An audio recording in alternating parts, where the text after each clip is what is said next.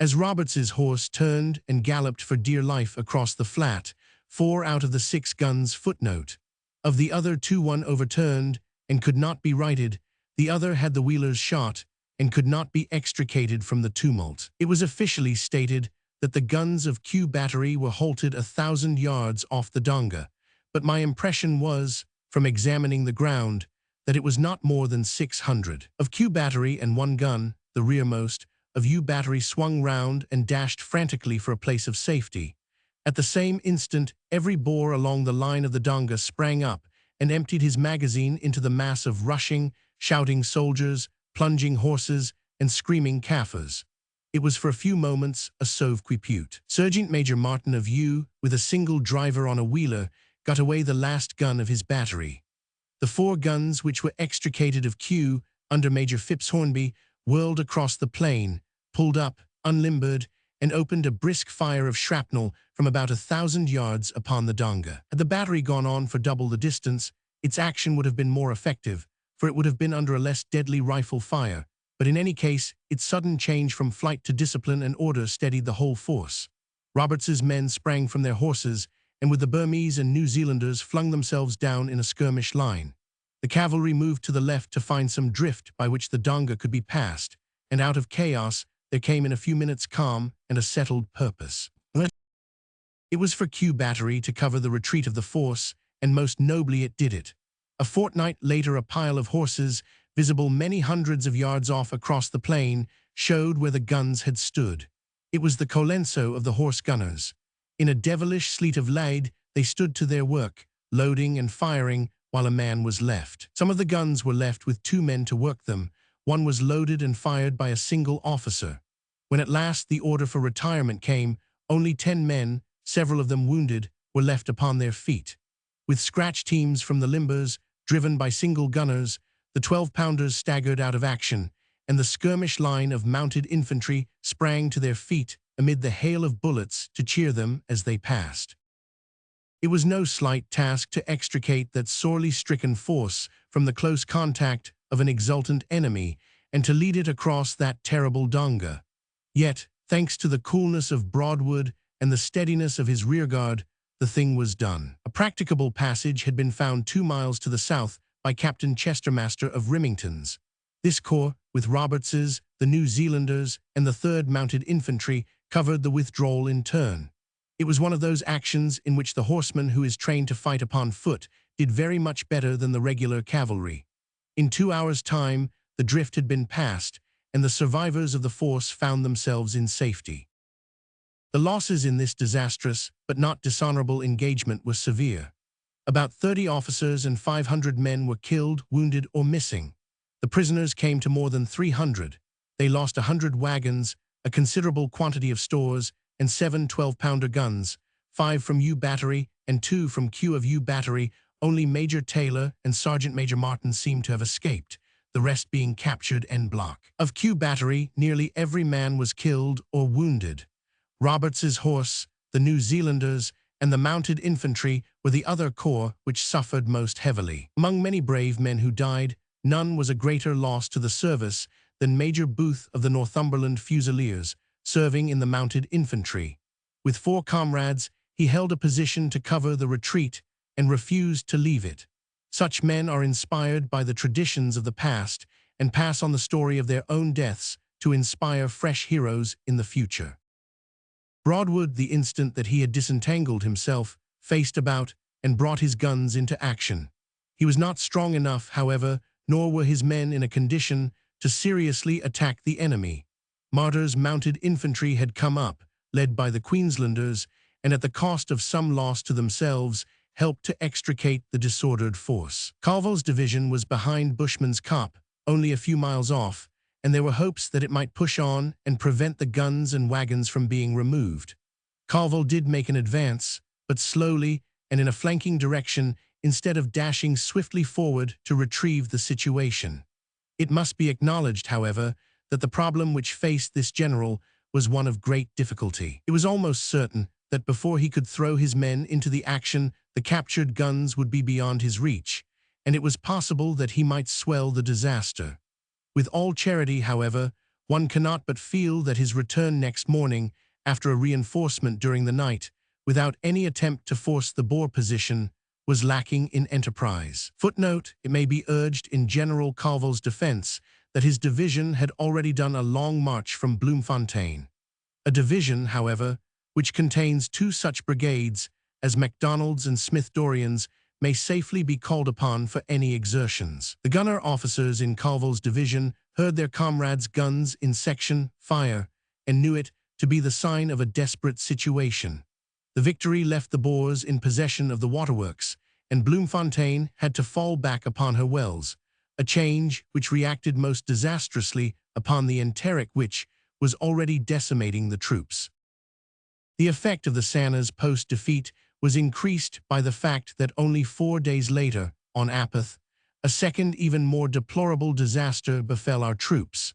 This was the surrender of 5 companies of infantry, 2 of them mounted, at Reddersburg. So many surrenders of small bodies of troops had occurred during the course of the war that the public, remembering how seldom the word surrender had ever been heard in our endless succession of European wars, had become very restive upon the subject, and was sometimes inclined to question whether this new and humiliating fact did not imply some deterioration of our spirit. The fear was natural, and yet nothing could be more unjust to this, the most splendid army which has ever marched under the red-crossed flag. The fact was new because the conditions were new, and it was inherent in those conditions. In that country of huge distances, small bodies must be detached, for the amount of space covered by the large bodies was not sufficient for all military purposes. In reconnoitering, in distributing proclamations, in collecting arms, in overawing outlying districts, weak columns must be used. Very often these columns must contain infantry soldiers, as the demands upon the cavalry were excessive. Such bodies, moving through a hilly country with which they were unfamiliar, were always liable to be surrounded by a mobile enemy. Once surrounded, the length of their resistance was limited by 3 things: their cartridges, their water, and their food. When they had all 3, as at Wepener or Mafeking, they could hold out indefinitely. When one or other was wanting, as at Reddersburg or Nicholson's Neck, their position was impossible. They could not break away, for how can men on foot break away from horsemen? Hence those repeated humiliations, which did little or nothing to impede the course of the war, and which were really to be accepted as one of the inevitable prices which we had to pay for the conditions under which the war was fought. Numbers, discipline, and resources were with us. Mobility, distances, nature of the country, insecurity of supplies were with them. We need not take it to heart, therefore, if it happened, with all these forces acting against them, that our soldiers found themselves sometimes in a position whence neither wisdom nor valor could rescue them. To travel through that country, fashioned above all others for defensive warfare, with trench and fort of superhuman size and strength, barring every path, one marvels how it was that such incidents were not more frequent and more serious. It is deplorable that the white flag should ever have waved over a company of British troops, but the man who is censorious upon the subject has never traveled in South Africa. In the disaster at Reddersburg, 3 of the companies were of the Irish Rifles, and 2 of the 2nd Northumberland Fusiliers, the same unfortunate regiments which had already been cut up at Stormberg. They had been detached from Gatacre's 3rd Division, the headquarters of which was at Springfontein. On the abandonment of Thabanchu and the disaster of Sanna's Post, it was obvious that we should draw in our detached parties to the east, so the 5 companies were ordered to leave Duitsdorp, which they were garrisoning, and to get back to the railway line. Either the order was issued too late, or they were too slow in obeying it, for they were only halfway upon their journey near the town of Reddersburg when the enemy came down upon them with 5 guns. Without artillery they were powerless, but having seized a copy, they took such shelter as they could find and waited in the hope of succor. Their assailants seemed to have been detached from De Wet's force in the north, and contained among them many of the victors of Sanna's Post. The attack began at 11 a.m. Of Aperd, and all day the men lay among the stones, subjected to the pelt of shell and bullet. The cover was good, however, and the casualties were not heavy. The total losses were under 50 killed and wounded. More serious than the enemy's fire was the absence of water, save a very limited supply in a cart.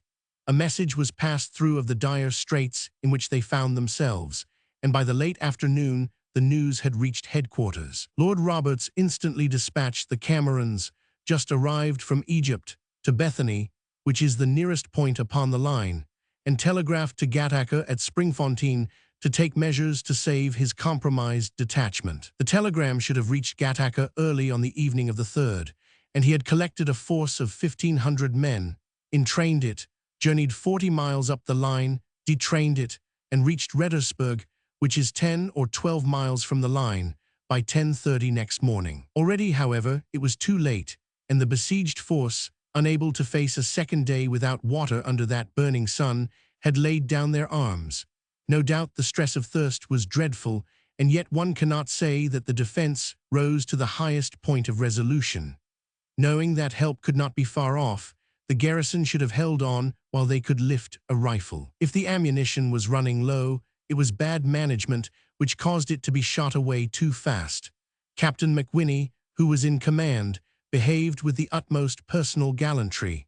Not only the troops, but General Gattaca also was involved in the disaster. Blame may have attached to him for leaving a detachment at Duitsdorp and not having a supporting body at Reddersburg upon which it might fall back. But it must be remembered that his total force was small and that he had to cover a long stretch of the lines of communication. As to General Gattaca's energy and gallantry, it is a byword in the army, but coming after the Stormberg disaster, this fresh mishap to his force made the continuance of his command impossible. Much sympathy was felt with him in the army, where he was universally liked and respected by officers and men. He returned to England, and his division was taken over by General Chermside. In a single week, at a time when the back of the war had seemed to be broken, we had lost nearly 1,200 men with 7 guns. The men of the Free State, for the fighting was mainly done by commandos from the Ladybrand, Winburg, Bethlehem, and Harrismith districts, deserve great credit for this fine effort, and their leader De Wet confirmed the reputation which he had already gained as a dashing and indefatigable leader. His force was so weak that when Lord Roberts was able to really direct his own against it, he brushed it away before him, but the manner in which De Wet took advantage of Roberts's enforced immobility and dared to get behind so mighty an enemy was a fine exhibition of courage and enterprise. The public at home chafed at this sudden and unexpected turn of affairs, but the general, constant to his own fixed purpose, did not permit his strength to be wasted, and his cavalry to be again disorganized by flying excursions, but waited grimly until he should be strong enough to strike straight at Pretoria.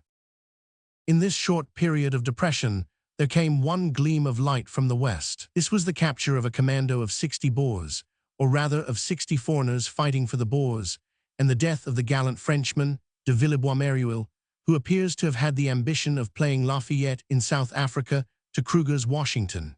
From the time that Kimberley had been reoccupied, the British had been accumulating their force there so as to make a strong movement which should coincide with that of Roberts from Bloemfontein. Hunter's division from Natal was being moved round to Kimberley, and Methuen already commanded a considerable body of troops, which included a number of the newly arrived Imperial Yeomanry. With these Methuen pacified the surrounding country and extended his outposts to Berkeley West on the one side, to Boshoff on the other, and to Warrenton upon the Vaal River in the center.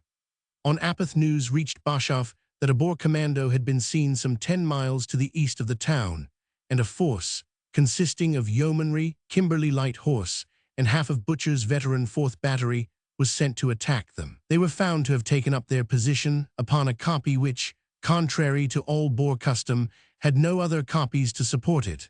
French generalship was certainly not so astute as Boer cunning. The kopje was instantly surrounded, and the small force upon the summit, being without artillery in the face of our guns, found itself in exactly the same position which our men had been in 24 hours before at Reddersburg. Again was shown the advantage which the mounted rifleman has over the cavalry, for the yeomanry and light horsemen left their horses and ascended the hill with the bayonet.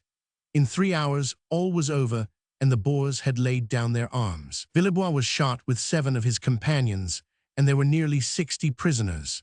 It speaks well for the skirmishing of the yeomanry and the way in which they were handled by Lord Chesham that though they worked their way up the hill under fire, they only lost 4 killed and a few wounded. The affair was a small one, but it was complete, and it came at a time when a success was very welcome. One bustling week had seen the expensive victory of Carey, the disasters of Sanna's Post and Reddersburg, and the successful skirmish of Boshoff. Another chapter must be devoted to the movement towards the south of the Boer forces and the dispositions which Lord Roberts made to meet it. Chapter 23. The Clearing of the Southeast. Lord Roberts never showed his self-command and fixed purpose more clearly than during his 6 weeks' halt at Bloemfontein. De Wet, the most enterprising and aggressive of the Boer commanders, was attacking his eastern posts and menacing his line of communications. A fussy or nervous general would have harassed his men and worn out his horses by endeavoring to pursue a number of will-o'-the-wisp commandos. Roberts contented himself by building up his strength at the capital and by spreading nearly 20,000 men along his line of rail from Bloemfontein to Bethune. When the time came, he would strike, but until then he rested.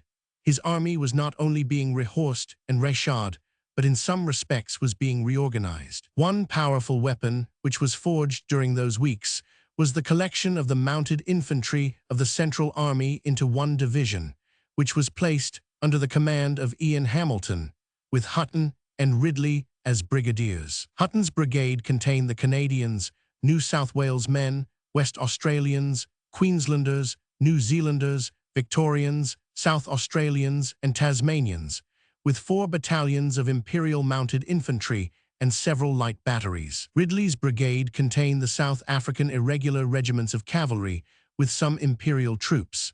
The strength of the whole division came to over 10,000 rifles, and in its ranks there rode the hardiest and best from every corner of the earth over which the old flag is flying. A word as to the general distribution of the troops at this instant, while Roberts was gathering himself for his spring. 11 divisions of infantry were in the field. Of these, the 1st Methuen and half the 10th Hunters were at Kimberley, forming really the 100-mile distant left wing of Lord Roberts's army. On that side also was a considerable force of yeomanry, as General Villebois discovered. In the center with Roberts was the 6th Division, Kelly-Kenny's at Bloemfontein, the 7th Tuckers at Carey, 20 miles north, the 9th Calvilles, and the 11th Paul Caros near Bloemfontein. French's cavalry division was also in the center. As one descended the line towards the Cape, one came on the 3rd Division, Chermside's late Gatackers, which had now moved up to Reddersburg, and then further south, the 8th Rundles near Rauxville. To the south and east was the other half of Hunter's division, Hart's brigade, and Brabant's colonial division, half of which was shut up in Wepener and the rest at Aliwal. These were the troops operating in the Free State, with the addition of the Division of Mounted Infantry in process of formation. There remained the 3 divisions in Natal, the 2nd Clerys, the 4th Lytteltons, and the 5th Hildyard's late Warrens, with the cavalry brigades of Burn Murdoch, Dundonald, and Brocklehurst. These, with numerous militia and unbrigaded regiments along the lines of communication, formed the British Army in South Africa. At Mafeking some 900 irregulars stood at bay, with another force about as large under Plumer a little to the north, endeavoring to relieve them. At Beira, a Portuguese port through which we have treaty rights by which we may pass troops, a curious mixed force of Australians, New Zealanders and others was being disembarked and pushed through to Rhodesia, so as to cut off any trek which the Boers might make in that direction. Carrington, a fierce old soldier with a large experience of South African warfare, was in command of this picturesque force, which moved amid tropical forests over crocodile-haunted streams, while their comrades were shivering in the cold, southerly winds of a Cape winter. Neither our government, our people, nor the world understood at the beginning of this campaign how grave was the task which we had undertaken, but having once realized it, it must be acknowledged that it was carried through in no half-hearted way. So vast was the scene of operations that the Canadian might almost find his native climate at one end of it and the Queenslander at the other. To follow in close detail the movements of the Boers and the counter-movements of the British in the southeast portion of the Free State during this period would tax the industry of the historian and the patience of the reader. Let it be told with as much general truth and as little geographical detail as possible. The narrative which is interrupted by an eternal reference to the map is a narrative spoiled. The main force of the Free Staters had assembled in the northeastern corner of their state, and from this they made their sally southwards, attacking or avoiding at their pleasure the eastern line of British outposts. Their first engagement, that of Sanna's Post, was a great and deserved success. 3 days later, they secured the 5 companies at Reddersburg. Warned in time, the other small British bodies closed in upon their supports, and the railway line, that nourishing artery which was necessary for the very existence of the army, was held too strongly for attack. The Bethune Bridge was a particularly important point, but though the Boers approached it and even went the length of announcing officially that they had destroyed it, it was not actually attacked. At Wepener, however, on the Basutoland border, they found an isolated force and proceeded at once, according to their custom, to hem it in and to bombard it, until one of their 3 great allies, want of food, want of water, or want of cartridges, should compel a surrender. On this occasion, however, the Boers had undertaken a task which was beyond their strength. The troops at Wepener were 1,700 in number and formidable in quality. The place had been occupied by part of Brabant's colonial division, consisting of hardy irregulars, men of the stuff of the defenders of Mafeking. Such men are too shrewd to be herded into an untenable position and too valiant to surrender a tenable one. The force was commanded by a dashing soldier, Colonel Dalgetty, of the Cape Mounted Rifles, as tough a fighter as his famous namesake. There were with him nearly 1,000 men of Brabant's horse, 400 of the Cape Mounted Rifles, 400 Kaffrarian horse, with some scouts, and 100 regulars, including 20 invaluable sappers. They were strong in guns, 2 7-pounders, 2 naval 12-pounders, 2 15-pounders, and several machine guns. The position which they had taken up, Jammersburg, 3 miles north of Wepener, was a very strong one, and it would have taken a larger force than De Wet had at his disposal to turn them out of it. The defense had been arranged by Major Cedric Maxwell of the Sappers, and though the huge perimeter, nearly 8 miles, made its defense by so small a force a most difficult matter, the result proved how good his dispositions were. At the same time, the Boers came on with every confidence of victory, for they had a superiority in guns and an immense superiority in men. But after a day or two of fierce struggle, their attack dwindled down into a mere blockade. On Apeth they attacked furiously, both by day and by night, and on the 10th the pressure was equally severe. In these 2 days occurred the vast majority of the casualties, but the defenders took cover in a way to which British regulars have not yet attained, and they outshot their opponents both with their rifles and their cannon. Captain Lukin's management of the artillery was particularly skillful. The weather was vile, and the hastily dug trenches turned into ditches half full of water, but neither discomfort nor danger shook the courage of the gallant colonials. Assault after assault was repulsed, and the scourging of the cannon was met with stolid endurance. The Boers excelled all their previous feats in the handling of artillery by dragging 2 guns up to the summit of the lofty Jammersburg, whence they fired down upon the camp. Nearly all the horses were killed, and 300 of the troopers were hit, a number which is double that of the official return, for the simple reason that the spirit of the force was so high that only those who were very severely wounded reported themselves as wounded at all. None but the serious cases ever reached the hands of Dr. Fascally, who did admirable work with very slender resources. How many the enemy lost can never be certainly known, but as they pushed home several attacks, it is impossible to imagine that their losses were less than those of the victorious defenders. At the end of 17 days of mud and blood, the brave irregulars saw an empty laager and abandoned trenches. Their own resistance and the advance of Brabant to their rescue had caused a hasty retreat of the enemy. Wepener, Mafeking, Kimberley, the taking of the first guns at Ladysmith, the deeds of the Imperial Light Horse, it cannot be denied that our irregular South African forces have a brilliant record for the war. They are associated with many successes and with few disasters. Their fine record cannot, I think, be fairly ascribed to any greater hardihood which one portion of our race has when compared with another, for a South African must admit that in the best colonial corps at least half the men were Britons of Britain.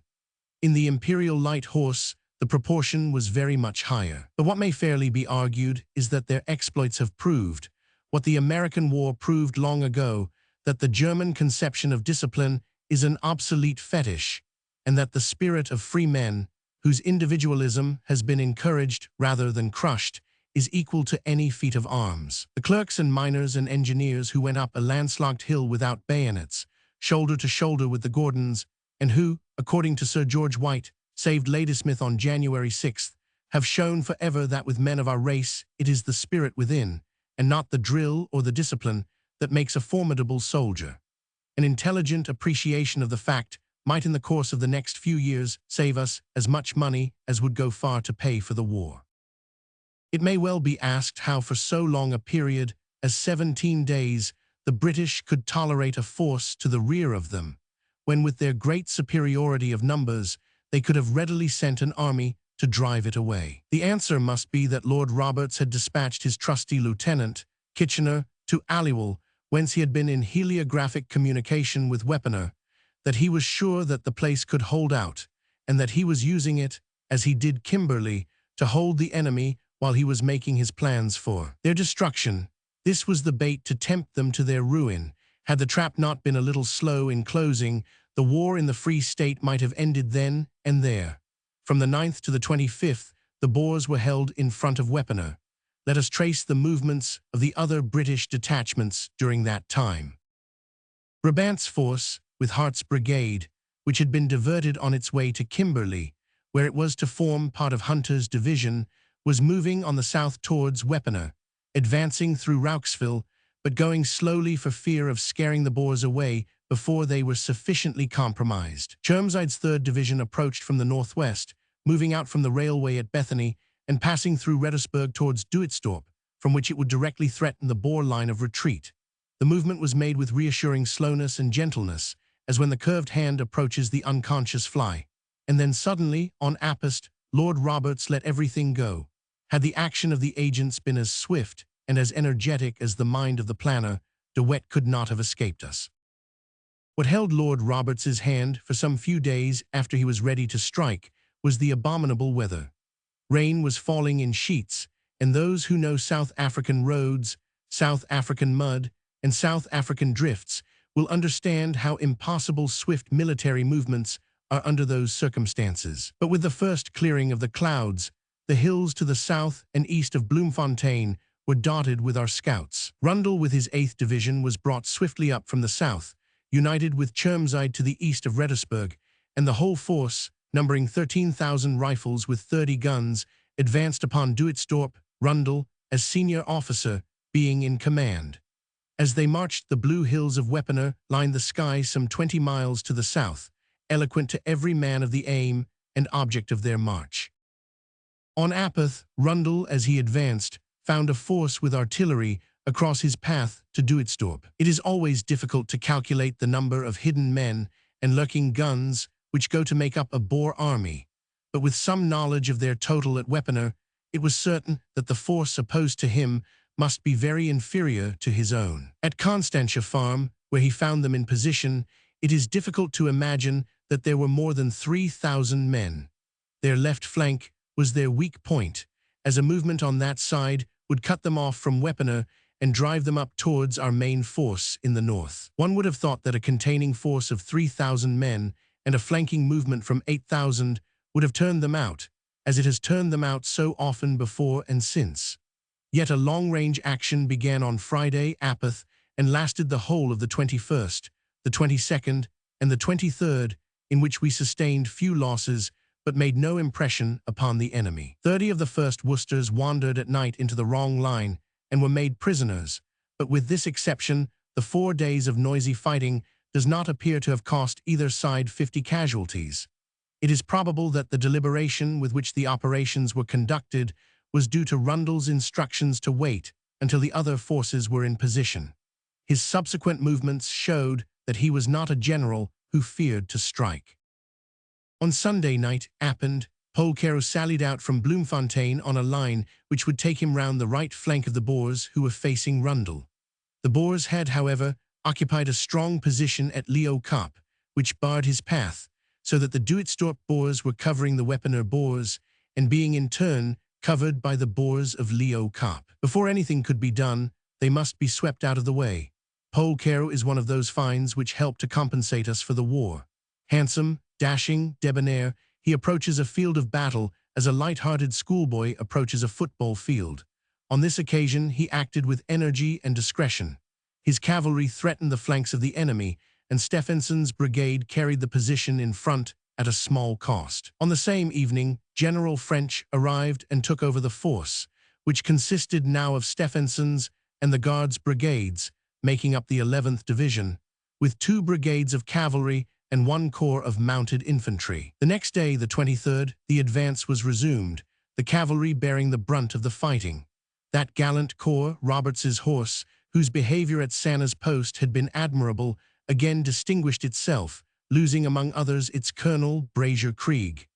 On the 24th again, it was to the horsemen that the honor and the casualties fell. The 9th Lancers, the regular cavalry regiment which bears away the honors of the war, lost several men and officers, and the 8th Hussars also suffered, but the Boers were driven from their position and lost more heavily in this skirmish than in some of the larger battles of the campaign. The pom-poms, which had been supplied to us by the belated energy of the Ordnance Department, were used with some effect in this engagement, and the Boers learned for the first time how unnerving are those noisy, but not particularly deadly fireworks, which they had so often crackled round the ears of our gunners.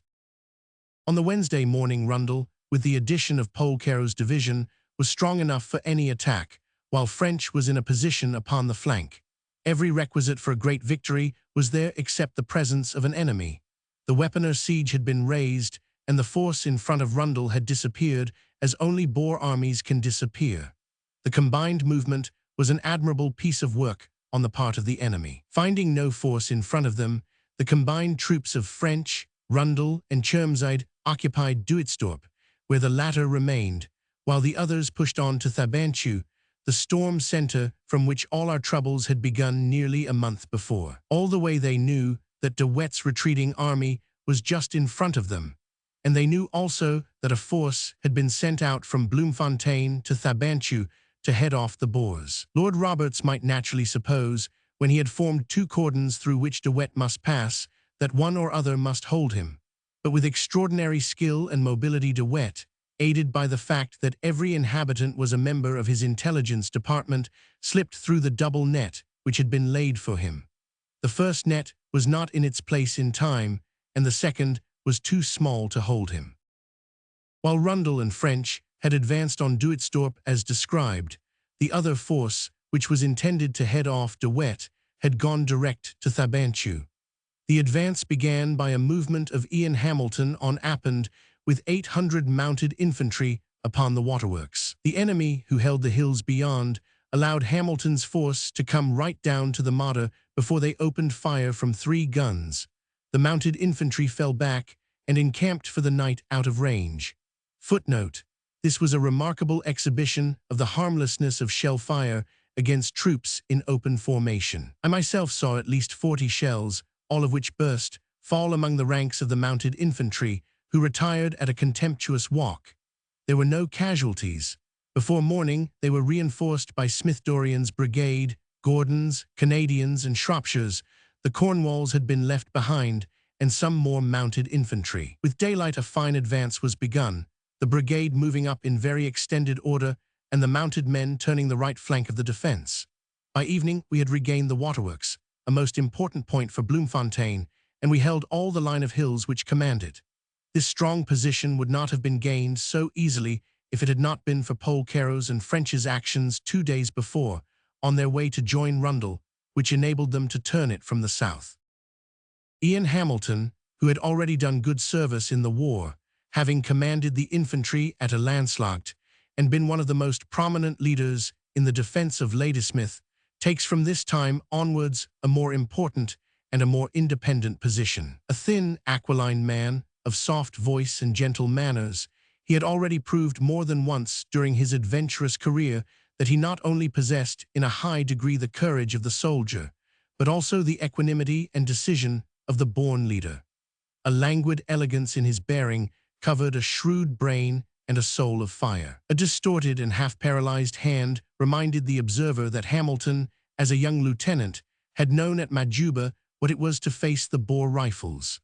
Now, in his 47th year, he had returned, matured and formidable, to reverse the results of that first deplorable campaign. This was the man to whom Lord Roberts had entrusted the command of that powerful flanking column, which was eventually to form the right wing of his main advance. Being reinforced upon the morning after the capture of the waterworks by the Highland Brigade, the Cornwalls, and 2 heavy naval guns, his whole force amounted to not less than 7,000 men.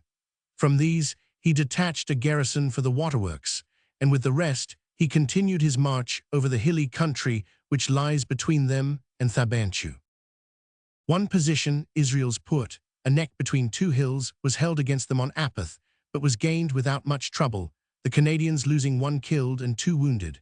Colonel Otter, their gallant leader, was one of the latter, while Marshall's Horse, a colonial corps raised in Grahamstown, had no fewer than 7 of their officers and several men killed or wounded.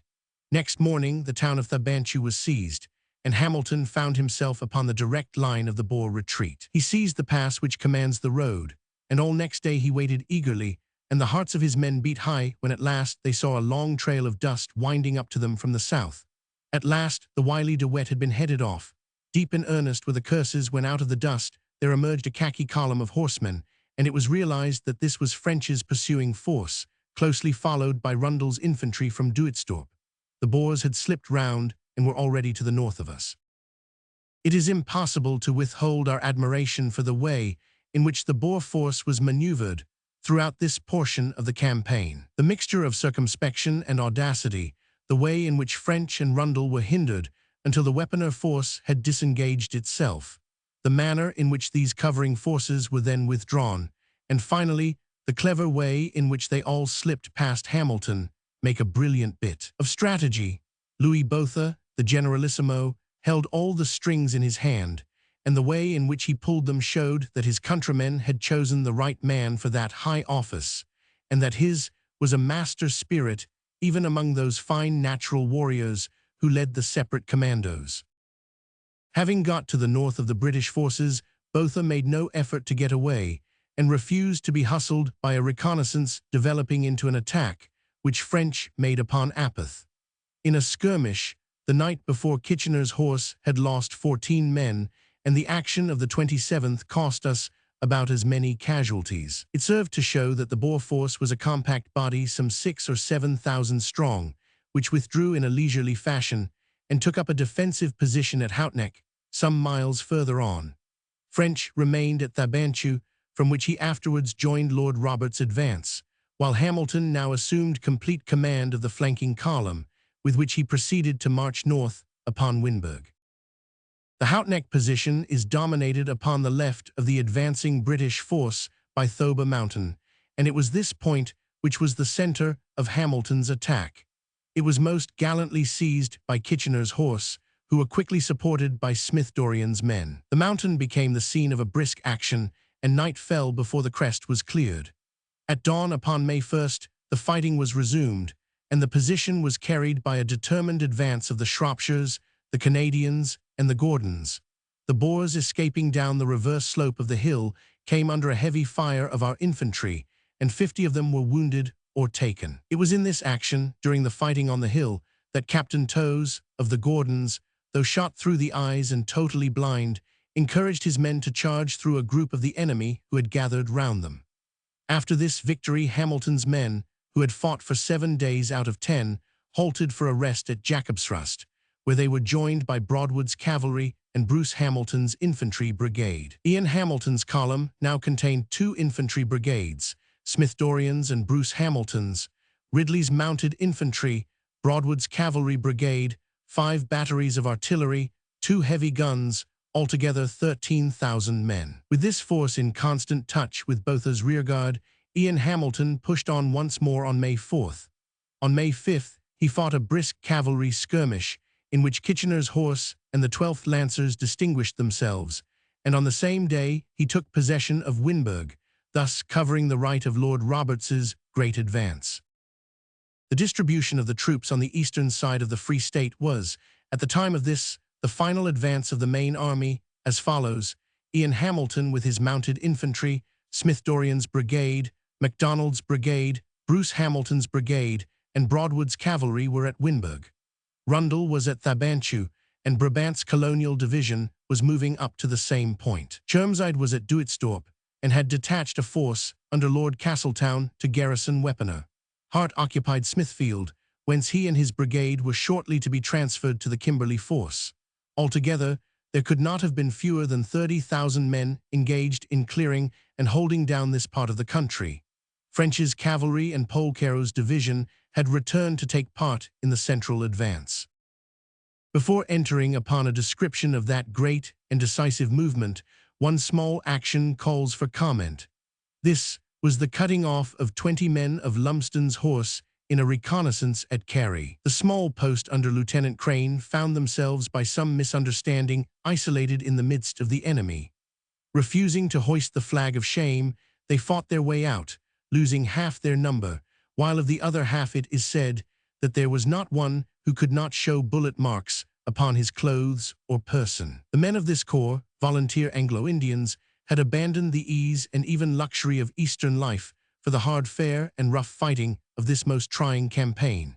In coming, they had set the whole empire an object lesson in spirit, and now on their first field they set the army an example of military virtue. The proud traditions of our Trams volunteers have been upheld by the men of Lumsden's horse. Another minor action which cannot be ignored is the defense of a convoy on Apeth by the Derbyshire Yeomanry, Major Dugdale, and a company of the Scots Guards. The wagons were on their way to Rundle when they were attacked at a point about 10 miles west of Thabanchu. The small guard beat off their assailants in the most gallant fashion and held their own until relieved by Brabazon upon the following morning. This phase of the war was marked by a certain change in the temper of the British. Nothing could have been milder than the original intentions and proclamations of Lord Roberts, and he was most ably seconded in his attempts at conciliation by General Prettyman, who had been made civil administrator of the state. There was evidence, however, that this kindness had been construed as weakness by some of the burghers, and during the Boer incursion to Wepener, many who had surrendered a worthless firearm reappeared with the Mauser, which had been concealed in some crafty hiding place. Troops were fired at from farmhouses which flew the white flag, and the good housewife remained behind to charge the Ruinic, extortionate prices for milk and fodder, while her husband shot at him from the hills. It was felt that the burghers might have peace or might have war, but could not have both simultaneously. Some examples were made therefore of offending farmhouses, and stock was confiscated where there was evidence of double dealing upon the part of the owner. In a country where property is a more serious thing than life, these measures, together with more stringent rules about the possession of horses and arms, did much to stamp out the chances of an insurrection in our rear. The worst sort of peace is an enforced peace, but if that can be established, time and justice may do the rest. The operations which have been here described may be finally summed up in one short paragraph. A Boer army came south of the British line and besieged a British garrison. 3 British forces, those of French, Rundle, and Ian Hamilton, were dispatched to cut it off. It successfully threaded its way among them and escaped. It was followed to the northward as far as the town of Winburg, which remained in the British possession. Lord Roberts had failed in his plan of cutting off De Wet's army, but at the expense of many marches and skirmishes, the southeast of the state was cleared of the enemy. Chapter 24: The Siege of Mafeking. This small place, which sprang in the course of a few weeks from obscurity to fame, is situated upon the long line of railway which connects Kimberley in the south with Rhodesia in the north. In character, it resembles one of those Western American townlets which possess small present assets but immense aspirations. In its litter of corrugated iron roofs, and in the church and the racecourse, which are the first fruits everywhere of Anglo-Celtic civilization, one sees the seeds of the great city of the future. It is the obvious depot for the Western Transvaal upon one side, and the starting point for all attempts upon the Kalahari Desert upon the other. The Transvaal border runs within a few miles. It is not clear why the imperial authorities should desire to hold this place, since it has no natural advantages to help the defense, but lies exposed in a widespread plain. A glance at the map must show that the railway line would surely be cut both to the north and south of the town, and the garrison isolated at a point some 250 miles from any reinforcements. Considering that the Boers could throw any strength of men or guns against the place, it seemed certain that if they seriously desired to take possession of it, they could do so. Under ordinary circumstances, any force shut up there was doomed to capture. But what may have seemed short-sighted policy became the highest wisdom, owing to the extraordinary tenacity and resource of Baden-Powell, the officer in command. Through his exertions, the town acted as a bait to the Boers and occupied a considerable force in a useless siege at a time when their presence at other seats of war might have proved disastrous to the British cause. Colonel Baden-Powell is a soldier of a type which is exceedingly popular with the British public. A skilled hunter and an expert at many games, there was always something of the sportsman in his keen appreciation of war. In the Matabele campaign, he had outscouted the savage scouts and found his pleasure in tracking them among their native mountains, often alone and at night, trusting to his skill in springing from rock to rock in his rubber-soled shoes to save him from their pursuit. There was a brain quality in his bravery which is rare among our officers. Full of Weltcraft and resource, it was as difficult to outwit as it was to outfight him. But there was another curious side to his complex nature. The French have said of one of their heroes, "Il avait cette grain de folie dans sa bravoure que les Francais aiment," and the words might have been written of Powell. An impish humor broke out in him, and the mischievous schoolboy alternated with the warrior and the administrator. He met the Boer commandos with chaff and jokes, which were as disconcerting as his wire entanglements and his rifle pits. The amazing variety of his personal accomplishments was one of his most striking characteristics. From drawing caricatures with both hands simultaneously, or skirt dancing to leading a forlorn hope, nothing came amiss to him, and he had that magnetic quality by which the leader imparts something of his virtues to his men. Such was the man who held Mafeking for the Queen. In a very early stage, before the formal declaration of war, the enemy had massed several commandos upon the western border, the men being drawn from Zeerust, Rustenburg, and Lichtenberg. Baden-Powell, with the aid of an excellent group of special officers, who included Colonel Good Adams, Lord Edward Cecil, the soldier's son of England's Premier, and Colonel Hoare, had done all that was possible to put the place into a state of defense. In this, he had immense assistance from Benjamin Weil, a well-known South African contractor, who had shown great energy in provisioning the town. On the other hand, the South African government displayed the same stupidity or treason which had been exhibited in the case of Kimberley, and had met all demands for guns and reinforcements with foolish doubts as to the need of such precautions. In the endeavor to supply these pressing wants, the first small disaster of the campaign was encountered. On October 12th, the day after the declaration of war, an armored train conveying 2 7-pounders for the Mafeking defenses was derailed and captured by a Boer raiding party at Krypan, a place 40 miles south of their destination. The enemy shelled the shattered train until after 5 hours Captain Nesbitt, who was in command, and his men, some 20 in number, surrendered. It was a small affair, but it derived importance from being the first blood shed and the first tactical success of the war. The garrison of the town, whose fame will certainly live in the history of South Africa, contained no regular soldiers at all, with the exception of the small group of excellent officers. They consisted of irregular troops, 340 of the Protectorate Regiment, 170 police, and 200 volunteers, made up of that singular mixture of adventurers, younger sons, broken gentlemen, and irresponsible sportsmen who have always been the voortrekkers of the British Empire. These men were of the same stamp as those other admirable bodies of natural fighters who did so well in Rhodesia, in Natal, and in the Cape. With them there was associated in the defense the town guard, who included the able-bodied shopkeepers, businessmen, and residents, the whole amounting to about 900 men. Their artillery was feeble in the extreme, 2 7-pounder toy guns and 6 machine guns, but the spirit of the men and the resource of their leaders made up for every disadvantage. Colonel Vivian and Major Panzera planned the defenses, and the little trading town soon began to take on the appearance of a fortress. On October 13th, the Boers appeared before Mafeking. On the same day, Colonel Baden-Powell sent 2 truckloads of dynamite out of the place. They were fired into by the invaders, with the result that they exploded. On October 14th, the pickets around the town were driven in by the Boers. On this, the armored train and a squadron of the Protectorate Regiment went out to support the pickets and drove the Boers before them. A body of the latter doubled back and interposed between the British and Mafeking, but 2 fresh troops with a 7-pounder throwing shrapnel drove them off.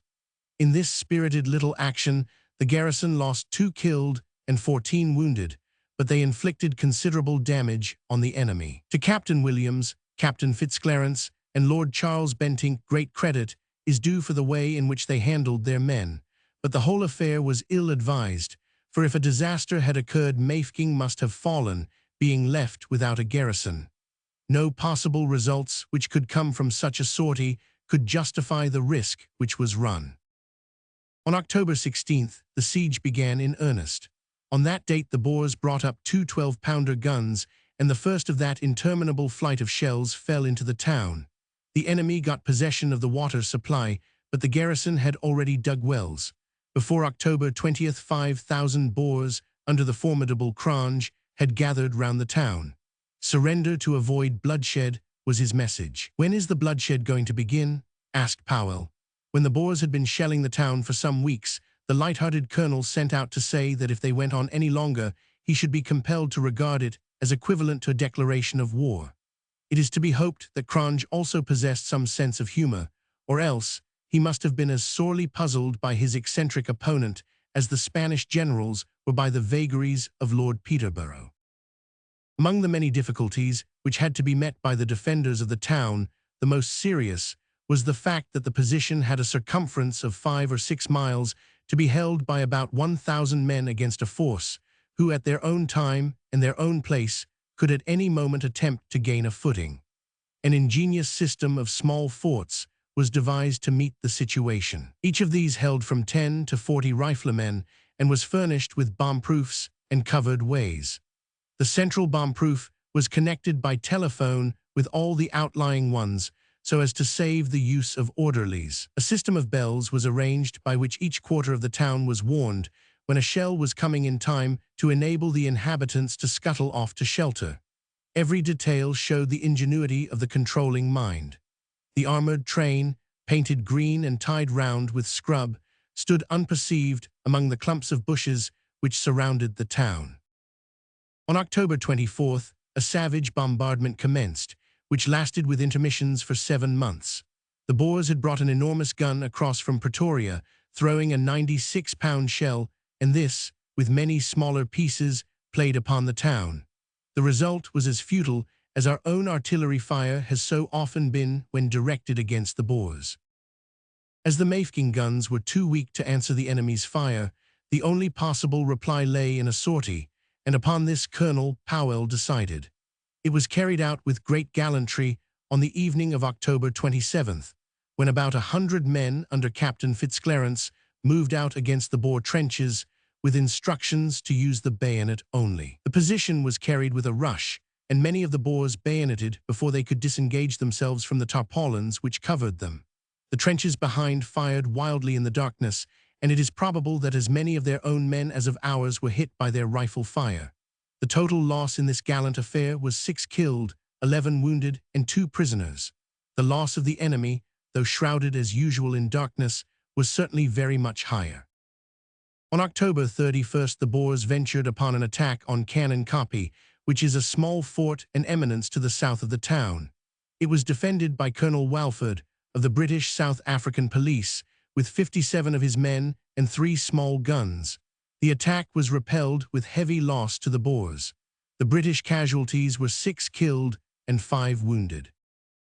Their experience in this attack seems to have determined the Boers to make no further expensive attempts to rush the town, and for some weeks the siege degenerated into a blockade.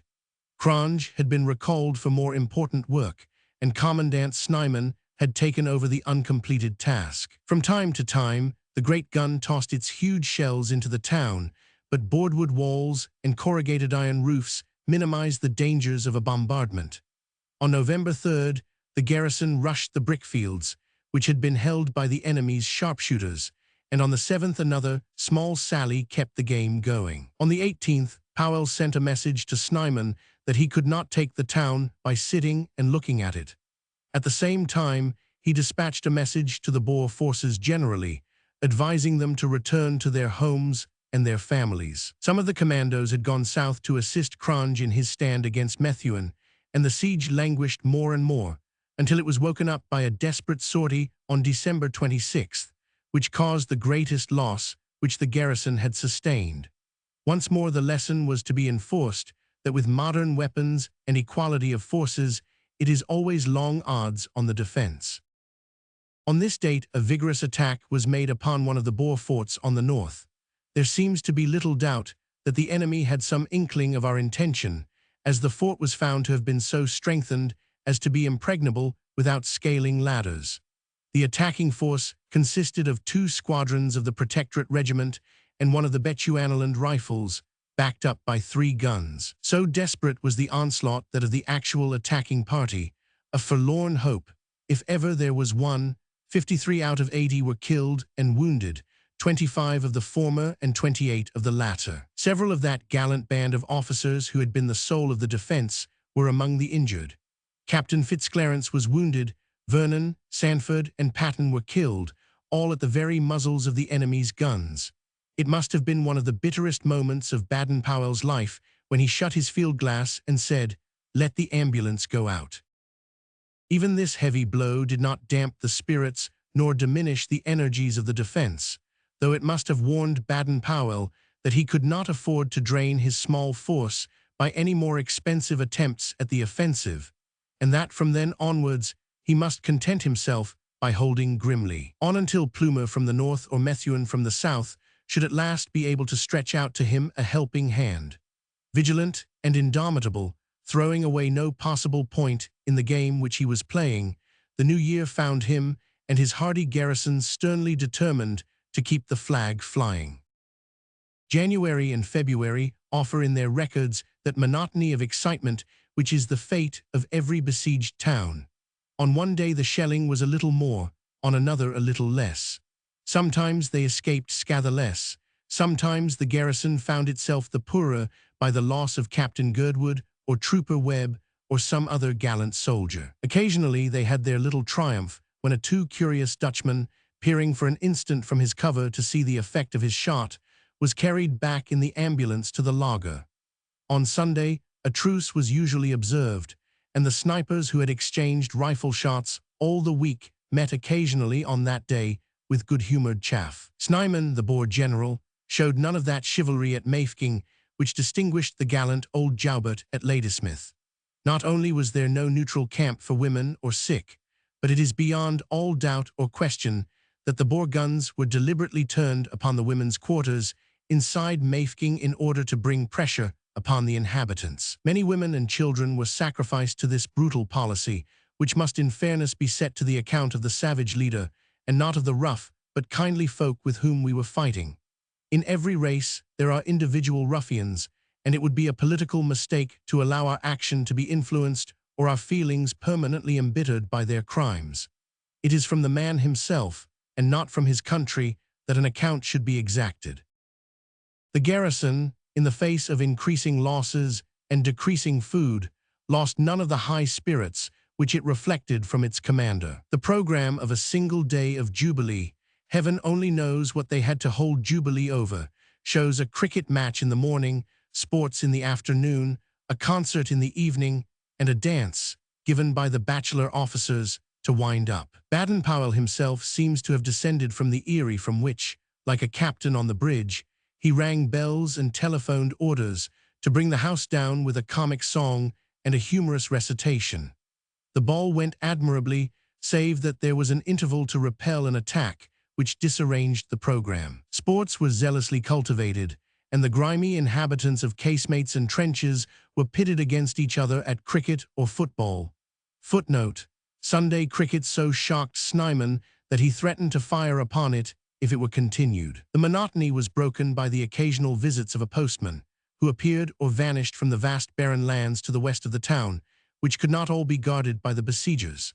Sometimes a few words from home came to cheer the hearts of the exiles, and could be returned by the same uncertain and expensive means. The documents which found their way up were not always of an essential or even of a welcome character. At least one man received an unpaid bill from an angry tailor. In one particular, Mafeking had, with much smaller resources, rivaled Kimberley. An ordnance factory had been started, formed in the railway workshops, and conducted by Conley and Cloughlin of the locomotive department. Daniels of the police supplemented their efforts by making both powder and fuses. The factory turned out shells and eventually constructed a 5.5-inch smoothbore gun, which threw a round shell with great accuracy to a considerable range. April found the garrison, in spite of all losses, as efficient and as resolute as it had been in October. So close were the advanced trenches upon either side that both parties had recourse to the old-fashioned hand grenades thrown by the Boers and cast on a fishing line by ingenious Sergeant Page of the Protectorate Regiment. Sometimes the besiegers and the number of guns diminished, forces being detached to prevent the advance of Plumer's relieving column from the north.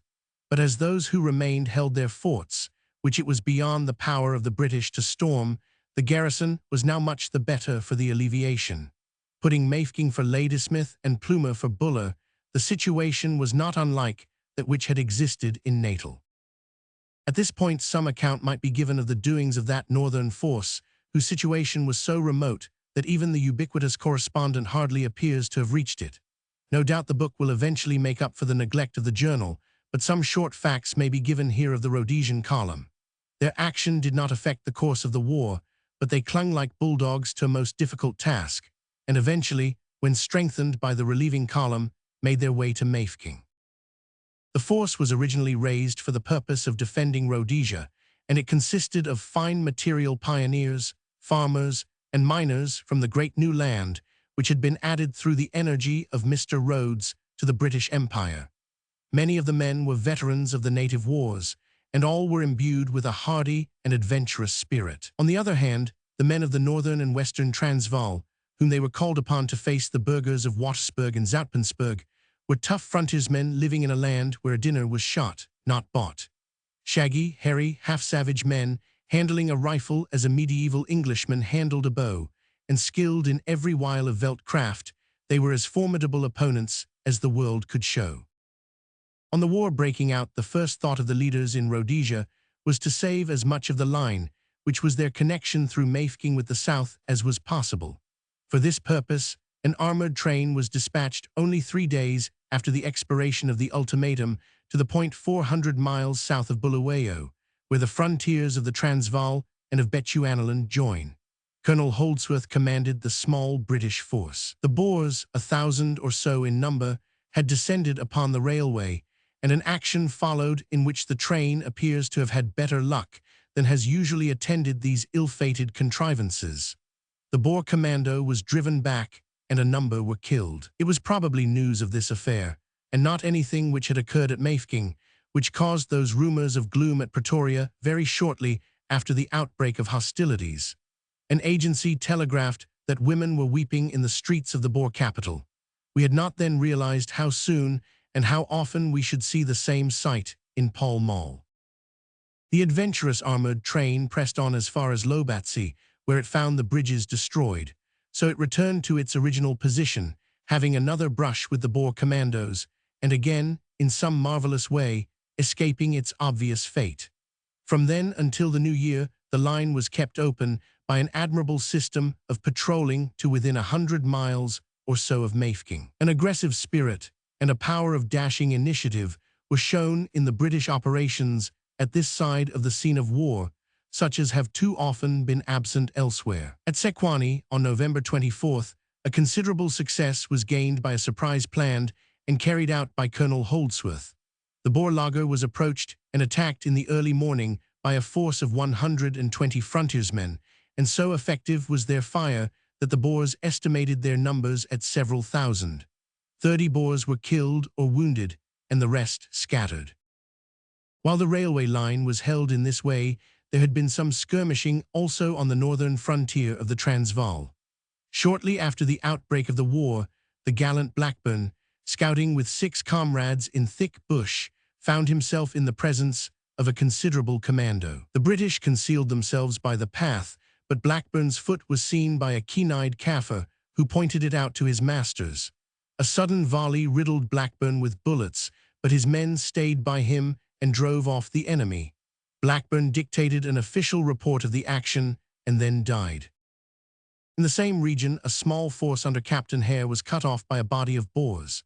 Of the 20 men, most got away, but the chaplain J.W. Leary, Lieutenant Hasserick, who behaved with admirable gallantry, and 6 men were taken. Footnote: Mr. Leary was wounded in the foot by a shell.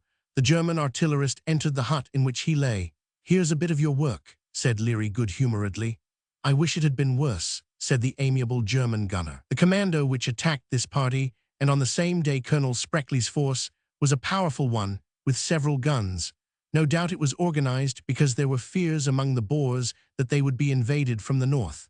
When it was understood that the British intended no large aggressive movement in that quarter, these burghers joined other commandos. Cyril Elaf, who was one of the leaders of this northern force, was afterwards taken at Mafeking. Colonel Plumer had taken command of the small army which was now operating from the north along the railway line, with Mafeking for its objective. Plumer is an officer of considerable experience in African warfare, a small, quiet, resolute man, with a knack of gently enforcing discipline upon the very rough material with which he had to deal. With his weak force, which never exceeded 1,000 men, and was usually from 600 to 700, he had to keep the long line behind him open, build up the ruined railway in front of him, and gradually creep onwards in face of a formidable and enterprising enemy. For a long time Gaborone, which is 80 miles north of Mafeking, remained his headquarters, and thence he kept up precarious communications with the besieged garrison. In the middle of March, he advanced as far south as Lobatse, which is less than 50 miles from Mafeking. But the enemy proved to be too strong, and Plumer had to drop back again, with some loss, to his original position at Gaborone. Sticking doggedly to his task, Plumer again came south, and this time made his way as far as Ramathlabama, within a day's march of Mafeking. He had with him, however, only 350 men, and had he pushed through, the effect might have been an addition of hungry men to the garrison. The relieving force was fiercely attacked, however, by the Boers, and driven back onto their camp with a loss of 12 killed, 26 wounded, and 14 missing. Some of the British were dismounted men, and it says much for Plumer's conduct of the fight that he was able to extricate these safely from the midst of an aggressive mounted enemy. Personally, he set an admirable example, sending away his own horse and walking with his rearmost soldiers. Captain Crewe Robertson and Lieutenant Milligan, the famous Yorkshire cricketer, were killed, and Rolt, Jarvis, McLaren, and Plumer himself were wounded. The Rhodesian force withdrew again to near Lobatse and collected itself for yet another effort. In the meantime, Mafeking, abandoned, as it seemed, to its fate, was still as formidable as a wounded lion. Far from weakening in its defense, it became more aggressive, and so persistent and skillful were its riflemen that the big bore gun had again and again to be moved further from the town. 6 months of trenches and rifle pits had turned every inhabitant into a veteran. Now and then words of praise and encouragement came to them from without. Once it was a special message from the Queen, once a promise of relief from Lord Roberts. But the rails which led to England were overgrown with grass, and their brave hearts yearned for the sight of their countrymen and for the sound of their voices. "How long, O Lord, how long?" was the cry which was wrung from them in their solitude, but the flag was still held high. April was a trying month for the defense. They knew that Methuen, who had advanced as far as 14 streams upon the Vaal River, had retired again upon Kimberley. They knew also that Plumer's force had been weakened by the repulse at Ramathlabama, and that many of his men were down with fever. 6 weary months had this village withstood the pitiless pelt of rifle, bullet, and shell. Help seemed as far away from them as ever. But if troubles may be allayed by sympathy, then theirs should have lain lightly. The attention of the whole empire had centered upon them, and even the advance of Roberts's army became secondary to the fate of this gallant, struggling handful of men who had upheld the flag so long. On the continent also their resistance attracted the utmost interest, and the numerous journals there who find the imaginative writer cheaper than the war correspondent announced their capture periodically, as they had once done that of Ladysmith. From a mere tin-roofed village, Mafeking had become a prize of victory, a stake which should be the visible sign of the predominating manhood of one or other of the great white races of South Africa. Unconscious of the keenness of the emotions which they had aroused, the garrison manufactured brawn from horsehide and captured locusts as a relish for their luncheons, while in the shot-torn billiard room of the club an open tournament was started to fill in their hours off duty. But their vigilance, and that of the hawk-eyed man up in the conning tower, never relaxed. The besiegers had increased in number, and their guns were more numerous than before. A less acute man than Baden-Powell might have reasoned that at least one desperate effort would be made by them to carry the town before relief could come. On Saturday, May 12th, the attack was made at the favorite hour of the Boer, the first grey of the morning. It was gallantly delivered by about 300 volunteers under the command of Olaf, who had crept round to the west of the town, the side furthest from the lines of the besiegers. At the first rush, they penetrated into the native quarter, which was at once set on fire by them. The first building of any size upon that side is the barracks of the Protectorate Regiment, which was held by Colonel Hoare and about 20 of his officers and men. This was carried by the enemy, who sent an exultant message along the telephone to Baden-Powell to tell him that they had got it. Two other positions within the lines, one a stone kraal and the other a hill, were held by the Boers, but their supports were slow in coming on, and the movements of the defenders were so prompt and energetic that all three found themselves isolated and cut off from their own lines. They had penetrated the town, but they were as far as ever from having taken it. All day the British forces drew their cordon closer and closer round the Boer positions, making no attempt to rush them, but ringing them round in such a way that there could be no escape for them. A few burghers slipped away in twos and threes, but the main body found that they had rushed into a prison from which the only egress was swept with rifle fire. At 7 o'clock in the evening, they recognized that their position was hopeless, and Olaf with 117 men laid down their arms. Their losses had been 10 killed and 19 wounded. For some reason, either of lethargy, cowardice, or treachery, Snyman had not brought up the supports which might conceivably have altered the result. It was a gallant attack, gallantly met, and for once the greater wiliness in fight was shown by the British. The end was characteristic. "Good evening, Commandant," said Powell to Olaf. "Won't you come in and have some dinner?" The prisoners, burghers, Hollanders, Germans, and Frenchmen were treated to as good a supper as the destitute larders of the town could furnish. So in a small blaze of glory ended the historic siege of Mafeking, for Olaf's attack was the last, though by no means the worst of the trials which the garrison had to face.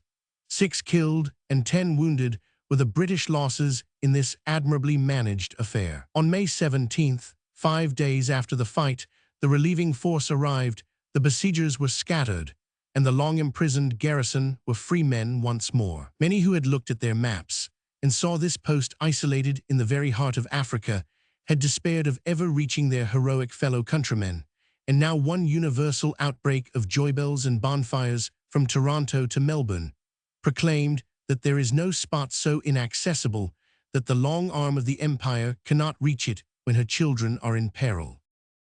Colonel Mann, a young Irish officer who had made his reputation as a cavalry leader in Egypt, had started early in May from Kimberley with a small but mobile force consisting of the Imperial Light Horse, brought round from Natal for the purpose, the Kimberley Mounted Corps, the Diamond Fields Horse, some Imperial Yeomanry, a detachment of the Cape Police, and volunteers. From the Fusilier Brigade, with 1,000 battery RHA and pom-poms, 1,200 men in all.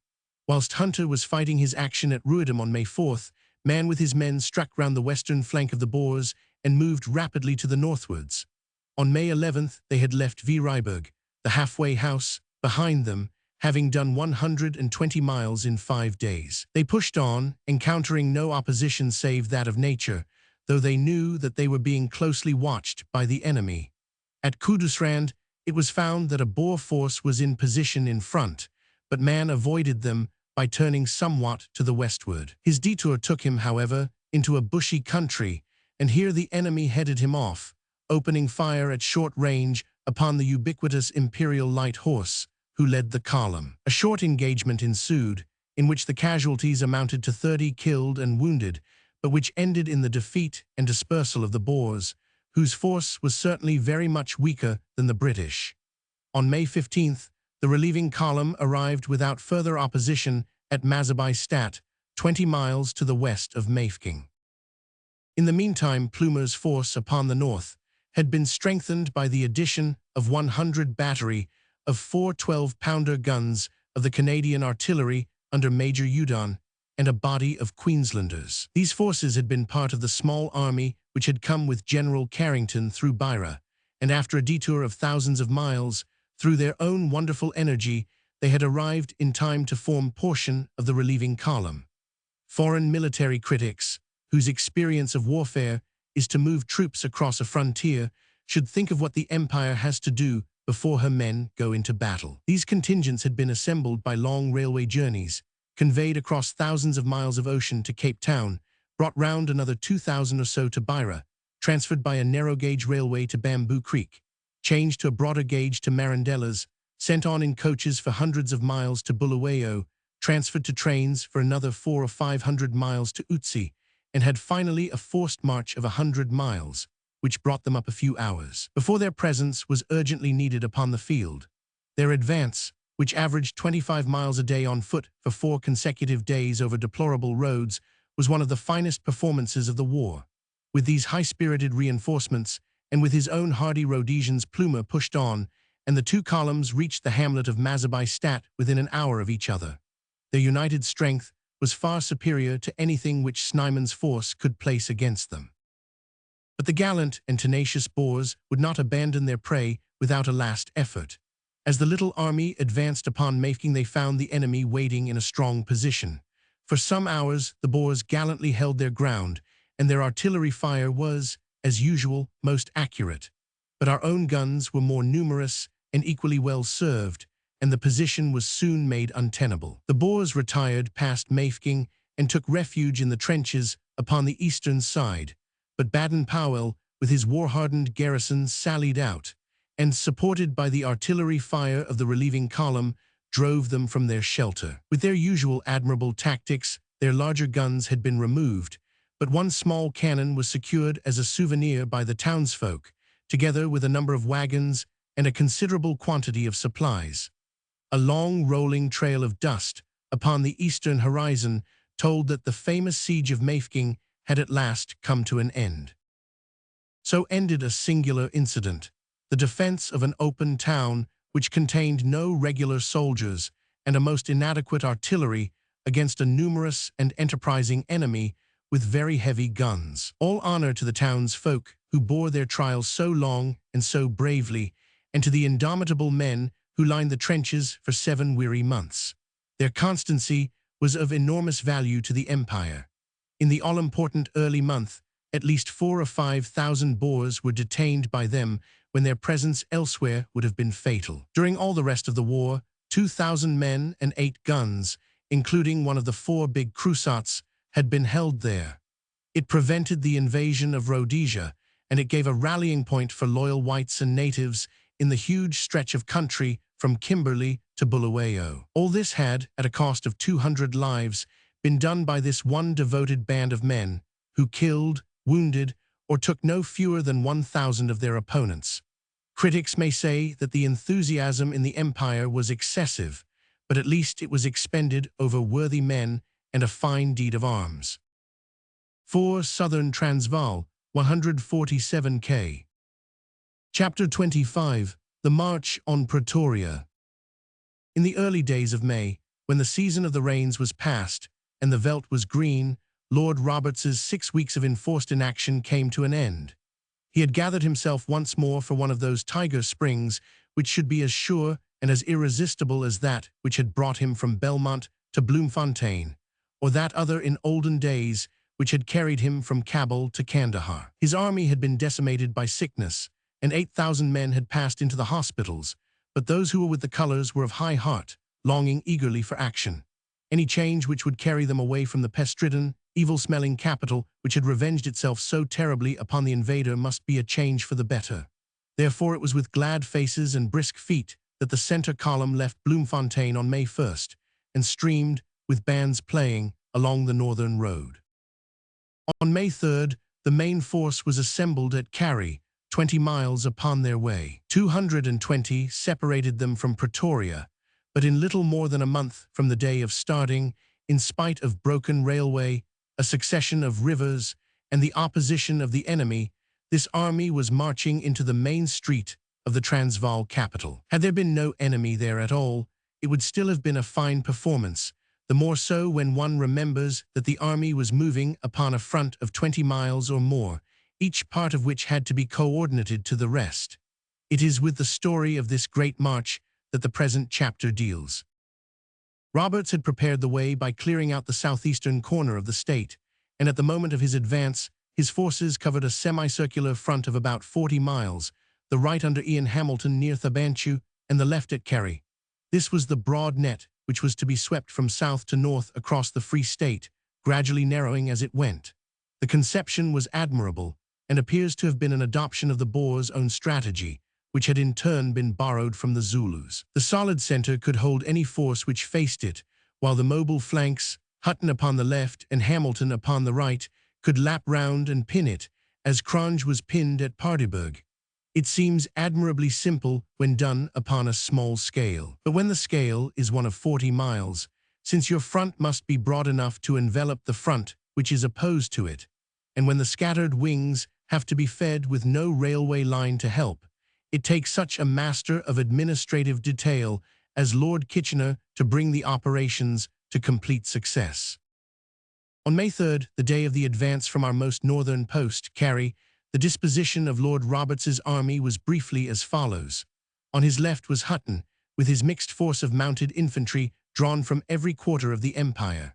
This formidable and mobile body, with some batteries of horse artillery and of pom-poms, kept a line a few miles to the west of the railroad, moving northwards parallel with it. Roberts's main column kept on the railroad, which was mended with extraordinary speed by the Railway Pioneer Regiment and the Engineers, under Girouard and the ill-fated Seymour. It was amazing to note the shattered culverts as one passed, and yet to be overtaken by trains within a day. This main column consisted of Polcaro's 11th Division, which contained the Guards, and Stephenson's brigade Warwick's, Essex, Welsh, and Yorkshire's. With them were the 83rd, 84th, Anth RFA, with the heavy guns, and a small force of mounted infantry. Passing along the widespread British line, one would then, after an interval of 7 or 8 miles, come upon Tucker's division, the 7th, which consisted of Maxwell's brigade, formerly Chermside's, the Norfolks, Lincolns, Hampshires, and Scottish Borderers, and Wavell's brigade, North Stafford's, Cheshire's, East Lancashire's, South Wales Borderers. To the right of these was Ridley's mounted infantry. Beyond them, extending over very many miles of country, and with considerable spaces between, there came Broadwood's cavalry, Bruce Hamilton's brigade, Derbyshire's, Sussex, Cameron's, and CIV. And finally, on the extreme right of all Ian Hamilton's force of Highlanders, Canadians, Shropshires, and Cornwalls, with cavalry and mounted infantry, starting 40 miles from Lord Roberts, but edging westwards all the way, to merge with the troops next to it, and to occupy Winburg in the way already described. This was the army, between 40 and 50,000 strong, with which Lord Roberts advanced upon the Transvaal. In the meantime, he had anticipated that his mobile and enterprising opponents would work round and strike at our rear. Ample means had been provided for dealing with any attempt of the kind. Rundle, with the 8th Division and Brabant's Colonial Division, remained in rear of the right flank to confront any force which might turn it. At Bloemfontein were Killiecrannie's division, the 6th, and Chermside's, the 3rd, with a force of cavalry and guns. Methuen, working from Kimberley towards Boshoff, formed the extreme left wing of the main advance, though distant 100 miles from it. With excellent judgment, Lord Roberts saw that it was on our right flank that danger was to be feared, and here it was that every precaution had been taken to meet it. The objective of the first day's march was the little town of Brandfort, 10 miles north of Carry.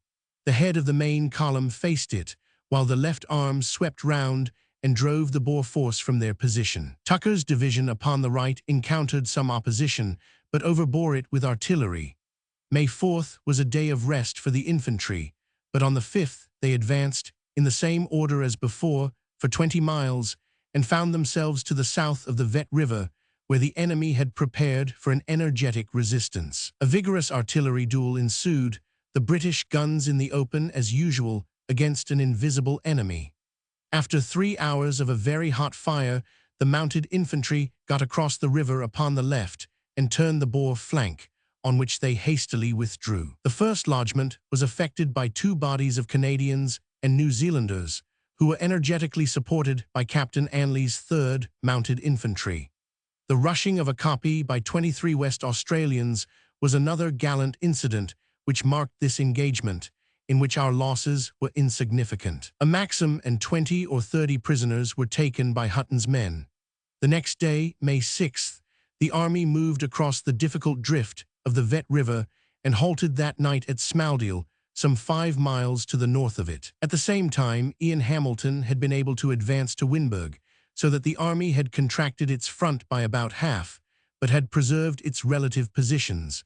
Hamilton, after his junction with his reinforcements at Jacobsrust, had under him so powerful a force that he overbore all resistance. His actions between Thabanchu and Winburg had cost the Boers heavy loss, and in one action the German legion had been overthrown. The informal warfare which was made upon us by citizens of many nations without rebuke from their own governments is a matter of which pride, and possibly policy, have forbidden us to complain, but it will be surprising if it does not prove that their laxity has established a very dangerous precedent, and they will find it difficult to object when, in the next little war in which either France or Germany is engaged, they find a few hundred British adventurers carrying a rifle against them.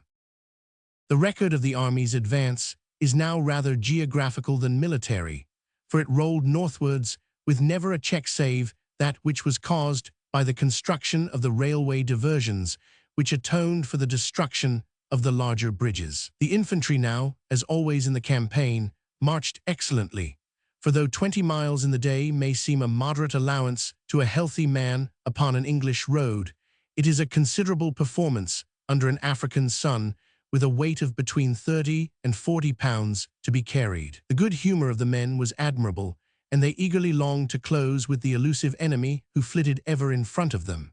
Huge clouds of smoke veiled the northern sky, for the Boers had set fire to the dry grass, partly to cover their own retreat, and partly to show up our khaki upon the blackened surface. Far on the flanks, the twinkling heliographs revealed the position of the widespread wings.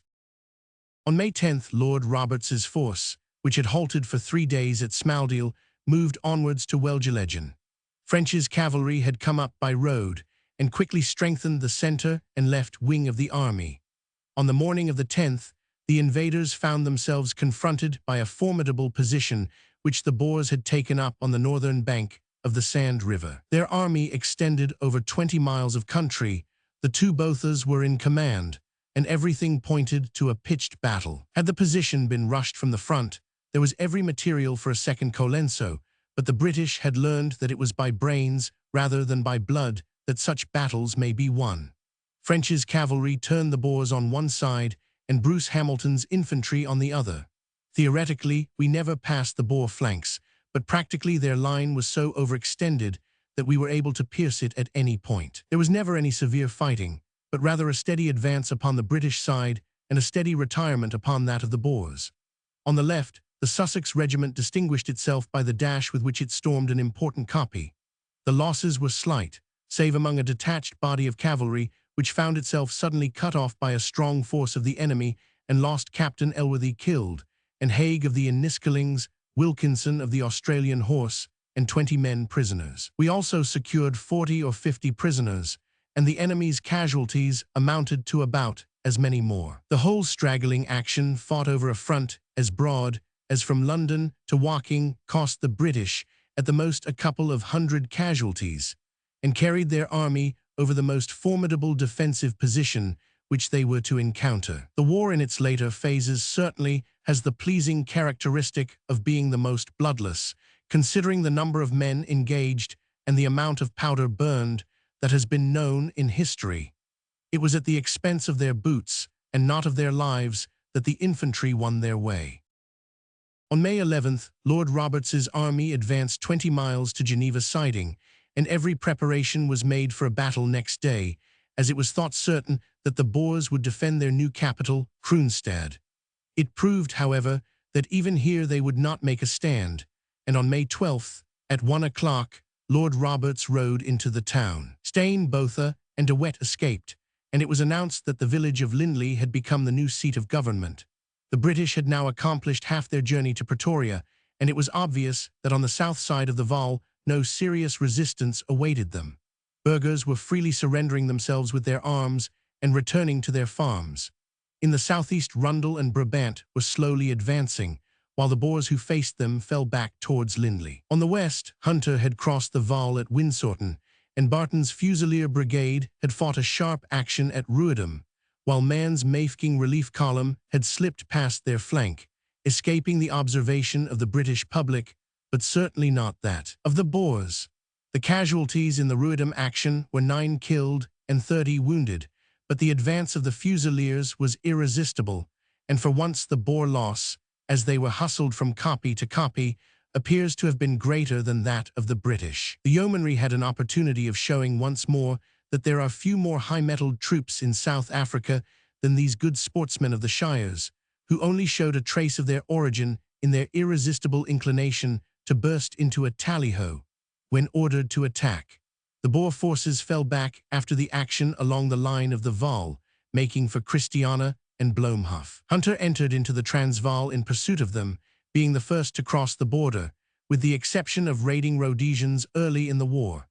Methuen, in the meanwhile, was following a course parallel to Hunter but south of him, Hoopstead being his immediate objective. The little Union Jacks, which were stuck in the war maps in so many British households, were now moving swiftly upwards. Buller's force was also sweeping northwards, and the time had come when the Ladysmith garrison, restored at last to health and strength, should have a chance of striking back at those who had tormented them so long.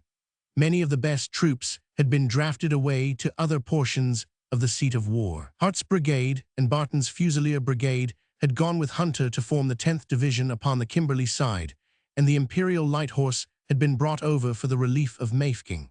There remained, however, a formidable force, the regiments in which had been strengthened by the addition of drafts and volunteers from home.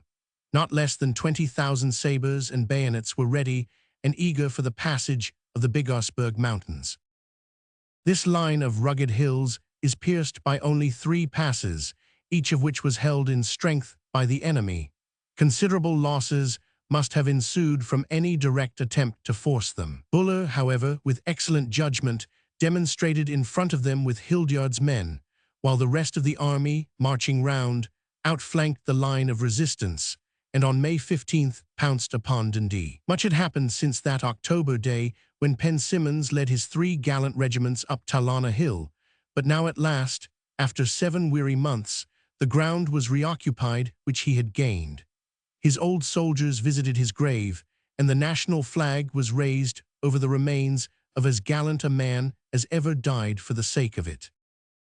The Boers, whose force did not exceed a few thousands, were now rolled swiftly back through northern Natal into their own country. The long strain at Ladysmith had told upon them, and the men whom we had to meet were very different from the warriors of Spion Kop and Nicholson's Neck. They had done magnificently, but there is a limit to human endurance, and no longer would these peasants face the bursting lyddite and the bayonets of angry soldiers. There is little enough for us to boast of in this. Some pride might be taken in the campaign when at a disadvantage we were facing superior numbers, but now we could but deplore the situation in which these poor valiant burghers found themselves, the victims of a rotten government and of their own delusions. Hofer's Tyrolese, Charette's Vendians, or Bruce's Scotchmen never fought a finer fight than these children of the veldt, but in each case they combated a real and not an imaginary tyrant. It is heart-sickening to think of the butchery, the misery, the irreparable losses, the blood of men, and the bitter tears of women, all of which might have been spared had one obstinate and ignorant man been persuaded to allow the state, which he ruled, to conform to the customs of every other civilized state upon the earth. Buller was now moving with a rapidity and decision which contrast pleasantly with some of his earlier operations. Although Dundee was only occupied on May 15th, on May 18th his vanguard was in Newcastle, 50 miles to the north. In 9 days he had cover miles. On the 19th, the army lay under the loom of that Majuba which had cast its sinister shadow for so long over South African politics. In front was the historical Laing's Neck, the pass which leads from Natal into the Transvaal, while through it runs the famous railway tunnel. Here the Boers had taken up that position, which had proved 19 years before to be too strong for British troops. The Roinics had come back after many days to try again. A halt was called, for the 10 days' supplies which had been taken with the troops were exhausted, and it was necessary to wait until the railway should be repaired. This gave time for Hildyard's 5th Division and Lyttelton's 4th Division to close up on Clery's 2nd Division, which with Dundonald's cavalry had formed our vanguard throughout. The only losses of any consequence during this fine march fell upon a single squadron of Bethune's mounted infantry, which being thrown out in the direction of Vryheid, in order to make sure that our flank was clear, fell into an ambuscade and was almost annihilated by a close-range fire. 66 casualties, of which nearly half were killed, were the result of this action, which seems to have depended, like most of our reverses, upon defective scouting. Buller, having called up his 2 remaining divisions and having mended the railway behind him, proceeded now to maneuver the Boers out of Laing's Neck exactly as he had maneuvered them out of the Bigosberg. At the end of May, Hildyard and Lyttelton were dispatched in an eastern direction, as if there were an intention of turning the pass from Utrecht. It was on May 12th that Lord Roberts occupied Kroonstad, and he halted there for 8 days before he resumed his advance. At the end of that time, his railway had been repaired, and enough supplies brought up to enable him to advance again without anxiety. The country through which he passed swarmed with herds and flocks, but with as scrupulous a regard for the rights of property as Wellington showed in the south of France, no hungry soldier was allowed to take so much as a chicken as he passed. The punishment for looting was prompt and stern. It is true that farms were burned occasionally and the stock confiscated, but this was as a punishment for some particular offense and not part of a system. The limping Tommy looked askance at the fat geese which covered the dam by the roadside, but it was as much as his life was worth to allow his fingers to close round those tempting white necks. On foul water and bully beef, he tramped through a land of plenty. Lord Roberts's 8 days' halt was spent in consolidating the general military situation. We have already shown how Buller had crept upwards to the Natal border. On the west, Methuen reached Hoopstead and Hunter Christiana, settling the country and collecting arms as they went. Rundle in the southeast took possession of the rich grain lands, and on May 21st entered Ladybrand.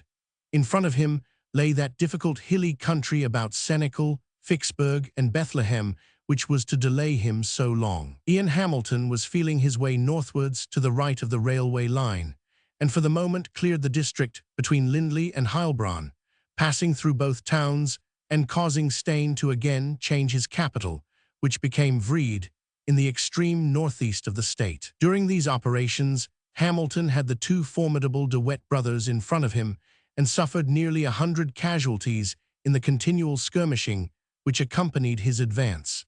His right flank and rear were continually attacked, and these signs of forces outside our direct line of advance were full of menace for the future.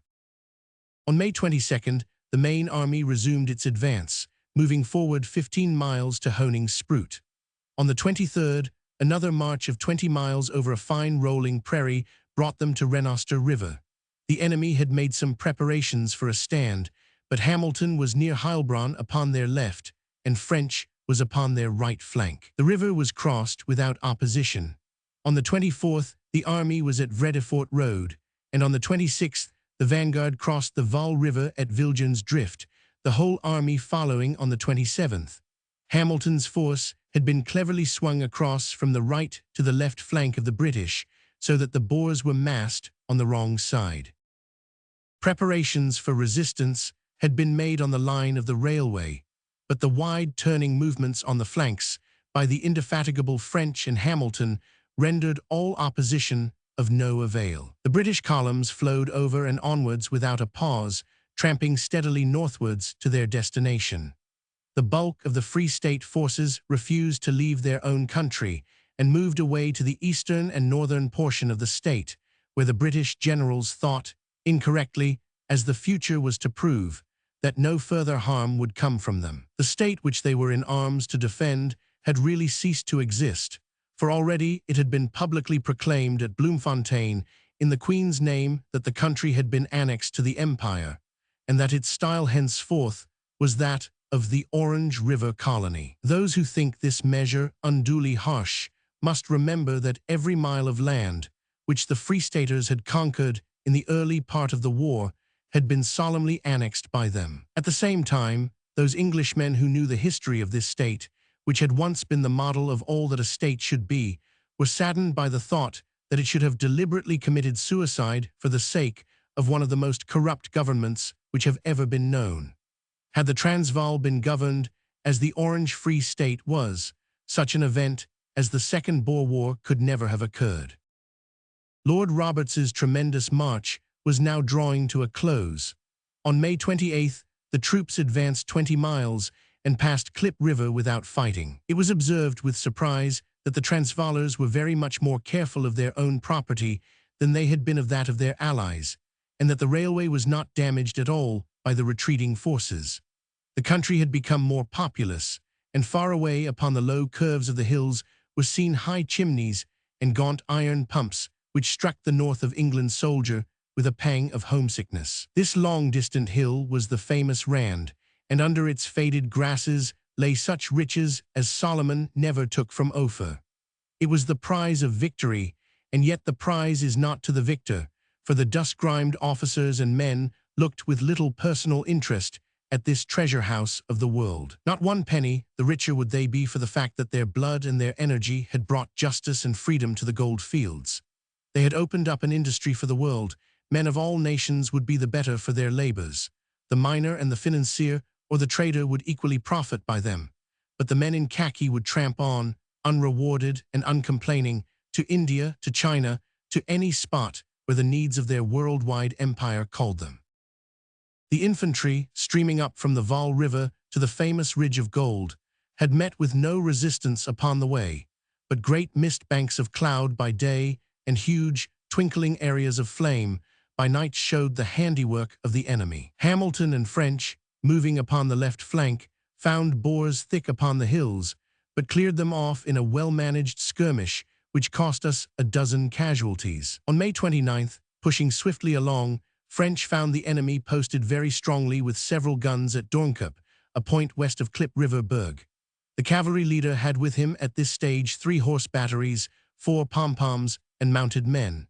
The position being too strong for him to force, Hamilton's infantry, 19th Ernst Brigades, were called up, and the Boers were driven out. That splendid corps, the Gordons, lost nearly 100 men in their advance over the open, and the CIVS on the other flank fought like a regiment of veterans.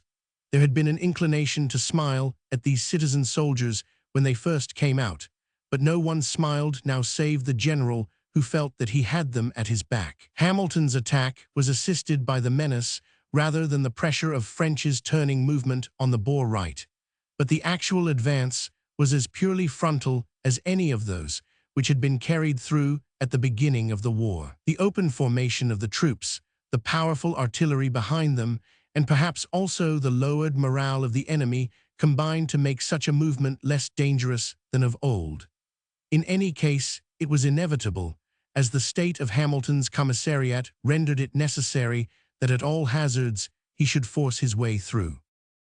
Whilst this action of Doornkop was fought by the British left flank, Henry's mounted infantry in the centre moved straight upon the important junction of Germiston, which lies amid the huge white heaps of tailings from the mines.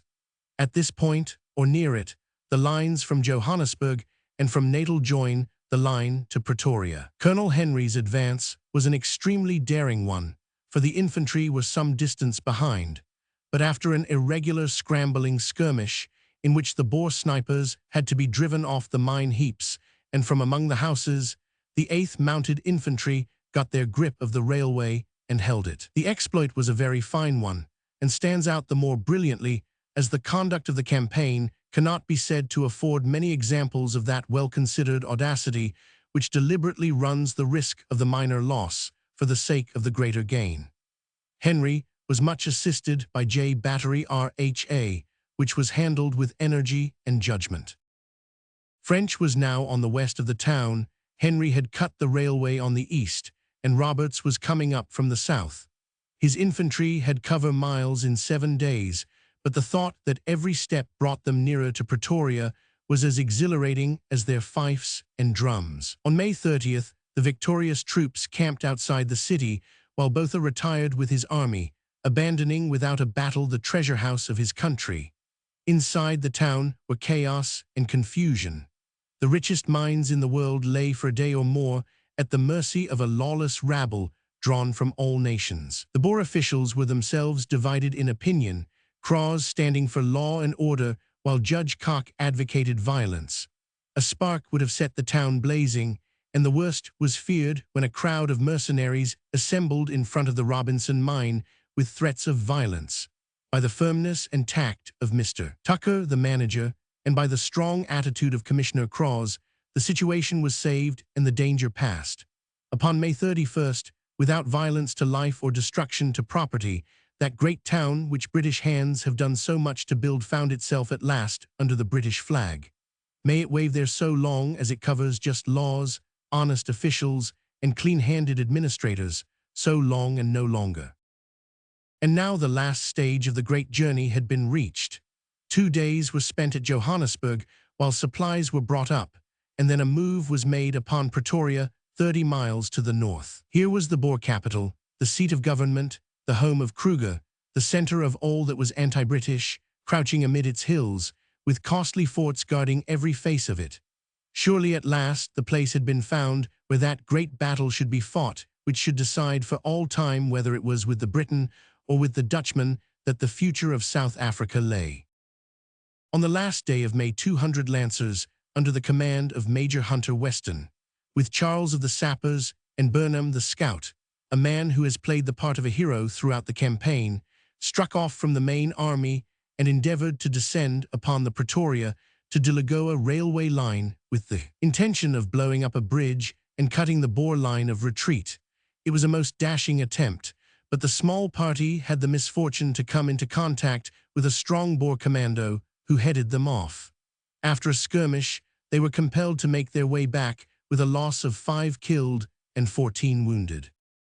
The cavalry under French had waited for the issue of this enterprise at a point 9 miles north of Johannesburg.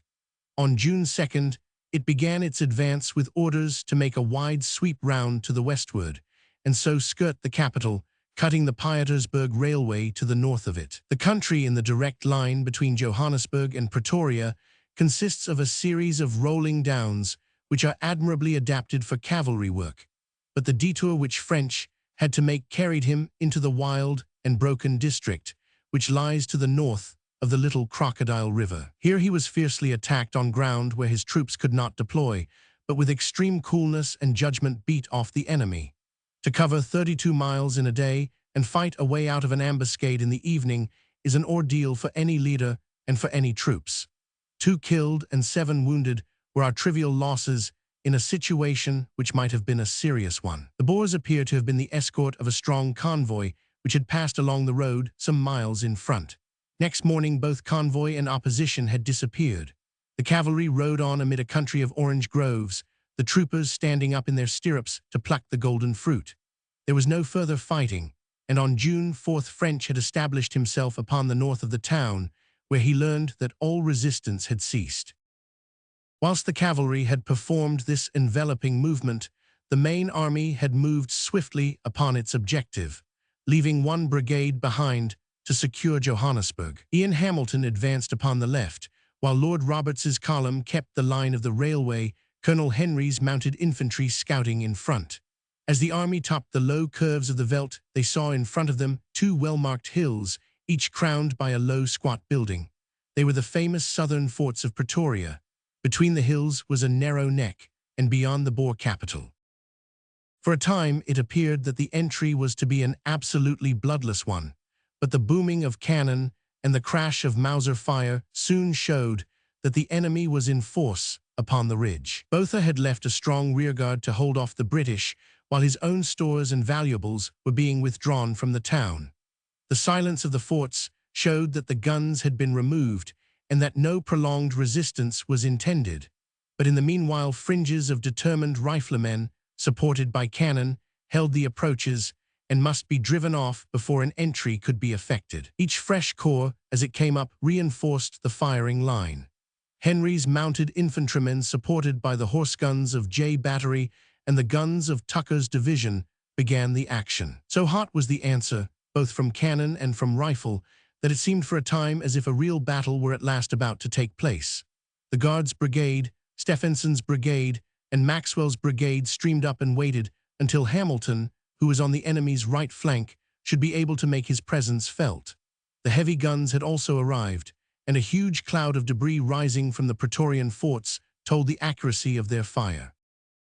But either the burghers were half-hearted or there was no real intention to make a stand. About 2:30, their fire slackened and Polkero was directed to push on. That debonair soldier with his 2 veteran brigades obeyed the order with alacrity, and the infantry swept over the ridge, with some 30 or 40 casualties, the majority of which fell to the Warwicks. The position was taken, and Hamilton, who came up late, was only able to send on Delisle's mounted infantry, chiefly Australians, who ran down one of the Boer Maxims in the open. The action had cost us altogether about 70 men. Among the injured was the Duke of Norfolk, who had shown a high sense of civic virtue in laying aside the duties and dignity of a cabinet minister in order to serve as a simple captain of volunteers. At the end of this one fight, the capital lay at the mercy of Lord Roberts.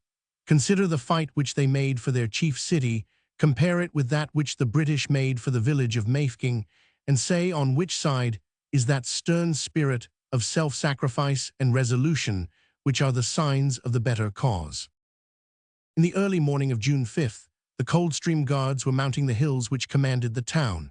Beneath them, in the clear African air, lay the famous city, embowered in green, the fine central buildings rising grandly out of the wide circle of villas.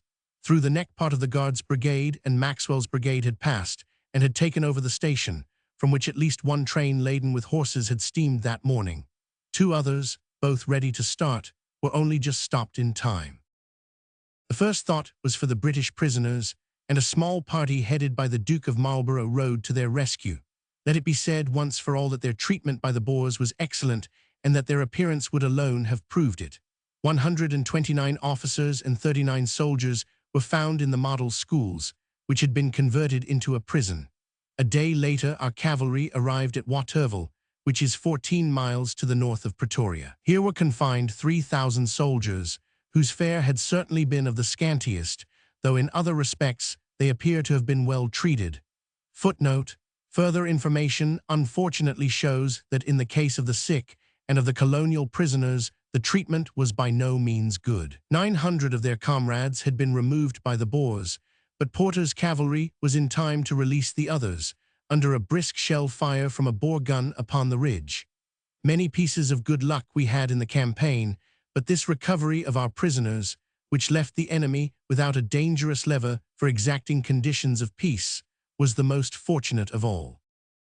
In the center of the town, there is a wide square decorated or disfigured by a bare pedestal upon which a statue of the president was to have been placed. Hard by is the bleak barn-like church in which he preached, and on either side are the government offices and the law courts, buildings which would grace any European capital. Here at 2 o'clock on the afternoon of June 5th, Lord Roberts sat his horse and saw pass in front of him the men who had followed him so far and so faithfully: the Guards, the Essex, the Welsh, the Yorks, the Warwicks, the guns, the mounted infantry, the dashing irregulars, the Gordons, the Canadians, the Shropshires, the Cornwalls, the Camerons, the Derbys, the Sussex, and the London Volunteers. For over 2 hours, the khaki waves with their crests of steel went sweeping by. High above their heads from the summit of the Rodsaal, the broad Union Jack streamed for the first time. Through months of darkness, we had struggled onwards to the light, Now at last the strange drama seemed to be drawing to its close. The god of battles had given the long-withheld verdict, but of all the hearts which throbbed high at that supreme moment, there were few who felt one touch of bitterness towards the brave men who had been overborne. They had fought and died for their ideal. We had fought and died for ours. The hope for the future of South Africa is that they or their descendants may learn that that banner which has come to wave above Pretoria means no racial intolerance, no greed for gold, no paltering with injustice or corruption, but that it means one law for all and one freedom for all, as it does in every other continent in the whole broad earth.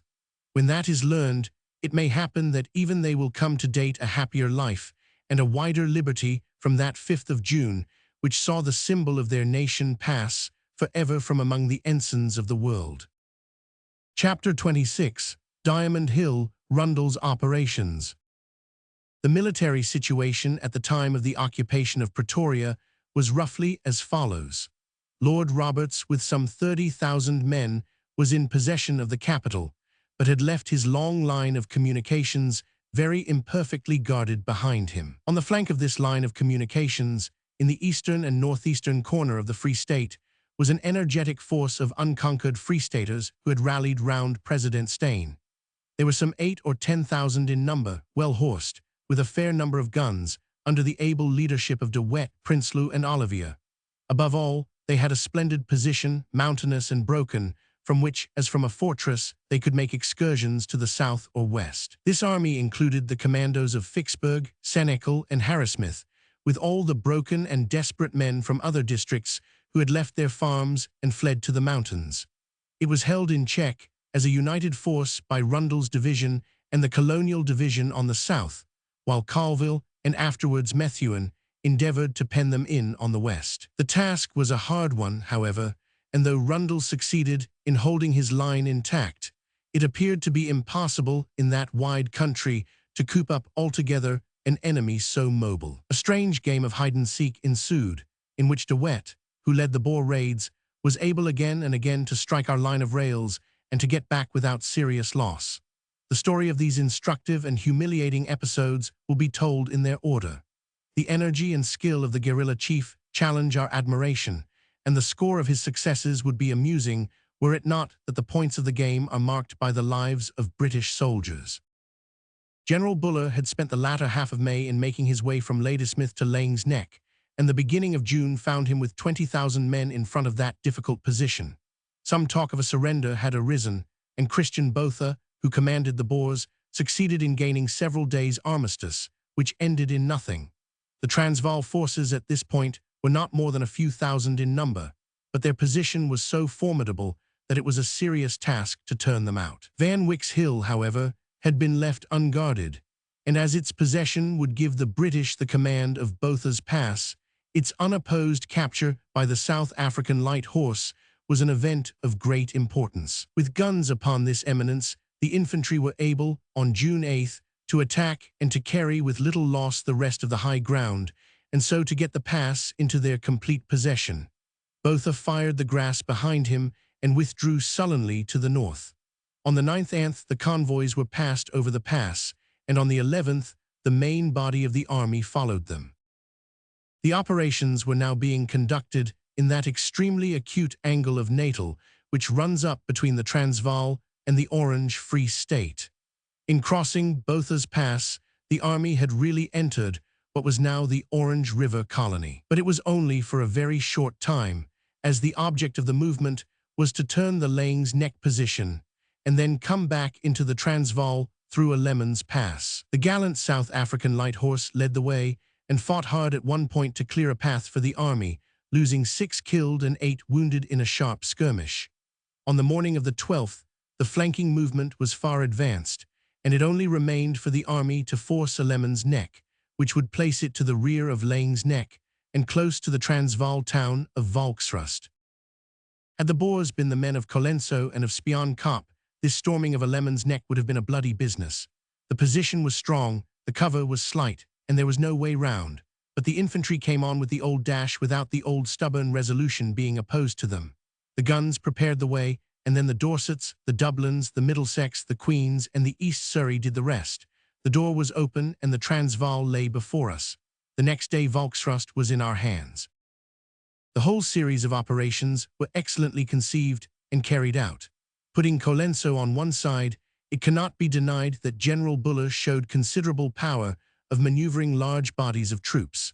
The withdrawal of the compromised army after Spion Kop, the change of the line of attack at Pieter's Hill, and the flanking marches in this campaign of northern Natal were all very workmanlike achievements. In this case, a position which the Boers had been preparing for months, scored with trenches and topped by heavy artillery, had been rendered untenable by a clever flank movement, the total casualties in the whole affair being less than 200 killed and wounded.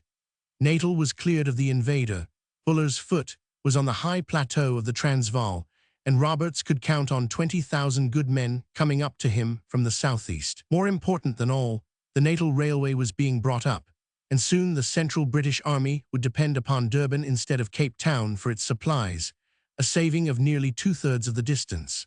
The fugitive Boers made northwards in the Middelburg direction, while Buller advanced to Standerton, which town he continued to occupy until Lord Roberts could send a force down through Heidelberg to join hands with him. Such was the position of the Natal Field Force at the end of June. From the west and the southwest, British forces were also converging upon the capital. The indomitable Baden-Powell sought for rest and change of scene after his prolonged trial by harrying the Boers out of Zeerust and Rustenburg. The forces of Hunter and of Mann converged upon Potchefstroom, from which, after settling that district, they could be conveyed by rail to Krugersdorp and Johannesburg. Before briefly recounting the series of events which took place upon the line of communications, the narrative must return to Lord Roberts at Pretoria and describe the operations which followed his occupation of that city. In leaving the undefeated forces of the Free State behind him, the British general had unquestionably run a grave risk and was well aware that his railway communication was in danger of being cut. By the rapidity of his movements, he succeeded in gaining the enemy's capital before that which he had foreseen came to pass. But if Botha had held him at Pretoria while De Wet struck at him behind, the situation would have been a serious one. Having once attained his main object, Roberts could receive with equanimity the expected news that De Wet, with a mobile force of less than 2,000 men, had, on June 7th, cut the line at Rudeville to the north of Kroonstad. Both rail and telegraph were destroyed, and for a few days the army was isolated. Fortunately, there were enough supplies to go on with, and immediate steps were taken to drive away the intruder, though like a mosquito, he was brushed from one place only to settle upon another. Leaving others to restore his broken communications, Lord Roberts turned his attention once more to Botha, who still retained 10 or 15,000 men under his command. The president had fled from Pretoria with a large sum of money, estimated at over 2 million sterling, and was known to be living in a saloon railway carriage, which had been transformed into a seat of government even more mobile than that of President Steyn. From Watervalboven, a point beyond Middelburg, he was in a position either to continue his journey to Delagoa Bay and so escape out of the country, or to travel north into that wild Lydenburg country which had always been proclaimed as the last ditch of the defense. Here he remained with his gold bags, waiting the turn of events. Botha and his stalwarts had not gone far from the capital. 15 miles out to the east, the railway line runs through a gap in the hills called Pienaar's Poort, and here was such a position as the Boer loves to hold. It was very strong in front, and it had widely spread formidable flanking hills to hamper those turning movements which had so often been fatal to the Boer generals.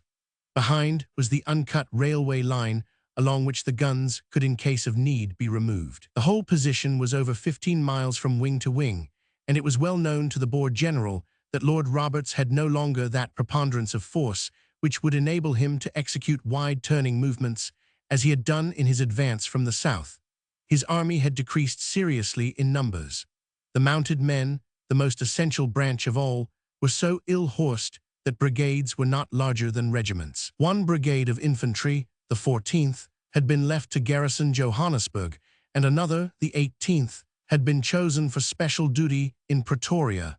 Smith-Dorrien's brigade had been detached for duty upon the line of communications. With all these deductions and the wastage caused by wounds and disease, the force was in no state to assume a vigorous offensive.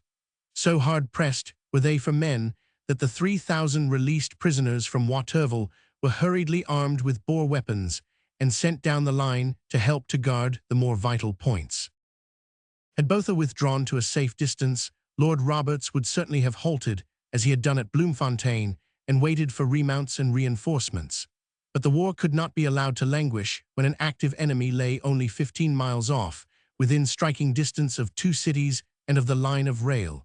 Taking all the troops that he could muster, the British general moved out once more on Monday, June 11th, to drive Botha from his position. He had with him Paul Caro's 11th Division, which numbered about 6,000 men with 20 guns, Ian Hamilton's force, which included 1 infantry brigade, Bruce Hamilton's, 1 cavalry brigade, and a corps of mounted infantry, say 6,000 in all, with 30 guns. There remained French's cavalry division, with Hutton's mounted infantry, which could not have exceeded 2,000 sabres and rifles. The total force was therefore not more than 16 or 17,000 men, with about 70 guns. Their task was to carry a carefully prepared position held by at least 10,000 burghers with a strong artillery. Had the Boer of June been the Boer of December, the odds would have been against the British. There had been some negotiations for peace between Lord Roberts and Botha, but the news of De Wet's success from the south had hardened the Boer general's heart, and on June 9th, the cavalry had their orders to advance. Hamilton was to work round the left wing of the Boers and French round their right, while the infantry came up in the center. So wide was the scene of action that the attack and the resistance in each flank and in the center constituted, on June 11th, 3 separate actions. Of these the latter was of least importance, as it merely entailed the advance of the infantry to a spot whence they could take advantage of the success of the flanking forces when they had made their presence felt. The center did not on this, as on several other occasions in the campaign, make the mistake of advancing before the way had been prepared for it. French, with his attenuated force, found so vigorous a resistance on Monday and Tuesday that he was hard put to it to hold his own. Fortunately, he had with him 3 excellent horse artillery batteries, G, O, and T, who worked until, at the end of the engagement, they had only 20 rounds in their limbers. The country was an impassable one for cavalry, and the troopers fought dismounted, with intervals of 20 or 30 paces between the men. Exposed all day to rifle and shell fire, unable to advance and unwilling to retreat, it was only owing to their open formation that they escaped with about 30 casualties. With Boers on his front, his flank, and even on his rear, French held grimly on, realizing that a retreat upon his part would mean a greater pressure at all other points of the British advance. At night his weary men slept upon the ground which they had held. All Monday and all Tuesday French kept his grip at Camille's Drift, stolidly indifferent to the attempt of the enemy to cut his line of communications.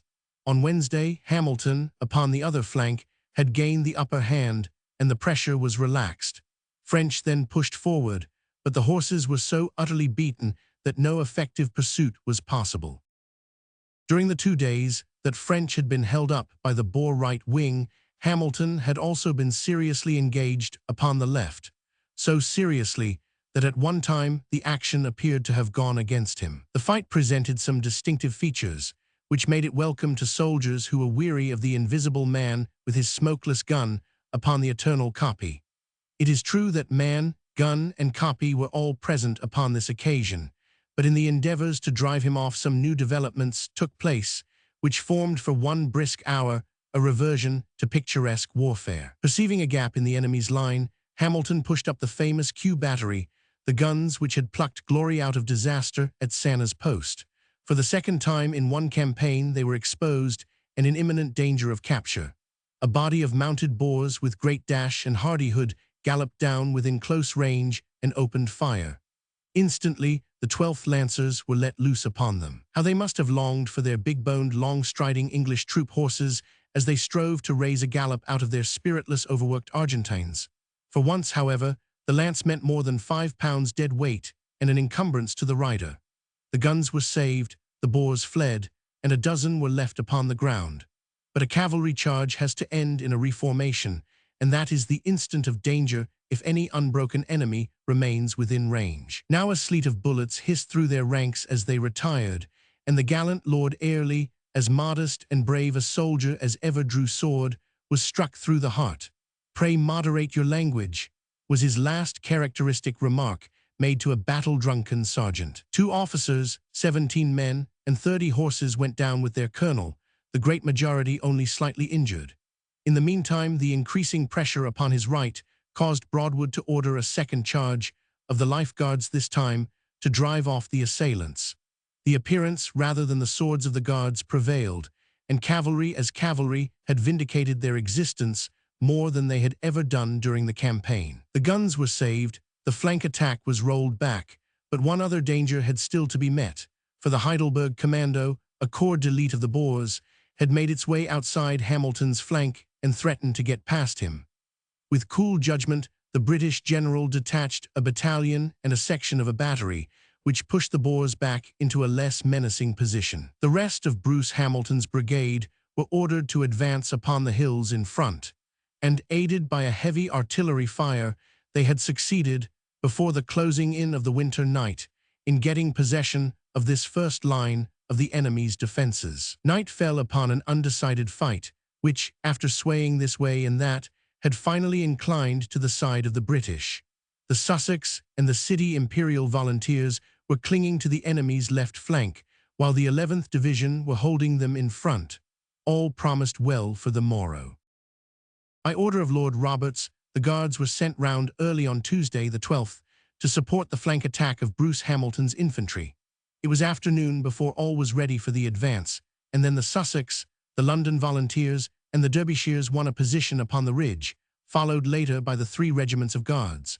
But the ridge was the edge of a considerable plateau, swept by Boer fire, and no advance could be made over its bare expanse save at a considerable loss. The infantry clung in a long fringe to the edge of the position, but for 2 hours no guns could be brought up to their support, as the steepness of the slope was insurmountable. It was all that the stormers could do to hold their ground, as they were enfiladed by a Vickers Maxim, and exposed to showers of shrapnel as well as to an incessant rifle fire. Never were guns so welcome as those of the 82nd Battery, brought by Major Connolly into the firing line. The enemy's riflemen were only 1,000 yards away, and the action of the artillery might have seemed as foolhardy as that of Long at Colenso. 10 horses went down on the instant, and a quarter of the gunners were hit. But the guns roared one by one into action, and their shrapnel soon decided the day. Undoubtedly, it is with Connolly and his men that the honors lie. At 4 o'clock, as the sun sank towards the west, the tide of fight had set in favor of the attack. 2 more batteries had come up, every rifle was thrown into the firing line, and the Boer reply was decreasing in volume.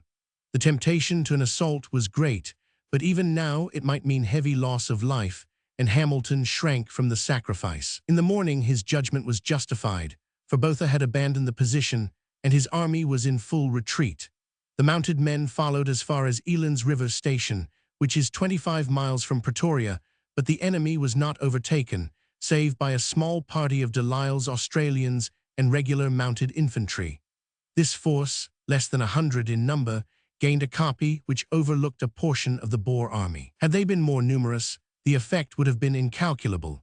As it was, the Australians fired every cartridge which they possessed into the throng and killed many horses and men. It would bear examination why it was that only this small corps was present at so vital a point, and why, if they could push the pursuit to such purpose, others should not be able to do the same. Time was bringing some curious revenges. Already Paardeberg had come upon Majuba Day. Buller's victorious soldiers had taken Laing's Neck. Now, the spruit at which the retreating Boers were so mishandled by the Australians was that same Bronca's spruit at which, 19 years before, a regiment had been shot down. Many might have prophesied that the deed would be avenged, but who could ever have guessed the men who would avenge it? Such was the Battle of Diamond Hill, as it was called from the name of the ridge, which was opposite to Hamilton's attack. The prolonged 2 days' struggle showed that there was still plenty of fight in the burghers. Lord Roberts had not routed them, nor had he captured their guns, but he had cleared the vicinity of the capital. He had inflicted a loss upon them which was certainly as great as his own, and he had again proved to them that it was vain for them to attempt to stand. A long pause followed at Pretoria, broken by occasional small alarms and excursions, which served no end save to keep the army from ennui. In spite of occasional breaks in his line of communications, horses and supplies were coming up rapidly, and by the middle of July, Roberts was ready for the field again. At the same time, Hunter had come up from Potchefstroom, and Hamilton had taken Heidelberg, and his force was about to join hands with Buller at Standerton. Sporadic warfare broke out here and there in the west, and in the course of it, Snyman of Mafeking had reappeared with 2 guns, which were promptly taken from him by the Canadian mounted rifles. On all sides it was felt that if the redoubtable De Wet could be captured, there was every hope that the burghers might discontinue a struggle which was disagreeable to the British and fatal to themselves.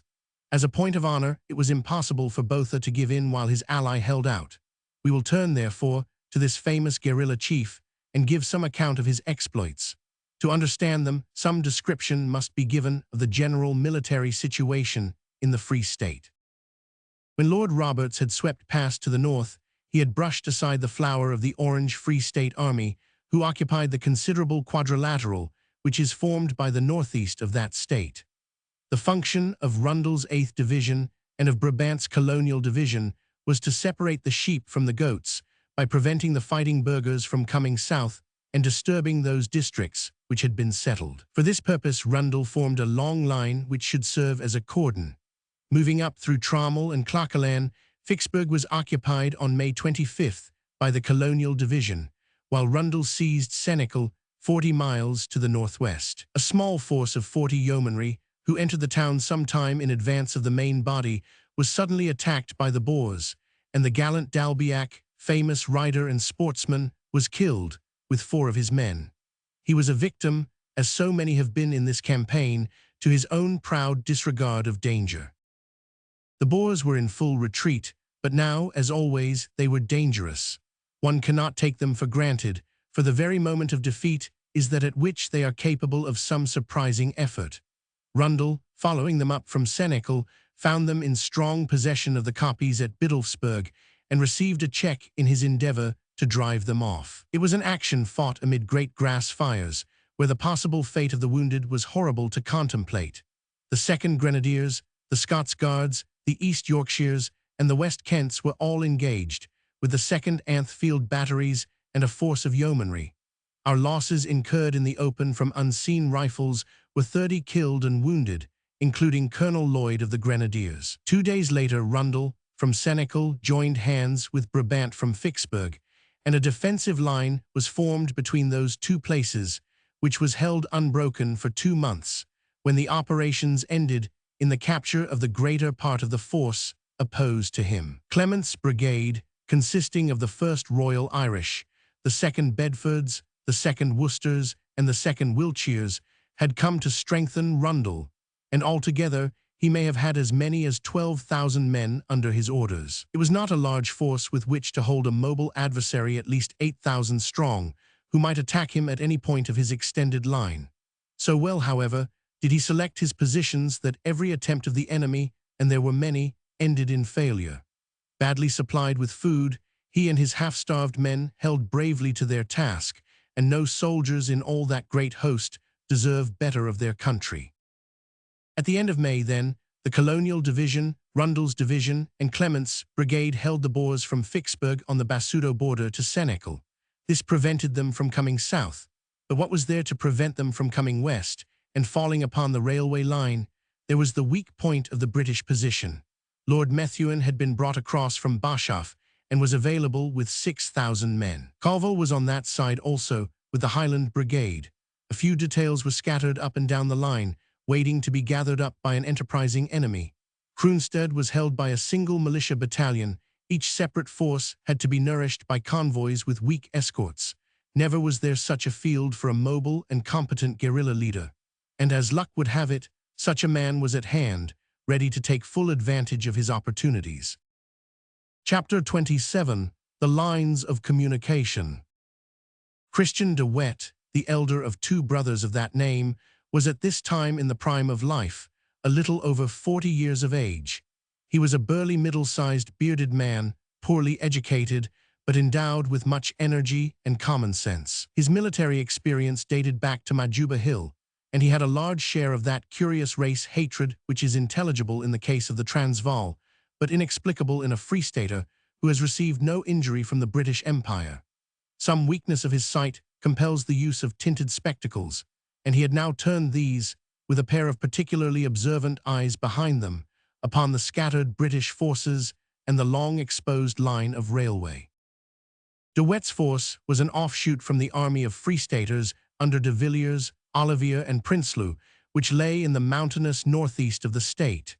To him were committed 5 guns, 1,500 men, and the best of the horses. Well armed, well mounted, and operating in a country which consisted of rolling plains with occasional fortress copies, his little force had everything in its favor. There were so many tempting objects of attack lying before him that he must have had some difficulty in knowing where to begin. The tinted spectacles were turned first upon the isolated town of Lindley. Colville with the Highland Brigade had come up from Ventersburg with instructions to move onward to Heilbronn, pacifying the country as he passed. The country, however, refused to be pacified, and his march from Ventersburg to Lindley was harassed by snipers every mile of the way. Finding that De Wet and his men were close upon him, he did not linger at Lindley, but passed on to his destination, his entire march of 126 miles costing him 63 casualties, of which 9 were fatal. It was a difficult and dangerous march, especially for the handful of Eastern Province horse, upon whom fell all the mounted work. By evil fortune, a force of 500 yeomanry, the 18th Battalion, including the Duke of Cambridge's own and the Irish companies, had been sent from Kroonstad to join Colville at Lindley. Colonel Spragg was in command. On May 27th, this body of horsemen reached their destination only to find that Colville had already abandoned it. They appear to have determined to halt for a day in Lindley and then follow Colville to Heilbronn. Within a few hours of their entering the town, they were fiercely attacked by De Wet. Colonel Spragg seems to have acted for the best. Under a heavy fire, he caused his troopers to fall back upon his transport, which had been left at a point a few miles out upon the Kroonstad road, where 3 defensible koppies sheltered a valley in which the cattle and horses could be herded. A stream ran through it. There were all the materials there for a stand which would have brought glory to the British arms. The men were of peculiarly fine quality, many of them from the public schools and from the universities, and if any would fight to the death, these, with their sporting spirit and their high sense of honor, might have been expected to do so. They had the stronger motive for holding out, as they had taken steps to convey word of their difficulty to Colville and to Methuen. The former continued his march to Heilbronn, and it is hard to blame him for doing so, but Methuen, on hearing the message, which was conveyed to him at great personal peril by Corporal Hankey of the Yeomanry, pushed on instantly with the utmost energy, though he arrived too late to prevent, or even to repair, a disaster.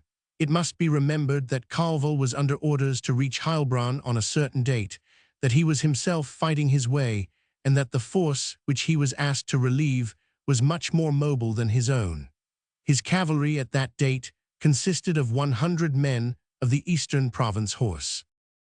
Colonel Spragg's men had held their own for the first 3 days of their investment, during which they had been simply exposed to a long-range rifle fire, which inflicted no very serious loss upon them. Their principal defense consisted of a stone kraal about 20 yards square, which sheltered them from rifle bullets, but must obviously be a perfect death trap in the not improbable event of the Boers sending for artillery. The spirit of the troopers was admirable.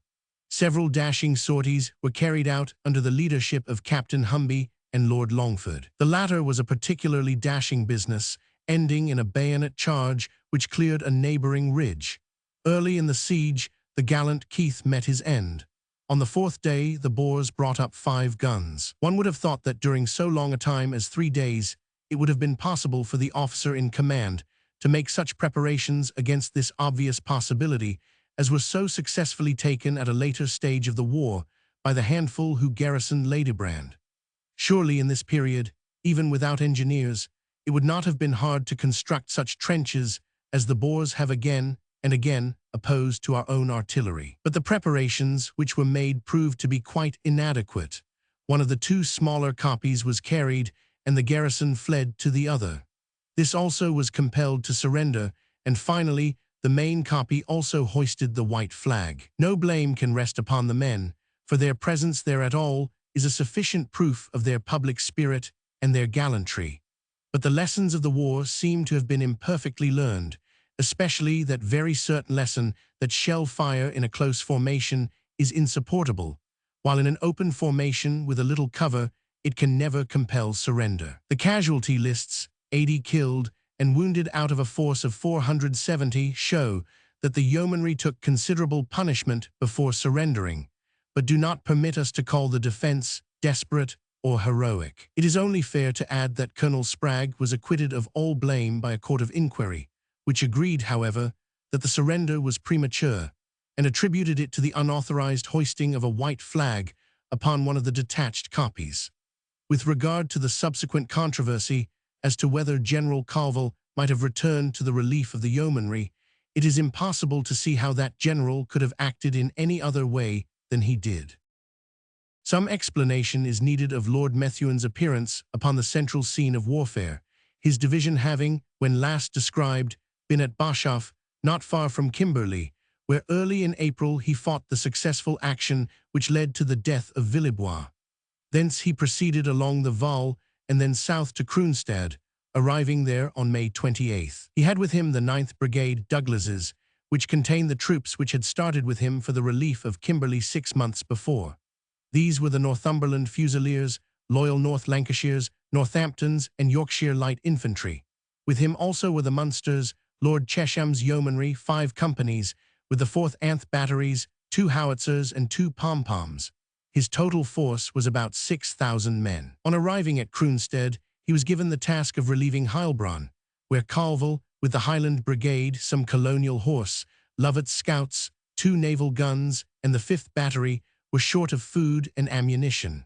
The more urgent message from the yeomen at Lindley, however, took him on a fruitless journey to that town on June 1st. So vigorous was the pursuit of the yeomanry that the leading squadrons, consisting of South Notts Hussars and Sherwood Rangers, actually cut into the Boer convoy and might have rescued the prisoners had they been supported. As it was, they were recalled and had to fight their way back to Lindley with some loss, including Colonel Rolleston, the commander, who was badly wounded.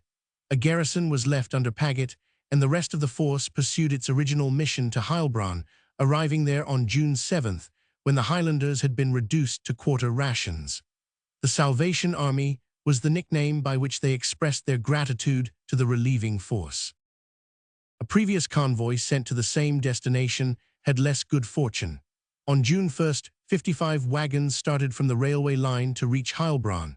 The escort consisted of 160 details belonging to Highland regiments without any guns, Captain Corbalis in command. But the gentleman with the tinted glasses was waiting on the way. "I have 1,200 men and 5 guns. Surrender at once." Such was the message which reached the escort, and in their defenseless condition there was nothing for it but to comply. Thus one disaster leads to another, for had the yeomanry held out at Lindley, De Wet would not on June 4th have laid hands upon our wagons, and had he not recruited his supplies from our wagons, it is doubtful if he could have made his attack upon Rudeville. This was the next point upon which he turned his attention. 2 miles beyond Rudeville Station, there is a well-marked copy by the railway line, with other hills some distance to the right and the left. A militia regiment, the 4th Derbyshire, had been sent up to occupy this post.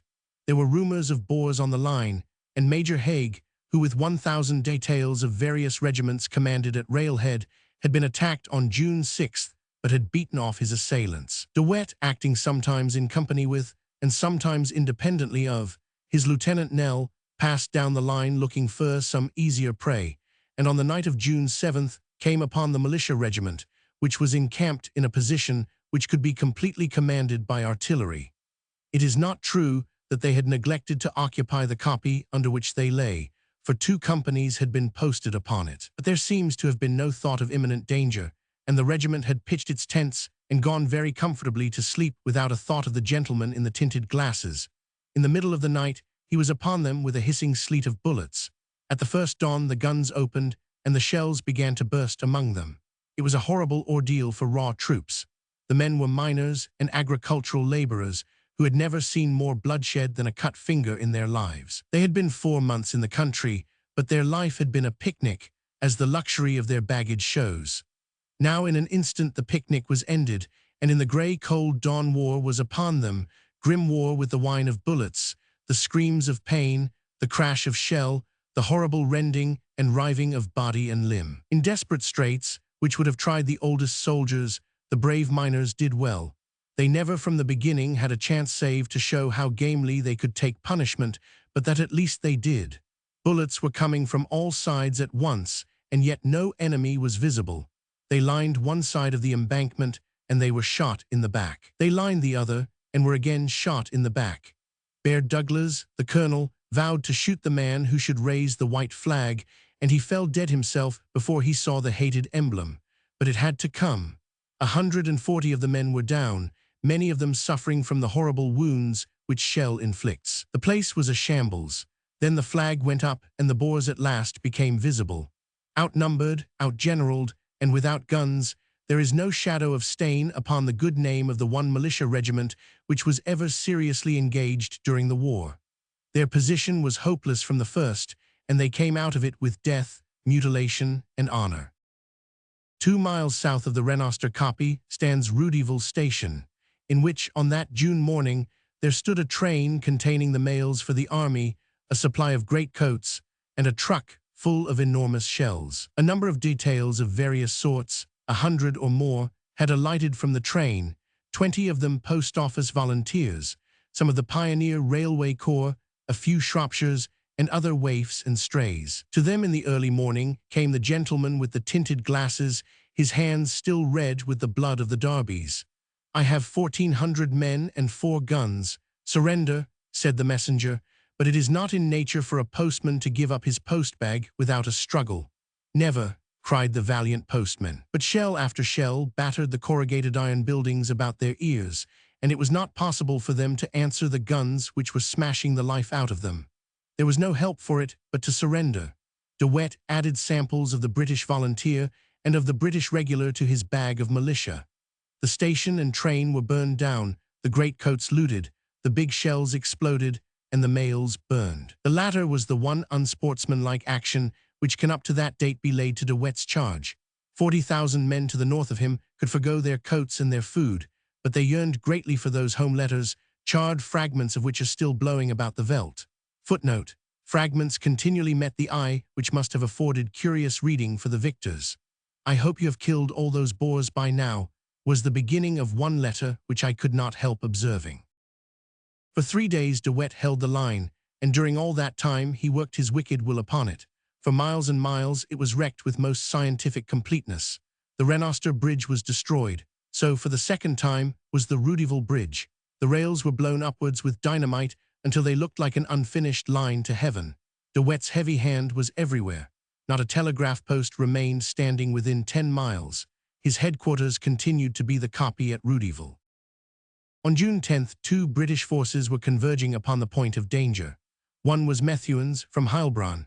The other was a small force consisting of the Shropshires, the South Wales Borderers, and a battery which had come south with Lord Kitchener.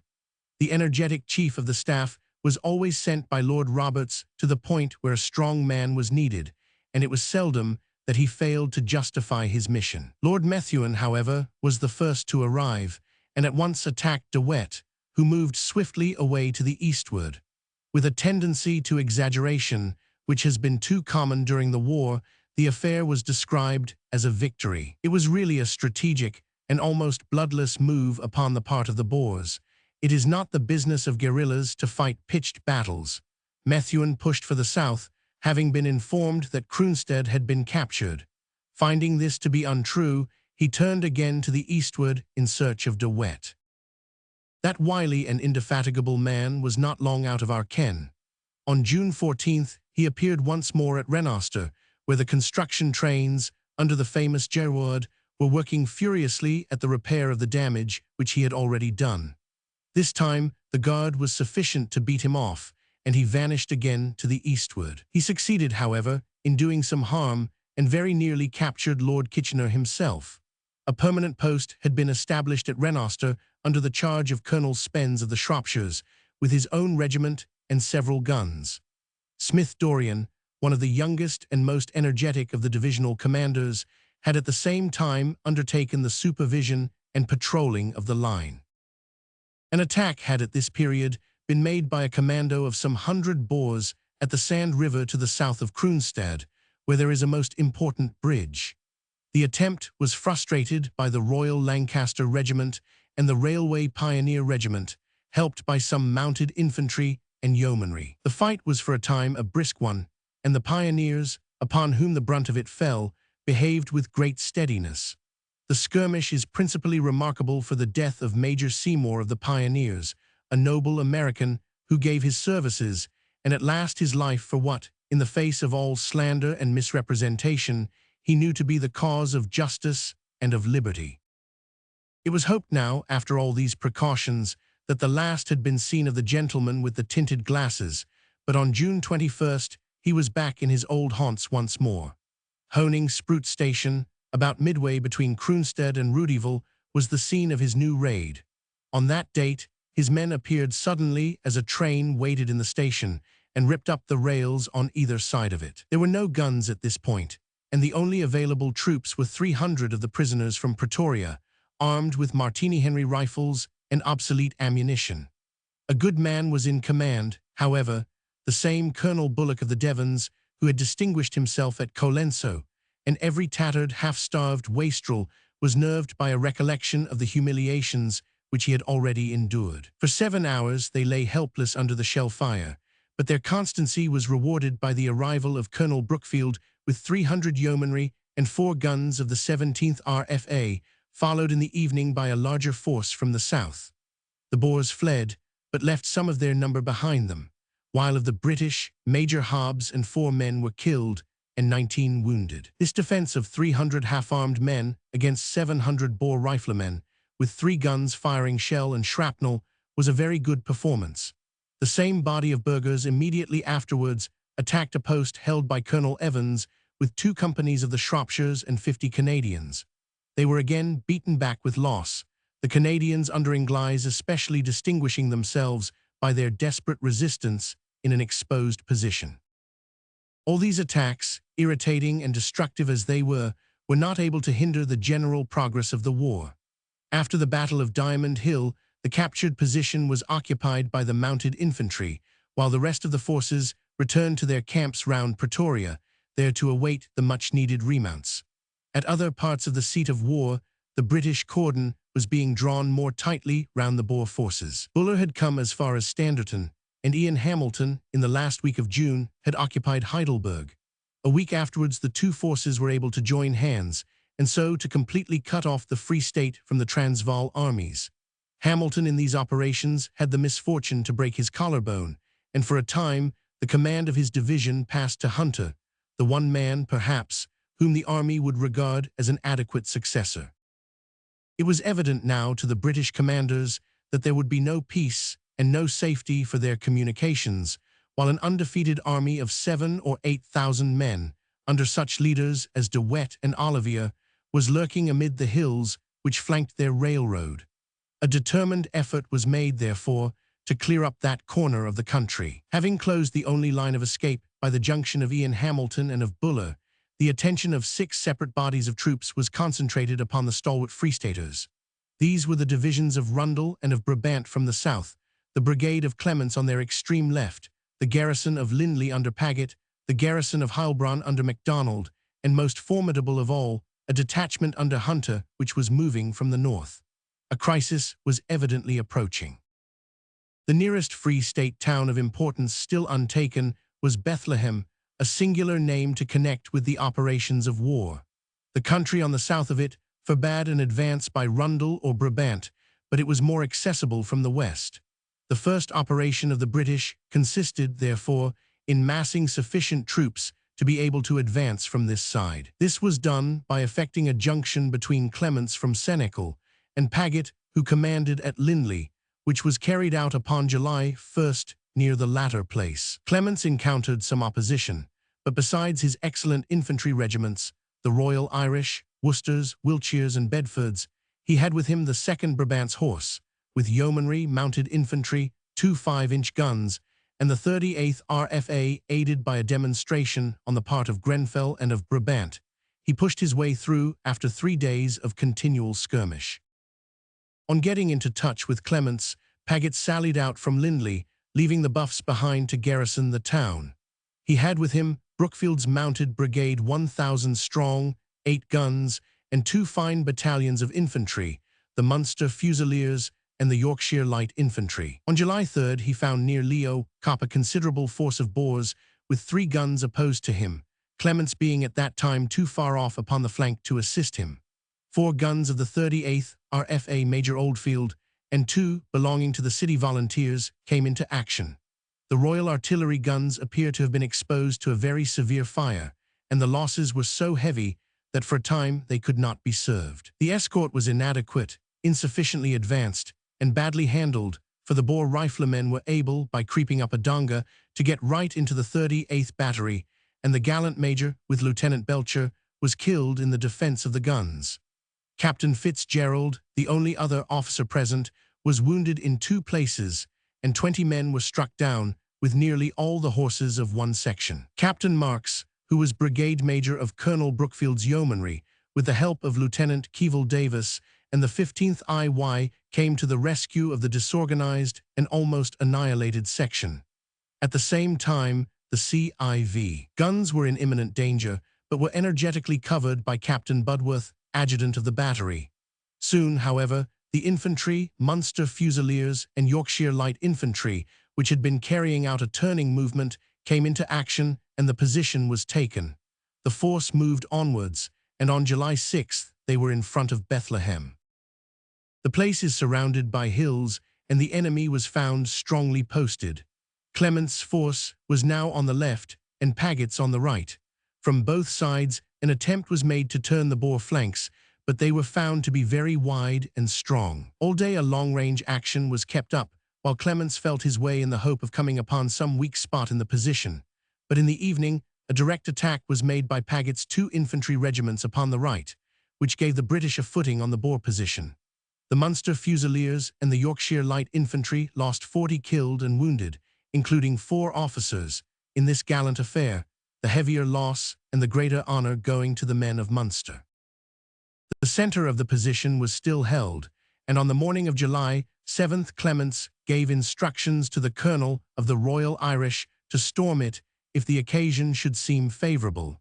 Such an order to such a regiment means that the occasion will seem favorable. Up they went in 3 extended lines, dropping 40 or 50 on the way, but arriving breathless and enthusiastic upon the crest of the ridge.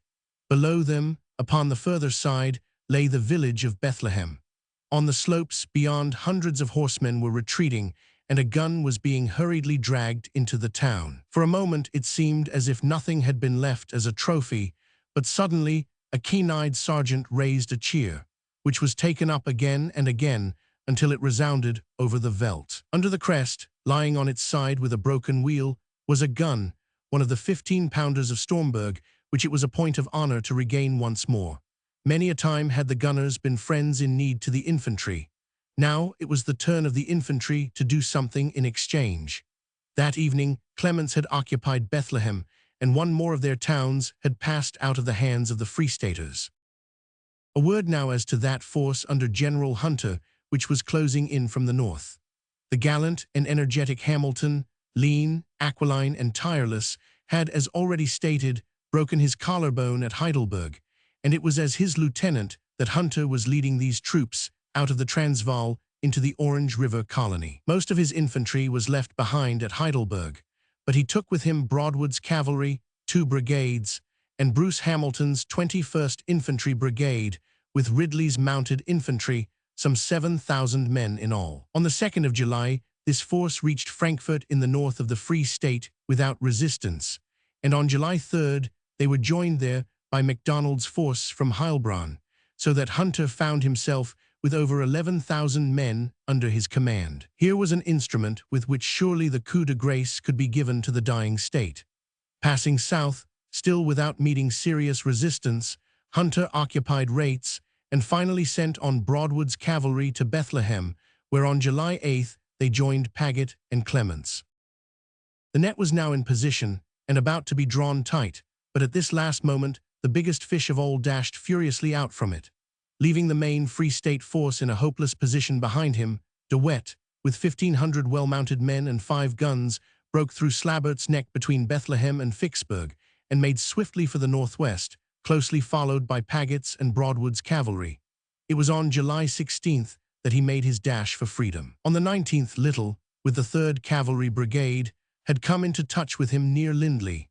De Wet shook himself clear, and with splendid audacity cut the railway once more to the north of Honing Sprout, gathering up a train as he passed and taking 200 details prisoners. On July 22nd, De Wet was at Vredefort, still closely followed by Broadwood, Ridley, and Little, who gleaned his wagons and his stragglers.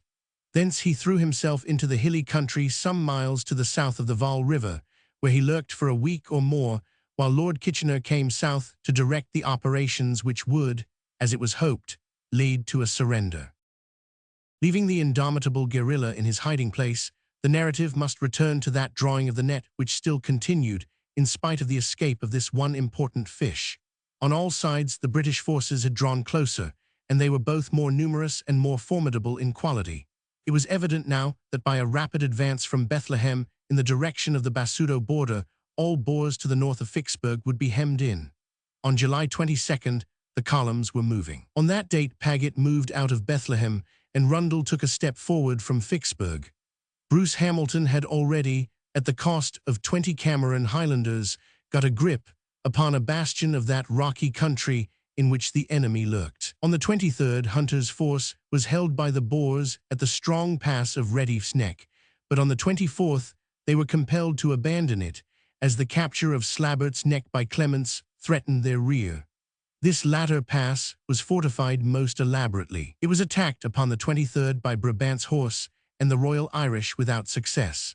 Later in the day, 2 companies of the Wiltshire Regiment were also brought to a standstill, but retained a position until nightfall within stone throw of the Boer lines, though a single company had lost 17 killed and wounded. Part of the Royal Irish remained also close to the enemy's trenches. Under cover of darkness, Clements sent 4 companies of the Royal Irish and 2 of the Wiltshires under Colonel Guinness to make a flanking movement along the crest of the heights. These 6 companies completely surprised the enemy and caused them to hurriedly evacuate the position. Their night march was performed under great difficulties, the men crawling on hands and knees along a rocky path with a drop of 400 feet upon one side. But their exertions were greatly rewarded. Upon the success of their turning movement depended the fall of Slabert's Neck. Redief's Neck was untenable if we held Slabert's Neck, and if both were in our hands, the retreat of Prinsloo was cut off. At every opening of the hills, the British guns were thundering, and the heads of British columns were appearing on every height. The Highland Brigade had fairly established themselves over the Boer position, though not without hard fighting, in which 100 men of the Highland Light Infantry had been killed and wounded. The Seaforths and the Sussex had also gripped the positions in front of them and taken some punishment in doing so. The outworks of the great mountain fortress were all taken, and on July 26th, the British columns were converging on Forsberg, while Nauport on the line of retreat was held by MacDonald. It was only a matter of time now with the Boers. On the 28th, Clements was still advancing, and contracting still further the space which was occupied by our stubborn foe. He found himself faced by the stiff position of Slopkrans, and a hot little action was needed before the Boers could be dislodged. The fighting fell upon Brabant's Horse, the Royal Irish, and the Wiltshires. 3 companies of the latter seized a farm upon the enemy's left, but lost 10 men in doing so, while their gallant Colonel Carter was severely wounded in 2 places. The Wiltshires, who were excellently handled by Captain Bolton, held on to the farm and were reinforced there by a handful of the Scots Guards. In the night, the position was abandoned by the Boers, and the advance swept onwards. On all sides, the pressure was becoming unendurable. The burghers in the valley below could see all day the twinkle of British heliographs from every hill, while at night the constant flash of signals told of the sleepless vigilance which hemmed them in. Upon July 29th, Prinsloo sent in a request for an armistice, which was refused. Later in the day, he dispatched a messenger with the white flag to Hunter, with an announcement of his unconditional surrender. On July 30th, the motley army which had held the British off so long emerged from among the mountains, but it soon became evident that in speaking for all Prinsloo had gone beyond his powers. Discipline was low and individualism high in the Boer army. Every man might repudiate the decision of his commandant, as every man might repudiate the white flag of his comrade. On the first day, no more than 1,100 men of the Vicksburg and Ladybrand commandos, with 1,500 horses and 2 guns, were surrendered. Next day, 750 more men came in with 800 horses, and by August 6th, the total of the prisoners had mounted to 4,150 with 3 guns, 2 of which were our own. But Olivier, with 1,500 men and several guns, broke away from the captured force and escaped through the hills. Of this incident, General Hunter, an honorable soldier, remarks in his official report, "I regard it as a dishonorable breach of faith upon the part of General Olivier, for which I hold him personally responsible." He admitted that he knew that General Prinsloo had included him in the unconditional surrender. It is strange that, on Olivier's capture shortly afterwards, he was not court-martialed for this breach of the rules of war, but that good-natured giant, the Empire, is quick, too quick, perhaps, to let bygones be bygones. On August 4th, Harrismith surrendered to MacDonald, and thus was secured the opening of the Van Rhienen's Pass and the end of the natal system of railways. This was of the very first importance, as the utmost difficulty had been found in supplying so large a body of troops so far from the Cape base. In a day the base was shifted to Durban, and the distance shortened by 2/3, while the army came to be on the railway instead of 100 miles from it. This great success assured Lord Roberts's communications from serious attack, and was of the utmost importance in enabling him to consolidate his position at Pretoria. Chapter 28. The Halt at Pretoria. Lord Roberts had now been 6 weeks in the capital, and British troops had overrun the greater part of the south and west of the Transvaal. But in spite of this, there was continued Boer resistance, which flared suddenly up in places which had been nominally pacified and disarmed. It was found, as has often been shown in history, that it is easier to defeat a Republican army than to conquer it.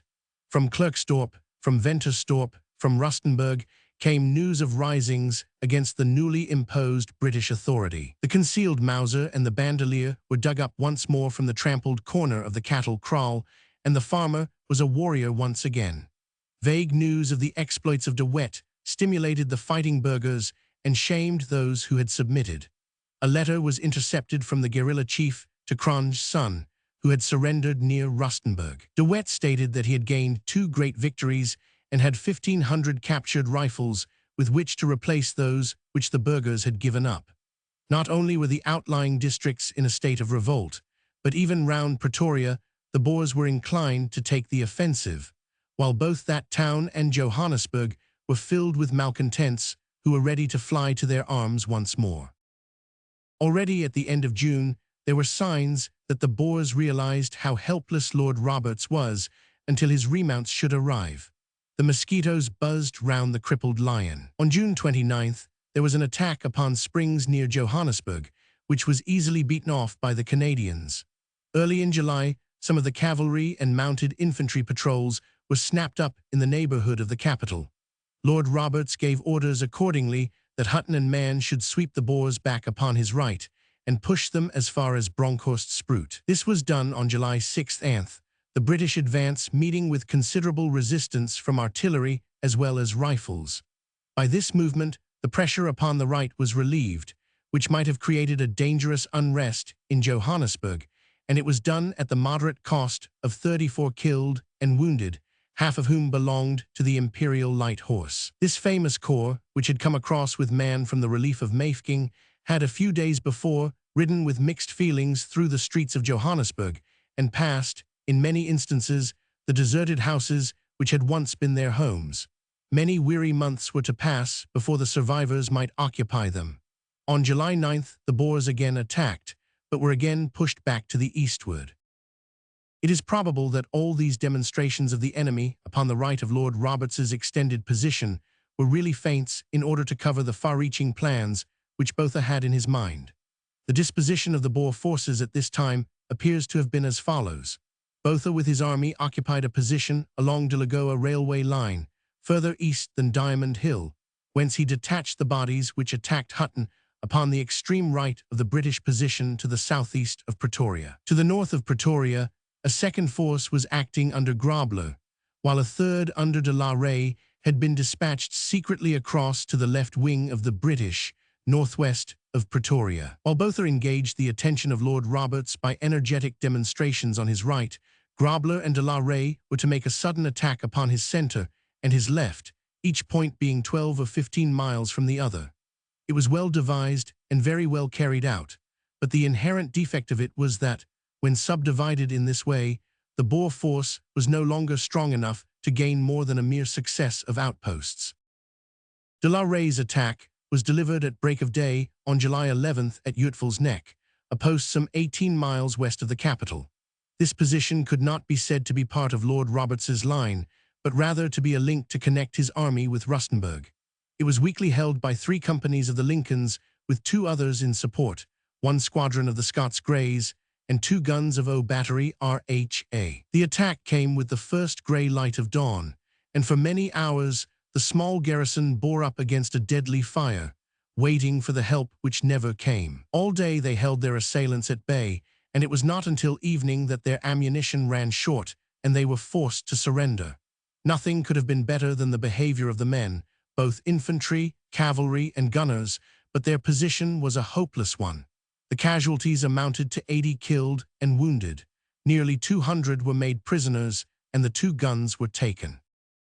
On the same day that de la Rey made his coup at Uitval's Neck, Grobler had shown his presence on the north side of the town by treating very roughly a couple of squadrons of the 7th Dragoon Guards which had attacked him. By the help of a section of the ubiquitous O Battery and of the 14th Hussars, Colonel Lowe was able to disengage his cavalry from the trap into which they had fallen, but it was at the cost of between 30 and 40 officers and men killed, wounded, or taken.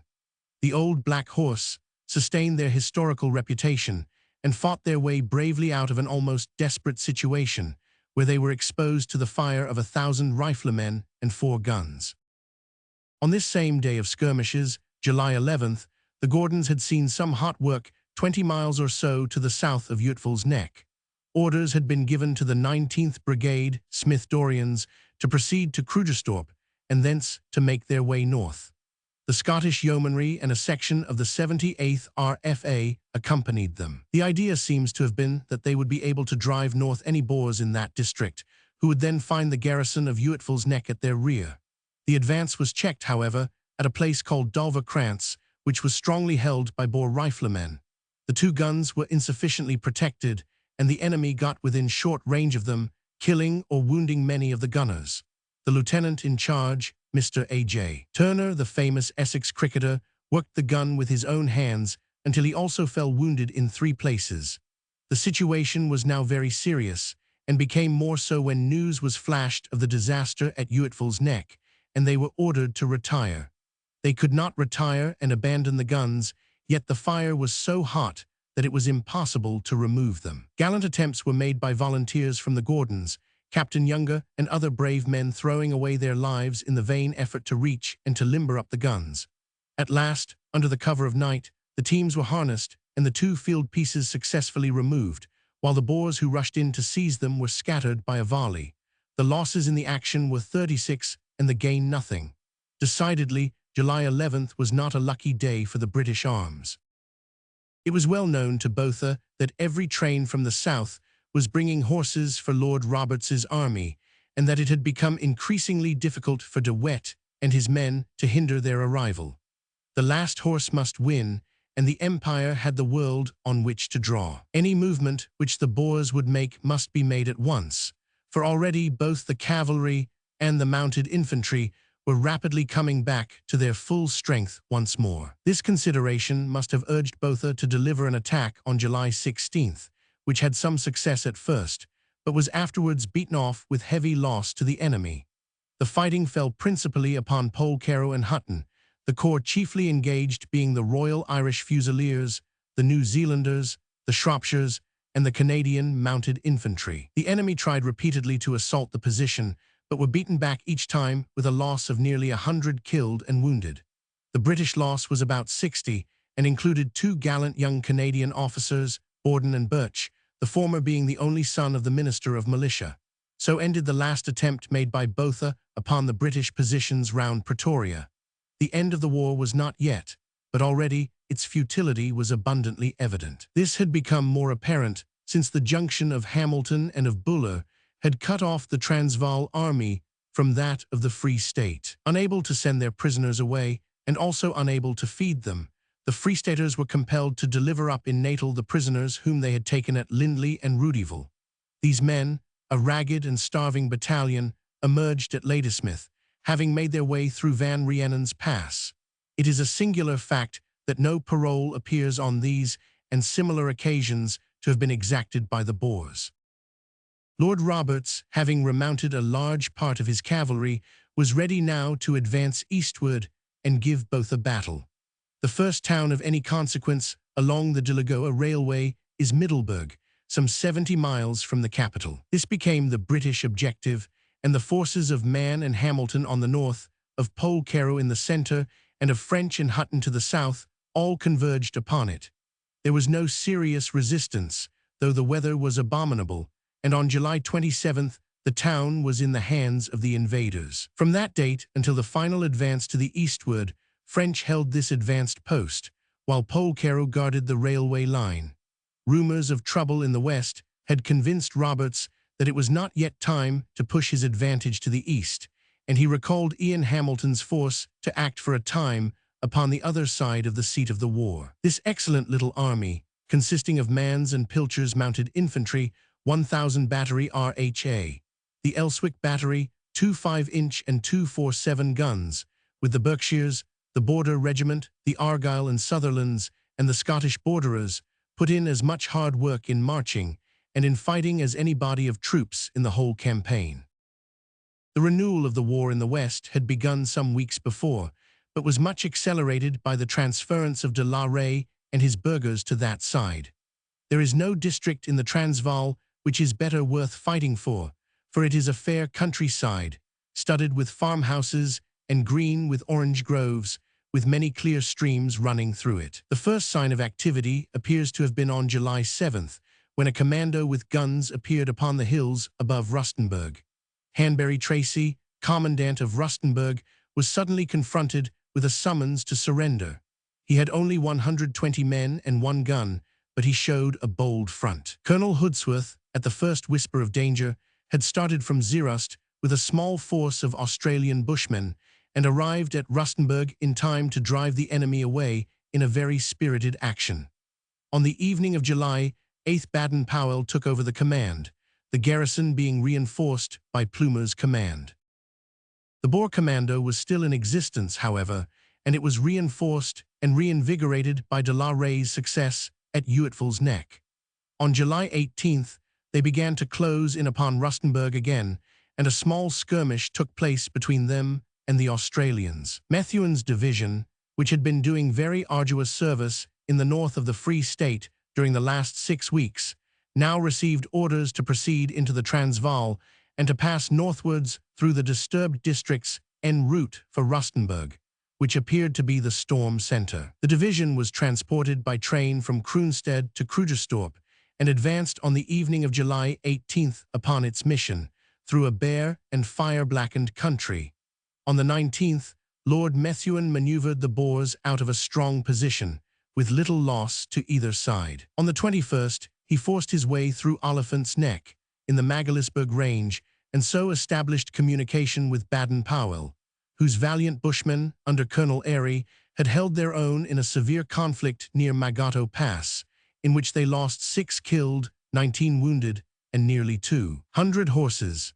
The fortunate arrival of Captain Fitzclarence with the Protectorate Regiment helped on this occasion to avert a disaster. The force, only 300 strong, without guns, had walked into an ugly ambuscade, and only the tenacity and resource of the men enabled them ever to extricate themselves. Although Methuen came within reach of Rustenburg, he did not actually join hands with Baden-Powell. No doubt he saw and heard enough to convince him that that astute soldier was very well able to take care of himself. Learning of the existence of a Boer force in his rear, Methuen turned, and on July 29th, he was back at Frederikstad on the Potchefstroom to Krugersdorp Railway. The sudden change in his plans was caused doubtless by the desire to head off De Wet in case he should cross the Vaal River. Lord Roberts was still anxious to clear the neighborhood of Rustenburg entirely of the enemy, and he therefore, since Methuen was needed to complete the cordon round De Wet, recalled Hamilton's force from the east and dispatched it, as already described, to the west of Pretoria. Before going into the details of the Great De Wet hunt, in which Methuen's force was to be engaged, I shall follow Hamilton's division across and give some account of their services. On August 1st, he set out from Pretoria for Rustenburg. On that day and on the next, he had brisk skirmishes which brought him successfully through the Magaliesberg range with a loss of 40 wounded, mostly of the Berkshires. On the 5th of August, he had made his way to Rustenburg and drove off the investing force. A smaller siege had been going on to westward, where at Eland's River another Mafeking man, Colonel Hoare, had been held up by the burghers. For some days it was feared, and even officially announced, that the garrison had surrendered. It was known that an attempt by Carrington to relieve the place on August 5th had been beaten back, and that the state of the country appeared so threatening that he had been compelled, or had imagined himself to be compelled, to retreat as far as Mafeking, evacuating Zeerust and Otto's Hoop, abandoning the considerable stores which were collected at those places. In spite of all these sinister indications, the garrison was still holding its own, and on August 16th it was relieved by Lord Kitchener. This stand at Brackfontein on the Elands River appears to have been one of the very finest deeds of arms of the war. The Australians have been so split up during the campaign that though their valor and efficiency were universally recognized, they had no single exploit which they could call their own. But now they can point to Elands River as proudly as the Canadians can to Paardeberg. They were 500 in number, Victorians, New South Welshmen, and Queenslanders, the latter the larger unit, with a corps of Rhodesians. Under Hoare were Major Hopper of the Rhodesians and Major Towbridge of the Queenslanders. 2,500 Boers surrounded them, and most favorable terms of surrender were offered and scouted. 6 guns were trained upon them, and during 11 days, 1,800 shells fell within their lines. The river was half a mile off, and every drop of water for man or beast had to come from there. Nearly all their horses and of the men were killed or wounded. With extraordinary energy and ingenuity, the little band dug shelters which are said to have exceeded in depth and efficiency any which the Boers have devised. Neither the repulse of Carrington, nor the jamming of their only gun, nor the death of the gallant Annett, was sufficient to dishearten them. They were sworn to die before the white flag should wave above them. And so fortune yielded, as fortune will when brave men set their teeth, and Broadwood's troopers, filled with wonder and admiration, rode into the lines of the reduced and emaciated but indomitable garrison. When the ballad-makers of Australia seek for a subject, let them turn to Eland's River, for there was no finer resistance in the war. They will not grudge a place in their record to the 130 gallant Rhodesians who shared with them the honors and the dangers of the exploit. On August 7th, Ian Hamilton abandoned Rustenburg, taking Baden-Powell and his men with him. It was obviously unwise to scatter the British forces too widely by attempting to garrison every single town. For the instant, the whole interest of the war centered upon De Wet and his dash into the Transvaal. 1 or 2 minor events, however, which cannot be fitted into any continuous narrative, may be here introduced. One of these was the action at Faber's Put, by which Sir Charles Warren crushed the rebellion in Griqualand. In that sparsely inhabited country of vast distances, it was a most difficult task to bring the revolt to a decisive ending. This Sir Charles Warren, with his special local knowledge and interest, was able to do, and the success is doubly welcome as bringing additional honor to a man who, whatever view one may take of his action at Spion Kop, has grown grey in the service of the Empire. With a column consisting mainly of colonials and of yeomanry, he had followed the rebels up to a point within 12 miles of Douglas. Here at the end of May they turned upon him and delivered a fierce night attack, so sudden and so strongly pressed that much credit is due both to general and to troops for having repelled it. The camp was attacked on all sides in the early dawn. The greater part of the horses were stampeded by the firing, and the enemy's riflemen were found to be at very close quarters. For an hour the action was warm, but at the end of that time the Boers fled, leaving a number of dead behind them. The troops engaged in this very creditable action, which might have tried the steadiness of veterans, were 400 of the Duke of Edinburgh's volunteers, some of Paggett's horse, and of the 8th Regiment Imperial Yeomanry, 4 Canadian guns, and 25 of Warren's scouts. Their losses were 18 killed and 30 wounded. Colonel Spence, of the volunteers, died at the head of his regiment. A few days before, on May 27th, Colonel Adai had won a small engagement at Cays, some distance to the westward, and the effect of the two actions was to put an end to open resistance. On June 20th, de Villiers, the Boer leader, finally surrendered to Sir Charles Warren, handing over 220 men with stores, rifles, and ammunition. The last sparks had for the time been stamped out in the colony. There remained to be mentioned those attacks upon trains and upon the railway which had spread from the Free State to the Transvaal. On July 19th, a train was wrecked on the way from Potchefstroom to Krugersdorp without serious injury to the passengers. On July 31st, however, the same thing occurred with more murderous effect, the train running at full speed off the metals. 13 of the Shropshires were killed and 37 injured in this deplorable affair, which cost us more than many an important engagement. On August 2nd, a train coming up from Bloemfontein was derailed by Cyril Thuran and his gang some miles south of Kroonstad. 35 trucks of stores were burned, and 6 of the passengers, unarmed convalescent soldiers, were killed or wounded. A body of mounted infantry followed up the Boers, who numbered 80, and succeeded in killing and wounding several of them.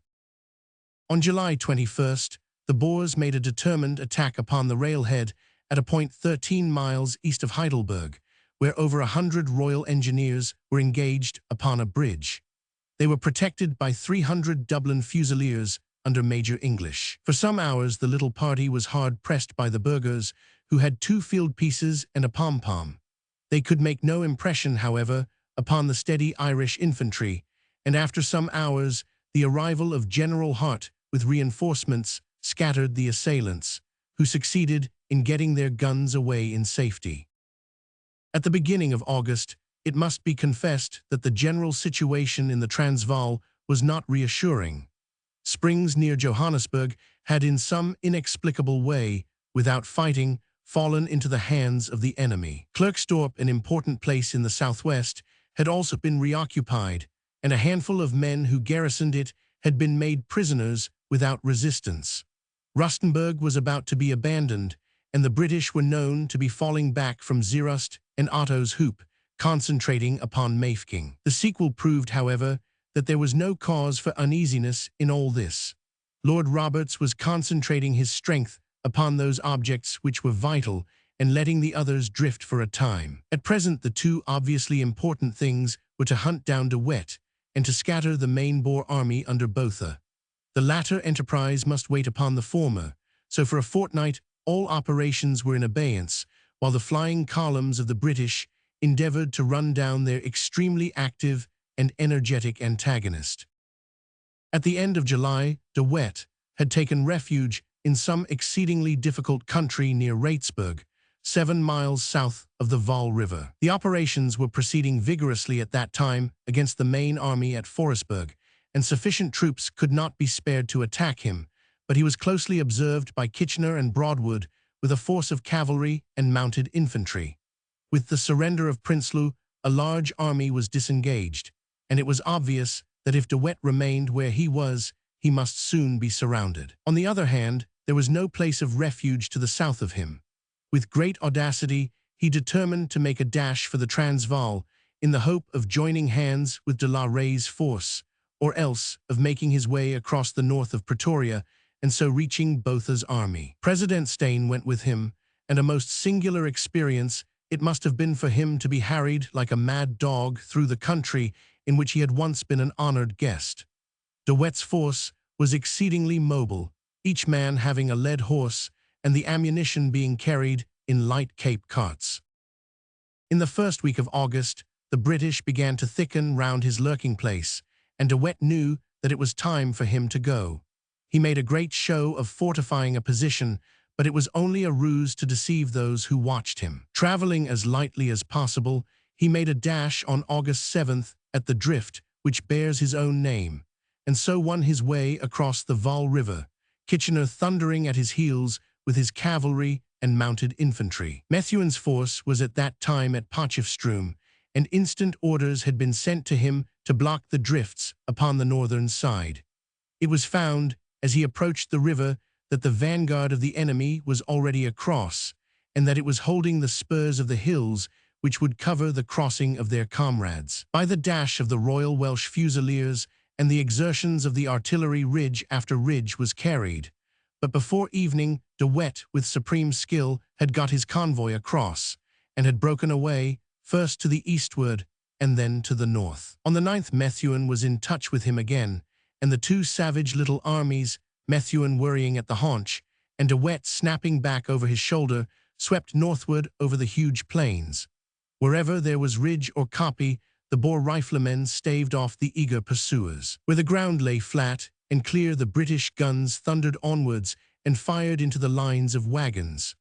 Mile after mile, the running fight was sustained, but the other British columns, Broadwood's men and Kitchener's men, had for some reason not come up. Methuen alone was numerically inferior to the men he was chasing, but he held on with admirable energy and spirit. The Boers were hustled off the kopjes from which they tried to cover their rear. 20 men of the Yorkshire Yeomanry carried one hill with the bayonet, though only 12 of them were left to reach the top. De Wet trekked onwards during the night of the 9th, shedding wagons and stores as he went. He was able to replace some of his exhausted beasts from the farmhouses which he passed. Methuen on the morning of the 10th struck away to the west, sending messages back to Broadwood and Kitchener in the rear that they should bear to the east, and so nurse the Boer column between them. At the same time, he sent on a messenger, who unfortunately never arrived, to warn Smith-Dorrien at Bank Station to throw himself across De Wet's path. On the 11th, it was realized that De Wet had succeeded, in spite of great exertions upon the part of Smith-Dorrien's infantry, in crossing the railway line, and that he had left all his pursuers to the south of him. But across his front lay the Magaliesberg Range. There are only 3 passes, the Magato Pass, Oliphant's Neck, and Commando Neck. It was understood that all 3 were held by British troops. It was obvious, therefore, that if Methuen could advance in such a way as to cut De Wet off from slipping through to the west, he would be unable to get away. Broadwood and Kitchener would be behind him, and Pretoria with the main British army to the east. Methuen continued to act with great energy and judgment. At 3 a.m. on the 12th, he started from Frederickstadt, and by 5 p.m. on Tuesday, he had done 80 miles in 60 hours. The force which accompanied him was all mounted, 1,200 of the Colonial Division, 1st Brabants, Cape Mounted Rifles, Kaffrarian Rifles, and Border Horse, and the Yeomanry with 10 guns. Douglas with the infantry was to follow behind, and these brave fellows covered 66 miles in 76 hours in their eagerness to be in time. No men could have made greater efforts than did those of Methuen, for there was not one who did not appreciate the importance of the issue and longed to come to close quarters with the wily leader who had baffled us so long. On the 12th, Methuen's van again overtook De Wet's rear, and the old game of rearguard riflemen on one side and a pushing artillery on the other was once more resumed. All day the Boers streamed over the veldt, with the guns and the horsemen at their heels. A shot from the 78th Battery struck one of De Wet's guns, which was abandoned and captured. Many stores were taken and much more, with the wagons which contained them, burned by the Boers. Fighting incessantly, both armies traversed 35 miles of ground that day. It was fully understood that Oliphant's Neck was held by the British, so Methuen felt that if he could block the Magato Pass, all would be well. He therefore left De Wet's direct track, knowing that other British forces were behind him, and he continued his swift advance until he had reached the desired position. It really appeared that at last the elusive raider was in a corner. But alas for fallen hopes, and alas for the wasted efforts of gallant men. Oliphant's Neck had been abandoned, and De Wet had passed safely through it into the plains beyond, where de la Rey's force was still in possession. In vain Methuen's weary column forced the Magato Pass and descended into Rustenburg. The enemy was in a safe country once more. Whose the fault, or whether there was a fault at all, it is for the future to determine. At least unalloyed praise can be given to the Boer leader for the admirable way in which he had extricated himself from so many dangers.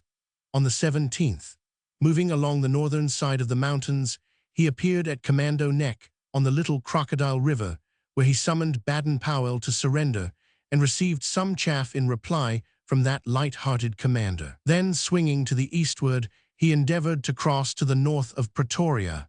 On the 19th, he was heard of at Hebron. Baden-Powell and Paget had, however, already barred this path, and De Wet, having sent Steyn on with a small escort, turned back to the Free State. On the 22nd, it was reported that, with only a handful of his followers, he had crossed the Magaliesberg Range by a bridle path and was riding southwards. Lord Roberts was at last free to turn his undivided attention upon Botha. 2 Boer plots had been discovered during the first half of August, the one in Pretoria and the other in Johannesburg, each having for its object a rising against the British in the town. Of these the former, which was the more serious, involving as it did the kidnapping of Lord Roberts, was broken up by the arrest of the deviser, Hans Cordua, a German lieutenant in the Transvaal artillery. On its merits, it is unlikely that the crime would have been met by the extreme penalty, especially as it was a question whether the agent provocateur had not played a part. But the repeated breaches of parole, by which our prisoners of one day were in the field against us on the next, called imperatively for an example, and it was probably rather for his broken faith than for his harebrained scheme that Cordua died. At the same time, it is impossible not to feel sorrow for this idealist of 23 who died for a cause which was not his own. He was shot in the garden of Pretoria Jail upon August 24th. A fresh and more stringent proclamation from Lord Roberts showed that the British commander was losing his patience in the face of the wholesale return of paroled men to the field, and announced that such perfidy would in future be severely punished. It was notorious that the same men had been taken and released more than once. One man killed in action was found to have 9 signed passes in his pocket. It was against such abuses that the extra severity of the British was aimed. Chapter 29. The Advance to Komatipoort. The time had now come for the great combined movement, which was to sweep the main Boer army off the line of the Delagoa Railway, cut its source of supplies, and follow it into that remote and mountainous Lydenburg district, which had always been proclaimed as the last refuge of the burghers. Before entering upon this most difficult of all his advances, Lord Roberts waited until the cavalry and mounted infantry were well mounted again. Then, when all was ready, the first step in this last stage of the regular campaign was taken by General Buller, who moved his army of natal veterans off the railway line and advanced to a position from which he could threaten the flank and rear of Botha if he held his ground against Lord Roberts. Buller's cavalry had been reinforced by the arrival of Strathcona's horse, a fine body of Canadian troopers, whose services had been presented to the nation by the public-spirited noblemen whose name they bore. They were distinguished by their fine physique, and by the lassos, cowboy stirrups, and large spurs of the northwestern plains. It was in the first week of July that Clary joined hands with the Heidelberg garrison, while Koch with the 10th Brigade cleared the right flank of the railway by an expedition as far as Amersfoort. On July 6th, the natal communications were restored, and on the 7th, Buller was able to come through to Pretoria and confer with the commander-in-chief. A Boer force with heavy guns still hung about the line, and several small skirmishes were fought between Vlakfontein and Graelingstad in order to drive it away. By the middle of July, the immediate vicinity of the railway was clear save for some small marauding parties who endeavored to tamper with the rails and the bridges. Up to the end of the month, the whole of the natal army remained strung along the line of communications from Heidelberg to Standerton, waiting for the collection of forage and transport to enable them to march north against Botha's position. On August 8th, Buller's troops advanced to the northeast from Paardekkop, pushing a weak Boer force with 5 guns in front of them. At the cost of 25 wounded, principally of the 60th Rifles, the enemy was cleared off, and the town of Amersfoort was occupied.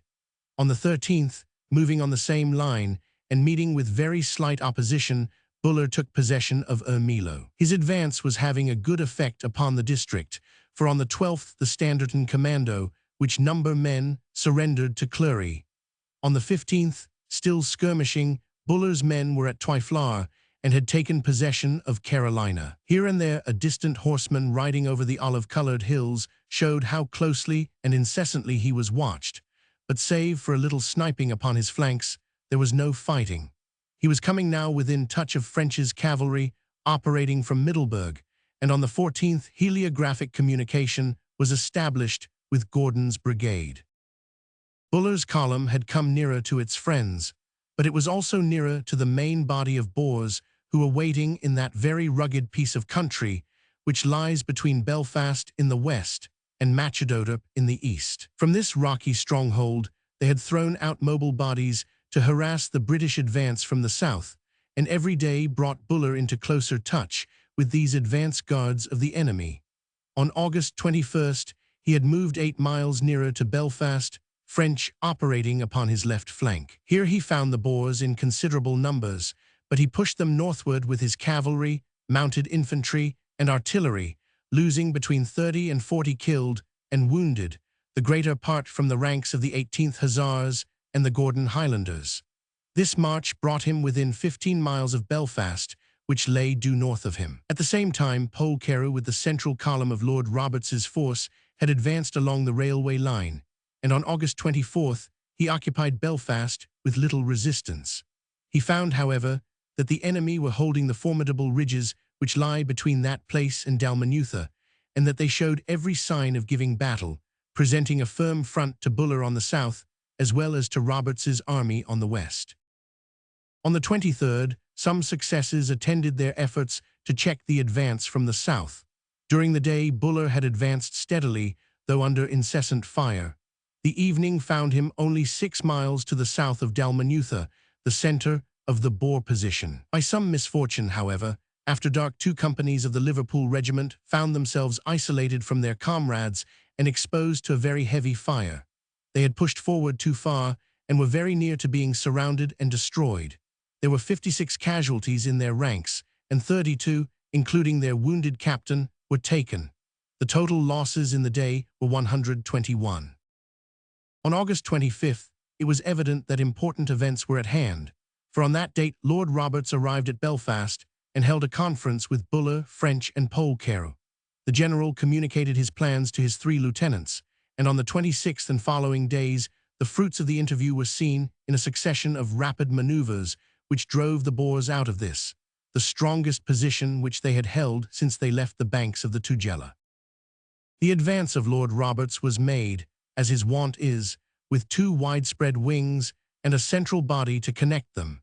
Such a movement leaves the enemy in doubt as to which flank will really be attacked, while if he denudes his center in order to strengthen both flanks, there is the chance of a frontal advance, which might cut him in 2. French with 2 cavalry brigades formed the left advance, Polcaru the center, and Buller the right, the whole operations extending over 30 miles of infamous country.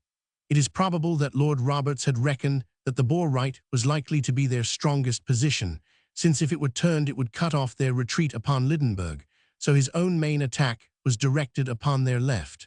This was carried out by General Buller on August 26th. On the first day, the movement upon Buller's part consisted in a very deliberate reconnaissance of, and closing in upon the enemy's position, his troops bivouacking upon the ground which they had won. On the second, finding that all further progress was barred by the strong ridge of Bergendal, he prepared his attack carefully with artillery and then let loose his infantry upon it. It was a gallant feat of arms upon either side. The Boer position was held by a detachment of the Johannesburg police, who may have been bullies in peace, but were certainly heroes in war. The fire of 60 guns was concentrated for a couple of hours upon a position only a few hundred yards in diameter. In this infernal fire, which left the rocks yellow with lyddite, the survivors still waited grimly for the advance of the infantry. No finer defense was made in the war. The attack was carried out across an open glacis by the 2nd Rifle Brigade and by the Enniskilling Fusiliers, the men of Pieter's Hill. Through a deadly fire, the gallant infantry swept over the position, though Metcalfe, the brave colonel of the Rifles, with 8 other officers and 70 men were killed or wounded.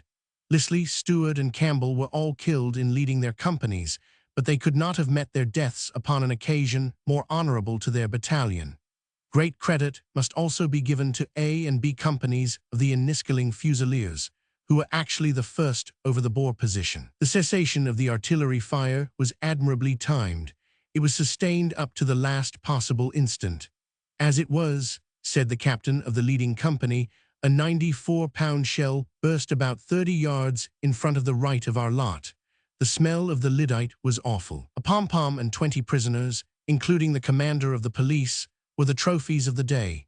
An outwork of the Boer position had been carried, and the rumor of defeat and disaster had already spread through their ranks. Braver men than the burghers have never lived, but they had reached the limits of human endurance, and a long experience of defeat in the field had weakened their nerve and lessened their morale. They were no longer men of the same fiber as those who had crept up to the trenches of Spion Kop, or faced the lean warriors of Ladysmith on that grim January morning at Caesar's camp. Dutch tenacity would not allow them to surrender, and yet they realized how hopeless was the fight in which they were engaged. Nearly 15,000 of their best men were prisoners. 10,000 at the least had returned to their farms and taken the oath. Another 10 had been killed, wounded, or incapacitated. Most of the European mercenaries had left. They held only the ultimate corner of their own country. They had lost their grip upon the railway line, and their supply of stores and of ammunition was dwindling. To such a pass had 11 months of war reduced that formidable army who had so confidently advanced to the conquest of South Africa. While Buller had established himself firmly upon the left of the Boer position, Polcaro had moved forward to the north of the railway line, and French had advanced as far as Swart Koppies upon the Boer right. These operations on August 26th were met with some resistance, and entailed a loss of 40 or 50 killed and wounded. But it soon became evident that the punishment which they had received at Bergendal had taken the fight out of the Boers, and that this formidable position was to be abandoned as the others had been. On the 28th, the burghers were retreating, and Machadodorp, where Kruger had sat so long in his railway carriage, protesting that he would eventually move west and not east, was occupied by Buller. French, moving on a more northerly route, entered Watervallonder with his cavalry upon the same date, driving a small Boer force before him. Amid rain and mist, the British columns were pushing rapidly forwards, but still the burghers held together, and still their artillery was uncaptured. The retirement was swift, but it was not yet a rout. On the 30th, the British cavalry were within touch of Nuitgedacht, and saw a glad sight in a long trail of ragged men who were hurrying in their direction along the railway line.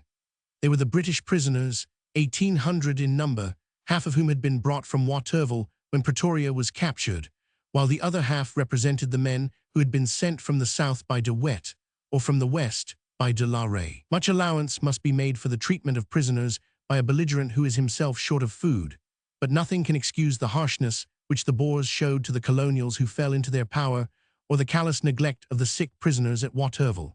It is a humiliating but an interesting fact that from first to last no fewer than 7,000 of our men passed into their power, all of whom were now recovered save some 60 officers, who had been carried off by them in their flight.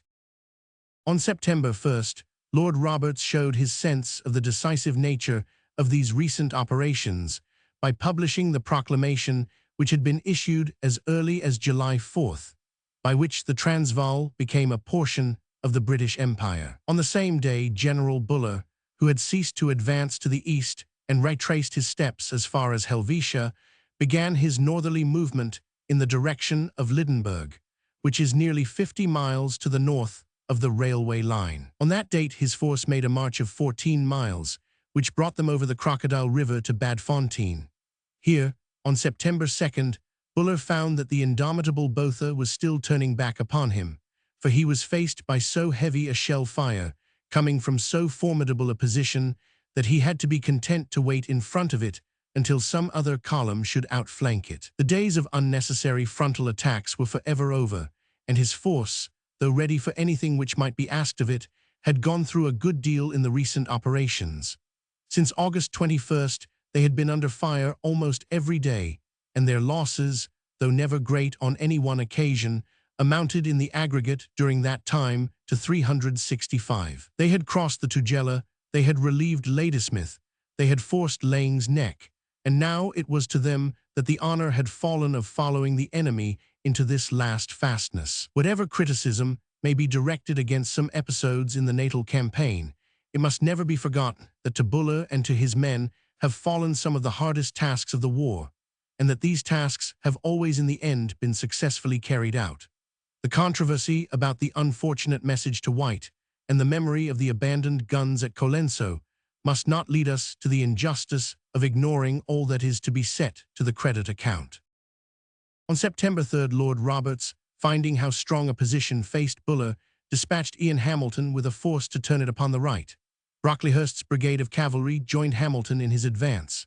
On the 4th, he was within signaling distance of Buller and on the right rear of the Boer position. The occupation of a mountain called Zwagenhoek would establish Hamilton firmly, and the difficult task of seizing it at night was committed to Colonel Douglas and his fine regiment of Royal Scots. It was Spion Kop over again, but with a happier ending.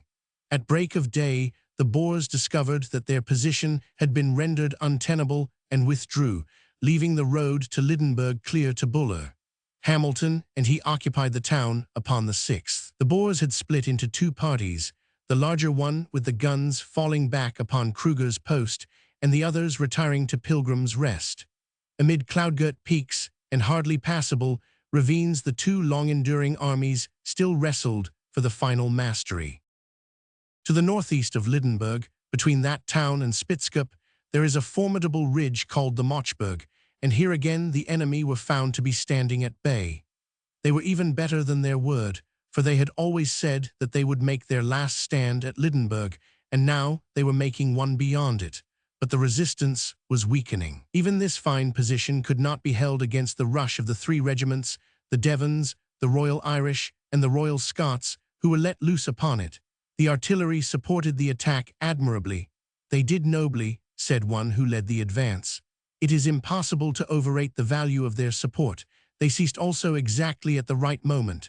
One more shell would have hit us. Mountain mists saved the defeated burghers from a close pursuit, but the hills were carried. The British losses on this day, September 8th, were 13 killed and 25 wounded, but of these 38, no less than half were accounted for by one of those strange malignant freaks which can neither be foreseen nor prevented. A shrapnel shell, fired at an incredible distance, burst right over the volunteer company of the Gordons who were marching in column. 19 men fell, but it is worth recording that, smitten so suddenly and so terribly, the gallant volunteers continued to advance as steadily as before this misfortune befell them. On the 9th, Buller was still pushing forward to Spitzkop, his guns and the first rifles overpowering a weak rearguard resistance of the Boers. On the 10th, he had reached Klipgat, which is halfway between the Mochberg and Spitzkop. So close was the pursuit that the Boers, as they streamed through the passes, flung 13 of their ammunition wagons over the cliffs to prevent them from falling into the hands of the British horsemen. At one period, it looked as if the gallant Boer guns had waited too long in covering the retreat of the burghers. Strathcona's horse pressed closely upon them. The situation was saved by the extreme coolness and audacity of the Boer gunners. When the cavalry were barely half a mile behind the rear gun, says an eyewitness, and we regarded its capture as certain, the leading Long Tom deliberately turned to bay and opened with case shot at the pursuers streaming down the hill in single file over the head of his brother gun. It was a magnificent coup and perfectly successful. The cavalry had to retire, leaving a few men wounded, and by the time our heavy guns had arrived, both Long Toms had got clean away. But the Boer riflemen would no longer stand. Demoralized after their magnificent struggle of 11 months, the burghers were now a beaten and disorderly rabble flying wildly to the eastward, and only held together by the knowledge that in their desperate situation there was more comfort and safety in numbers. The war seemed to be swiftly approaching its close. On the 15th, Buller occupied Spitzkop in the north, capturing a quantity of stores, while on the 14th, French took Barberton in the south, releasing all the remaining British prisoners and taking possession of 40 locomotives, which do not appear to have been injured by the enemy. Meanwhile, Polkero had worked along the railway line and had occupied Kopmuiden, which was the junction where the Barberton line joins that to Lourenco Marx. Ian Hamilton's force, after the taking of Lydenburg and the action which followed, turned back, leaving Buller to go his own way, and reached Komatipoort on September 24th, having marched since September 9th without a halt through a most difficult country. On September 11th, an incident had occurred which must have shown the most credulous believer in Boer prowess that their cause was indeed lost.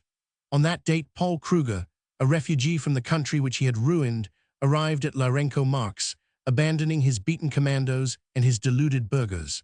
How much had happened since those distant days when as a little herdspy he had walked behind the bullocks on the great northward trek. How piteous this ending to all his strivings and his plottings. A life which might have closed amid the reverence of a nation and the admiration of the world was destined to finish in exile, impotent and undignified. Strange thoughts must have come to him during those hours of flight, memories of his virile and turbulent youth, of the first settlement of those great lands, of wild wars where his hand was heavy upon the natives, of the triumphant days of the War of Independence, when England seemed to recoil from the rifles of the burghers. And then the years of prosperity, the years when the simple farmer found himself among the great ones of the earth, his name a household word in Europe, his state rich and powerful, his coffers filled with the spoil of the poor drudges who worked so hard and paid taxes so readily.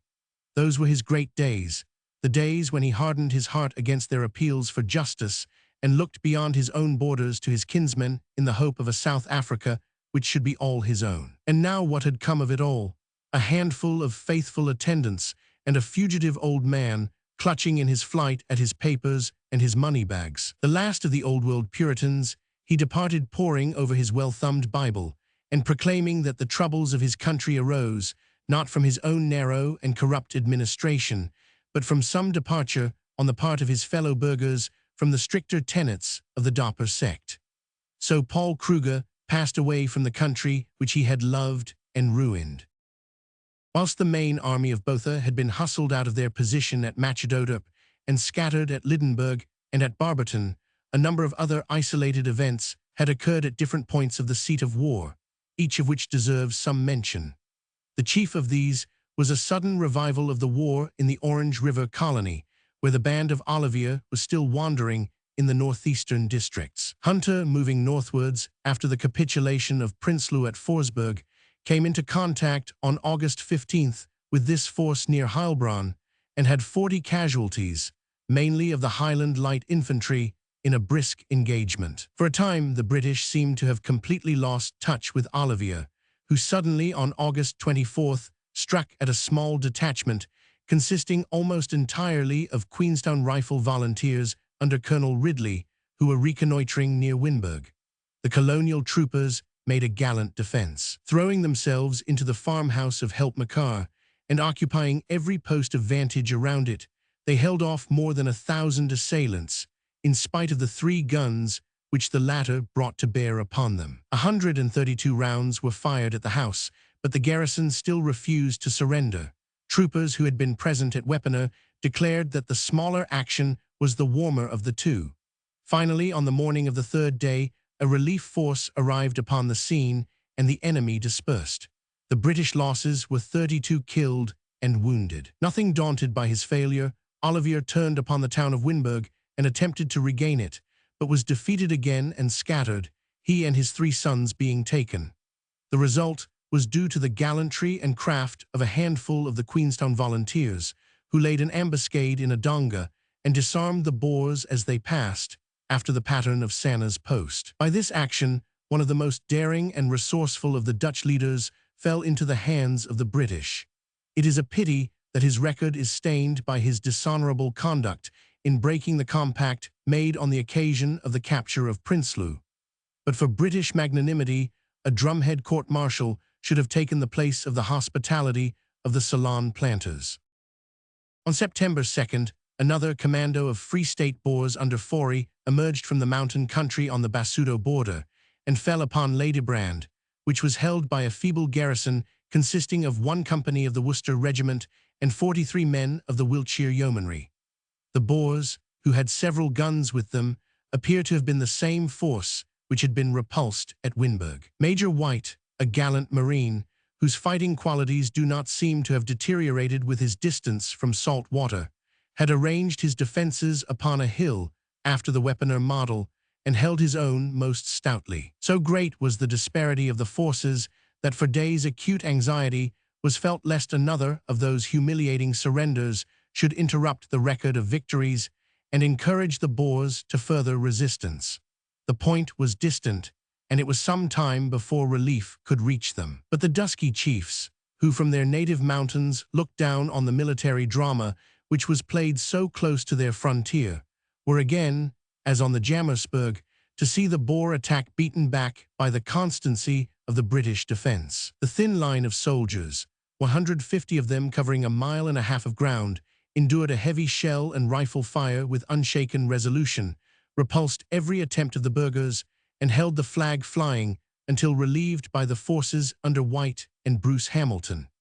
In this march to the relief, Hamilton's infantry covered 80 miles in 4.5 days. Lean and hard, inured to warfare, and far from every temptation of wine or women, the British troops at this stage of the campaign were in such training, and marched so splendidly, that the infantry was often very little slower than the cavalry. Methuen's fine performance in pursuit of De Wet, where Douglas's infantry did 66 miles in 75 hours, the City Imperial Volunteers covering 224 miles in 14 days, with a single forced march of 30 miles in 17 hours, the Shropshire's 43 miles in 32 hours, the 45 miles in 25 hours of the Essex Regiment, Bruce Hamilton's march recorded above, and many other fine efforts served to show the spirit and endurance of the troops. In spite of the defeat at Winburg and the repulse at Ladybrand, there still remained a fair number of broken and desperate men in the Free State who held out among the difficult country of the East. A party of these came across in the middle of September and endeavoured to cut the railway near Brandfort. They were pursued and broken up by MacDonald, who, much aided in his operations by the band of scouts which Lord Lovat had brought with him from Scotland, took several prisoners and a large number of wagons and of oxen. A party of these Boers attacked a small post of 16 yeomanry under Lieutenant Slater at Bultfontein, but were held at bay until relief came from Brandfort. At two other points, the Boer and British forces were in contact during these operations. One was to the immediate north of Pretoria, where Grobler's commando was faced by Paggett's brigade. On August 18th, the Boers were forced with some loss out of Horney's Neck, which is 10 miles to the north of the capital. On the 22nd, a more important skirmish took place at Pinar's River, in the same direction between Baden-Powell's men, who had come thither in pursuit of De Wet, and Grobler's band. The advance guards of the two forces galloped into each other, and for once Boer and Briton looked down the muzzles of each other's rifles. The gallant Rhodesian regiment, which had done such splendid service during the war, suffered most heavily. Colonel Spreckley and 4 others were killed, and 6 or 7 wounded.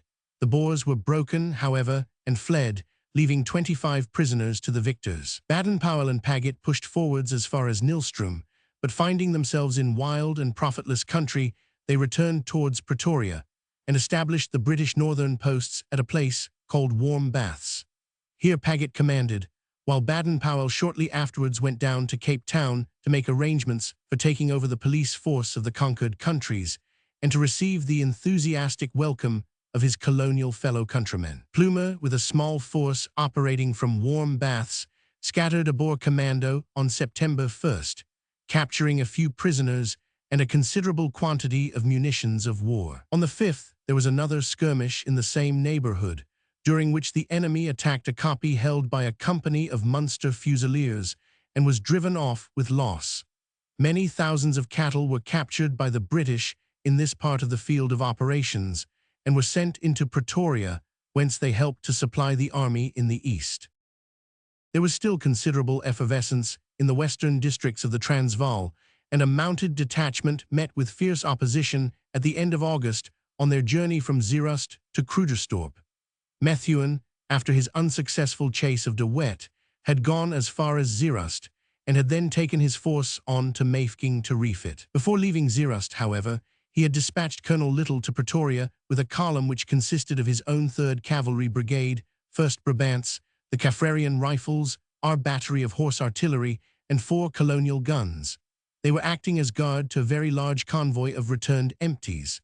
The district which they had to traverse is one of the most fertile in the Transvaal, a land of clear streams and of orange groves. But the farmers are numerous and aggressive, and the column, which was 900 strong, could clear all resistance from its front, but found it impossible to brush off the snipers upon its flanks and rear. Shortly after their start, the column was deprived of the services of its gallant leader, Colonel Little, who was shot while riding with his advance scouts.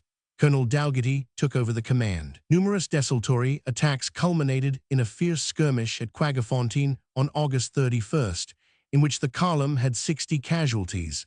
The event might have been serious, as de la Rey's main force appears to have been concentrated upon the British detachment, the brunt of the action falling upon the Kaffrarian Rifles. By a rapid movement, the column was able to extricate itself and win its way safely to Krugersdorp, but it narrowly escaped out of the wolf's jaws, and as it emerged into the open country, de la Rey's guns were seen galloping for the pass which they had just come through. This force was sent south to Kroonstad to refit. Lord Methuen's army, after its long marches and arduous work, arrived at Mafeking on August 28th for the purpose of refitting.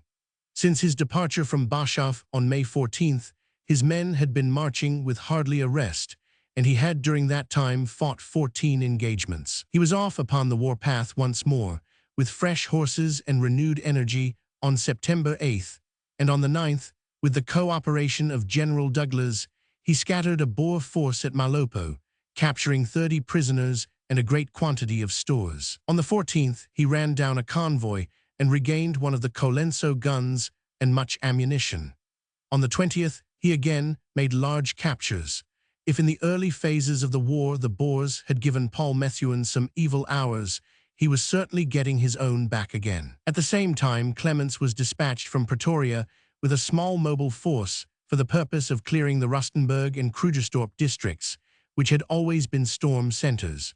These 2 forces, of Methuen and of Clements, moved through the country, sweeping the scattered Boer bands before them and hunting them down until they dispersed. At Kekkepoort and at Hexpoort, Clements fought successful skirmishes, losing at the latter action Lieutenant Stanley of the Yeomanry, the Somersetshire cricketer, who showed, as so many have done, how close is the connection between the good sportsman and the good soldier. On the 12th, Douglas took 39 prisoners near Lichtenberg. On the 18th, Rundle captured a gun at Bronkhorstfontein, Hart at Potchefstroom, Hildyard in the Utrecht district, MacDonald in the Orange River colony. Everywhere the British generals were busily stamping out the remaining embers of what had been so terrible a conflagration. Much trouble but no great damage was inflicted upon the British during this last stage of the war by the incessant attacks upon the lines of railway by roving bands of Boers. The actual interruption of traffic was of little consequence, for the assiduous sappers with their gangs of Basuto laborers were always at hand to repair the break. But the loss of stores, and occasionally of lives, was more serious. Hardly a day passed that the stokers and drivers were not made targets of by snipers among the koppies, and occasionally a train was entirely destroyed.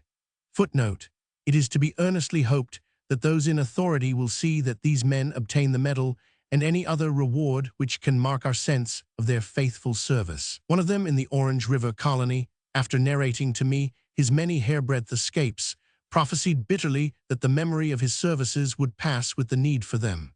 Chief among these raiders was the Wild Thuron, who led a band which contained men of all nations, the same gang who had already, as narrated, held up a train in the Orange River colony. On August 31st, he derailed another at Flip River to the south of Johannesburg, blowing up the engine and burning 13 trucks. Almost at the same time, a train was captured near Kroonstad, which appeared to indicate that the Great De Wet was back in his old hunting grounds.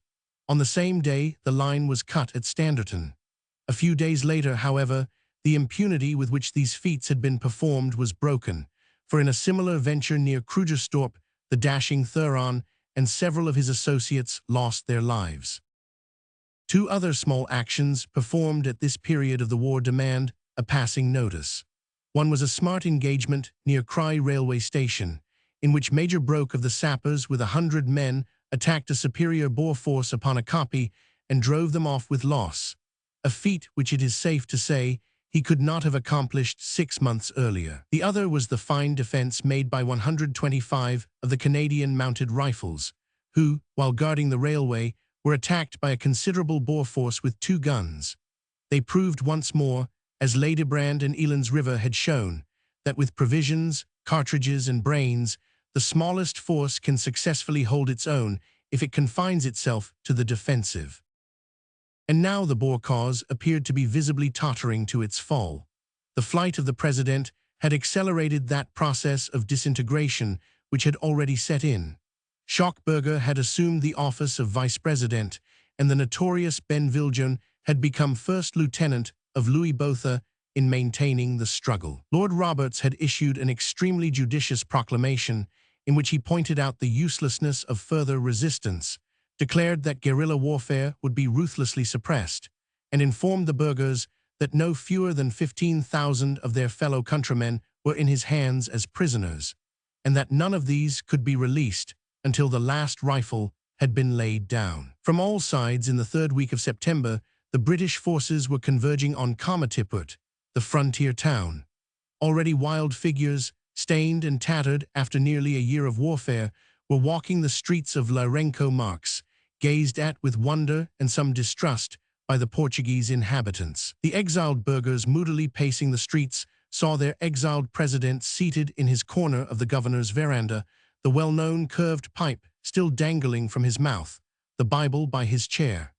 Day by day, the number of these refugees increased. On September 17th, special trains were arriving crammed with the homeless burghers and with the mercenaries of many nations, French, German, Irish-American, and Russian, all anxious to make their way home. By the 19th, no fewer than 700 had passed over. At dawn on September 22nd, a half-hearted attempt was made by the commando of Erasmus to attack Eland's River Station, but it was beaten back by the garrison. While it was going on, Paget fell upon the camp, which Erasmus had left behind him, and captured his stores. From all over the country, from Plumer's bushmen, from Barton at Krugerstorp, from the colonials at Heilbronn, from Clements on the west, came the same reports of dwindling resistance and of the abandoning of cattle, arms, and ammunition. On September 24th came the last chapter in this phase of the campaign in the eastern Transvaal, when at 8 in the morning, Paul Carew and his guardsmen occupied Kamatiput. They had made desperate marches, one of them through thick bush, where they went for 19 miles without water, but nothing could shake the cheery gallantry of the men. To them fell the honor, an honor well deserved by their splendid work throughout the whole campaign, of entering and occupying the ultimate eastern point which the Boers could hold. Resistance had been threatened and prepared for, but the grim, silent advance of that veteran infantry took the heart out of the defense. With hardly a shot fired, the town was occupied.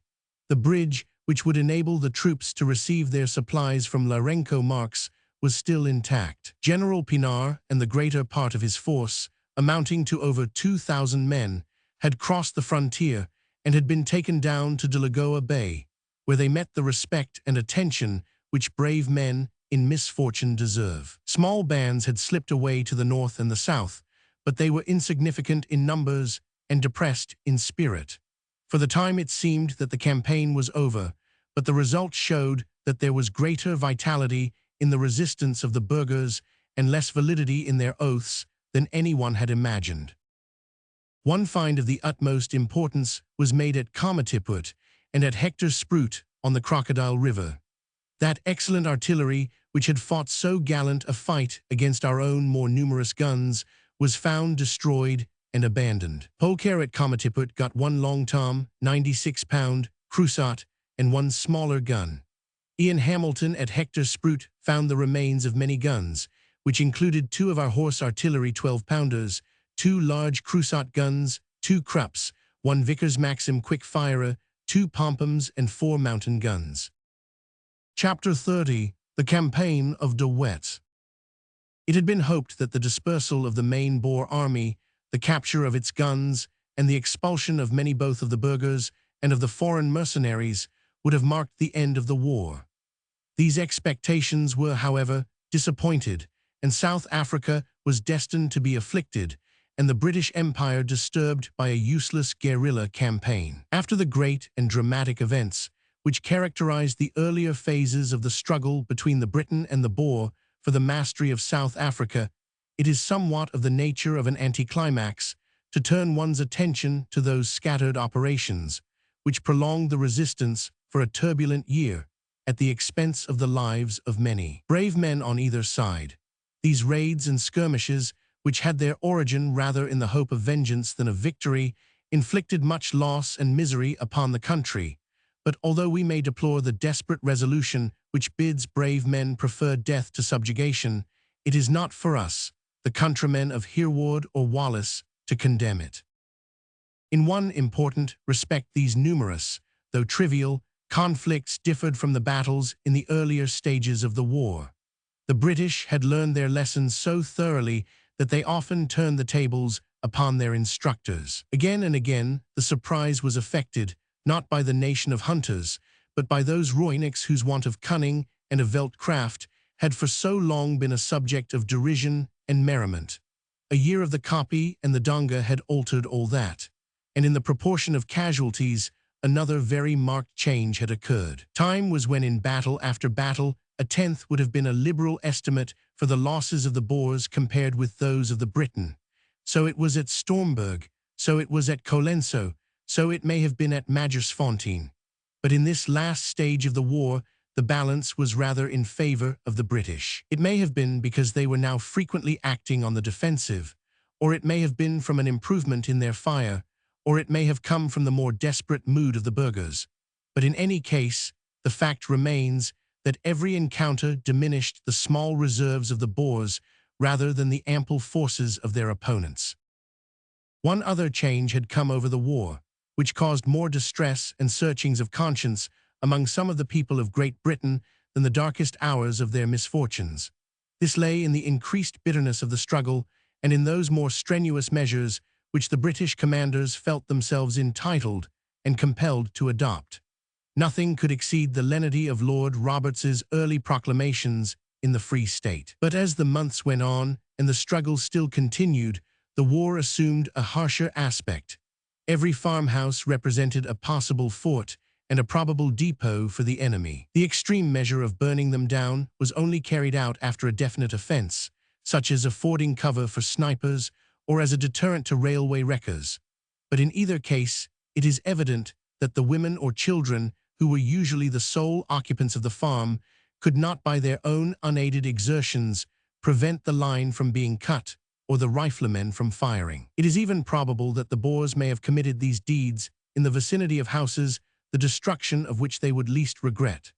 Thus, on humanitarian grounds, there were strong arguments against this policy of destruction being pushed too far, and the political reasons were even stronger, since a homeless man is necessarily the last man to settle down, and a burned-out family the last to become contented British citizens. On the other hand, the impatience of the army towards what they regarded as the abuses of lenity was very great, and they argued that the war would be endless if the women in the farm were allowed always to supply the sniper on the Kopje. The irregular and brigand-like fashion in which the struggle was carried out had exasperated the soldiers, and though there were few cases of individual outrage or unauthorized destruction, the general orders were applied with some harshness, and repressive measures were taken which warfare may justify, but which civilization must deplore.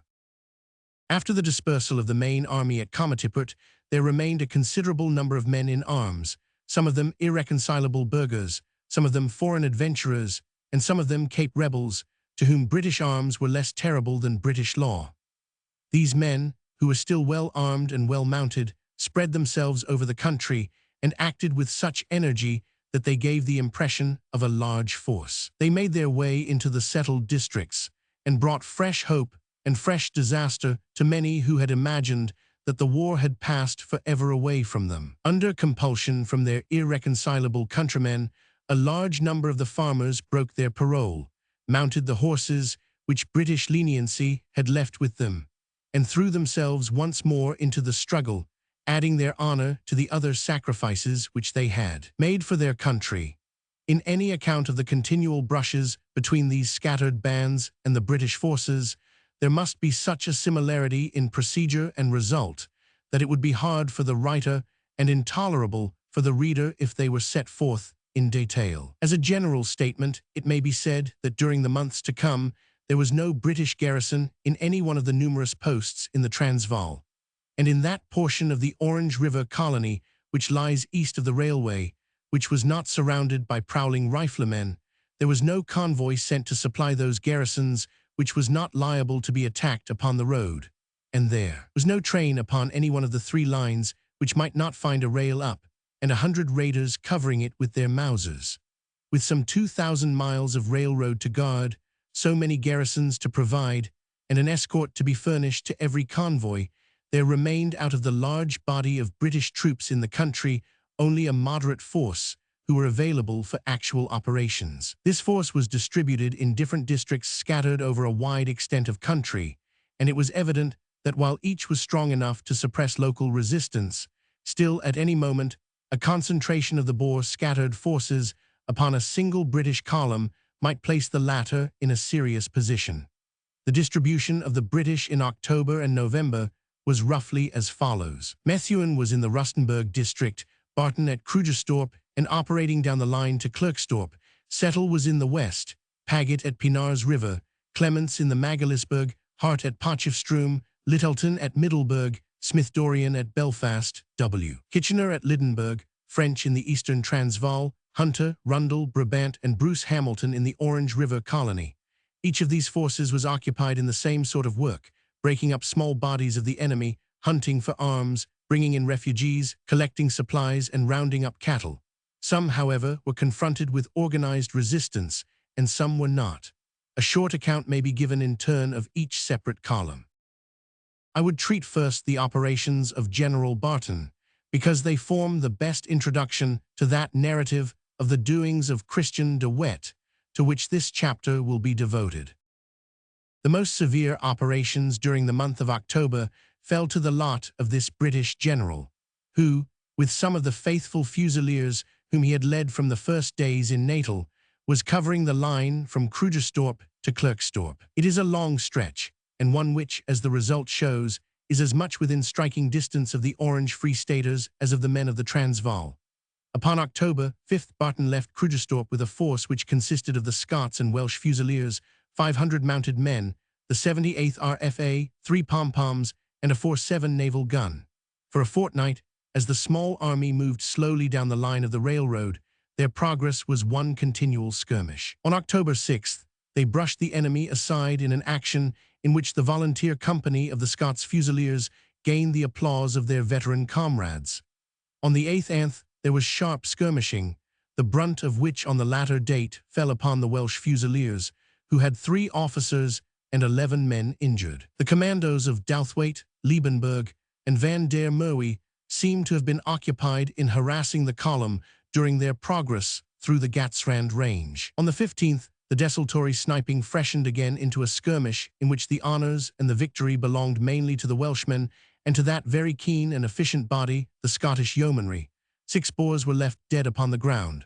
On October 17th, the column reached Frederikstad, where it halted. On that date, 6 of Marshall's horse were cut off while collecting supplies. The same evening, 300 of the Imperial Light Horse came in from Krugersdorp. Up to this date, the Boer forces which dogged the column had been annoying, but not seriously aggressive. On the 19th, however, affairs took an unexpected turn. The British scouts rode in to report a huge dust cloud whirling swiftly northwards from the direction of the Vaal River, soon plainly visible to all, and showing as it drew nearer the hazy outline of a long column of mounted men. The dark coats of the riders, and possibly the speed of their advance, showed that they were Boers, and soon it was rumored that it was no other than Christian de Wet with his merry men, who, with characteristic audacity, had ridden back into the Transvaal in the hope of overwhelming Barton's column.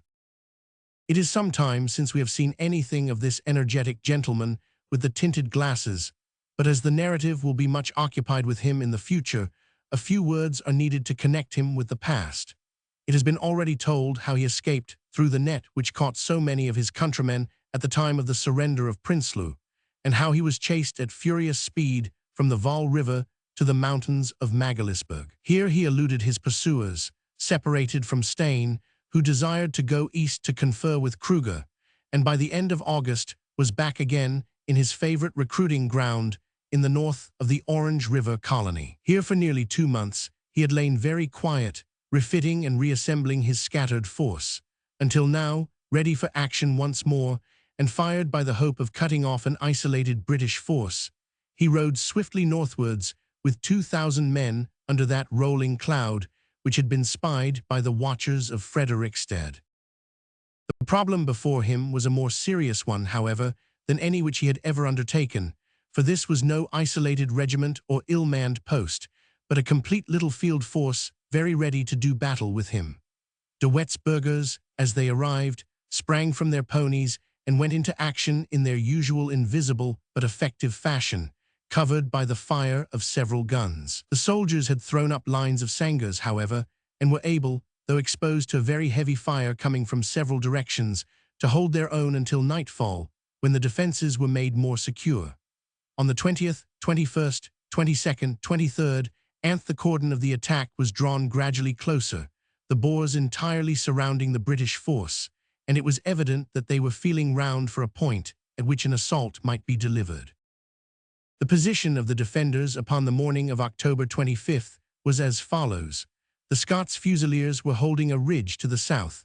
General Barton, with the rest of his forces, occupied a hill some distance off. Between the two was a valley down which ran the line, and also the spruit upon which the British depended for their water supply. On each side of the line were ditches, and at dawn on this 7th day of the investment, it was found that these had been occupied by snipers during the night, and that it was impossible to water the animals. One of two things must follow. Either the force must shift its position, or it must drive these men out of their cover. No fire could do it, as they lay in perfect safety. They must be turned out at the point of the bayonet. About noon, several companies of Scots and Welsh Fusiliers advanced from different directions in very extended order upon the ditches. Captain Bailey's company of the former regiment first attracted the fire of the burghers. Wounded twice, the brave officer staggered on until a third bullet struck him dead. 6 of his men were found lying beside him. The other companies were exposed in their turn to a severe fire, but rushing onwards, they closed rapidly in upon the ditches. There have been few finer infantry advances during the war, for the veldt was perfectly flat and the fire terrific. A mile of ground was crossed by the Fusiliers. 3 gallant officers, Dick, Elliot, and Best, went down, but the rush of the men was irresistible. At the edge of the ditches, the supports overtook the firing line, and they all surged into the trenches together. Then it was seen how perilous was the situation of the Boer snipers. They had placed themselves between the upper and the nether millstone. There was no escape for them save across the open. It says much for their courage that they took that perilous choice rather than wave the white flag, which would have ensured their safety. The scene which followed has not often been paralleled. About 150 burghers rushed out of the ditches, streaming across the veldt upon foot to the spot where their horses had been secreted. Rifles, pom-poms, and shrapnel played upon them during this terrible race. A black running mob carrying coats, blankets, boots, rifles, and was seen to rise as if from nowhere and rush as fast as they could, dropping the various things they carried as they ran. One of their survivors has described how awful was that wild blind flight through a dust cloud thrown up by the shells. For a mile the veldt was dotted with those who had fallen. 36 were found dead, 30 were wounded, and 30 more gave themselves up as prisoners. Some were so demoralized that they rushed into the hospital and surrendered to the British doctor. The Imperial Light Horse were for some reason slow to charge. Had they done so at once, many eyewitnesses agree that not a fugitive should have escaped. On the other hand, the officer in command may have feared that in doing so he might mask the fire of the British guns. One incident in the action caused some comment at the time. A small party of Imperial Light Horse, gallantly led by Captain Yochney of B Squadron, came to close quarters with a group of Boers. 5 of the enemy having held up their hands, Yochney passed them and pushed on against their comrades. On this, the prisoners seized their rifles once more and fired upon their captors. A fierce fight ensued, with only a few feet between the muzzles of the rifles. 3 Boers were shot dead, 5 wounded, and 8 taken. Of these 8, 3 were shot next day by order of court-martial for having resumed their weapons after surrender, while 2 others were acquitted. The death of these men in cold blood is to be deplored, but it is difficult to see how any rules of civilized warfare can be maintained if a flagrant breach of them is not promptly and sternly punished. On receiving this severe blow, De Wet promptly raised the investment and hastened to regain his favorite haunts. Considerable reinforcements had reached Barton upon the same day, including the Dublins, the Essex, Strathcona's Horse, and the Elswick Battery, with some very welcome supplies of ammunition. As Barton had now more than 1,000 mounted men of most excellent quality, it is difficult to imagine why he did not pursue his defeated enemy. He seems to have underrated the effect which he had produced, for instead of instantly assuming the offensive, he busied himself in strengthening his defenses. Yet the British losses in the whole operations had not exceeded 100, so that there does not appear to have been any reason why the force should be crippled. As Barton was in direct and constant telegraphic communication with Pretoria, it is possible that he was acting under superior orders in the course which he adopted.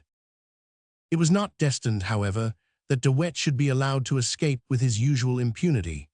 On the 27th, 2 days after his retreat from Frederickstad, he was overtaken, stumbled upon by pure chance apparently, by the mounted infantry and cavalry of Charles Knox and de Lisle. The Boers, a great disorganized cloud of horsemen, swept swiftly along the northern bank of the Vaal, seeking for a place to cross, while the British rode furiously after them, spraying them with shrapnel at every opportunity. Darkness and a violent storm gave De Wet his opportunity to cross, but the closeness of the pursuit compelled him to abandon 2 of his guns, one of them a Krupp, and the other one of the British 12-pounders of Sanna's post, which, to the delight of the gunners, was regained by that very U battery to which it belonged. Once across the river and back in his own country, De Wet, having placed 70 miles between himself and his pursuers, took it for granted that he was out of their reach and halted near the village of Bothaville to refit. But the British were hard upon his track, and for once they were able to catch this indefatigable man unawares. Yet their knowledge of his position seems to have been most hazy, and on the very day before that on which they found him, General Charles Knox, with the main body of the force, turned north and was out of the subsequent action. De Lisle's mounted troops also turned north, but fortunately not entirely out of Cole. To the 3rd and smallest body of mounted men that under Le Gallais fell the honor of the action which I am about to describe. It is possible that the move northwards of Charles Knox and of de Lisle had the effect of a most elaborate stratagem, since it persuaded the Boer scouts that the British were retiring. So indeed they were, save only the small force of Le Gallais, which seems to have taken one last cast round to the south before giving up the pursuit. In the grey of the morning of November 6th, Major Lean with 40 men of the 5th Mounted Infantry came upon 3 weary Boers sleeping upon the veldt. Having secured the men, and realizing that they were an outpost, Lean pushed on, and topping a rise some hundreds of yards further, he and his men saw a remarkable scene. There before them stretched the camp of the Boers, the men sleeping, the horses grazing, the guns parked, and the wagons spanned. There was little time for consideration. The Kaffir drivers were already afoot and strolling out for their horses or lighting the fires for their master's coffee. With splendid decision, although he had but 40 men to oppose to over 1,000, Lean sent back for reinforcements and opened fire upon the camp. In an instant, it was buzzing like an overturned hive. Up sprang the sleepers, rushed for their horses, and galloped away across the veldt, leaving their guns and wagons behind.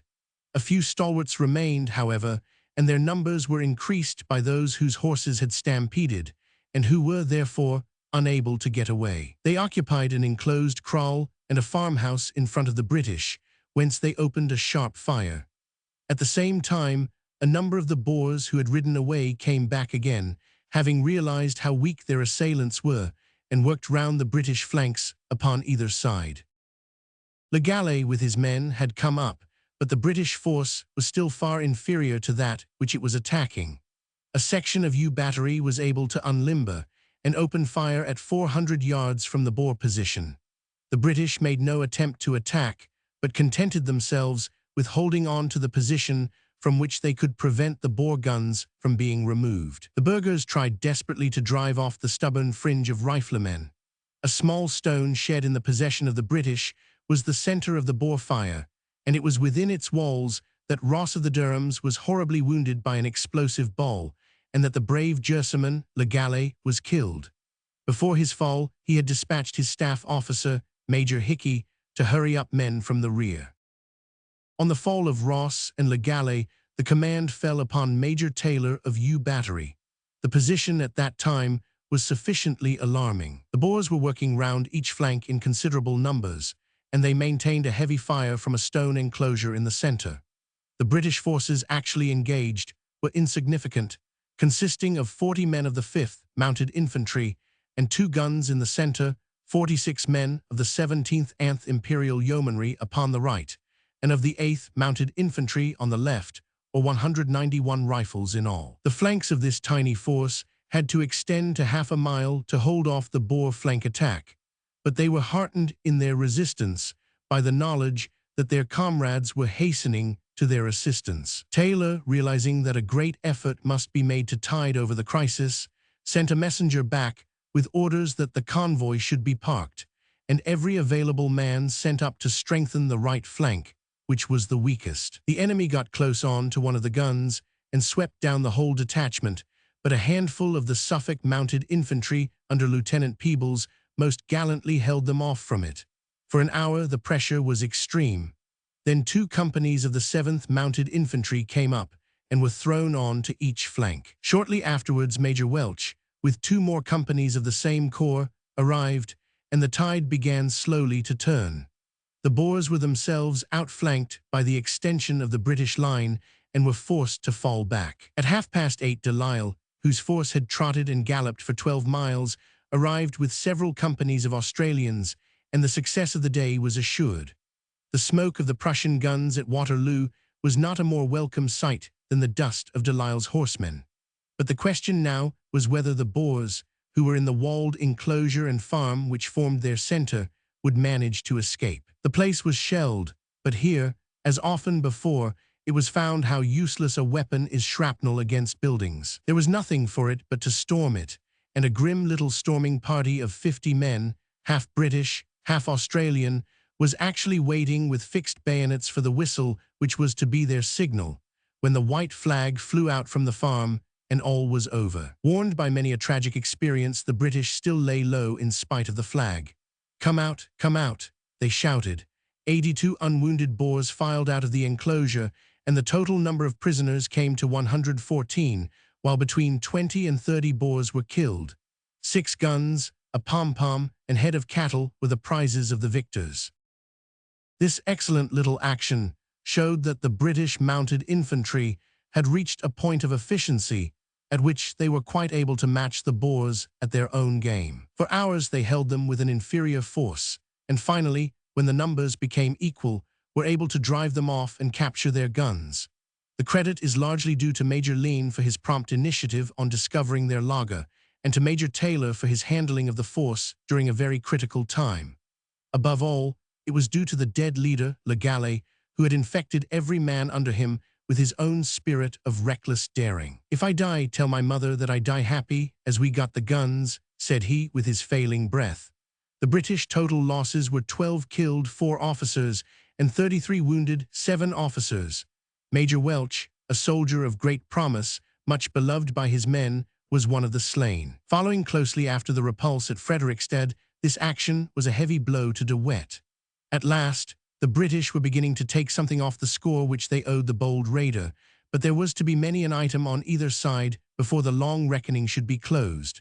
The Boers, with De Wet, fled south, where it was not long before they showed that they were still a military force with which we had to reckon. In defiance of chronology, it may perhaps make a clearer narrative if I continue at once with the movements of De Wet from the time that he lost his guns at Bothaville, and then come back to the consideration of the campaign in the Transvaal, and to a short account of those scattered and disconnected actions which break the continuity of the story. Before following De Wet, however, it is necessary to say something of the general state of the Orange River colony and of some military developments which had occurred there. Under the wise and conciliatory rule of General Prettyman, the farmers in the south and west were settling down, and for the time it looked as if a large district was finally pacified. The mild taxation was cheerfully paid, schools were reopened, and a peace party made itself apparent, with Fraser and Piet de Wet, the brother of Christian, among its strongest advocates. Apart from the operations of De Wet, there appeared to be no large force in the field in the Orange River colony, but early in October of 1900, a small but very mobile and efficient Boer force skirted the eastern outposts of the British, struck the southern line of communications, and then came up the western flank, attacking, where an attack was possible, each of the isolated and weakly garrisoned townlets to which it came, and recruiting its strength from a district which had been hardly touched by the ravages of war, and which by its prosperity alone might have proved the amenity of British military rule.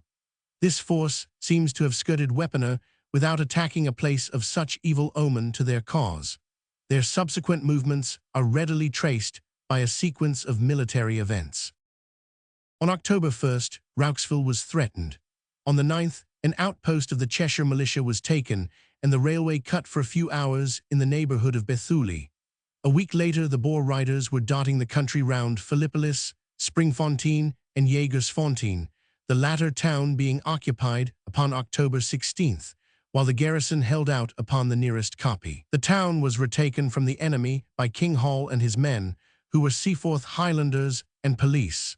There was fierce fighting in the streets, and from 20 to 30 of each side were killed or wounded. Forresmith was attacked on October 19th, but was also in the very safe hands of the Seaforths, who held it against a severe assault. Philippopolis was continually attacked between the 18th and the 24th, but made a most notable defense, which was conducted by Gosling, the resident magistrate, with 40 civilians. For a week, this band of stalwarts held their own against 600 Boers, and were finally relieved by a force from the railway. All the operations were not, however, as successful as these three defenses. On October 24th, a party of cavalry details belonging to many regiments were snapped up in an ambuscade. On the next day, Jacobsdal was attacked, with considerable loss to the British.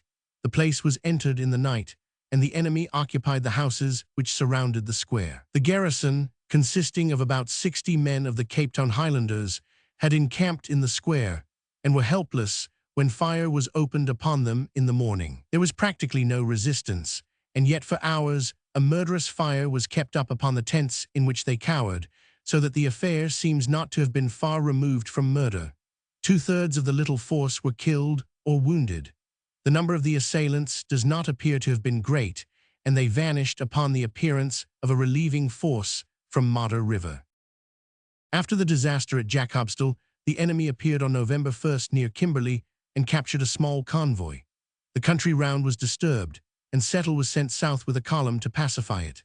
In this way, we can trace this small cyclone from its origin in the old storm center in the northeast of the Orange River colony, sweeping round the whole country, striking one post after another, and finally blowing out at the corresponding point upon the other side of the seat of war. We have last seen De Wet upon November 6th, when he fled south from Bothaville, leaving his guns but not his courage behind him. Trekking across the line, and for a wonder gathering up no train as he passed, he made for that part of the eastern Orange River colony which had been reoccupied by his countrymen. Here, in the neighborhood of Thabanchu, he was able to join other forces, probably the commandos of Hosbroek and Forey, which still retained some guns. At the head of a considerable force, he attacked the British garrison of Duitsdorp, a town some 40 miles to the southeast of Bloemfontein. It was on November 18th that De Wet assailed the place, and it fell upon the 24th, after a defense which appears to have been a very creditable one. Several small British columns were moving in the southeast of the colony, but none of them arrived in time to avert the disaster, which is the more inexplicable as the town is within 1 day's ride of Bloemfontein. The place is a village hemmed in upon its western side by a semicircle of steep rocky hills broken in the center by a gully. The position was a very extended one and had the fatal weakness that the loss of any portion of it meant the loss of it all. The garrison consisted of 1 company of Highland Light Infantry on the southern horn of the semicircle, 3 companies of the 2nd Gloucester Regiment on the northern and central part, with 2 guns of the 68th Battery. Some of the Royal Irish Mounted Infantry and a handful of police made up the total of the defenders to something over 400, Major Massey in command. The attack developed at that end of the ridge, which was held by the company of Highlanders. Every night, the Boer riflemen drew in closer, and every morning found the position more desperate. On the 20th, the water supply of the garrison was cut, though a little was still brought up by volunteers during the night. The thirst in the sultry trenches was terrible, but the garrison still, with black lips and parched tongues, held on to their lines. On the 22nd, the attack had made such progress that the post had by the Highlanders became untenable and had to be withdrawn. It was occupied next morning by the Boers, and the whole ridge was at their mercy. Out of 18 men who served one of the British guns, 16 were killed or wounded, and the last rounds were fired by the Sergeant Ferrier, who carried, loaded, and fired all by himself. All day the soldiers held out, but the thirst was in itself enough to justify, if not to compel, a surrender. At 5:30, the garrison laid down their arms, having lost about 60 killed or wounded. There does not, as far as one can learn, seem to have been any attempt to injure the 2 guns which fell into the hands of the enemy. De Wet himself was one of the first to ride into the British trenches, and the prisoners gazed with interest at the short, strong figure, with the dark tail-coat and the square-topped bowler hat of the most famous of the Boer leaders. British columns were converging, however, from several quarters, and De Wet had to be at once on the move. On the 26th, Duitsdorp was reoccupied by General Charles Knox with 1,500 men. De Wet had 2 days' start, but so swift was Knox that on the 27th he had run him down at Valbank, where he shelled his camp. De Wet broke away, however, and trekking south for 18 hours without a halt, shook off the pursuit. He had with him at this time nearly 8,000 men with several guns under Hasbroek, Forey, Philip Botha, and Steyn. It was his declared intention to invade Cape Colony with his train of weary footsore prisoners, and the laurels of Duitsdorp still green upon him. He was much aided in all his plans by that mistaken leniency which had refused to recognize that a horse is in that country as much a weapon as a rifle, and had left great numbers upon the farms with which he could replace his useless animals. So numerous were they that many of the Boers had 2 or 3 for their own use. It is not too much to say that our weak treatment of the question of horses will come to be recognized as the one great blot upon the conduct of the war, and that our undue and fantastic scruples have prolonged hostilities for months and cost the country many lives and many millions of pounds. De Wet's plan for the invasion of the colony was not yet destined to be realized, for a tenacious man had set himself to frustrate it. Several small but mobile British columns, those of Pilcher, of Barker, and of Herbert, under the supreme direction of Charles Knox, were working desperately to head him off. In torrents of rain which turned every spruit into a river and every road into a quagmire, the British horsemen stuck manfully to their work. De Wet had hurried south, crossed the Caledon River, and made for Odendaal's Drift. But Knox, after the skirmish at Valbank, had trekked swiftly south to Bethune, and was now ready with 3 mobile columns and a network of scouts and patrols to strike in any direction. For a few days he had lost touch, but his arrangements were such that he must recover it if the Boers either crossed the railroad or approached the river. On December 2nd, he had authentic information that De Wet was crossing the Caledon, and in an instant the British columns were all off at full cry once more, sweeping over the country with a front of 15 miles. On the 3rd, in spite of frightful weather, the 2 little armies of horsemen struggled on, fetlock deep in mud, with the rain lashing their faces. At night, without cover, drenched and bitterly cold, the troopers threw themselves down on the sodden veldt to snatch a few hours' sleep before renewing the interminable pursuit. The drift over the Caledon flowed deep and strong, but the Boer had passed, and the Briton must pass also. 30 guns took to the water, diving completely under the coffee-colored surface to reappear glistening upon the southern bank. Everywhere there were signs of the passage of the enemy. A litter of crippled or dying horses marked their track, and a Krupp gun was found abandoned by the drift. The Duitsdorp prisoners, too, had been set loose, and began to stumble and stagger back to their countrymen, their boots worn off, and their puttees wrapped round their bleeding feet. It is painful to add that they had been treated with a personal violence and a brutality in marked contrast to the elaborate hospitality shown by the British government to its involuntary guests. On December 6th, De Wet had at last reached the Orange River a clear day in front of his pursuers, but it was only to find that his labors had been in vain.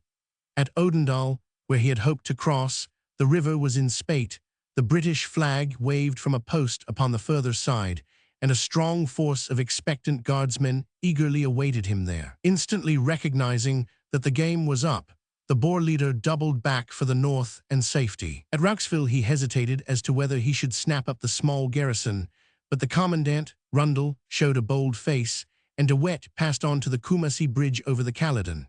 The small post there refused to be bluffed into a surrender, and the Boers, still dropping their horses fast, passed on and got over the drift at Amsterdam, their rearguard being hardly across before Knox had also reached the river. On the 10th, the British were in touch again near Helvetia, where there was a rearguard skirmish. On the 11th, both parties rode through Reddersburg, a few hours separating them. The Boers in their cross-country trekking go, as one of their prisoners observed, slap-bang at everything, and as they are past masters in the art of ox and mule driving, and have such a knowledge of the country that they can trek as well by night as by day, it says much for the energy of Knox and his men that he was able for a fortnight to keep in close touch with them. It became evident now that there was not much chance of overtaking the main body of the burghers, and an attempt was therefore made to interpose a fresh force who might head them off. A line of posts existed between Thabanchu and Ladybrand, and Colonel Thornycroft was stationed there with a movable column. It was Knox's plan, therefore, to prevent the Boers from breaking to the west and to head them towards the Basuto border. A small column under Parsons had been sent by Hunter from Bloemfontein and pushed in upon the flank of De Wet, who had on the 12th got back to Duitsdorp. Again, the pursuit became warm, but De Wet's time was not yet come. He headed for Springham Neck, about 15 miles east of Thabanchu. This pass is about 4 miles broad, with a British fort upon either side of it. There was only one way to safety, for Knox's mounted infantrymen and lancers were already dotting the southern skyline. Without hesitation, the whole Boer force, now some 2,500 strong, galloped at full speed in open order through the neck, braving the long-range fire of riflemen and guns. The tactics were those of French in his ride to Kimberley, and the success was as complete. De Wet's force passed through the last barrier which had been held against him and vanished into the mountainous country round Vicksburg, where it could safely rest and refit. The result, then, of these bustling operations had been that De Wet and his force survived, but that he had failed in his purpose of invading the colony and had dropped some 500 horses, 2 guns, and about 100 of his men. Hasbrook's commando had been detached by De Wet to make a feint at another pass while he made his way through the Springham. Parsons' force followed Hasbrook up and engaged him, but under cover of night he was able to get away and to join his leader to the north of Thabanchu. On December 13th, this, the second great chase after De Wet, may be said to have closed. Chapter 31. The Guerrilla Warfare in the Transvaal, Nuanced.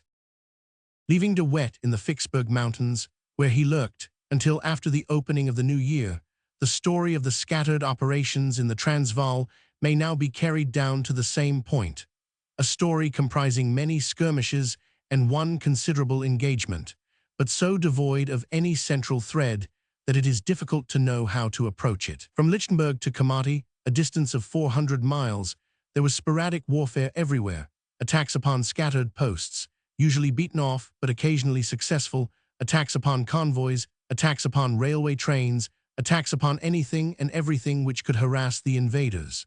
Each general in his own district had his own work of repression to perform, and so we had best trace the doings of each up to the end of the year 1900. Lord Methuen, after his pursuit of De Wet in August, had gone to Mafeking to refit.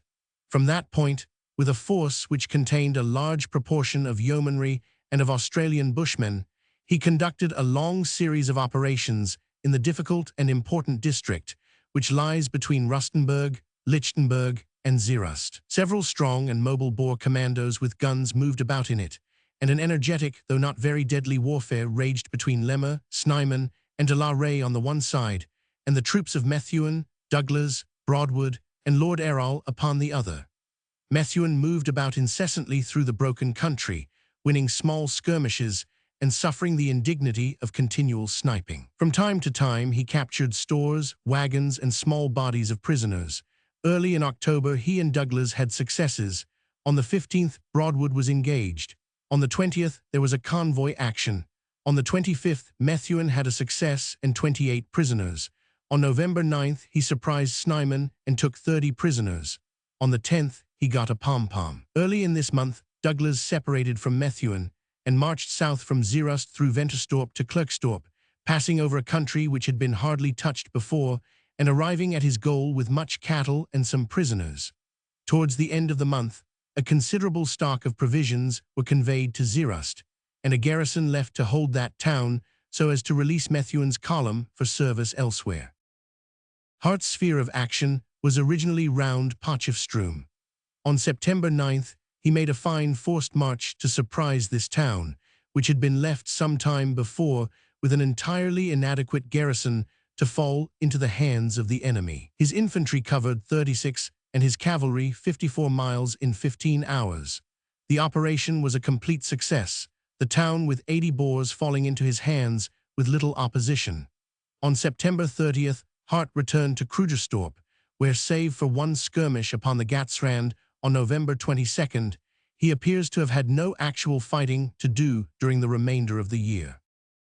After the clearing of the eastern border of the Transvaal by the movement of Pole Carew along the railway line, and of Buller, aided by Ian Hamilton, in the mountainous country to the north of it, there were no operations of importance in this district. A guard was kept upon the frontier to prevent the return of refugees and the smuggling of ammunition, while General Kitchener, the brother of the Sirdar, broke up a few small Boer lagers in the neighborhood of Lydenburg. Smith Dorrien guarded the line at Belfast, and on two occasions, November 1st and November 6th, he made aggressive movements against the enemy.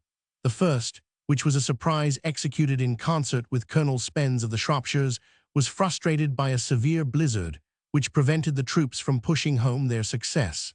The second was a 2 days expedition, which met with a spirited opposition and demands a fuller notice.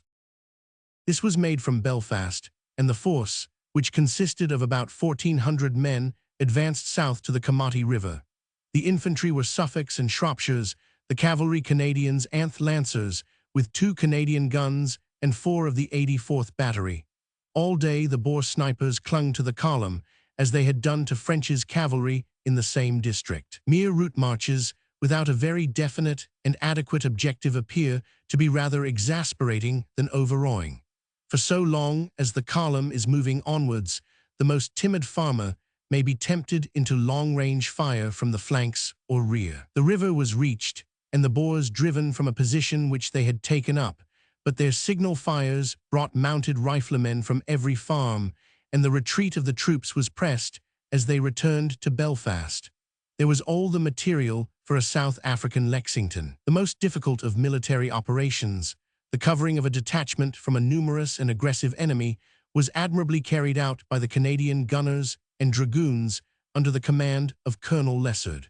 So severe was the pressure that 16 of the latter were for a time in the hands of the enemy, who attempted something in the nature of a charge upon the steadfast rearguard. The movement was repulsed, and the total Boer loss would appear to have been considerable, since 2 of their leaders, Commandant Henry Prinsloo and General Joachim Faury, were killed, while General Johann Grabler was wounded. If the rank and file suffered in proportion, the losses must have been severe.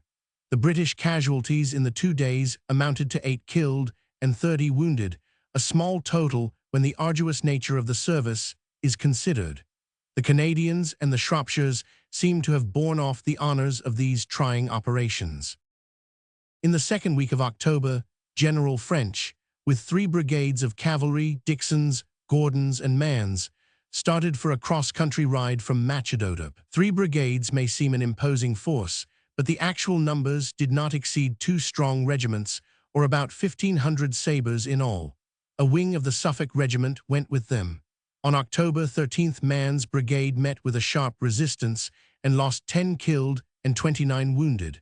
On the 14th, the force entered Carolina. On the 16th, they lost 6 killed and 20 wounded, and from the day that they started until they reached Heidelberg on the 27th, there was never a day that they could shake themselves clear of their attendant snipers. The total losses of the force were about 90 killed and wounded, but they brought in 60 prisoners and a large quantity of cattle and stores.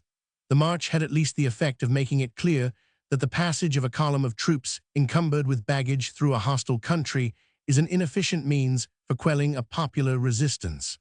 Light and mobile parties acting from a central depot were in future to be employed, with greater hopes of success. Some appreciable proportion of the British losses during this phase of the war arose from railway accidents caused by the persistent tampering with the lines. In the first 10 days of October, there were 4 such mishaps, in which 2 sappers, 23 of the Guards, Coldstreams, and 18 of the 66th Battery were killed or wounded. On the last occasion, which occurred on October 10th near Vlakfontein, the reinforcements who came to aid the sufferers were themselves waylaid and lost 20, mostly of the Rifle Brigade, killed, wounded, or prisoners. Hardly a day elapsed that the line was not cut at some point. The bringing of supplies was complicated by the fact that the Boer women and children were coming more and more into refugee camps, where they had to be fed by the British, and the strange spectacle was frequently seen of Boer snipers killing or wounding the drivers and stokers of the very trains which were bringing up food upon which Boer families were dependent for their lives. Considering that these tactics were continued for over a year, and that they resulted in the death or mutilation of many hundreds of British officers and men, it is really inexplicable that the British authorities did not employ the means used by all armies. Under such circumstances, which is to place hostages upon the trains, a truckload of Boers behind every engine would have stopped the practice forever. Again and again, in this war, the British have fought with the gloves when their opponents used their knuckles. We will pass now to consideration of the doings of General Paget, who was operating to the north and northeast of Pretoria with a force which consisted of 2 regiments of infantry, about 1,000 horsemen, and 12 guns. His mounted men were under the command of Plumer. In the early part of November, this force had been withdrawn from Warm Baths and had fallen back upon Pinar's River, where it had continual skirmishes with the enemy. Towards the end of November, news having reached Pretoria that the enemy under Erasmus and Viljoen were present in force at a place called Renoster Kop, which is about 20 miles north of the Delagoa railway line and 50 miles northeast of the capital, it was arranged that Paget should attack them from the south, while Lyttelton from Middelburg should endeavor to get behind them. The force with which Paget started upon this enterprise was not a very formidable one. He had for mounted troops some Queensland, South Australian, New Zealand, and Tasmanian Bushmen, together with the York, Montgomery, and Warwick Yeomanry. His infantry were the 1st West Riding Regiment and 4 companies of the Munsters. His guns were the 7th Anth batteries, with 2 naval quick-firing 12-pounders and some smaller pieces. The total could not have exceeded some 2,000 men. Here, as at other times, it is noticeable that in spite of the 200,000 soldiers whom the British kept in the field, the lines of communication absorbed so many that at the actual point of contact, they were seldom superior and often inferior in numbers to the enemy. The opening of the Natal and Delagoa lines, though valuable in many ways, had been an additional drain. Where every culvert needs its picket and every bridge its company, the guardianship of many hundreds of miles of rail is no light matter. In the early morning of November 29th, Paget's men came in contact with the enemy, who were in some force upon an admirable position. A ridge for their center, a flanking copy for their cross-fire, and a grass glacis for the approach, it was an ideal Boer battlefield. The colonials and the yeomanry under Plumer on the left, and Hickman on the right, pushed in upon them until it was evident that they meant to hold their ground. Their advance being checked by a very severe fire, the horsemen dismounted and took such cover as they could. Paggett's original idea had been a turning movement, but the Boers were the more numerous body, and it was impossible for the smaller British force to find their flanks, for they extended over at least 7 miles. The infantry were moved up into the center, therefore, between the wings of dismounted horsemen, and the guns were brought up to cover the advance. The country was ill-suited, however, to the use of artillery, and it was only possible to use an indirect fire from under a curve of the grassland. The guns made good practice, however, one section of the 38th Battery being in action all day within 800 yards of the Boer line, and putting themselves out of action after 300 rounds by the destruction of their own rifling. Once over the curve, every yard of the veldt was commanded by the hidden riflemen. The infantry advanced, but could make no headway against the deadly fire which met them. By short rushes, the attack managed to get within 300 yards of the enemy, and there it stuck. On the right, the Munsters carried a detached copy which was in front of them, but could do little to aid the main attack. Nothing could have exceeded the tenacity of the Yorkshiremen and the New Zealanders, who were immediately to their left. Though unable to advance, they refused to retire, and indeed they were in a position from which a retirement would have been a serious operation. Colonel Lloyd of the West Ridings was hit in 3 places and killed. 5 out of 6 officers of the New Zealand Corps were struck down. There were no reserves to give a fresh impetus to the attack, and the thin, scattered line, behind bullet-spotted stones or anthills, could but hold its own while the sun sank slowly upon a day which will not be forgotten by those who endured it. The Boers were reinforced in the afternoon, and the pressure became so severe that the field guns were retired with much difficulty. Many of the infantry had shot away all their cartridges and were helpless. Just 1 year before, British soldiers had lain under similar circumstances on the plain which leads to Modder River, and now, on a smaller scale, the very same drama was being enacted. Gradually, the violet haze of evening deepened into darkness, and the incessant rattle of the rifle fire died away on either side. Again, as at Modder River, the British infantry still lay in their position, determined to take no backward step, and again the Boers stole away in the night, leaving the ridge which they had defended so well.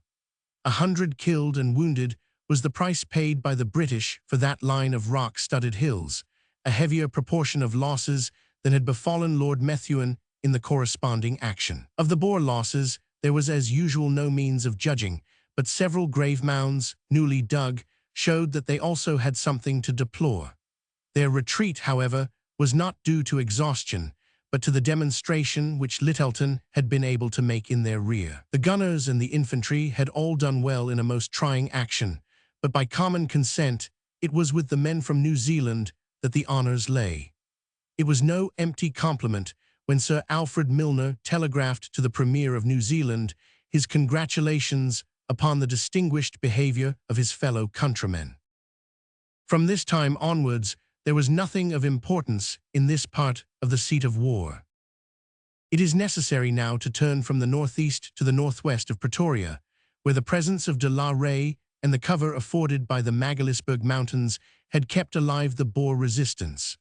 Very rugged lines of hill, alternating with fertile valleys, afforded a succession of forts and of granaries to the army which held them. To General Clement's column had been committed the task of clearing this difficult piece of country. His force fluctuated in numbers, but does not appear at any time to have consisted of more than 3,000 men, which comprised the Border Regiment, the Yorkshire Light Infantry, the 2nd Northumberland Fusiliers, Mounted Infantry, Yeomanry, the 8th RFA, P Battery RHA, and 1 heavy gun. With this small army he moved about the district, breaking up Boer bands, capturing supplies, and bringing in refugees. On November 13th, he was at Krugersdorp, the southern extremity of his beat. On the 24th, he was moving north again, and found himself, as he approached the hills, in the presence of a force of Boers with cannon.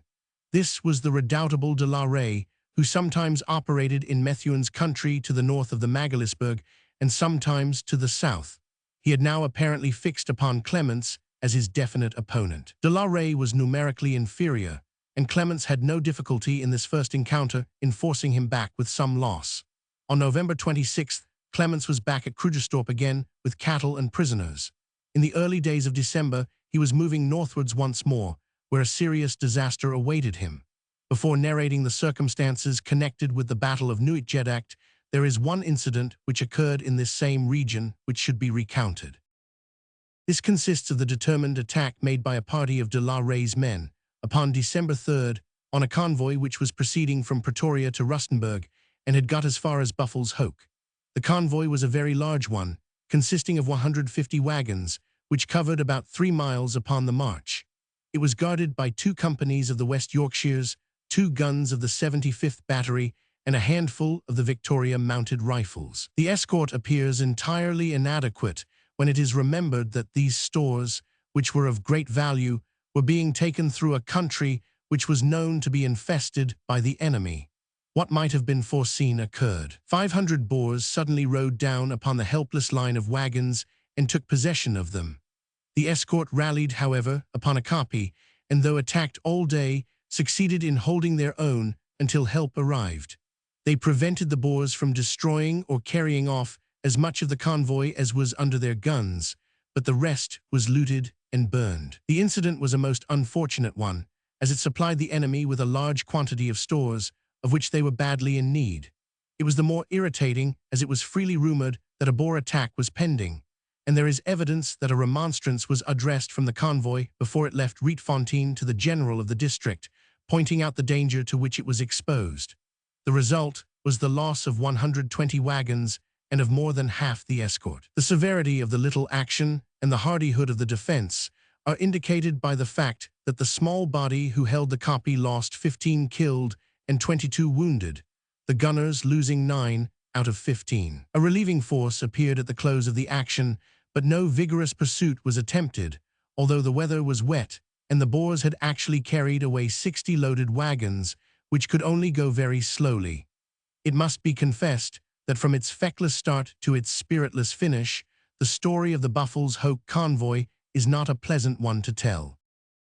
Clements, having made his way once more to the Magaliesburg range, had pitched his camp at a place called Nuanced, not to be confused with the post upon the Delagoa Railway at which the British prisoners had been confined. Here, in the very shadow of the mountain, he halted for 5 days, during which, with the usual insouciance of British commanders, he does not seem to have troubled himself with any entrenching. He knew, no doubt, that he was too strong for his opponent de la Rey, but what he did not know, but might have feared, was that a second Boer force might appear suddenly upon the scene and join with de la Rey in order to crush him. This second Boer force was that of Commandant Beyers from Warm Baths.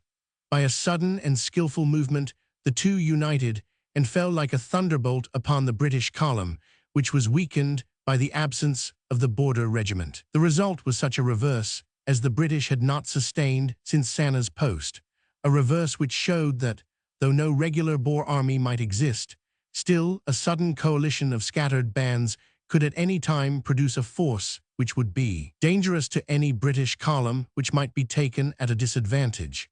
We had thought that the days of battles in this war were over, but an action which showed a missing and casualty roll of 550 proved that in this, as in so many other things, we were mistaken.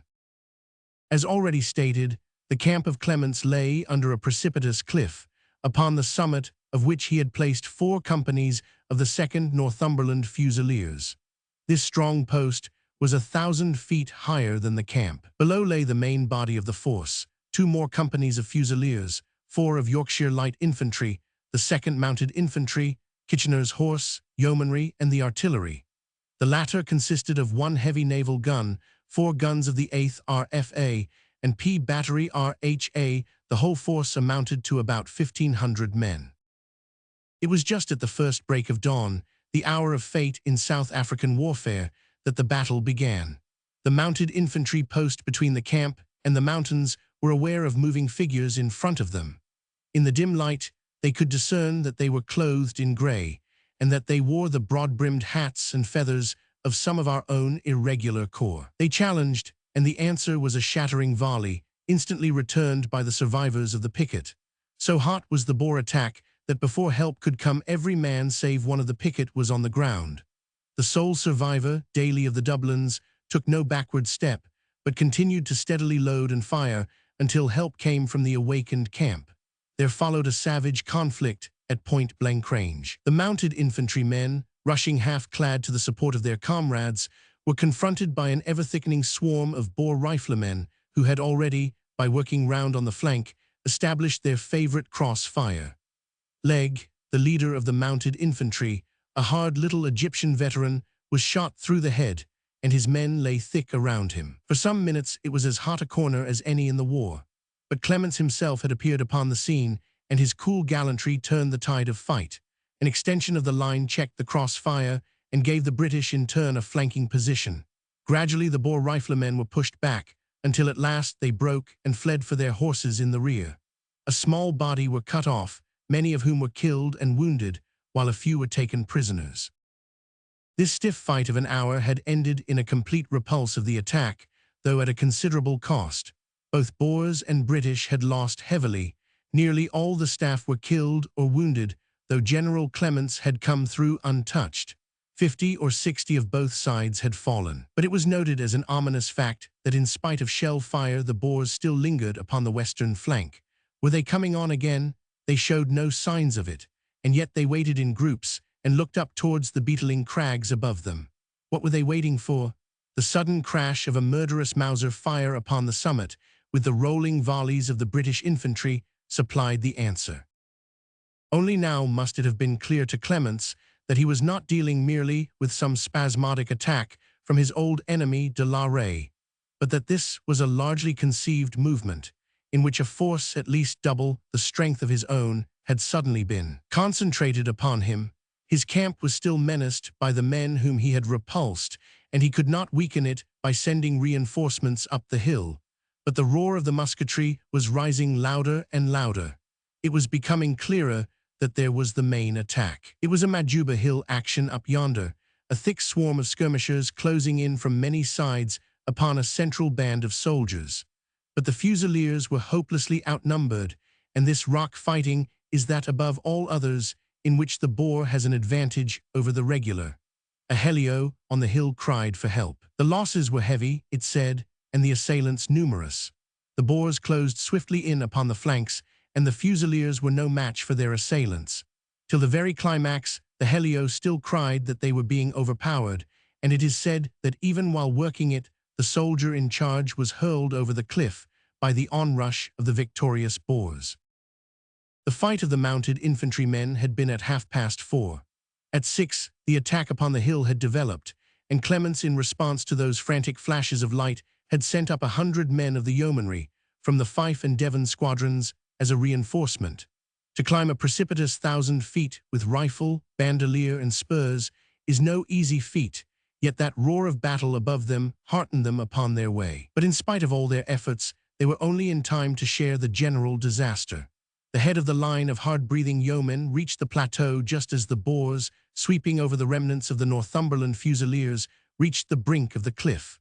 One by one, the yeomen darted over the edge and endeavored to find some cover in the face of an infernal point-blank fire. Captain Mudie of the staff, who went first, was shot down. So was Purvis of the Fifes, who followed him. The others, springing over their bodies, rushed for a small trench and tried to restore the fight. Lieutenant Campbell, a gallant young fellow, was shot dead as he rallied his men. Of 27 of the Fifeshires upon the hill, 6 were killed and 11 wounded. The statistics of the Devons are equally heroic. Those yeomen who had not yet reached the crest were in a perfectly impossible position, as the Boers were firing from complete cover right down upon them.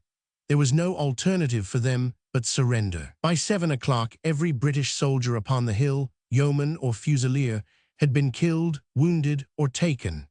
It is not true that the supply of cartridges ran out, and the Fusiliers, with the ill luck which has pursued the 2nd Battalion, were outnumbered and outfought by better skirmishers than themselves.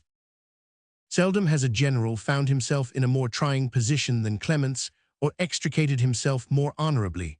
Not only had he lost nearly half his force, but his camp was no longer tenable, and his whole army was commanded by the fringe of deadly rifles upon the cliff. From the Berg to the camp, was fro to 1,000 yards, and a sleet of bullets whistled down upon it. How severe was the fire may be gauged from the fact that the little pet monkey belonging to the yeomanry, a small enough object, was hit 3 times, though he lived to survive as a battle-scarred veteran. Those wounded in the early action found themselves in a terrible position, laid out in the open under a withering fire, like helpless Aunt Sally's, as one of them described it. "We must get a red flag up, or we shall be blown off the face of the earth," says the same correspondent, a corporal of the Ceylon Mounted Infantry. "We had a pillowcase, but no red paint. Then we saw what would do instead, so they made the upright with my blood and the horizontal with Paul's." It is pleasant to add that this grim flag was respected by the Boers. Bullocks and mules fell in heaps, and it was evident that the question was not whether the battle could be restored, but whether the guns could be saved. Leaving a fringe of yeomen, mounted infantry, and Kitchener's horse to stave off the Boers, who were already descending by the same steep kloof up which the yeomen had climbed, the general bent all his efforts to getting the big naval gun out of danger. Only 6 oxen were left out of a team of 40, and so desperate did the situation appear that twice dynamite was placed beneath the gun to destroy it. Each time, however, the general intervened, and at last, under a stimulating rain of pom-pom shells, the great cannon lurched slowly forward, quickening its pace as the men pulled on the drag ropes, and the 6 oxen broke into a wheezy canter. Its retreat was covered by the smaller guns which rained shrapnel upon the crest of the hill, and upon the Boers who were descending to the camp. Once the big gun was out of danger, the others limbered up and followed, their rear still covered by the staunch mounted infantry, with whom rest all the honors of the battle. Cookson and Brooks with 250 men stood for hours between Clements and absolute disaster. The camp was abandoned as it stood, and all the stores, 400 picketed horses, and most serious of all, 2 wagons of ammunition, fell into the hands of the victors. To have saved all his guns, however, after the destruction of half his force, by an active enemy far superior to him in numbers and in mobility, was a feat which goes far to condone the disaster, and to increase rather than to impair the confidence which his troops feel in General Clements. Having retreated for a couple of miles, he turned his big gun round upon the hill, which is called Yeomanry Hill, and opened fire upon the camp, which was being looted by swarms of Boers. So bold a face did he present that he was able to remain with his crippled force upon Yeomanry Hill from about 9 until 4 in the afternoon, and no attack was pressed home, though he lay under both shell and rifle fire all day. At 4 in the afternoon he began his retreat, which did not cease till he had reached Rietfontein, 20 miles off, at 6 o'clock upon the following morning. His weary men had been working for 26 hours, and actually fighting for 14, but the bitterness of defeat was alleviated by the feeling that every man, from the general downwards, had done all that was possible, and that there was every prospect of their having a chance before long of getting their own back.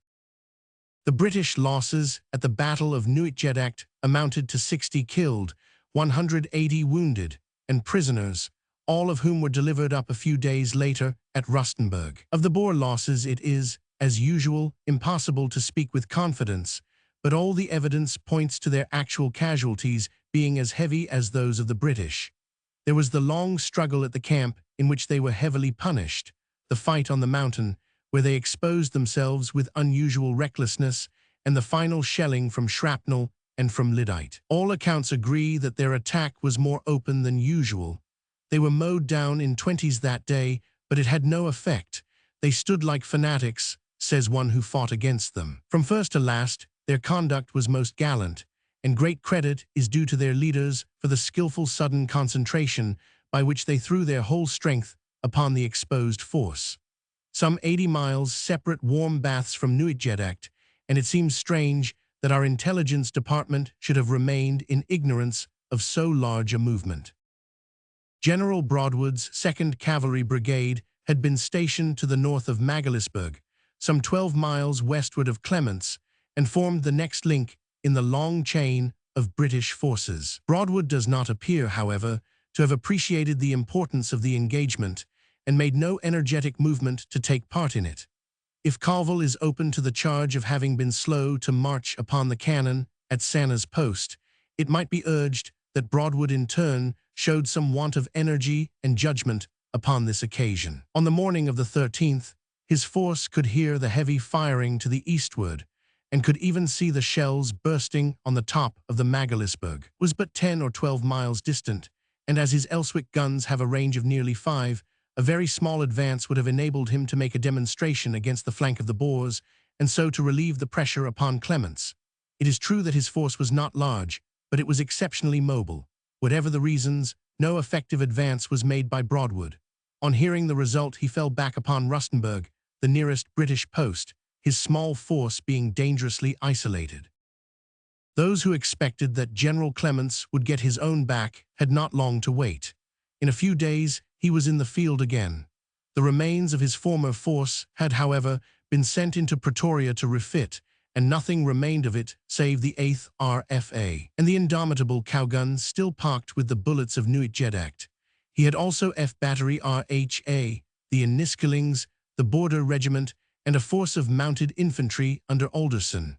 More important than all, however, was the cooperation of General French, who came out from Pretoria to assist in the operations. On the 19th, only 6 days after his defeat, Clements found himself on the very same spot, fighting some at least of the very same men. This time, however, there was no element of surprise, and the British were able to approach the task with deliberation and method. The result was that both upon the 19th the Boers were shelled out of successive positions with considerable loss, and driven altogether away from that part of the Magaliesberg. Shortly afterwards, General Clements was recalled to Pretoria to take over the command of the 7th Division, General Tucker having been appointed to the military command of Bloemfontein in the place of the gallant Hunter, who, to the regret of the whole army, was invalided home. General Cunningham henceforward commanded the column which Clements had led back to the Magaliesberg. Upon November 13th, the first of a series of attacks was made upon the posts along the Delagoa railway line. These were the work of Viljoen's commando, who, moving swiftly from the north, threw themselves upon the small garrisons of Balmoral and of Wilge River, stations which are about 6 miles apart. At the former was a detachment of the Buffs, and at the latter of the Royal Fusiliers. The attack was well delivered, but in each instance was beaten back with heavy loss to the assailants. A picket of the Buffs was captured at the first rush, and the detachment lost 6 killed and 9 wounded. No impression was made upon the position, however, and the double attack seems to have cost the Boers a large number of casualties. Another incident calling for some mention was the determined attack made by the Boers upon the town of Vryheid in the extreme southeast of the Transvaal near the Natal border. Throughout November, this district had been much disturbed, and the small British garrison had evacuated the town and taken up a position on the adjacent hills. Upon December 11th, the Boers attempted to carry the trenches. The garrison of the town appears to have consisted of the 2nd Royal Lancaster Regiment, some 500 strong, a party of the Lancashire Fusiliers, 150 strong, and 50 men of the Royal Garrison Artillery, with a small body of mounted infantry. They held a hill about half a mile north of the town and commanding it. The attack, which was a surprise in the middle of the night, broke upon the pickets of the British, who held their own in a way which may have been injudicious, but was certainly heroic. Instead of falling back when seriously attacked, the young officers in charge of these outposts refused to move, and were speedily under such a fire that it was impossible to reinforce them. There were 4 outposts, under Woodgate, Theobald, Lippert, and Mangles. The attack at 2:15 on a cold, dark morning began at the post held by Woodgate, the Boers coming hand-to-hand before they were detected. Woodgate, who was unarmed at the instant, seized a hammer and rushed at the nearest Boer, but was struck by 2 bullets and killed. His post was dispersed or taken. Theobald and Lippert, warned by the firing, held on behind their sangers, and were ready for the storm which burst over them. Lippert was unhappily killed, and his 10 men all hit or taken, but young Theobald held his own under a heavy fire for 12 hours. Mangles also, the gallant son of a gallant father, held his post all day with the utmost tenacity. The troops in the trenches behind were never seriously pressed, thanks to the desperate resistance of the outposts, but Colonel Gaughan of the Lancasters was unfortunately killed. Towards evening the Boers abandoned the attack, leaving 14 of their number dead upon the ground, from which it may be guessed that their total casualties were not less than 100. The British losses were 3 officers and 5 men killed, 22 men wounded, and 30 men with 1 officer missing, the latter being the survivors of those outposts which were overwhelmed by the Boer advance. A few incidents stand out among the daily bulletins of snipings, skirmishes, and endless marchings which make the dull chronicle of these, the last months of the year 1900. These must be enumerated without any attempt at connecting them. The first is the long-drawn-out siege or investment of Schwiezerenek. This small village stands upon the Harts River on the western border of the Transvaal. It is not easy to understand why the one party should desire to hold or the other to attack a position so insignificant. From August 19th onwards, it was defended by a garrison of 250 men, under the very capable command of Colonel Chamia, who handled a small business in a way which marks him as a leader. The Boer force, which varied in numbers from 500 to 1,000, never ventured to push home an attack, for Chamia, fresh from the experience of Kimberley, had taken such precautions that his defenses were formidable, if not impregnable. Late in September, a relieving force under Colonel Settle threw fresh supplies into the town, but when he passed on upon his endless march, the enemy closed in once more, and the siege was renewed. It lasted for several months, until a column withdrew the garrison and abandoned the position. Of all the British detachments, the 2 which worked hardest and marched furthest during this period of the war was the 21st Brigade, Derbyshires, Sussex, and Camerons, under General Bruce Hamilton, and the column under Settle, which operated down the western border of the Orange River colony and worked round and round with such pertinacity that it was familiarly known as Settle's Imperial Circus. Much hard and disagreeable work, far more repugnant to the soldier than the actual dangers of war, fell to the lot of Bruce Hamilton and his men. With Kroonstad as their center, they were continually working through the dangerous Lindley and Heilbronn districts, returning to the railway line only to start again immediately upon a fresh quest. It was work for mounted police, not for infantry soldiers, but what they were given to do they did to the best of their ability. Settle's men had a similar thankless task. From the neighborhood of Kimberley, he marched in November with his small column down the border of the Orange River colony, capturing supplies and bringing in refugees. He fought one brisk action with Herzog's commando at Kloof, and then, making his way across the colony, struck the railway line again at Edinburgh on December 7th, with a train of prisoners and cattle. Rundle also had put in much hard work in his efforts to control the difficult district in the northeast of the colony which had been committed to his care. He traversed in November from north to south the same country which he had already so painfully traversed from south to north. With occasional small actions, he moved about from Vreed to Rates, and so to Bethlehem and Harrismith. On him, as on all other commanders, the vicious system of placing small garrisons in the various towns imposed a constant responsibility lest they should be starved or overwhelmed. The year and the century ended by a small reverse to the British arms in the Transvaal. This consisted in the capture of a post at Helvetia, defended by a detachment of the Liverpool Regiment and by a 4-7 gun. Lydenburg, being 70 miles off the railway line, had a chain of posts connecting it with the junction at Machadoderp. These posts were 7 in number, 10 miles apart, each defended by 250 men. Of these, Helvetia was the second. The key of the position was a strongly fortified hill about 3/4 of a mile from the headquarter camp and commanding it. This post was held by Captain Kirk, with 40 garrison artillery to work the big gun and 70 Liverpool infantry. In spite of the barbed wire entanglements, the Boers most gallantly rushed this position, and their advance was so rapid, or the garrison so slow, that the place was carried with hardly a shot fired. Major Cotton, who commanded the main lines, found himself deprived in an instant of nearly half his force and fiercely attacked by a victorious and exultant enemy. His position was much too extended for the small force at his disposal, and the line of trenches was pierced and enfiladed at many points. It must be acknowledged that the defenses were badly devised.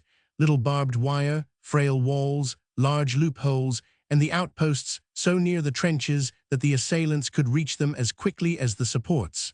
With the dawn, Cotton's position was serious, if not desperate. He was not only surrounded, but was commanded from Gun Hill. Perhaps it would have been wiser if, after being wounded, he had handed over the command to Jones, his junior officer. A stricken man's judgment can never be so sound as that of the Hale. However that may be, he came to the conclusion that the position was untenable and that it was best to prevent further loss of life. 50 of the Liverpools were killed and wounded, 200 taken. No ammunition of the gun was captured, but the Boers were able to get safely away with this humiliating evidence of their victory. One post, under Captain Wilkinson with 40 men, held out with success and harassed the enemy in their retreat. As at Duitsdorp and at Nuitgedacht, the Boers were unable to retain their prisoners, so that the substantial fruits of their enterprise were small, but it forms none the less one more of those incidents which may cause us to respect our enemy and to be critical towards ourselves. Footnote: considering that Major Stapleton Cotton was himself wounded in 3 places during the action, one of these wounds being in the head, he has had hard measure in being deprived of his commission by a court-martial which sat 8 months after the event. It is to be earnestly hoped that there may be some revision of this severe sentence. In the last few months of the year, some of those corps which had served their time or which were needed elsewhere were allowed to leave the seat of war. By the middle of November, the 3 different corps of the City Imperial Volunteers, the 2 Canadian contingents, Lumsden's Horse, the Composite Regiment of Guards, 600 Australians, a battery RHA, and the volunteer companies of the regular regiments were all homeward bound. This loss of several thousand veteran troops before the war was over was to be deplored, and though unavoidable in the case of volunteer contingents, it is difficult to explain where regular troops are concerned. Early in the new year, the government was compelled to send out strong reinforcements to take their place. Early in December, Lord Roberts also left the country to take over the duties of Commander-in-Chief. High as his reputation stood when, in January, he landed at Cape Town, it is safe to say that it had been immensely enhanced when 10 months later he saw from the quarterdeck of the Canada the Table Mountain growing dimmer in the distance. He found a series of disconnected operations in which we were uniformly worsted. He speedily converted them into a series of connected operations in which we were almost uniformly successful. Proceeding to the front at the beginning of February, within a fortnight he had relieved Kimberley, within a month he had destroyed Cronj's force, and within 6 weeks he was in Bloemfontein. Then, after a 6 weeks halt, which could not possibly have been shortened, he made another of his tiger leaps, and within a month had occupied Johannesburg and Pretoria. From that moment, the issue of the campaign was finally settled, and though a 3rd leap was needed, which carried him to Komitiput, and though brave and obstinate men might still struggle against their destiny, he had done what was essential, and the rest, however difficult, was only the detail of the campaign. A kindly gentleman, as well as a great soldier, his nature revolted from all harshness, and a worse man might have been a better leader in the last hopeless phases of the war. He remembered, no doubt, how Grant had given Lee's army their horses, but Lee at the time had been thoroughly beaten, and his men had laid down their arms. A similar boon to the partially conquered Boers led to very different results, and the prolongation of the war is largely due to this act of clemency. At the same time, political and military considerations were opposed to each other upon the point, and his moral position in the use of harsher measures is the stronger since a policy of conciliation had been tried and failed. Lord Roberts returned to London with the respect and love of his soldiers and of his fellow countrymen. A passage from his farewell address to his troops may show the qualities which endeared him to them. The service which the South African force has performed is, I venture to think, unique in the annals of war, inasmuch as it has been absolutely almost incessant for a whole year, in some cases for more than a year. There has been no rest, no days off to recruit, no going into winter quarters, as in other campaigns which have extended over a long period. For months together, in fierce heat, in biting cold, in pouring rain, you, my comrades, have marched and fought without halt, and bivouacked without shelter from the elements. You frequently have had to continue marching with your clothes in rags and your boots without soles. time being of such consequence that it was impossible for you to remain long enough in one place to refit. When not engaged in actual battle, you have been continually shot at from behind copies by invisible enemies to whom every inch of the country was familiar, and who, from the peculiar nature of the country, were able to inflict severe punishment while perfectly safe themselves. You have forced your way through dense jungles, over precipitous mountains, through and over which with infinite manual labor you have had to drag heavy guns and ox wagons. You have covered with almost incredible speed enormous distances, and that often on very short supplies of food. You have endured the sufferings inevitable in war to sick and wounded men far from the base, without a murmur and even with cheerfulness. The words reflect honor both upon the troops addressed and upon the man who addressed them.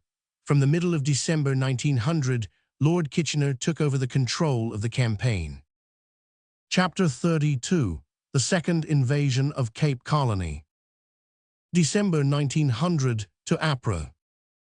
During the whole war, the task of the British had been made very much more difficult by the openly expressed sympathy with the Boers from the political association known as the Afrikaner Bond, which either inspired or represented the views which prevailed among the great majority of the Dutch inhabitants of Cape Colony. How strong was this rebel impulse may be gauged by the fact that in some of the border districts, no less than 90% of the voters joined the Boer invaders upon the occasion of their first entrance into the colony. It is not pretended that these men suffered from any political grievances whatever, and their action is to be ascribed partly to a natural sympathy with their northern kinsmen, and partly to racial ambition and to personal dislike to their British neighbors.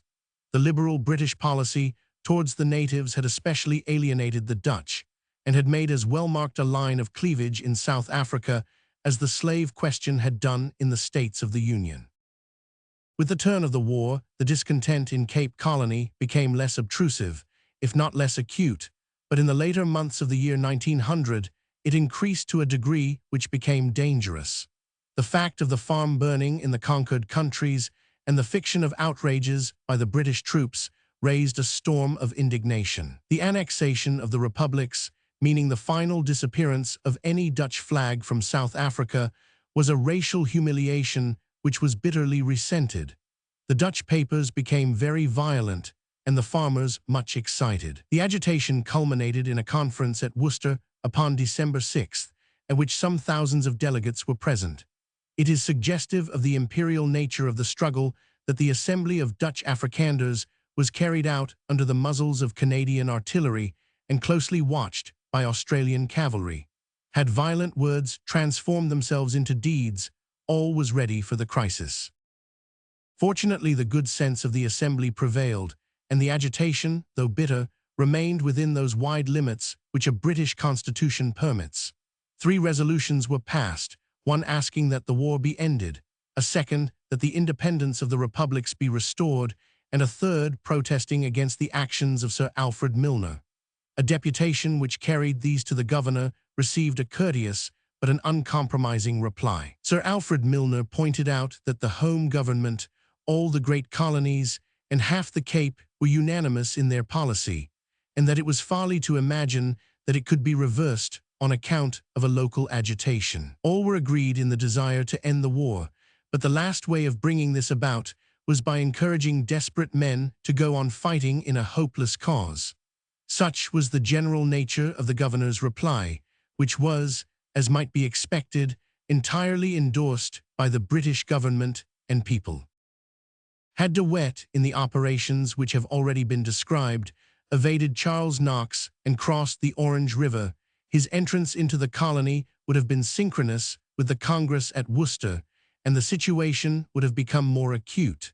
This peril was fortunately averted. The agitation in the colony suggested to the Boer leaders, however, that here was an untouched recruiting ground, and that small mobile invading parties might gather strength and become formidable. It was obvious, also, that by enlarging the field of operations, the difficulties of the British commander-in-chief would be very much increased, and the pressure upon the Boer guerrillas in the republics relaxed. Therefore, in spite of De Wet's failure to penetrate the colony, several smaller bands under less-known leaders were dispatched over the Orange River. With the help of the information and the supplies furnished by the local farmers, these bands wandered for many months over the great expanse of the colony, taking refuge, when hard-pressed, among the mountain ranges. They moved swiftly about, obtaining remounts from their friends, and avoiding everything in the nature of an action, save when the odds were overwhelmingly in their favor. Numerous small posts or patrols cut off, many skirmishes, and one or two railway smashes were the fruits of this invasion, which lasted till the end of the war and kept the colony in an extreme state of unrest during that period. A short account must be given here of the movement and exploits of these hostile bands, avoiding, as far as possible, that catalogue of obscure fauntines and cops which marked their progress. The invasion was conducted by two main bodies, which shed off numerous small raiding parties. Of these two, one operated on the western side of the colony, reaching the sea coast in the Clanwilliam district and attaining a point which is less than 100 miles from Cape Town. The other penetrated even more deeply down the center of the colony, reaching almost to the sea in the Mossel Bay direction. Yet the incursion, although so far-reaching, had small effect, since the invaders held nothing save the ground on which they stood, and won their way not by victory, but by the avoidance of danger. Some recruits were won to their cause, but they do not seem at that time to have been more than a few hundreds in number, and to have been drawn for the most part from the classes of the community which had least to lose and least to offer. The Western Boers were commanded by Judge Herzog of the Free State, having with him Brand, the son of the former president, and about 1,200 well-mounted men.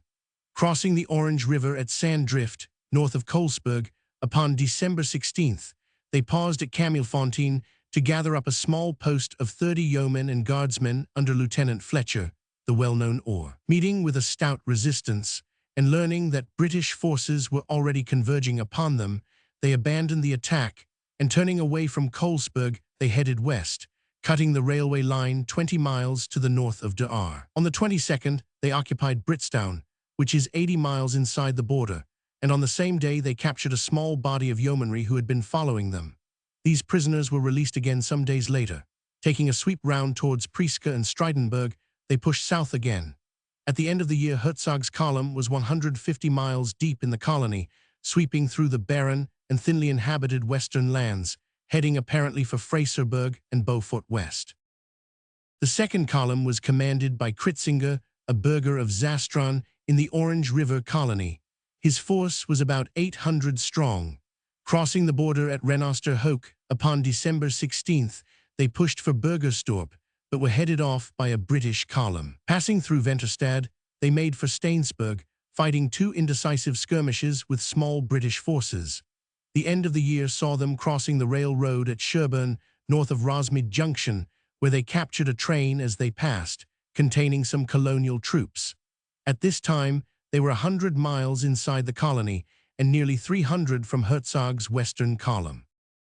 In the meantime, Lord Kitchener, who had descended for a few days to De Aar, had shown great energy in organizing small mobile columns which should follow and, if possible, destroy the invaders. Martial law was proclaimed in the parts of the colony affected, and as the invaders came further south, the utmost enthusiasm was shown by the Loyalists, who formed themselves everywhere into town guards. The existing colonial regiments, such as Brabants, the Imperial and South African Light Horse, Thornycrofts, Remingtons, and the others, had already been brought up to strength again, and now two new regiments were added, Kitchener's Bodyguard and Kitchener's Fighting Scouts, the latter being raised by Johann Kohlenbrander, who had made a name for himself in the Rhodesian Wars.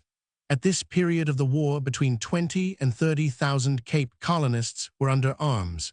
Many of these were untrained levies, but they possessed the martial spirit of the race, and they set free more seasoned troops for other duties.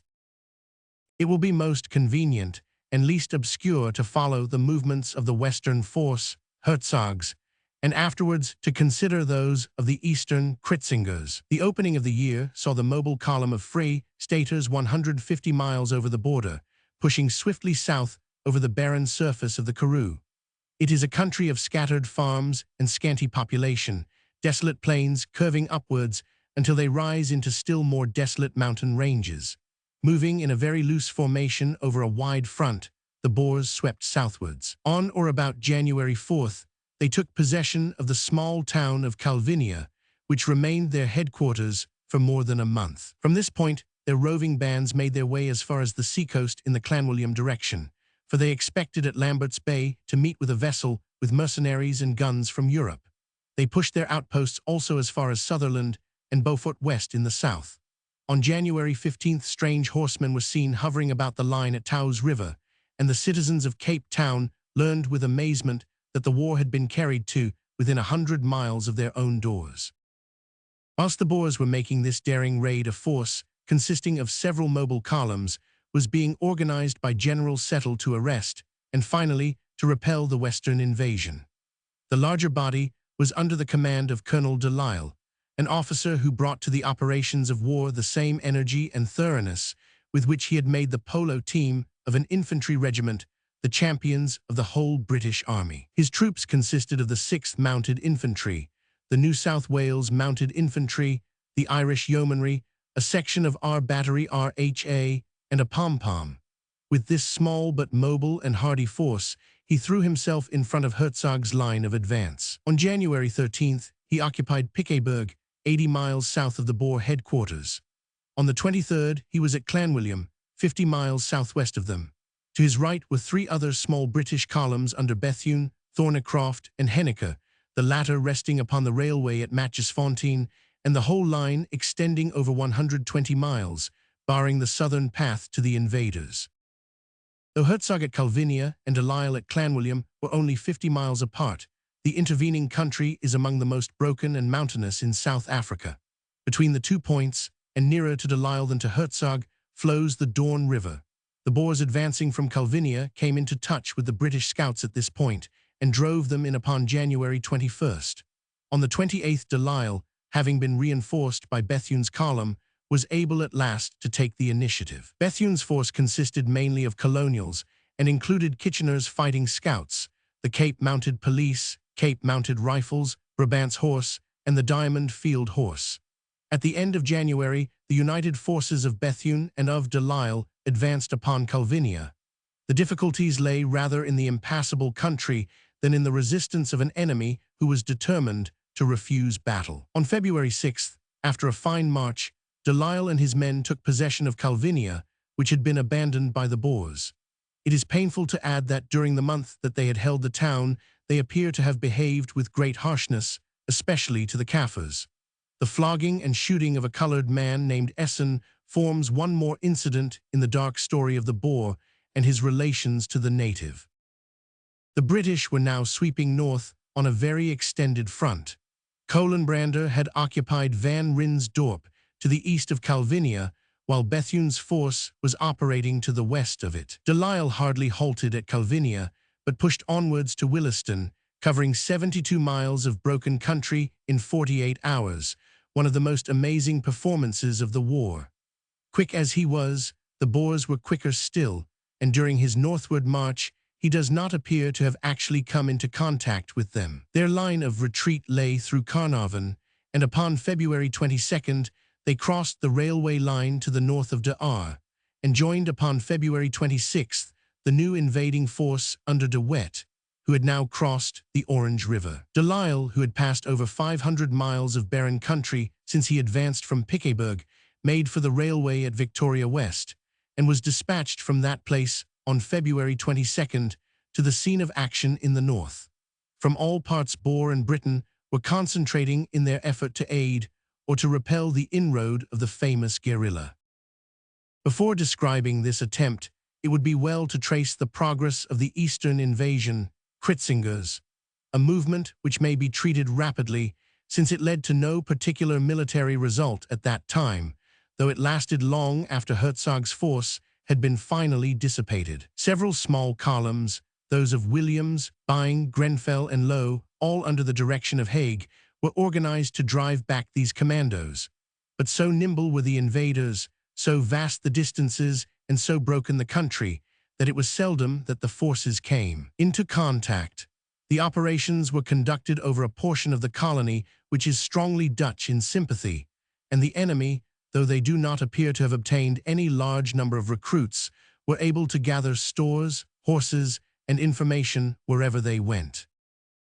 When last mentioned, Critzinger's men had crossed the railway north of Rosmead on December 30th and held up a train containing some colonial troops. From then onwards, a part of them remained in the Middelburg and Graafrenet districts, while part moved towards the south. On January 11th, there was a sharp skirmish near Murraysburg, in which Byng's column was engaged at the cost of 20 casualties, all of Brabant's or the South African Light Horse. On the 16th, a very rapid movement towards the south began. On that date, Boers appeared at Aberdeen, and on the 18th at Willowmore, having covered 70 miles in 2 days. Their long, thin line was shredded out over 150 miles, and from Murraysburg in the north to Uniondale, which is only 30 miles from the coast, there was rumor of their presence.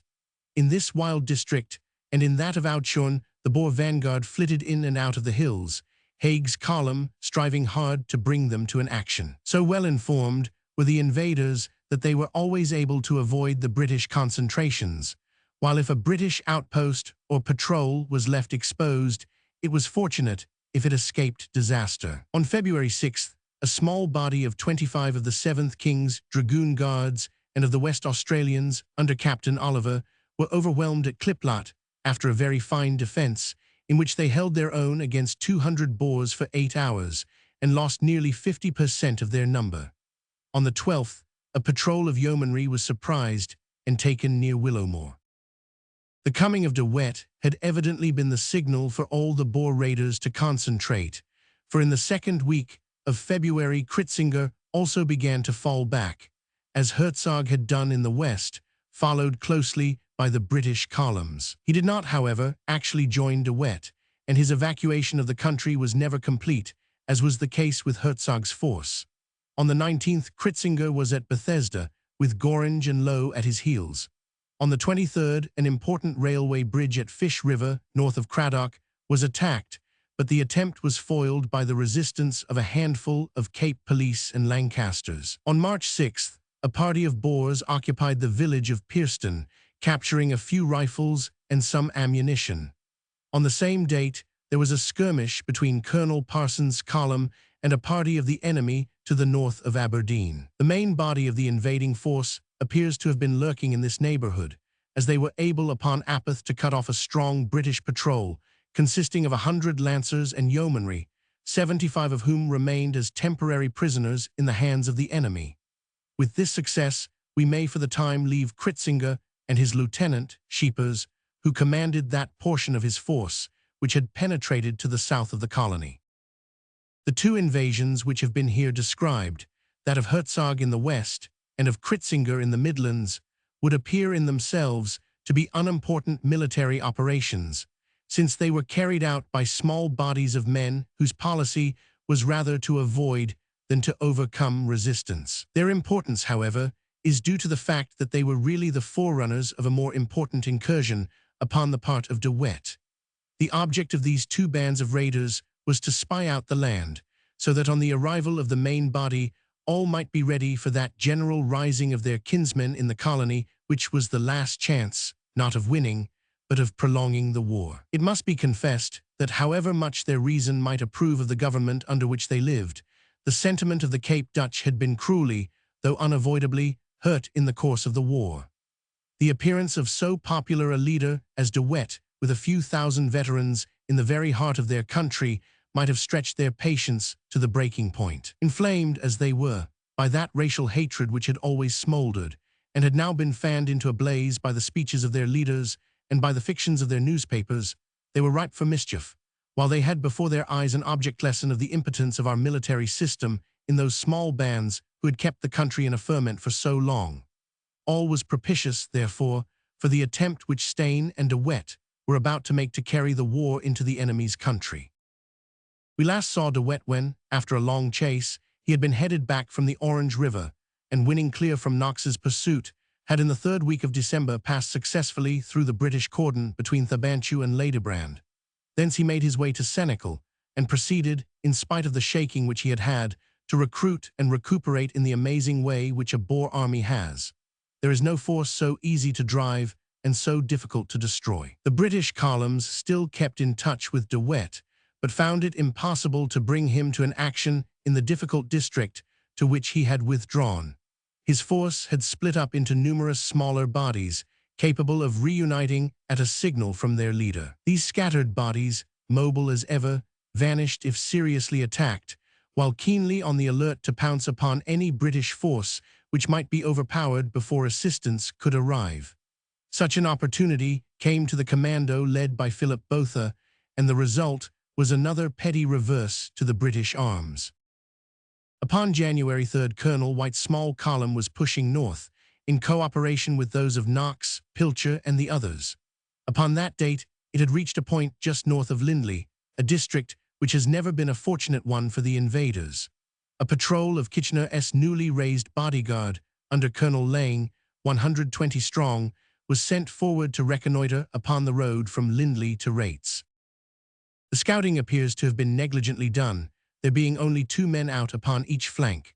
The little force walked into one of those horseshoe positions which the Boers love, and learned by a sudden volley from a kraal upon their right that the enemy was present in strength. On attempting to withdraw, it was instantly evident that the Boers were on all sides, and in the rear with a force which numbered at least 5 to 1. The camp of the main column was only 4 miles away, however, and the bodyguard, having sent messages of their precarious position, did all they could to make a defense until help could reach them. Colonel Lang had fallen, shot through the heart, but found a gallant successor in young Nairn, the adjutant. Part of the force had thrown themselves, under Nairn and Milne, into a donga, which gave some shelter from the sleet of bullets. The others, under Captain Butters, held on to a ruined kraal. The Boers pushed the attack very rapidly, however, and were soon able with their superior numbers to send a raking fire down the donga, which made it a perfect death trap. Still hoping that the laggard reinforcements would come up, the survivors held desperately on, but both in the kraal and in the donga, their numbers were from minute to minute diminishing. There was no formal surrender and no white flag, for when 50% of the British were down, the Boers closed in swiftly and rushed the position. Philip Botha, the brother of the commandant, who led the Boers, behaved with courtesy and humanity to the survivors, but many of the wounds were inflicted with those horrible explosive and expansive missiles, the use of which among civilized combatants should now and always be a capital offense. To disable one's adversary is a painful necessity of warfare, but nothing can excuse the willful mutilation and torture which is inflicted by these brutal devices. "How many of you are there?" asked Botha. "100, said an officer. "It is not true. There are 120. I counted you as you came along." The answer of the Boer leader shows how carefully the small force had been nursed until it was in an impossible position. The margin was a narrow one, however, for within 15 minutes of the disaster White's guns were at work. There may be some question as to whether the rescuing force could have come sooner, but there can be none as to the resistance of the bodyguard. They held out to the last cartridge. Colonel Lang and 3 officers with 16 men were killed, 4 officers and 22 men were wounded.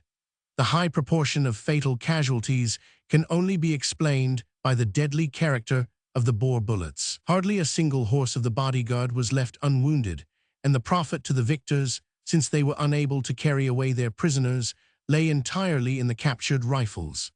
It is worthy of record that the British wounded were dispatched to Heilbronn without guard through the Boer forces. That they arrived there unmolested is due to the forbearance of the enemy and to the tact and energy of Surgeon Captain Porter, who commanded the convoy. Encouraged by this small success, and stimulated by the news that Hertzog and Kritzinger had succeeded in penetrating the colony without disaster, De Wet now prepared to follow them. British scouts to the north of Kroonstad reported horsemen riding south and east, sometimes alone, sometimes in small parties. They were recruits going to swell the forces of De Wet. On January 23rd, 500 men crossed the line, journeying in the same direction. Before the end of the month, having gathered together about 2,500 men with fresh horses at the Dornberg, 20 miles north of Winburg, the Boer leader was ready for one of his lightning treks once more. On January 28th, he broke south through the British net, which appears to have had more meshes than cord. Passing the Bloemfontein-Ladebrand line at Israel Poort, he swept southwards, with British columns still wearily trailing behind him, like honest bulldogs panting after a greyhound. Before following him upon this new venture, it is necessary to say a few words about that peace movement in the Boer states, to which some allusion has already been made. On December 20th, Lord Kitchener had issued a proclamation which was intended to have the effect of affording protection to those burghers who desired to cease fighting, but who were unable to do so without incurring the enmity of their irreconcilable brethren. "It is hereby notified," said the document, "to all burghers that if after this date they voluntarily surrender, they will be allowed to live with their families in government lagers, until such time as the guerrilla warfare now being carried on will admit of their returning safely to their homes. All stock and property brought in at the time of the surrender of such burghers will be respected and paid for if requisitioned." This wise and liberal offer was sedulously concealed from their men by the leaders of the fighting commandos, but was largely taken advantage of by those Boers to whom it was conveyed. Boer refugee camps were formed at Pretoria, Johannesburg, Kroonstad, Bloemfontein, Warrenton, and other points, to which by degrees the whole civil population came to be transferred. It was the reconcentrado system of Cuba over again, with the essential difference that the guests of the British government were well fed and well treated during their detention. Within a few months, the camps had 0 inmates. It was natural that some of these people, having experienced the amenity of British rule and being convinced of the hopelessness of the struggle, should desire to convey their feelings to their friends and relations in the field. Both in the Transvaal and in the Orange River Colony peace committees were formed, which endeavored to persuade their countrymen to bow to the inevitable. A remarkable letter was published from Piet de Wet, a man who had fought bravely for the Boer cause, to his brother, the famous general. "Which is better for the republics," he asked, "to continue the struggle and run the risk of total ruin as a nation, or to submit? Could we for a moment think of taking back the country if it were offered to us, with thousands of people to be supported by a government which has not a farthing? Put passionate feeling aside for a moment and use common sense, and you will then agree with me that the best thing for the people and the country is to give in, to be loyal to the new government, and to get responsible government. Should the war continue a few months longer, the nation will become so poor that they will be the working class in the country and disappear as a nation in the future. The British are convinced that they have conquered the land and its people, and consider the matter ended, and they only try to treat magnanimously those who are continuing the struggle in order to prevent unnecessary bloodshed." Such were the sentiments of those of the burghers who were in favor of peace. Their eyes had been opened, and their bitterness was transferred from the British government to those individual Britons who, partly from idealism and partly from party passion, had encouraged them to their undoing. But their attempt to convey their feelings to their countrymen in the field ended in tragedy. 2 of their number, Morgendal and Wessels, who had journeyed to De Wet's camp, were condemned to death by order of that leader. In the case of Morgendal, the execution actually took place, and seems to have been attended by brutal circumstances, the man having been thrashed with a sjambok before being put to death. The circumstances are still surrounded by such obscurity that it is impossible to say whether the message of the peace envoys was to the general himself or to the men under his command. In the former case, the man was murdered. In the latter, the Boer leader was within his rights, though the rights may have been harshly construed and brutally enforced. On January 29th, in the act of breaking south, De Wet's force, or a portion of it, had a sharp brush with a small British column, cruise, at Tabaksburg, which lies about 40 miles northeast of Bloemfontein. This small force, 700 strong, found itself suddenly in the presence of a very superior body of the enemy and had some difficulty in extricating itself. A pom-pom was lost in this affair.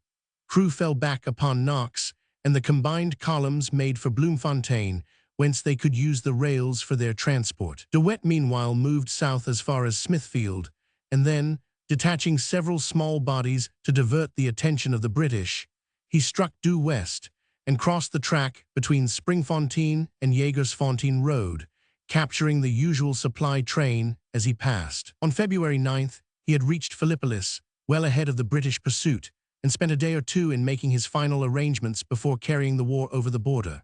His force consisted at this time of nearly 8,000 men, with 2 15-pounders, 1 pom-pom, and 1 Maxim. The garrisons of all the towns in the southwest of the Orange River Colony had been removed in accordance with the policy of concentration, so De Wet found himself for the moment in a friendly country.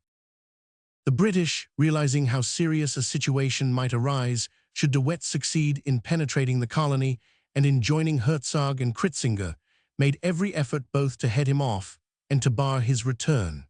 General Littleton at Nauput directed the operations, and the possession of the railway line enabled him to concentrate his columns rapidly at the point of danger. On February 11th, De Wet forded the Orange River at Zand Drift and found himself once more upon British territory. Littleton's plan of campaign appears to have been to allow De Wet to come some distance south, and then to hold him in front by De Lisle's force, while a number of small mobile columns under Plumer, Crabbe, Henneke, Bethune, Haig, and Thornycroft should shepherd him behind. On crossing, De Wet at once moved westwards, where upon February 12th, Plumer's column, consisting of the Queensland Mounted Infantry, the Imperial Bushmen, and part of the King's Dragoon Guards, came into touch with his rearguard. All day upon the 13th, amid terrific rain, Plumer's hardy troopers followed close upon the enemy, gleaning a few ammunition wagons, a Maxim, and some prisoners. The invaders crossed the railway line near Houtneck, to the north of De Aar, in the early hours of the 15th, moving upon a front of 6 or 8 miles. 2 armored trains from the north and the south closed in upon him as he passed. Plumer still thundered in his rear, and a small column under Crabbe came pressing from the south. This sturdy colonel of grenadiers had already been wounded 4 times in the war, so that he might be excused if he felt some personal as well as patriotic reasons for pushing a relentless pursuit. On crossing the railroad, De Wet turned furiously upon his pursuers, and taking an excellent position upon a line of koppies rising out of the huge expanse of the Karoo, he fought a stubborn rearguard action in order to give time for his convoy to get ahead. He was hustled off the hills, however, the Australian bushmen with great dash carrying the central koppie and the guns driving the invaders to the westward. Leaving all his wagons and his reserve ammunition behind him, the guerrilla chief struck northwest, moving with great swiftness, but never succeeding in shaking off Plumer's pursuit. The weather continued, however, to be atrocious, rain and hail falling with such violence that the horses could hardly be induced to face it. For a week, the 2 sodden, sleepless, mud-splashed little armies swept onwards over the Karoo. De Wet passed northwards through Stridenberg, past Hopetown, and so to the Orange River, which was found to be too swollen with the rains to permit of his crossing. Here upon the 23rd, after a march of 45 miles on end, Plumer ran into him once more, and captured with very little fighting a 15-pounder, a pom-pom, and close on to 100 prisoners. Slipping away to the east, De Wet upon February 24th crossed the railroad again between Crancuil and Orange River Station, with Thornycroft's column hard upon his heels. The Boer leader was now more anxious to escape from the colony than ever he had been to enter it, and he rushed distractedly from point to point, endeavoring to find a ford over the great turbid river which cut him off from his own country. Here he was joined by Hertzog's commando with a number of invaluable spare horses. It is said also that he had been able to get remounts in the Hopetown district, which had not been cleared, an omission for which, it is to be hoped, someone has been held responsible. The Boer ponies, used to the succulent grasses of the veldt, could make nothing of the rank Karoo, and had so fallen away that an enormous advantage should have rested with the pursuers had ill luck and bad management not combined to enable the invaders to renew their mobility at the very moment when Plumer's horses were dropping dead under their riders. The Boer force was now so scattered that, in spite of the advent of Hertzog, De Wet had fewer men with him than when he entered the colony. Several hundreds had been taken prisoners, many had deserted, and a few had been killed. It was hoped now that the whole force might be captured, and Thornycroft's, Crabbe's, Henneke's, and other columns were closing swiftly in upon him, while the swollen river still barred his retreat. There was a sudden drop in the flood, however. One ford became passable, and over it, upon the last day of February, De Wet and his bedraggled, dispirited commando escaped to their own country. There was still a sting in his tail, however, for upon that very day, a portion of his force succeeded in capturing 60 and killing or wounding 20 of Colenbrander's new regiment, Kitchener's Fighting Scouts. On the other hand, De Wet was finally relieved upon the same day of all care upon the score of his guns, as the last of them was most gallantly captured by Captain Dallimore and 15 Victorians, who at the same time brought in 33 Boer prisoners. The net result of De Wet's invasion was that he gained nothing, and that he lost about 4,000 horses, all his guns, all his convoy, and some 300 of his men. Once safely in his own country again, the guerrilla chief pursued his way northwards with his usual celerity and success. The moment that it was certain that De Wet had escaped, the indefatigable Plumer, wiry, tenacious man, had been sent off by train to Springfontein, while Bethune's column followed direct. This latter force crossed the Orange River Bridge and marched upon Luckhoff and Forresmith. At the latter town they overtook Plumer, who was again hard upon the heels of De Wet. Together they ran him across the Riet River and north to Petersburg, until they gave it up as hopeless upon finding that, with only 50 followers, he had crossed the Modder River at Abraham's Kraal. There they abandoned the chase and fell back upon Bloemfontein to refit and prepare for a fresh effort to run down their elusive enemy.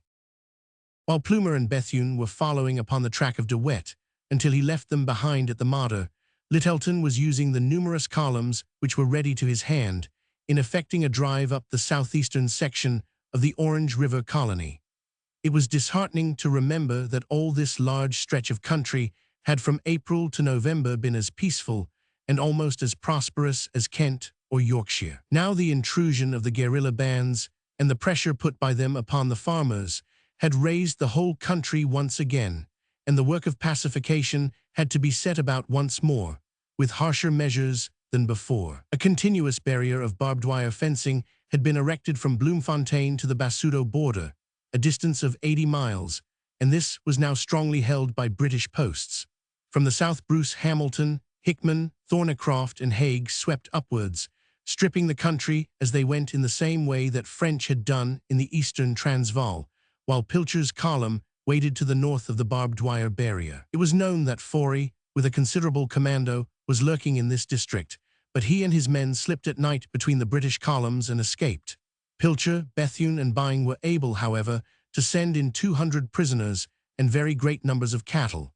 On Apeth Monroe, with Bethune's mounted infantry, captured 80 fighting Boers near Duitsdorp, and 60 more were taken by a night attack at Boschberg. There is no striking victory to record in these operations, but they were an important part of that process of attrition which was wearing the Boers out and helping to bring the war to an end. Terrible it is to see that barren countryside, and to think of the depths of misery to which the once flourishing and happy Orange Free State had fallen, through joining in a quarrel with a nation which bore it nothing but sincere friendship and goodwill.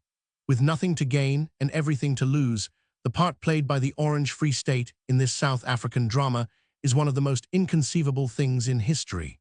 Never has a nation so deliberately and so causelessly committed suicide. Chapter 33.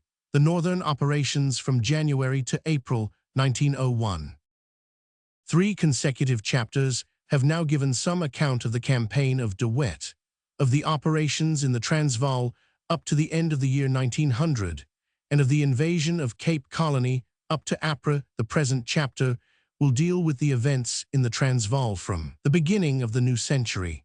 The military operations in that country, though extending over a very large area, may be roughly divided into 2 categories: the attacks by the Boers upon British posts and the aggressive sweeping movements of British columns. Under the first heading come the attacks on Belfast, on Zuurfontein, on Kaalfontein, on Zeerust, on Modderfontein, and on Lichtenburg, besides many minor affairs. The latter comprises the operations of Babington and of Cunningham to the west and southwest of Pretoria, those of Methuen still further to the southwest, and the large movement of French in the southeast.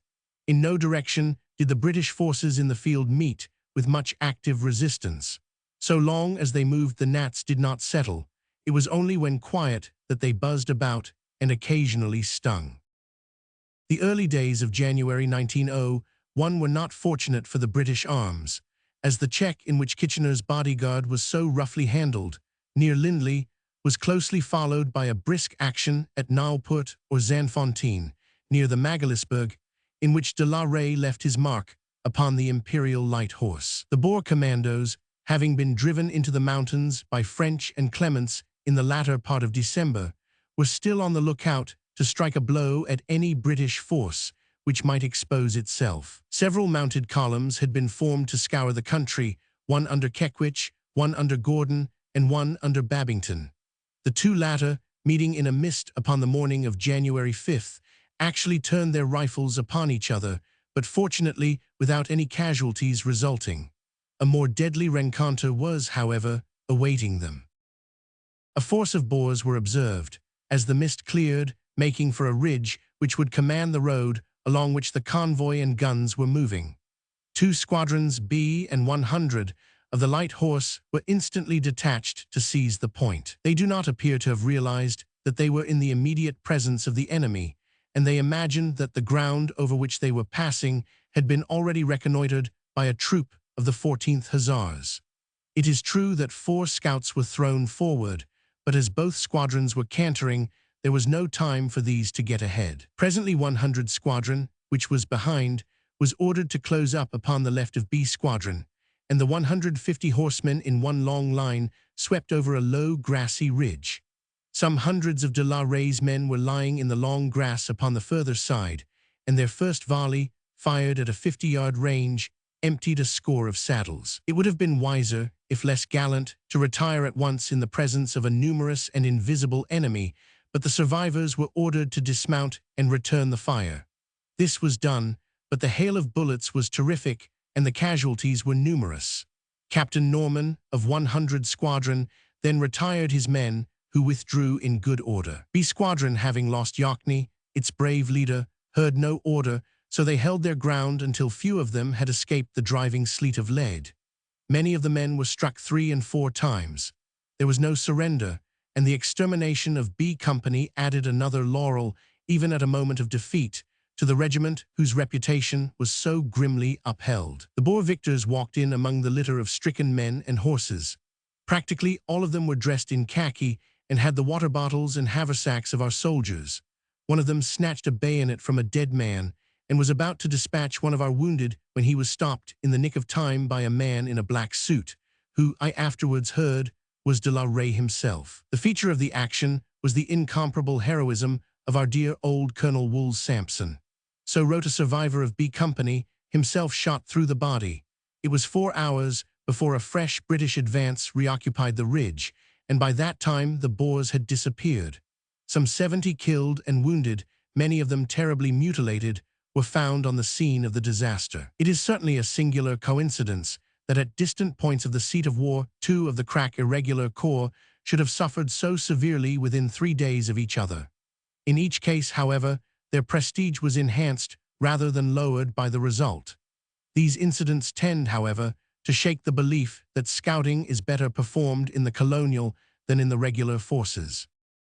Of the Boer attacks upon British posts to which allusion has been made, that upon Belfast, in the early morning of January 7th, appears to have been very gallantly and even desperately pushed. On the same date, a number of smaller attacks, which may have been meant simply as diversions, were made upon Wonderfontein, Nuitgedacht, Wildfontein, Pan, Dalmanutha, and Machadota. These 7 separate attacks, occurring simultaneously over 60 miles, show that the Boer forces were still organized and under one effective control. The general object of the operations was undoubtedly to cut Lord Roberts's communications upon that side and to destroy a considerable section of the railway. The town of Belfast was strongly held by Smith Dorrien, with 1750 men, of which 1,300 were infantry belonging to the Royal Irish, the Shropshires, and the Gordons.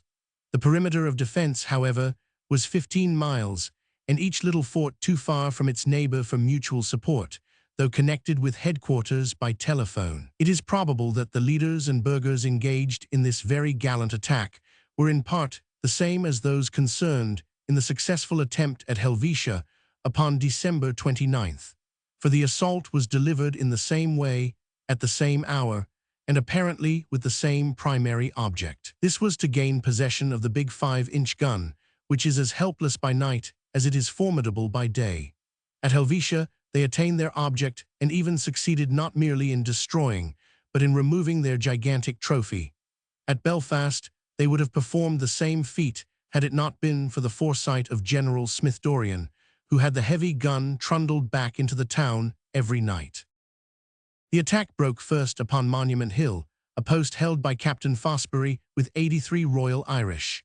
Chance or treason guided the Boers to the weak point of the wire entanglement, and they surged into the fort, where the garrison fought desperately to hold its own.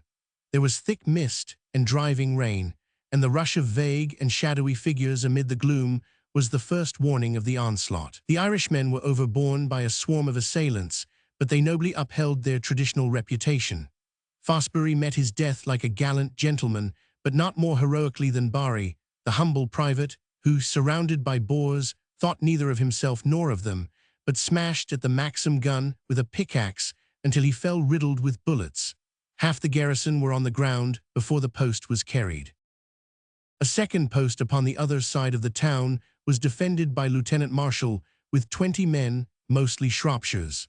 For an hour they held out until Marshall and 9 out of his 12 Shropshires had been hit. Then this post also was carried. The Gordon Highlanders held 2 posts to the southeast and to the southwest of the town, and these also were vigorously attacked. Here, however, the advance spent itself without result. In vain, the Ermelo and Carolina commandos stormed up to the Gordon pickets. They were blown back by the steady fire of the infantry. One small post manned by 12 Highlanders was taken, but the rest defied all attack. Seeing, therefore, that his attempt at a coup de main was a failure, Viljoen withdrew his men before daybreak. The Boer casualties have not been ascertained, but 24 of their dead were actually picked up within the British lines. The British lost 60 killed and wounded, while about as many were taken prisoners. Altogether, the action was a brisk and a gallant one, of which neither side has cause to be ashamed. The simultaneous attacks upon 6 other stations were none of them pressed home, and were demonstrations rather than assaults. The attempts upon Calfontein and on Zuurfontein were both made in the early morning of January 12th.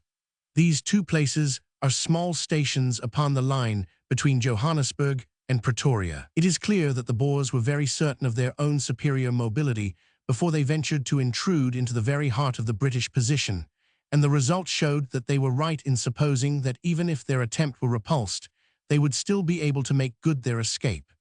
Better horsed, better riders, with better intelligence and a better knowledge of the country, their ventures were always attended by a limited liability. The attacks seem to have been delivered by a strong commando, said to have been under the command of Beyers, upon its way to join the Boer concentration in the eastern Transvaal. They had not the satisfaction, however, of carrying the garrison of a British post with them, for at each point they were met by a stout resistance and beaten off. Calfontein was garrisoned by 120 men of Cheshire under Williams Freeman, Zuurfontein by as many Norfolks, and a small body of Lincolns under Cordo and Atkinson. For 6 hours the pressure was considerable, the assailants of Calfontein keeping up a brisk shell and rifle fire, while those of Zuurfontein were without artillery. At the end of that time, 2 armored trains came up with reinforcements, and the enemy continued his trek to the eastward. Knox's 2nd Cavalry Brigade followed them up, but without any very marked result. Zeerust and Lichtenburg had each been garrisoned and provisioned by Lord Methuen before he carried his column away to the southwest, where much rough and useful work awaited him. The 2 towns were at once invested by the enemy, who made an attack upon each of them. That upon Zeerust, on January 7th, was a small matter and easily repulsed. A more formidable one was made on Lichtenburg on March 3rd. The attack was delivered by de la Rey, Smuts, and Celliers, with 1,500 men, who galloped up to the pickets in the early morning. The defenders were 600 in number, consisting of Paggett's horse and 3 companies of the 1st Battalion of the Northumberland Fusiliers, a veteran regiment with a long record of foreign service, not to be confused with that 2nd Battalion, which was so severely handled upon several occasions. It was well that it was so, for less sturdy material might have been overborne by the vigor of the attack. As it was, the garrison were driven to their last trench, but held out under a very heavy fire all day, and next morning the Boers abandoned the attack. Their losses appear to have been over 50 in number, and included Commandant Celliers, who was badly wounded and afterwards taken prisoner at Warm Baths. The brave garrison lost 14 killed, including 2 officers of the Northumberlands and 20 wounded. In each of these instances, the attacks by the Boers upon British posts had ended in a repulse to themselves. They were more fortunate, however, in their attempt upon Modderfontein on the Gatsrand at the end of January. The post was held by 200 of the South Wales borderers, reinforced by the 59th Imperial Yeomanry, who had come in as escort to convoy from Krugersdorp. The attack, which lasted all day, was carried out by a commando of 2,000 Boers under Smuts, who rushed the position upon the following morning. As usual, the Boers, who were unable to retain their prisoners, had little to show for their success. The British casualties, however, were between 30 and 40, mostly wounded. On January 22, General Cunningham left Oliphant's Neck with a small force consisting of the Border and Worcester regiments, the 6th Mounted Infantry, Kitchener's Horse, 7th Imperial Yeomanry, 8th RFA, and P Battery RH. It had instructions to move south upon the enemy known to be gathering there. By midday, this force was warmly engaged and found itself surrounded by considerable bodies of de la Rey's burghers. That night, they camped at Middelfontein and were strongly attacked in the early morning. So menacing was the Boer attitude, and so formidable the position, that the force was in some danger. Fortunately, they were in heliographic communication with Oliphant's Neck, and learned upon the 23rd that Babington had been ordered to their relief. All day Cunningham's men were under a long-range fire, but on the 24th Babington appeared, and the British force was successfully extricated, having 75 casualties. This action of Middelfontein is interesting as having been begun in Queen Victoria's reign and ended in that of Edward Roman VII. Cunningham's force moved on to Krugersdorp, and there, having heard of the fall of the Modderfontein post, as already described, a part of his command moved out to the Gatsrand in pursuit of Smuts. It was found, however, that the Boers had taken up a strong defensive position, and the British were not numerous enough to push the attack. On February 3rd, Cunningham endeavored to outflank the enemy with his small cavalry force while pushing his infantry up in front, but in neither attempt did he succeed, the cavalry failing to find the flank, while the infantry were met with a fire which made further advance impossible. One company of the Border Regiment found itself in such a position that the greater part of it was killed, wounded, or taken. This check constituted the action of Modderfontein. On the 4th, however, Cunningham, assisted by some of the South African constabulary, made his way round the flank and dislodged the enemy, who retreated to the south. A few days later, some of Smuts's men made an attempt upon the railway near Bank, but were driven off with 26 casualties. It was after this that Smuts moved west and joined de la Rey's commando to make the attack already described upon Lichtenberg. These 6 attempts represent the chief aggressive movements which the Boers made against British posts in the Transvaal during these months. Attacks upon trains were still common, and every variety of sniping appears to have been rife, from the legitimate ambuscade to something little removed from murder. It has been described in a previous chapter how Lord Kitchener made an offer to the burghers which amounted to an amnesty, and how a number of those Boers who had come under the influence of the British formed themselves into peace committees and endeavored to convey to the fighting commandos some information as to the hopelessness of the struggle and the lenient mood of the British. Unfortunately, these well-meant offers appear to have been mistaken for signs of weakness by the Boer leaders and encouraged them to harden their hearts. Of the delegates who conveyed the terms to their fellow countrymen, 2 at least were shot, several were condemned to death, and few returned without illusage. In no case did they bear back a favorable answer. The only result of the proclamation was to burden the British resources by an enormous crowd of women and children who were kept and fed in refugee camps, while their fathers and husbands continued in most cases to fight. This allusion to the peace movement among the burghers may serve as an introduction to the attempt made by Lord Kitchener at the end of February 1901 to bring the war to a close by negotiation. Throughout its course, the fortitude of Great Britain and of the Empire had never for an instant weakened, but her conscience had always been sensitive at the sight of the ruin which had befallen so large a portion of South Africa, and any settlement would have been eagerly hailed, which would ensure that the work done had not been wasted, and would not need to be done again. A peace on any other terms would simply shift upon the shoulders of our descendants those burdens which we were not manly enough to bear ourselves. There had arisen, as has been said, a considerable peace movement among the burghers of the refugee camps and also among the prisoners of war. It was hoped that some reflection of this might be found among the leaders of the people. To find out if this was so, Lord Kitchener, at the end of February, sent a verbal message to Louis Botha, and on the 27th of that month, the Boer general rode with an escort of hussars into Middelburg. Sunburned, with a pleasant, fattish face of a German type, and wearing an imperial, says one who rode beside him. Judging from the sounds of mirth heard by those without, the two leaders seemed to have soon got upon amiable terms, and there was hope that a definite settlement might spring from their interview.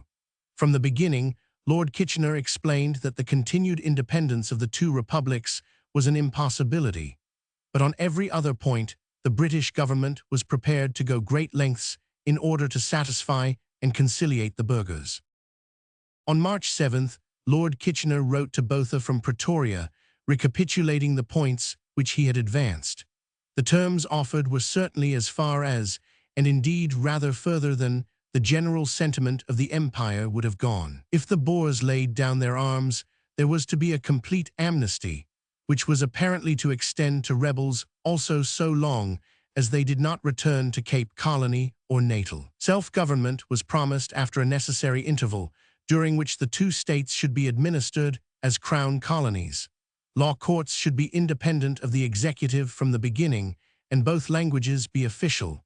£1 million of compensation would be paid to the burghers, a most remarkable example of a war indemnity being paid by the victors. Loans were promised to the farmers to restart them in business, and a pledge was made that farms should not be taxed.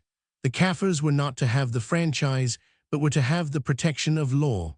Such were the generous terms offered by the British government. Public opinion at home, strongly supported by that of the colonies, and especially of the army, felt that the extreme step had been taken in the direction of conciliation, and that to do more would seem not to offer peace, but to implore it. Unfortunately, however, the one thing which the British could not offer was the one thing which the Boers would insist upon having, and the leniency of the proposals in all other directions may have suggested weakness to their minds.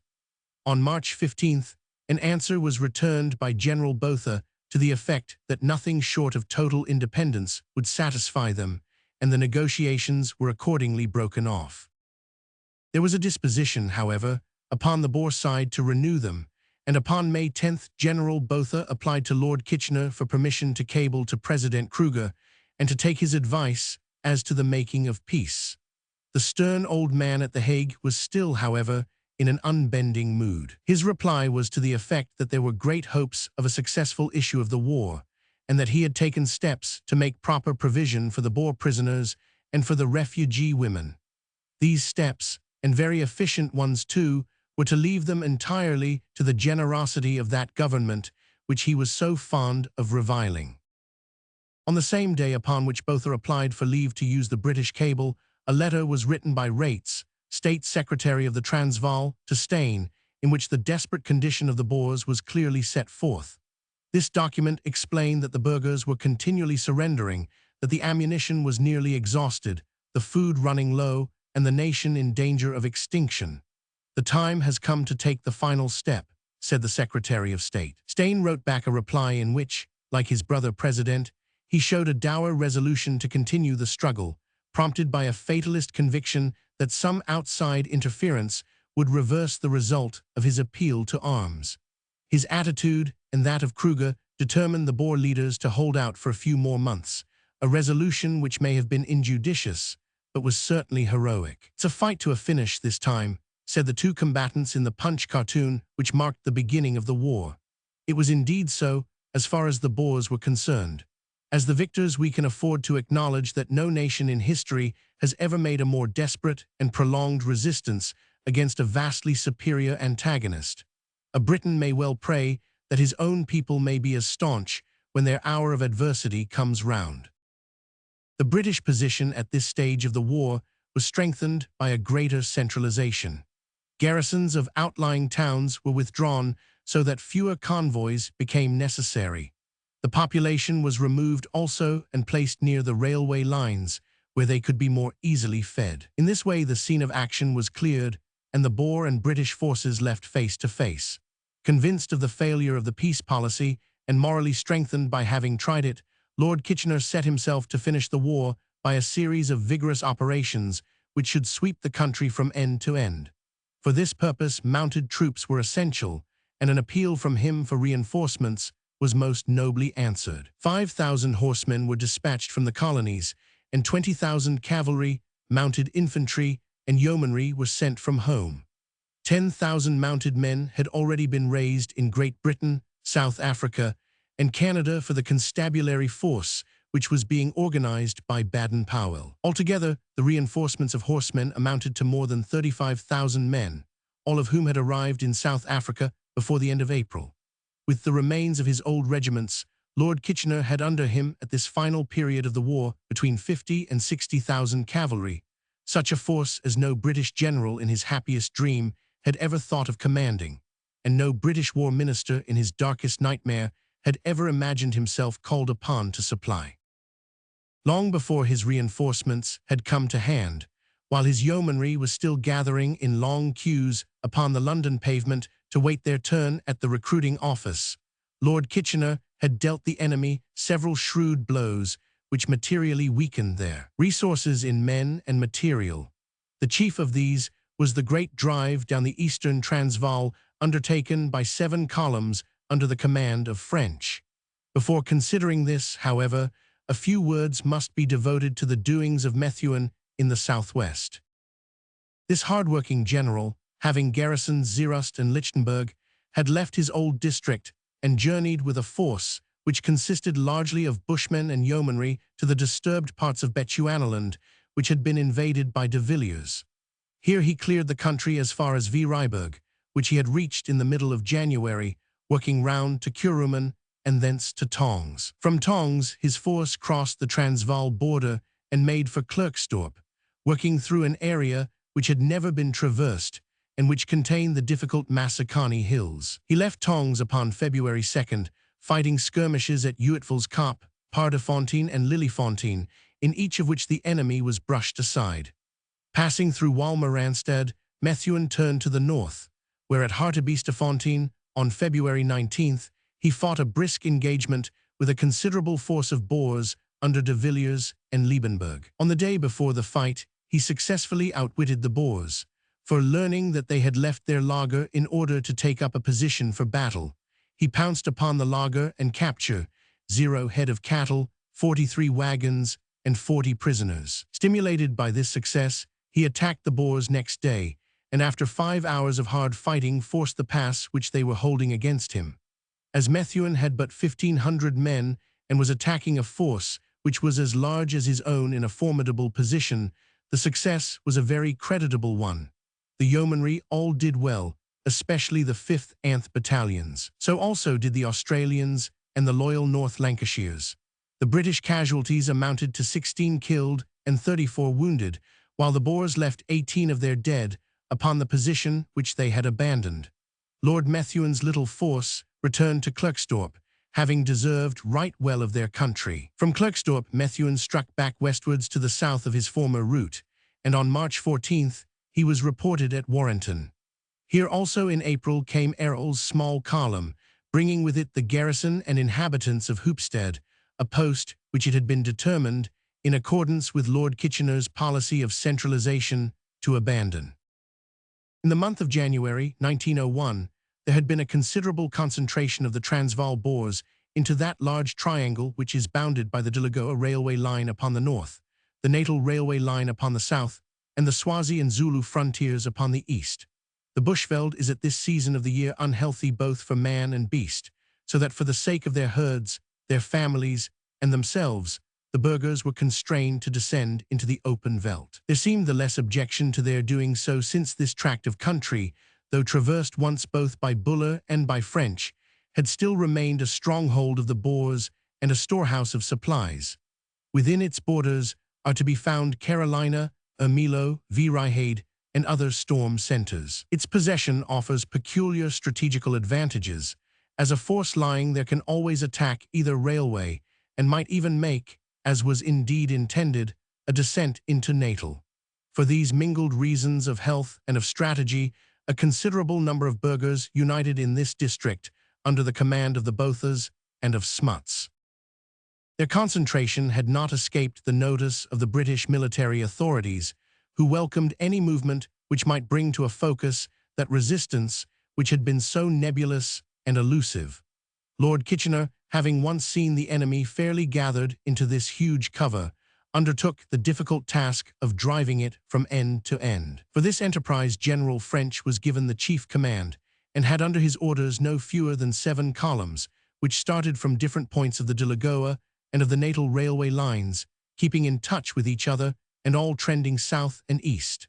A glance at the map would show, however, that it was a very large field for 7 guns, and that it would need all their alertness to prevent the driven game from breaking back. 3 columns started from the Delagoa line, namely Smith-Dorian's from Wonderfontein, the most easterly, Campbell's from Middelburg, and Alderson's from Eerste Fabrieken, close to Pretoria. 4 columns came from the Western Railway line, General Knox's from Kalfontein, Major Allenby's from Zuurfontein, both stations between Pretoria and Johannesburg, General Dartnell's from Springs, close to Johannesburg, and finally General Colville, not to be confused with Colville, from Graelingstad in the south. The whole movement resembled a huge dragnet, of which Wonderfontein and Graelingstad formed the ends, exactly 100 miles apart.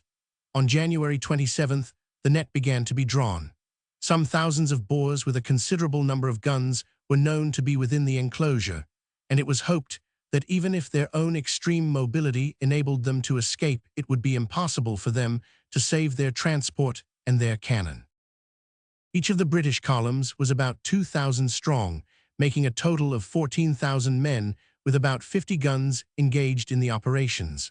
A front of not less than 10 miles was to be maintained by each force. The first decided move was on the part of the extreme left wing, Smith-Dorian's column, which moved south on Carolina and thence on Bothwell near Lake Chrissie. The arduous duty of passing supplies down from the line fell mainly upon him, and his force was in consequence larger than the others, consisting of 8,500 men with 13 guns. On the arrival of Smith-Dorian at Carolina, the other columns started, their center of advance being Ermelo. Over 70 miles of veldt, the gleam of the helio by day and the flash of the signal lamps at night marked the steady flow of the British tide. Here and there the columns came in touch with the enemy and swept him before them. French had a skirmish at Wilge River at the end of January, and Campbell another south of Middelburg, in which he had 20 casualties. On February 4th, Smith-Dorian was at Lake Chrissie. French had passed through Bethel, and the enemy was retiring on Amsterdam. The 100-mile ends of the dragnet were already contracted to a third of that distance, and the game was still known to be within it. On the 5th, Ermelo was occupied, and the fresh, deep ruts upon the veldt told the British horsemen of the huge Boer convoy that was ahead of them. For days, enormous herds, endless flocks, and lines of wagons which stretched from horizon to horizon had been trekking eastward. Cavalry and mounted infantry were all hot upon the scent. Botha, however, was a leader of spirit, not to be hustled with impunity. Having several thousand burghers with him, it was evident that if he threw himself suddenly upon any part of the British line, he might hope for a time to make an equal fight, and possibly to overwhelm it. Were Smith-Dorian out of the way, there would be a clear road of escape for his whole convoy to the north, while a defeat of any of the other columns would not help him much. It was on Smith-Dorian, therefore, that he threw himself with great impetuosity. That general's force was, however, formidable, consisting of the Suffolks, West Yorks and Camerons, 5th Lancers, 2nd Imperial Light Horse, and mounted infantry, with 8 field guns and 3 heavy pieces. Such a force could hardly be defeated in the open, but no one can foresee the effect of a night surprise well pushed home, and such was the attack delivered by Botha at 3 a.m. upon February 6th, when his opponent was encamped at Bothwell Farm. The night was favorable to the attempt, as it was dark and misty. Fortunately, however, the British commander had fortified himself and was ready for an assault. The Boer Forlorn Hope came on with a gallant dash, driving a troop of loose horses in upon the outposts and charging forward into the camp. The West Yorkshires, however, who bore the brunt of the attack, were veterans of the Tugela, who were no more to be flurried at 3 in the morning than at 3 in the afternoon. The attack was blown backwards, and 20 dead Boers, with their brave leader Sprite, were left within the British lines. The main body of the Boers contented themselves with a heavy fusillade out of the darkness, which was answered and crushed by the return fire of the infantry. In the morning no trace, save their dead, was to be seen of the enemy, but 20 killed and 50 wounded in Smith Dorrien's column showed how heavy had been the fire which had swept through the sleeping camp. The Carolina attack, which was to have cooperated with that of the Heidelbergers, was never delivered, through difficulties of the ground, and considerable recriminations ensued among the Boers in consequence. Beyond a series of skirmishes and rearguard actions, this attack of Botha's was the one effort made to stay the course of French's columns. It did not succeed, however, in arresting them for an hour. From that day began a record of captures of men, herds, guns, and wagons, as the fugitives were rounded up from the north, the west, and the south. The operation was a very thorough one, for the towns and districts occupied were denuded of their inhabitants, who were sent into the refugee camps, while the country was laid waste to prevent its furnishing the commandos with supplies in the future. Still moving southeast, General French's columns made their way to Piet Retief upon the Swazi frontier, pushing a disorganized array which he computed at 5,000 in front of them. A party of the enemy, including the Carolina Commando, had broken back in the middle of February, and Louis Botha had got away at the same time, but so successful were his main operations that French was able to report his total results at the end of the month as being 292 Boers killed or wounded, 500 surrendered, 3 guns and 1 Maxim taken, with 600 rifles, 4,000 horses, 4,500 trek oxen, 1,300 wagons and carts, 24,000 cattle, and 0 sheep. The whole vast expanse of the eastern veldt was dotted with the broken and charred wagons of the enemy. Tremendous rains were falling, and the country was one huge quagmire, which crippled, although it did not entirely prevent the further operations. All the columns continued to report captures. On March 3, Dartnell got a Maxim and prisoners, while French report more and Smith Dorrien 80. On March 6, French captured 2 more guns, and on the 14th, he report more Boer casualties and surrenders, with 500 more wagons and another great haul of sheep and oxen. By the end of March, French had moved as far south as Vryheid, his troops having endured the greatest hardships from the continual heavy rains and the difficulty of bringing up any supplies. On the 27th, he reported 17 more Boer casualties and surrenders, while on the last day of the month, he took another gun and 2 pom-poms. The enemy at that date was still retiring eastward, with Alderson and Dartnell pressing upon their rear.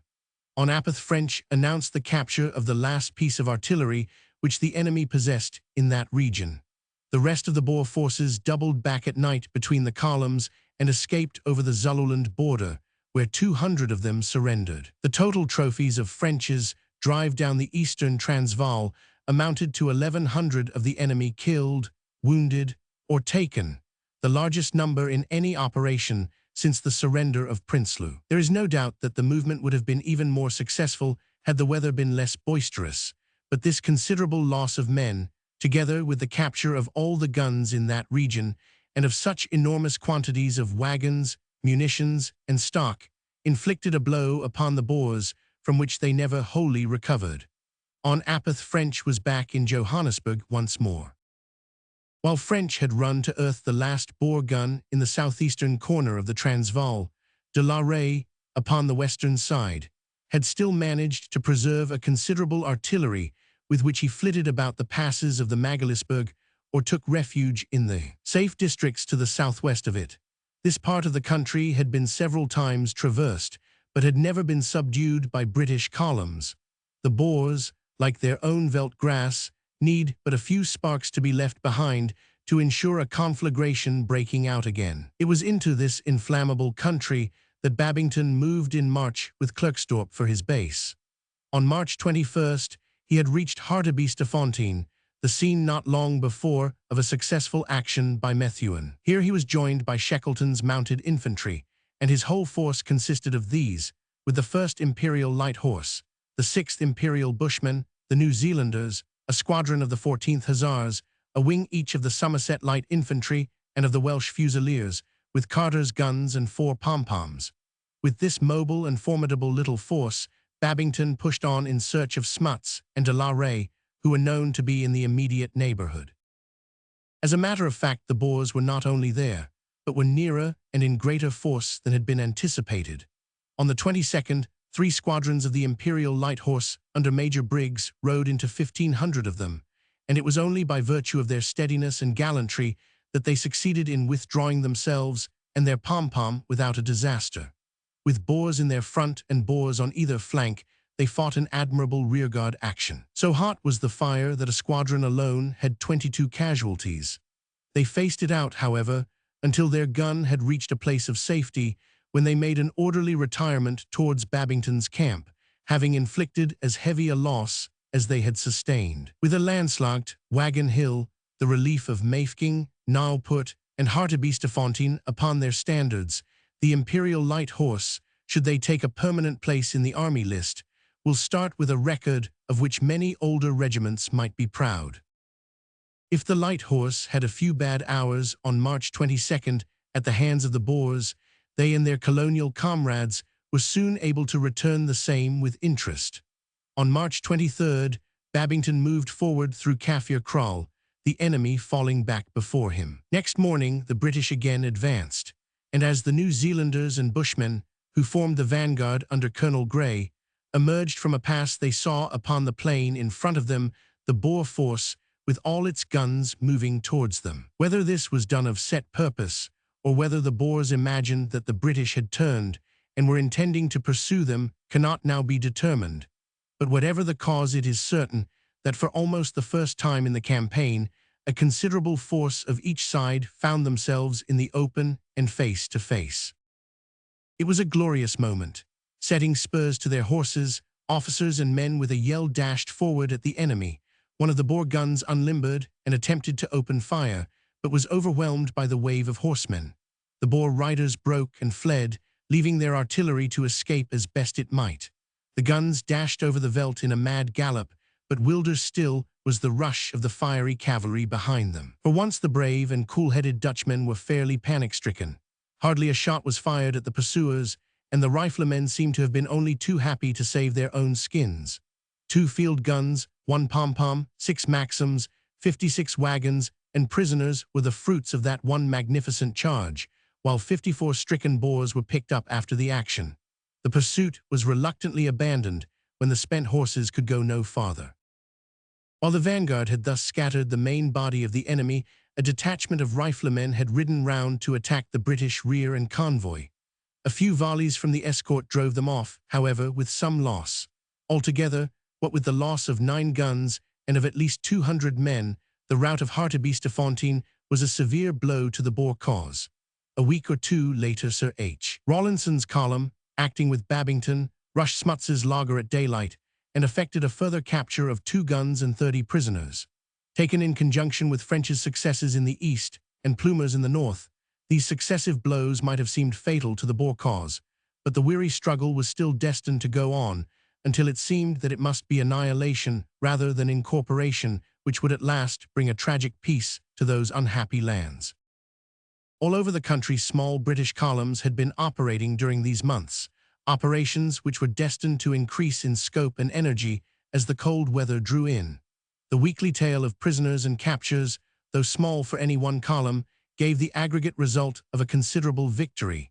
In these scattered and obscure actions, there was much good work, which can have no reward save the knowledge of duty done. Among many successful raids and skirmishes may be mentioned 2 by Colonel Park from Lydenburg, which resulted between them in the capture of nearly 100 of the enemy, including Abel Erasmus, of sinister reputation. Nor would any summary of these events be complete without a reference to the very gallant defense of Malabatini in Zululand, which was successfully held by a handful of police and civilians against an eruption of the Boers. With the advent of winter and of reinforcements, the British operations became very energetic in every part of the country, and some account of them will now be added. Chapter 34. The Winter Campaign, April to September 1901. The African winter extends roughly from April to September, and as the grass during that period would be withered on the veldt, the mobility of the Boer commandos must be very much impaired. It was recognized, therefore, that if the British would avoid another year of war, it could only be done by making good use of the months which lay before them. For this reason, Lord Kitchener had called for the considerable reinforcements which have been already mentioned, but on the other hand, he was forced to lose many thousands of his veteran yeomanry, Australians and Canadians, whose term of service was at an end.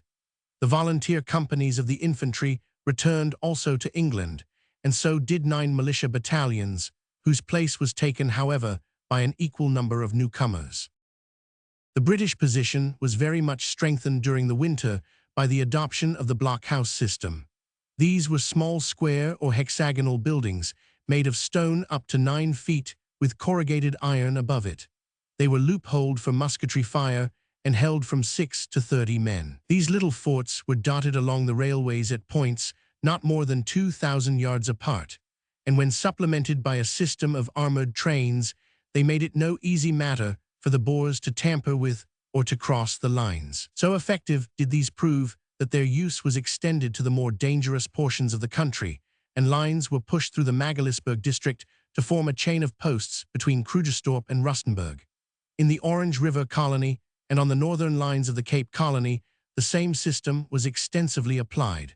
I will now attempt to describe the more important operations of the winter, beginning with the incursion of Plumer into the untrodden ground to the north. At this period of the war, the British forces had overrun, if they had not subdued, the whole of the Orange River Colony and every part of the Transvaal, which is south of the Mafeking-Pretoria-Komati line. Through this great tract of country, there was not a village and hardly a farmhouse which had not seen the invaders. But in the north, there remained a vast district, 200 miles long and 300 broad, which had hardly been touched by the war. It is a wild country, scrub-covered, antelope-haunted plains rising into desolate hills, but there are many kloofs and valleys with rich water meadows and lush grazings, which formed natural granaries and depots for the enemy. Here the Boer government continued to exist, and here, screened by their mountains, they were able to organize the continuation of the struggle. It was evident that there could be no end to the war until these last centers of resistance had been broken up. The British forces had advanced as far north as Rustenburg in the west, Pienaar in the center, and Lydenburg in the east, but here they had halted, unwilling to go farther until their conquests had been made good behind them. A general might well pause before plunging his troops into that vast and rugged district, when an active foe and an exposed line of communication lay for many hundreds of miles to the south of them. But Lord Kitchener, with characteristic patience, waited for the right hour to come, and then with equally characteristic audacity played swiftly and boldly for his stake. De Wet, impotent for the moment, had been hunted back over the Orange River. French had harried the burghers in the southeast Transvaal, and the main force of the enemy was known to be on that side of the seat of war. The north was exposed, and with one long, straight lunge to the heart, Pietersburg might be transfixed. There could only be one direction for the advance, and that must be along the Pretoria to Pietersburg Railroad. This is the only line of rails which leads to the north, and as it was known to be in working order, the Boers were running a bi-weekly service from Pietersburg to Warm Baths. It was hoped that a swift advance might seize it before any extensive damage could be done. With this object, a small but very mobile force rapidly assembled at the end of March at Pienaar River, which was the British railhead 40 miles north of Pretoria and 130 from Pietersburg. This column consisted of the Bushveld Carbineers, the 4th Imperial Bushmen's Corps, and the 6th New Zealand Contingent. With them were the 18th Battery RFA and 3 pom-poms. A detachment of the invaluable mounted sappers rode with the force, and 2 infantry regiments, the 2nd Gordons and the Northamptons, were detached to garrison the more vulnerable places upon the line of advance.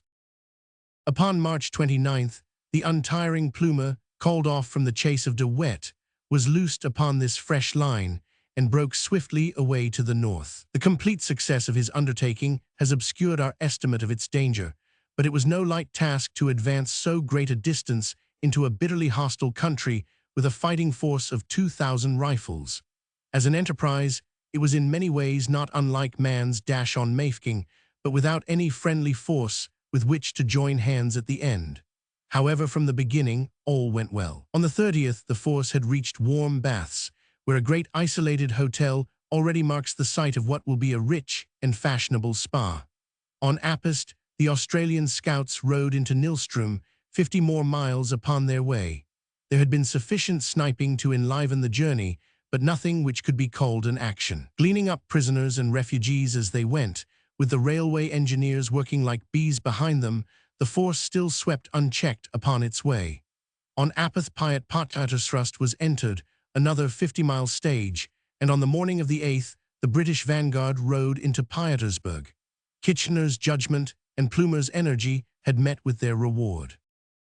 The Boer commando had evacuated the town, and no serious opposition was made to the British entry. The most effective resistance came from a single schoolmaster, who, in a moment of irrational frenzy or of patriotic exaltation, shot down 3 of the invaders before he met his own death.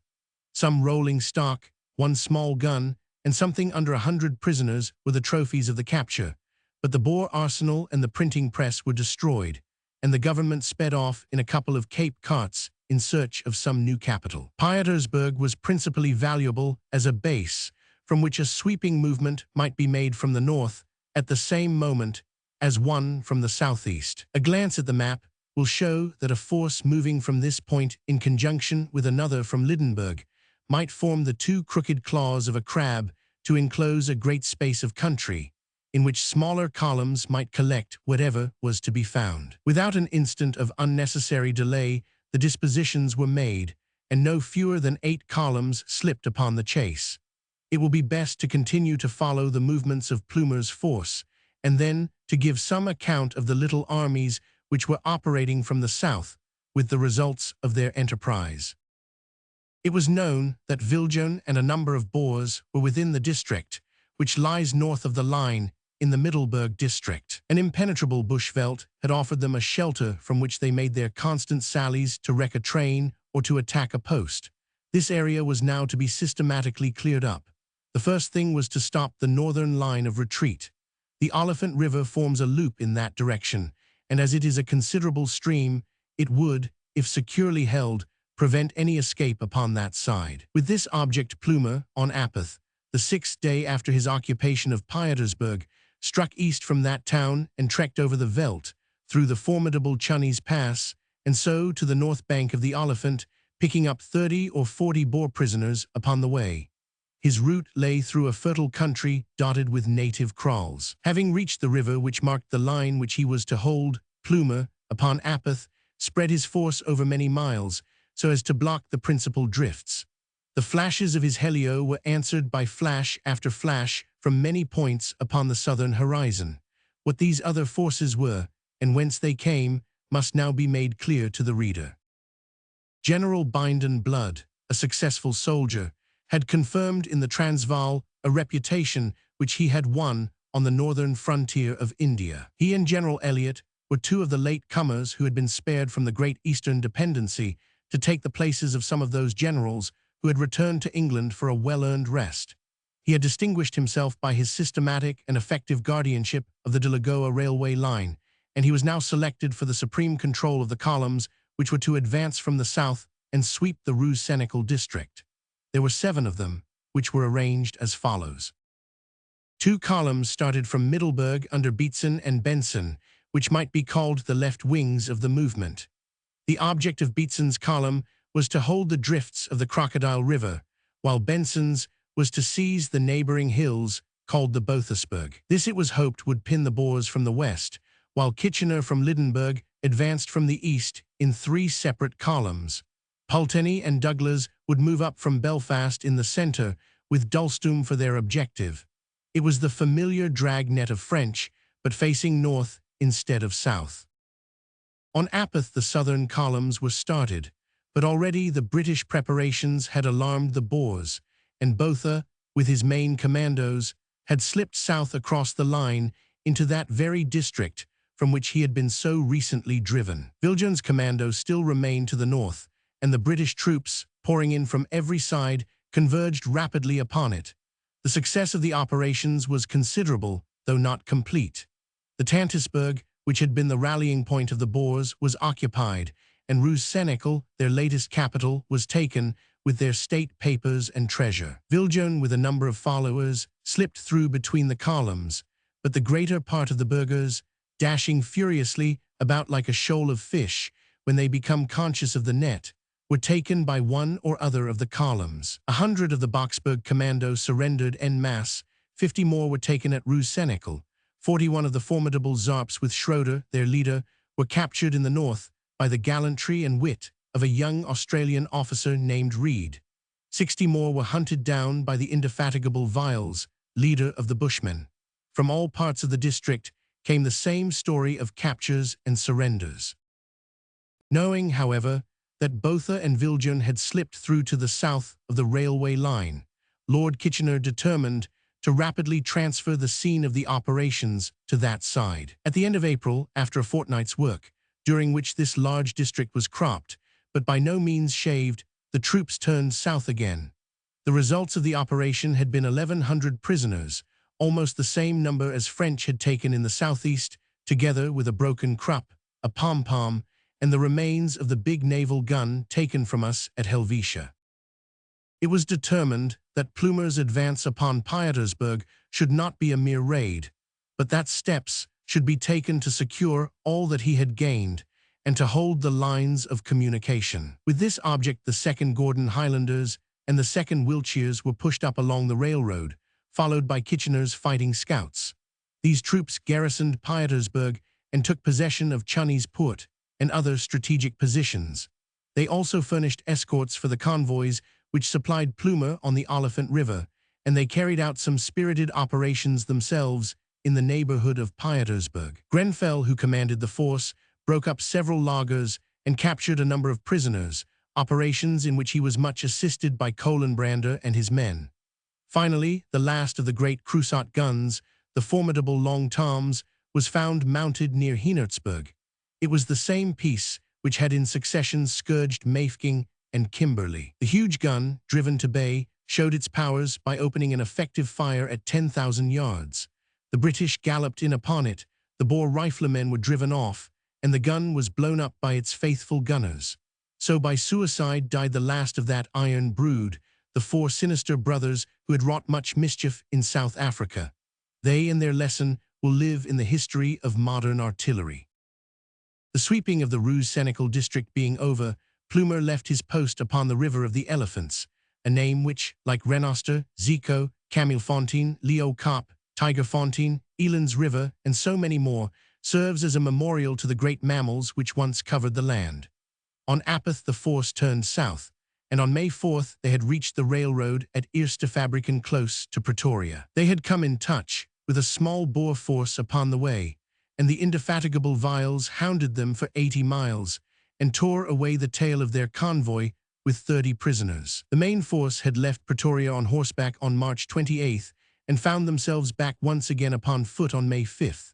They had something to show, however, for the loss of their horses, since they had covered a circular march of 400 miles, had captured some hundreds of the enemy, and had broken up their last organized capital. From first to last, it was a most useful and well-managed expedition. It is the more to be regretted that General Blood was recalled from his northern trek before it had attained its full results, because those operations to which he turned did not offer him any great opportunities for success. Withdrawing from the north of the railway with his columns, he at once started upon a sweep of that portion of the country which forms an angle between the Delagoa line and the Swazi frontier, the Barberton district. But again the 2 big fish, Viljoen and Botha, had slipped away, and the usual collection of sprats was left in the net. The sprats count also, however, and every week now telegrams were reaching England from Lord Kitchener which showed that from 300 to 500 more burghers had fallen into our hands. Although the public might begin to look upon the war as interminable, it had become evident to the thoughtful observer that it was now a mathematical question, and that a date could already be predicted by which the whole Boer population would have passed into the power of the British. Among the numerous small British columns which were at work in different parts of the country in the latter half of May, there was one under General Dixon which was operating in the neighborhood of the Magaliesberg Range. This locality has never been a fortunate one for the British arms. The country is peculiarly mountainous and broken, and it was held by the veteran de la Rey and a numerous body of irreconcilable Boers. Here in July we had encountered a check at Uitval's Neck. In December Clements had met a more severe one at Nuanced, while shortly afterwards Cunningham had been repulsed at Middelfontein and the light horse cut up at Nauput. After such experiences, one would have thought that no column which was not of overmastering strength would have been sent into this dangerous region. But General Dixon had, as a matter of fact, by no means a strong force with him. With 1,600 men and a battery, he was dispatched upon a quest after some hidden guns which were said to have been buried in those parts. On May 26, Dixon's force, consisting of Derbyshires, King's Own Scottish Borderers, Imperial Yeomanry, Scottish Horse, and 6 guns, 4 of 8th RFA and 2 of 28th RFA, broke camp at Nauput and moved to the west. On the 28th, they found themselves at a place called Vlakfontein, immediately south of Oliphant's Neck. On that day, there were indications that there were a good many Boers in the neighborhood. Dixon left a guard over his camp and then sallied out in search of the buried guns. His force was divided into 3 parts, the left column under Major Chance, consisting of 2 guns of the 28th RFA, 230 of the Yeomanry, and 1 company of the Darbies.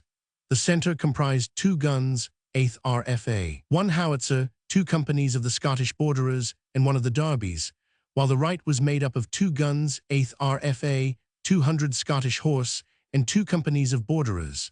Having ascertained that the guns were not there, the force about midday was returning to the camp, when the storm broke suddenly and fiercely upon the rearguard.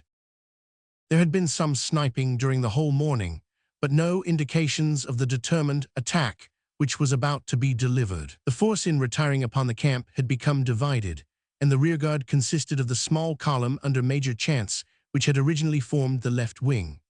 A veldt fire was raging on one flank of this rearguard, and through the veil of smoke, a body of 500 Boers charged suddenly home with magnificent gallantry upon the guns. We have few records of a more dashing or of a more successful action in the whole course of the war. So rapid was it that hardly any time elapsed between the glimpse of the first dark figures galloping through the haze and the thunder of their hoofs as they dashed in among the gunners. The yeomanry were driven back and many of them shot down. The charge of the mounted Boers was supported by a very heavy fire from a covering party, and the gun detachments were killed or wounded almost to a man. The lieutenant in charge and the sergeant were both upon the ground. So far as it is possible to reconstruct the action from the confused accounts of excited eyewitnesses, and from the exceedingly obscure official report of General Dixon, there was no longer any resistance round the guns, which were at once turned by their captors upon the nearest British detachment. The company of infantry, which had helped to escort the guns, proved, however, to be worthy representatives of that historic branch of the British service. They were Northerners, men of Derbyshire and Nottingham, the same counties which had furnished the brave militia who had taken their punishment so gamely at Ruddyville. Though hustled and broken, they reformed and clung doggedly to their task, firing at the groups of Boers who surrounded the guns. At the same time, word had been sent of their pressing need to the Scotch Borderers and the Scottish Horse, who came swarming across the valley to the succor of their comrades. Dixon had brought 2 guns and a howitzer into action, which subdued the fire of the 2 captured pieces, and the infantry, Darbies and Borderers, swept over the position, retaking the 2 guns and shooting down those of the enemy who tried to stand. The greater number vanished into the smoke, which veiled their retreat as it had their advance. 41 of them were left dead upon the ground. 6 officers and 50 men killed, with about 120 wounded, made up the British losses, to which 2 guns would certainly have been added, but for the gallant counterattack of the infantry. With Dargai and Vlakfontein to their credit, the Darbies have green laurels upon their war-worn colours. They share them on this occasion with the Scottish Borderers, whose volunteer company carried itself as stoutly as the regulars. How is such an action to be summed up? To Kemp, the young Boer leader, and his men belongs the credit of the capture of the guns, to the British that of their recapture and of the final possession of the field. The British loss was probably somewhat higher than that of the Boers, but upon the other hand, there could be no question as to which side could afford loss the better. The Briton could be replaced, but there were no reserves behind the fighting line of the Boers. There is one subject which cannot be ignored in discussing this battle, however repugnant it may be. That is the shooting of some of the British wounded who lay round the guns. There is no question at all about the fact, which is attested by many independent witnesses. There is reason to hope that some of the murderers paid for their crimes with their lives before the battle was over. It is pleasant to add that there is at least one witness to the fact that Boer officers interfered with threats to prevent some of these outrages. It is unfair to tarnish the whole Boer nation and cause on account of a few irresponsible villains who would be disowned by their own decent comrades. Very many, too many, British soldiers have known by experience what it is to fall into the hands of the enemy, and it must be confessed that on the whole they have been dealt with in no ungenerous spirit, while the British treatment of the Boers has been unexampled in all military history for its generosity and humanity. That so fair a tale should be darkened by such ruffianly outrages is indeed deplorable, but the incident is too well authenticated to be left unrecorded in any detailed account of the campaign. General Dixon, finding the Boers very numerous all round him, and being hampered by his wounded, fell back upon Nauput, which he reached on June 1st.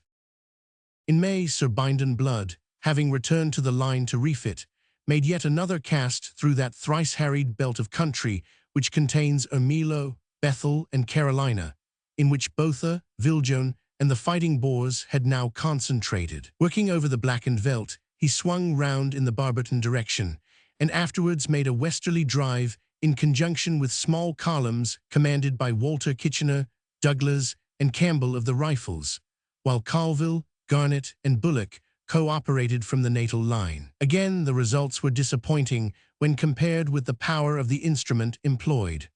On July 5th, he reached Springs, near Johannesburg, with a considerable amount of stock, but with no great number of prisoners. The elusive Botha had slipped away to the south and was reported upon the Zululand border, while Viljoen had succeeded in crossing the Delagoa line and winning back to his old lair in the district north of Middelburg, from which he had been evicted in April. The commandos were like those pertinacious flies which buzz upwards when a hand approaches them, but only to settle again in the same place. One could but try to make the place less attractive than before.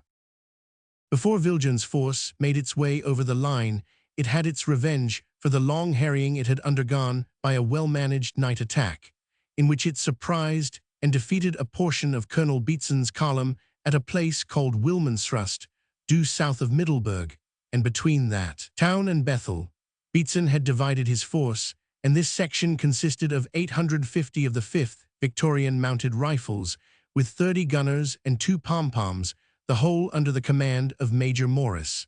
Viljoen's force, trekking north towards the line, came upon this detachment upon June 12th. The British were aware of the presence of the enemy, but do not appear to have posted any extra outposts or taken any special precautions.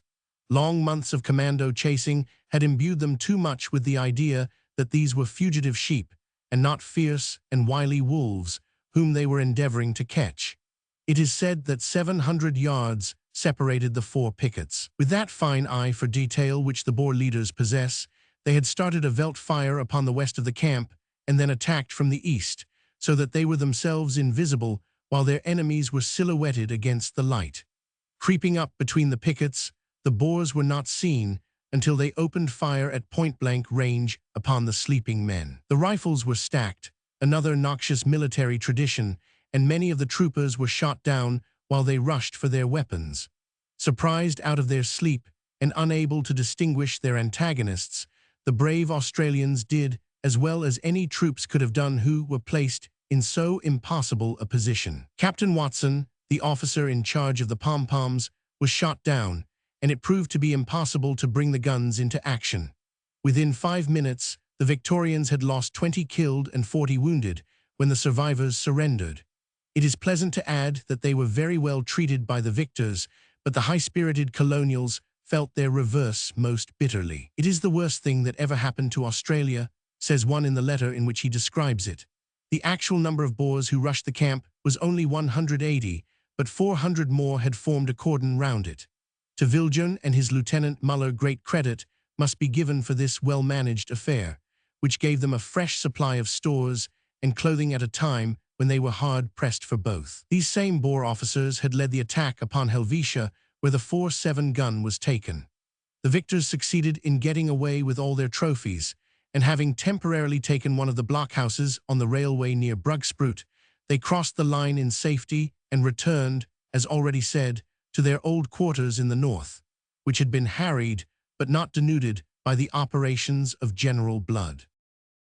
It would take a volume to catalogue, and a library to entirely describe the movements and doings of the very large number of British columns which operated over the Transvaal and the Orange River colony during this cold-weather campaign. If the same columns and the same leaders were consistently working in the same districts, some system of narrative might enable the reader to follow their fortunes, but they were, as a matter of fact, rapidly transferred from one side of the field of action to another in accordance with the concentrations of the enemy. The total number of columns amounted to at least 60, which varied in number from 200 to 2,000, and seldom hunted alone.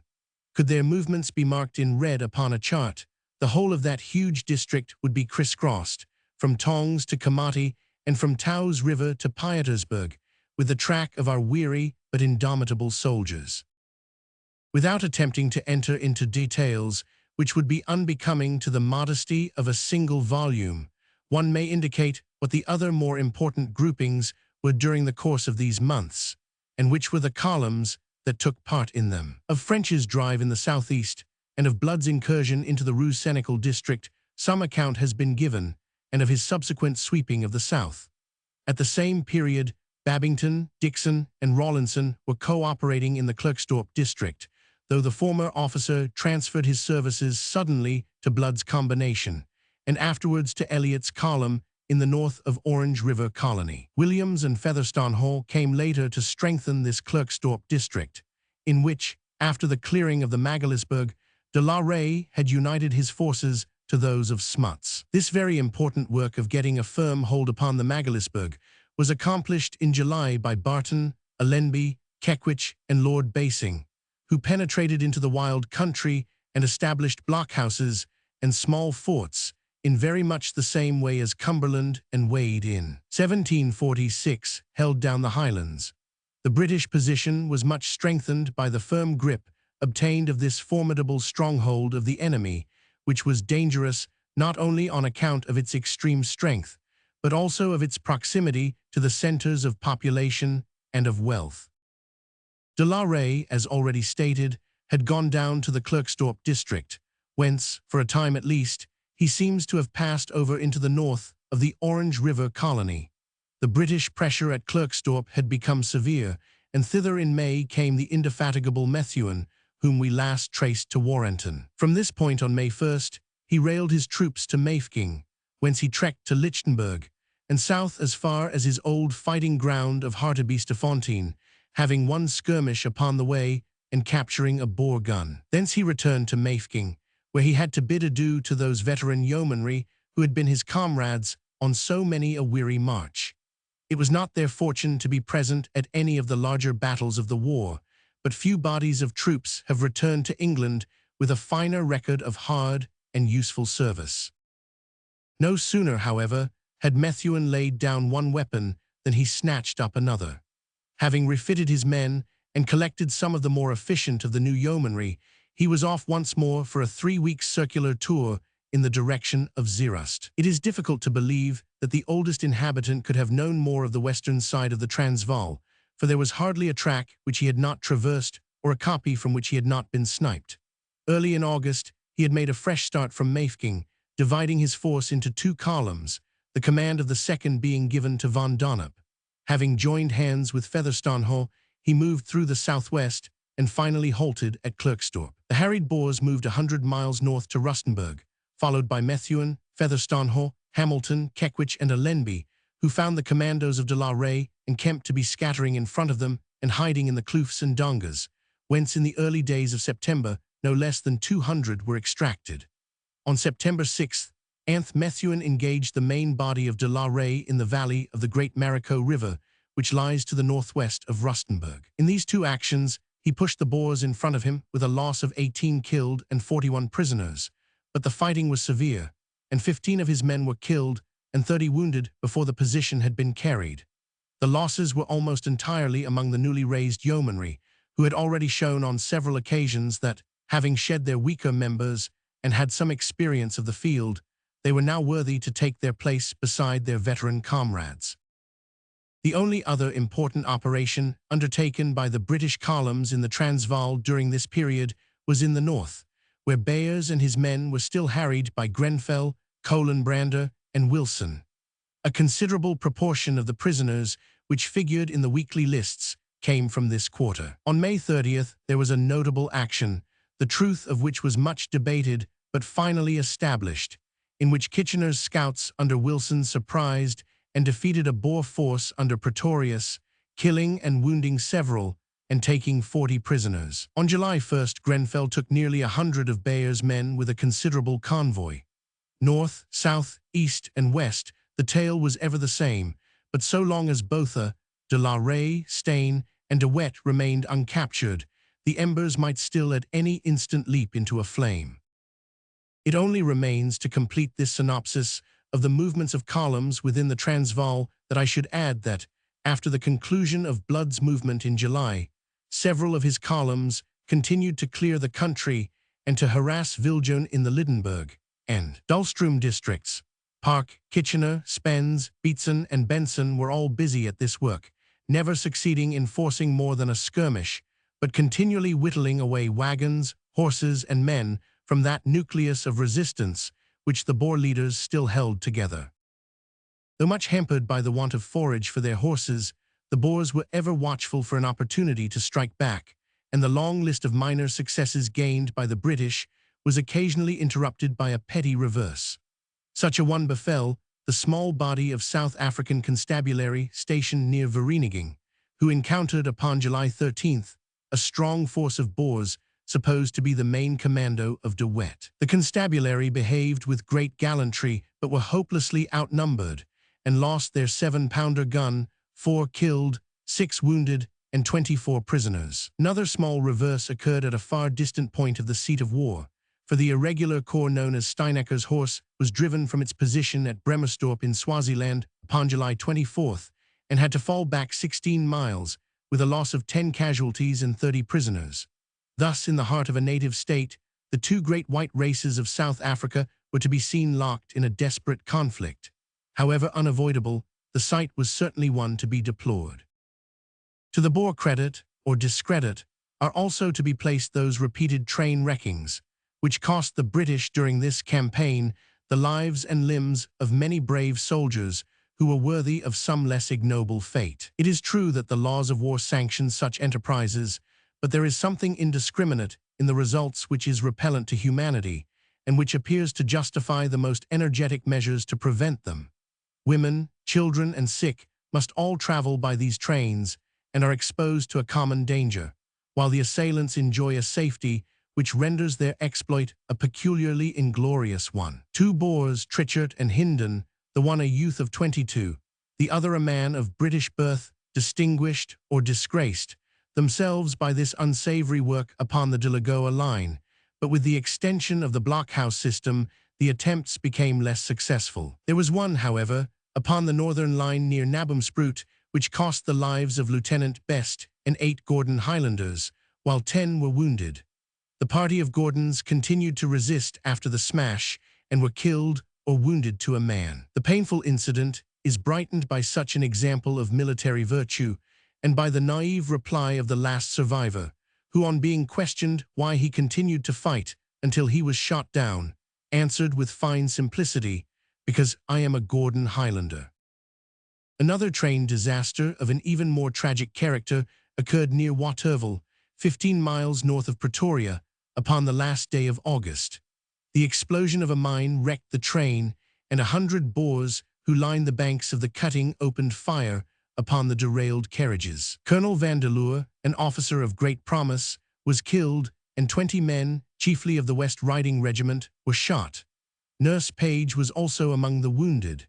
It was after this fatal affair that the regulation of carrying Boer hostages upon the trains was at last carried out. It has been already stated that part of Lord Kitchener's policy of concentration lay in his scheme for gathering the civil population into camps along the lines of communication. The reasons for this, both military and humanitarian, were overwhelming. Experience had proved that the men, if left at liberty, were liable to be persuaded or coerced by the fighting Boers into breaking their parole and rejoining the commandos. As to the women and children, they could not be left upon the farms in a denuded country. That the Boers in the field had no doubts as to the good treatment of these people was shown by the fact that they repeatedly left their families in the way of the columns so that they might be conveyed to the camps. Some consternation was caused in England by a report of Miss Hobhouse, which called public attention to the very high rate of mortality in some of these camps. But examination showed that this was not due to anything insanitary in their situation or arrangement, but to a severe epidemic of measles which had swept away a large number of the children. A fund was started in London to give additional comforts to these people, though there is reason to believe that their general condition was superior to that of the Uitlander refugees, who still waited permission to return to their homes. By the end of July, there were no fewer than 60,000 inmates of the camps in the Transvaal alone, and half as many in the Orange River colony. So great was the difficulty in providing the supplies for so large a number that it became more and more evident that some at least of the camps must be moved down to the sea coast. Passing to the Orange River colony, we find that during this winter period the same British tactics had been met by the same constant evasions on the part of the dwindling commandos. The colony had been divided into 4 military districts: that of Bloemfontein, which was given to Charles Knox, that of Littleton at Springfontein, that of Rundle at Harrismith, and that of Elliot in the north. The latter was infinitely the most important, and Elliot, the warden of the northern marches, had under him during the greater part of the winter a mobile force of about 6,000 men, commanded by such experienced officers as Broadwood, Delisle, and Bethune. Later in the year Spens, Bullock, Plumer, and Remington were all sent into the Orange River colony to help to stamp out the resistance. Numerous skirmishes and snipings were reported from all parts of the country, but a constant stream of prisoners and of surrenders assured the soldiers that, in spite of the difficulty of the country and the obstinacy of the enemy, the term of their labors was rapidly approaching. In all the petty and yet necessary operations of these columns, 2 incidents demand more than a mere mention. The first was a hard-fought skirmish in which some of Elliot's horsemen were engaged upon June 6th. His column had trekked during the month of May from Kroonstad to Harrismith, and then turning north found itself upon that date near the hamlet of Rates. Major Sladen with 200 mounted infantry, when detached from the main body, came upon the track of a Boer convoy and ran it down.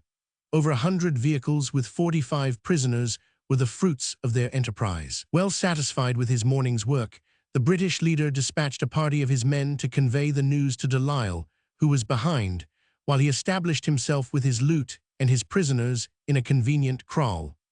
Thence they had an excellent view of a large body of horsemen approaching them with scouts, flankers, and all military precautions. One warm-hearted officer seems actually to have sallied out to meet his comrades, and it was not till his greeting of them took the extreme form of handing over his rifle that the suspicion of danger entered the heads of his companions. But if there was some lack of wit, there was none of heart in Sladen and his men. With 45 Boers to hold down, and under Forey, De Wet, and de la Rey around them, the little band made rapid preparation for a desperate resistance. The prisoners were laid upon their faces, the men knocked loopholes in the mud walls of the kraal, and a blunt soldierly answer was returned to the demand for surrender. But it was a desperate business. The attackers were 5-1, and the 5 were soldiers of De Wet, the hard-bitten veterans of 100 encounters. The captured wagons in a long double row stretched out over the plain, and under this cover the Dutchmen swarmed up to the kraal. But the men who faced them were veterans also, and the defense made up for the disparity of numbers. With fine courage, the Boers made their way up to the village and established themselves in the outlying huts, but the mounted infantry clung desperately to their position. Out of the few officers present, Finlay was shot through the head, Moir and Cameron through the heart, and Strong through the stomach. It was a wagon hill upon a small scale, 2 dour lines of skirmishers emptying their rifles into each other at point-blank range. Once more, as at Bothaville, the British mounted infantry proved that when it came to a dogged pelting match, they could stand punishment longer than their enemy. They suffered terribly. 51 out of the little force were on the ground, and the survivors were not much more numerous than their prisoners. To the 1st Gordons, the 2nd Bedfords, the South Australians, and the New South Welsh men belongs the honour of this magnificent defence.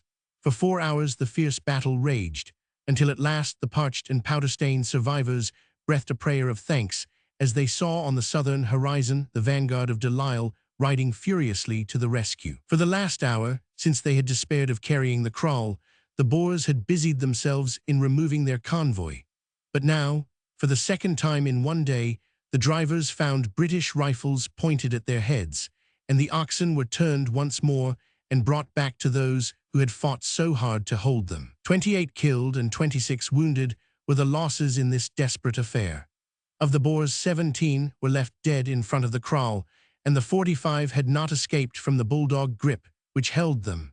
There seems for some reason to have been no effective pursuit of the Boers, and the British column held on its way to Kroonstad.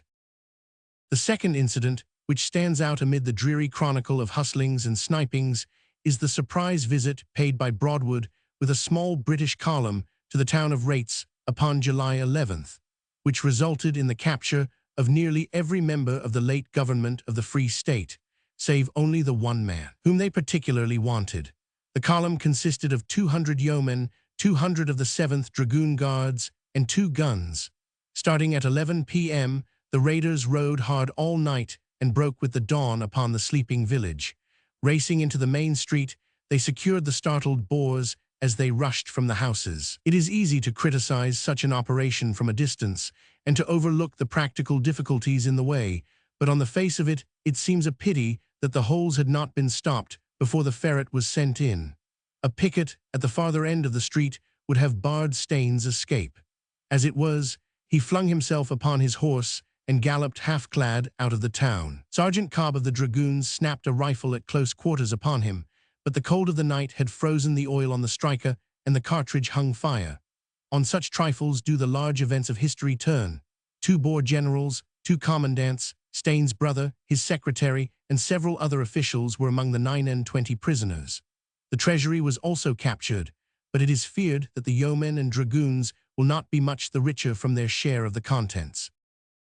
Save these 2 incidents, the fight at Rates and the capture of a portion of Staines' government at the same place, the winter's campaign furnished little which was of importance, though a great deal of very hard and very useful work was done by the various columns under the direction of the governors of the 4 military districts. In the south, General Bruce Hamilton made 2 sweeps, one from the railway line to the western frontier, and the second from the south and east in the direction of Petersburg.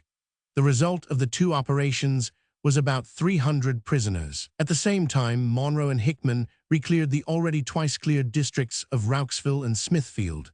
The country in the east of the colony was verging now upon the state which Grant described in the Shenandoah Valley. "A crow," said he, "must carry his own rations when he flies across it." In the middle district, General Charles Knox, with the columns of Pinecoffin, Thornycroft, Pilcher, and Henry, were engaged in the same sort of work, with the same sort of results. The most vigorous operations fell to the lot of General Elliot, who worked over the northern and northeastern district, which still contained a large number of fighting burghers. In May and June, Elliot moved across to Vrede and afterwards down the eastern frontier of the colony, joining hands at last with Rundle at Harrismith. He then worked his way back to Kroonstad through Rates and Lindley. It was on this journey that Sladen's mounted infantry had the sharp experience which has been already narrated.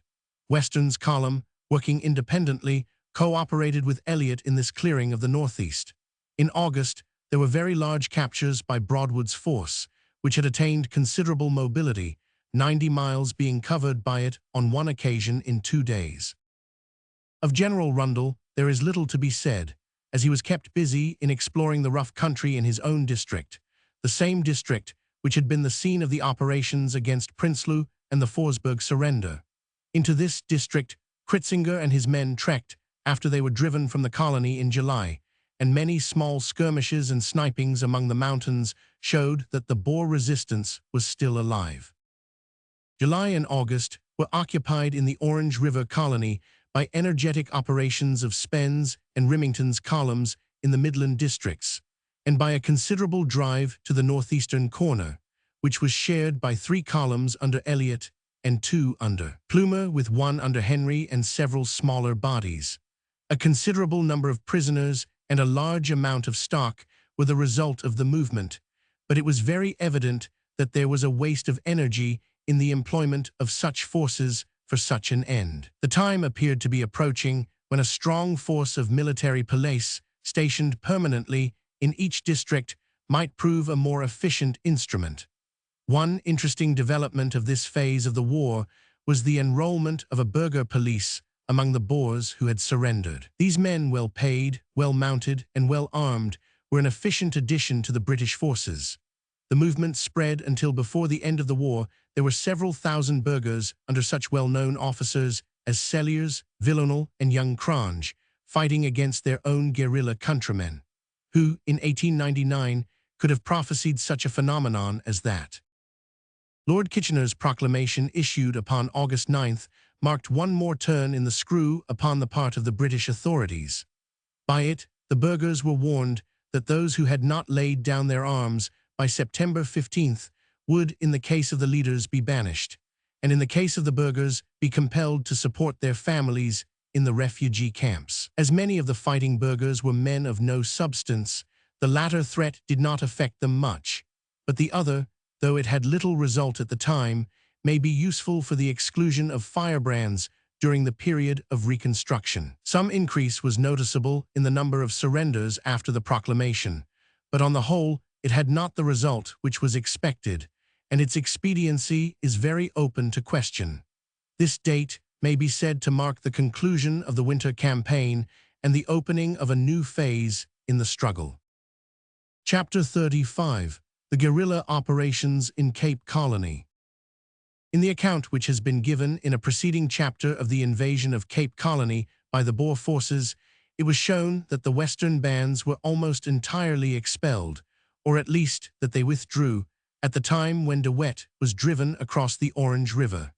This was at the beginning of March 1901. It was also mentioned that though the Boers evacuated the barren and unprofitable desert of the Karoo, the eastern bands which had come with Kritzinger did not follow the same course, but continued to infest the mountainous districts of the central colony, whence they struck again and again at the railway lines, the small towns, British patrols, or any other quarry which was within their reach and strength. From the surrounding country, they gathered a fair number of recruits, and they were able, through the sympathy and help of the Dutch farmers, to keep themselves well mounted and supplied. In small wandering bands, they spread themselves over a vast extent of country, and there were few isolated farmhouses from the Orange River to the Oudtshoorn Mountains, and from the Cape Town Railroad in the west to the Fish River in the east, which were not visited by their active and enterprising scouts. The object of the whole movement was, no doubt, to stimulate a general revolt in the colony, and it must be acknowledged that if the powder did not all explode, it was not for want of the match being thoroughly applied. It might at first sight seem the simplest of military operations to hunt down these scattered and insignificant bands, but as a matter of fact nothing could be more difficult. Operating in a country which was both vast and difficult, with excellent horses, the best of information, and supplies ready for them everywhere, it was impossible for the slow-moving British columns with their guns and their wagons to overtake them. Formidable even in flight, the Boers were always ready to turn upon any force which exposed itself too rashly to retaliation. And so amid the mountain passes the British chiefs had to use an amount of caution which was incompatible with extreme speed. Only when a commando was exactly localized, so that 2 or 3 converging British forces could be brought to bear upon it, was there a reasonable chance of forcing a fight. Still, with all these heavy odds against them, the various little columns continued month after month to play hide-and-seek with the commandos, and the game was by no means always on the one side. The varied fortunes of this scrambling campaign can only be briefly indicated in these pages. It has already been shown that Kritzinger's original force broke into many bands, which were recruited partly from the Cape rebels and partly from fresh bodies which passed over from the Orange River colony. The more severe the pressure in the north, the greater reason was there for a trek to this land of plenty. The total number of Boers who were wandering over the eastern and midland districts may have been about 2,000, who were divided into bands which varied from 50 to 300. The chief leaders of separate commandos were Kritzinger, Schiepers, Mallen, Myburg, Fouch, Lauter, Smuts, Van Rienen, Leitgen, Maritz, and Conroy, the 2 latter operating on the western side of the country. To hunt down these numerous and active bodies, the British were compelled to put many similar detachments into the field, known as the columns of Gorringe, Crabbe, Henniker, Scobel, Doran, Kavanagh, Alexander, and others. These 2 sets of miniature armies performed an intricate devil's dance over the colony, the main lines of which are indicated by the red lines upon the map. The Zuurberg Mountains to the north of Steynsburg, the Sneeuwberg Range to the south of Middelburg, the Oudtshoorn Mountains in the south, the Cradock District, the Murraysburg District, and the Graafrenet District. These were the chief centers of Boer activity. In April, Kritzinger made his way north to the Orange River colony for the purpose of consulting with De Wet, but he returned with a following of 200 men about the end of May. Continual brushes occurred during this month between the various columns, and much hard marching was done upon either side, but there was nothing which could be claimed as a positive success. Early in May, 2 passengers sailed for Europe, the journey of each being in its way historical. The first was the weary and overworked proconsul who had the foresight to distinguish the danger and the courage to meet it. Milner's worn face and prematurely grizzled hair told of the crushing weight which had rested upon him during 3 eventful years. A gentle scholar, he might have seemed more fitted for a life of academic calm than for the stormy part which the discernment of Mr. Chamberlain had assigned to him. The fine flower of an English university, low-voiced and urbane, it was difficult to imagine what impression he would produce upon those rugged types of which South Africa is so peculiarly prolific. But behind the reserve of a gentleman there lay within him a lofty sense of duty, a singular clearness of vision, and a moral courage which would brace him to follow whither his reason pointed.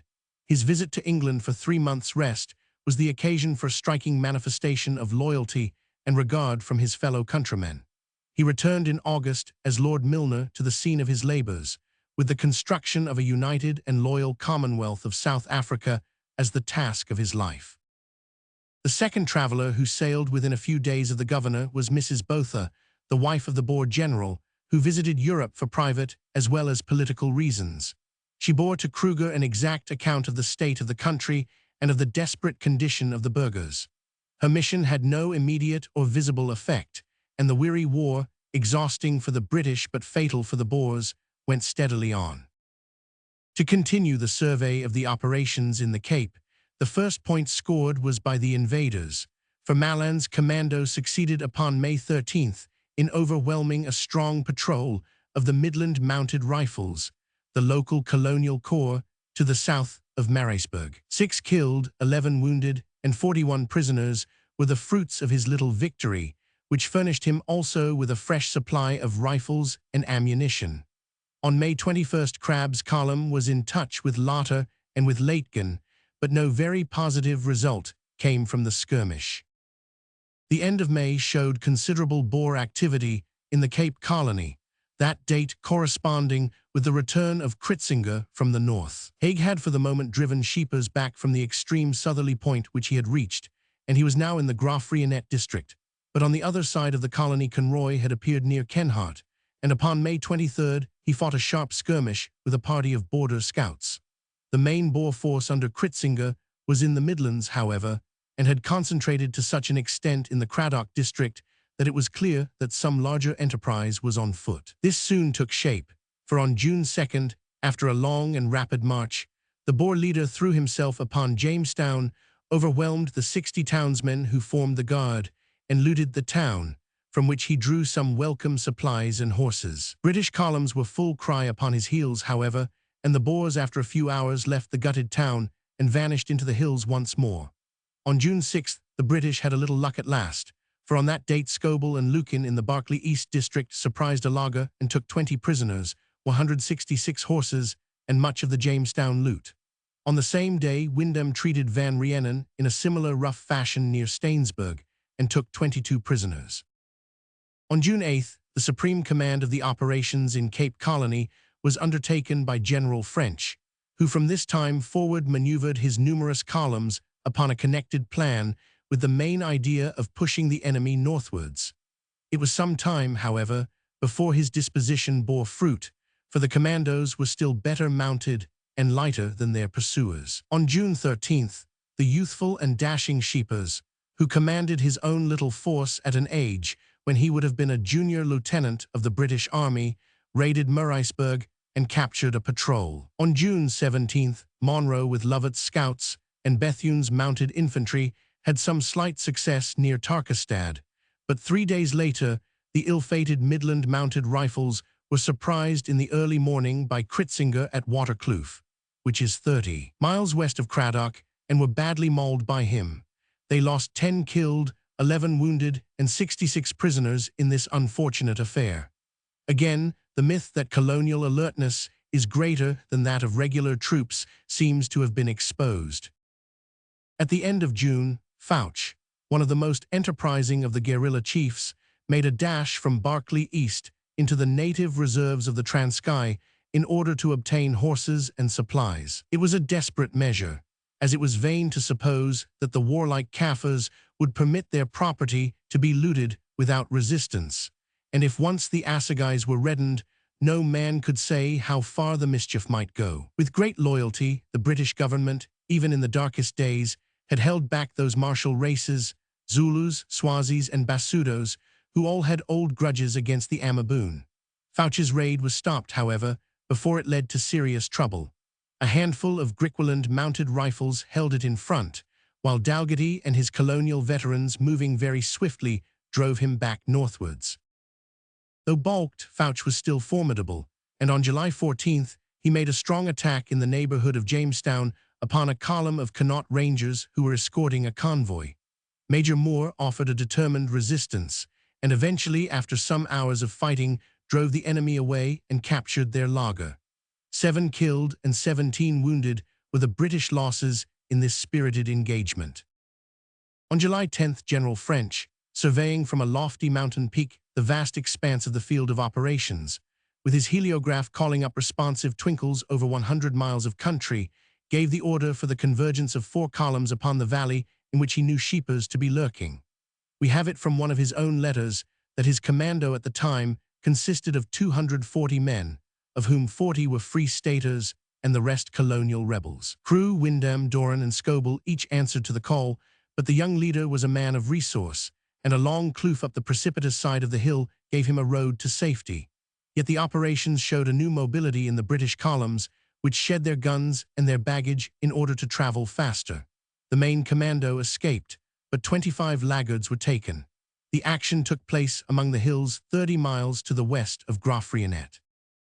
On July 21st, Crabbe and Kritzinger had a skirmish in the mountains near Cradock, in which the Boers were strong enough to hold their own. But on the same date near Murraysburg, Lucan, the gallant colonial gunner, with 90 men rode into 150 of Laitgen's band and captured 10 of them with 100 horses. On July 27th, a small party of 21 Imperial Yeomanry was captured, after a gallant resistance, by a large force of Boers at the Dorne River on the other side of the colony. The Kaffir scouts of the British were shot dead in cold blood by their captors after the action. There seems to be no possible excuse for the repeated murders of colored men by the Boers, as they had themselves from the beginning of the war used their Kaffirs for every purpose short of actually fighting. The war had lost much of the good humor which marked its outset. A fiercer feeling had been engendered on both sides by the long strain, but the execution of rebels by the British, though much to be deplored, is still recognized as one of the rights of a belligerent. When one remembers the condonation upon the part of the British of the use of their own uniforms by the Boers, of the wholesale breaking of paroles, of the continual use of expansive bullets, of the abuse of the pass system and of the Red Cross, it is impossible to blame them for showing some severity in the stamping out of armed rebellion within their own colony. If stern measures were eventually adopted, it was only after extreme leniency had been tried and failed. The loss of 5 years' franchise as a penalty for firing upon their own flag is surely the most gentle correction which an empire ever laid upon a rebellious people. At the beginning of August, the connected systematic work of French's columns began to tell. In a huge semicircle, the British were pushing north, driving the guerrillas in front of them. Scheepers, in his usual wayward fashion, had broken away to the south, but the others had been unable to penetrate the cordon and were herded over the Stormberg to Nowport line. The main body of the Boers was hustled swiftly along from August 7th to August 10th, from Graafrenet to Thebes, and thrust over the railway line at that point with some loss of men and a great shedding of horses. It was hoped that the blockhouses on the railroad would have held the enemy, but they slipped across by night and got into the Stainsburg district, where Gorringe's colonials took up the running. On August 18th, he followed the commandos from Stainsburg to Venterstad, killing 20 of them and taking several prisoners. On the 15th, Kritzinger, with the main body of the invaders, passed the Orange River near Bethune and made his way to the Weaponer district of the Orange River colony. Scheepers, Lotter, Leitgen, and a few small wandering bands were the only Boers left in the colony, and to these the British columns now turned their attention, with the result that Leitgen, towards the end of the month, was also driven over the river. For the time at least, the situation seemed to have very much improved, but there was a drift of Boers over the northwestern frontier, and the long-continued warfare at their own doors was undoubtedly having a dangerous effect upon the Dutch farmers. Small successes from time to time, such as the taking of 60 of French's scouts by Thuron's commando on August 10th, served to keep them from despair. Of the guerrilla bands which remained, the most important was that of Scheepers, which now number men, well mounted and supplied. He had broken back through the cordon and made for his old haunts in the southwest. Thuron, with a smaller band, was also in the Uniondale and Willowmore district, approaching close to the sea in the Mossel Bay direction, but being headed off by Kavanagh. Scheepers turned in the direction of Cape Town, but swerved aside at Montagu and moved northwards towards Taos River. So far the British had succeeded in driving and injuring, but never in destroying, the Boer bands. It was a new departure, therefore, when upon September 4th, the commando of Lotter was entirely destroyed by the column of Scobel. This column consisted of some of the Cape-mounted rifles and of the indefatigable 9th Lancers. It marked the enemy down in a valley to the west of Cradock and attacked them in the morning, after having secured all the approaches. The result was a complete success. The Boers threw themselves into a building and held out valiantly, but their position was impossible, and after enduring considerable punishment, they were forced to hoist the white flag. 11 had been killed, 46 wounded, and 56 surrendered, figures which are in themselves a proof of the tenacity of their defense. Lotter was among the prisoners, 260 horses were taken, and a good supply of ammunition, with some dynamite. A few days later, on September 10th, a similar blow, less final in its character, was dealt by Colonel Crabbe to the commando of Van der Merwe, which was an offshoot of that of Scheepers. The action was fought near Lanesburg, which is on the main line, just north of Matjesfontein, and it ended in the scattering of the Boer band, the death of their boy leader, he was only 18 years of age, and the capture of 37 prisoners. 70 of the Boers escaped by a hidden road. To colonials and yeomanry belongs the honor of the action, which cost the British force 7 casualties. Colonel Crabbe pushed on after the success, and on September 14th, he was in touch with Scheepers's commando near Ladysmith not to be confused with the historical town of Natal, and endured and inflicted some losses. On the 17th, a patrol of Grenadier Guards was captured in the north of the colony, Ribault, the young lieutenant in charge of them, meeting with a soldier's death. On the same day, a more serious engagement occurred near Tarkastad, a place which lies to the east of Cradock, a notorious center of disaffection in the Midland District. Smuts's commando, some hundreds strong, was marked down in this part, and several forces converged upon it.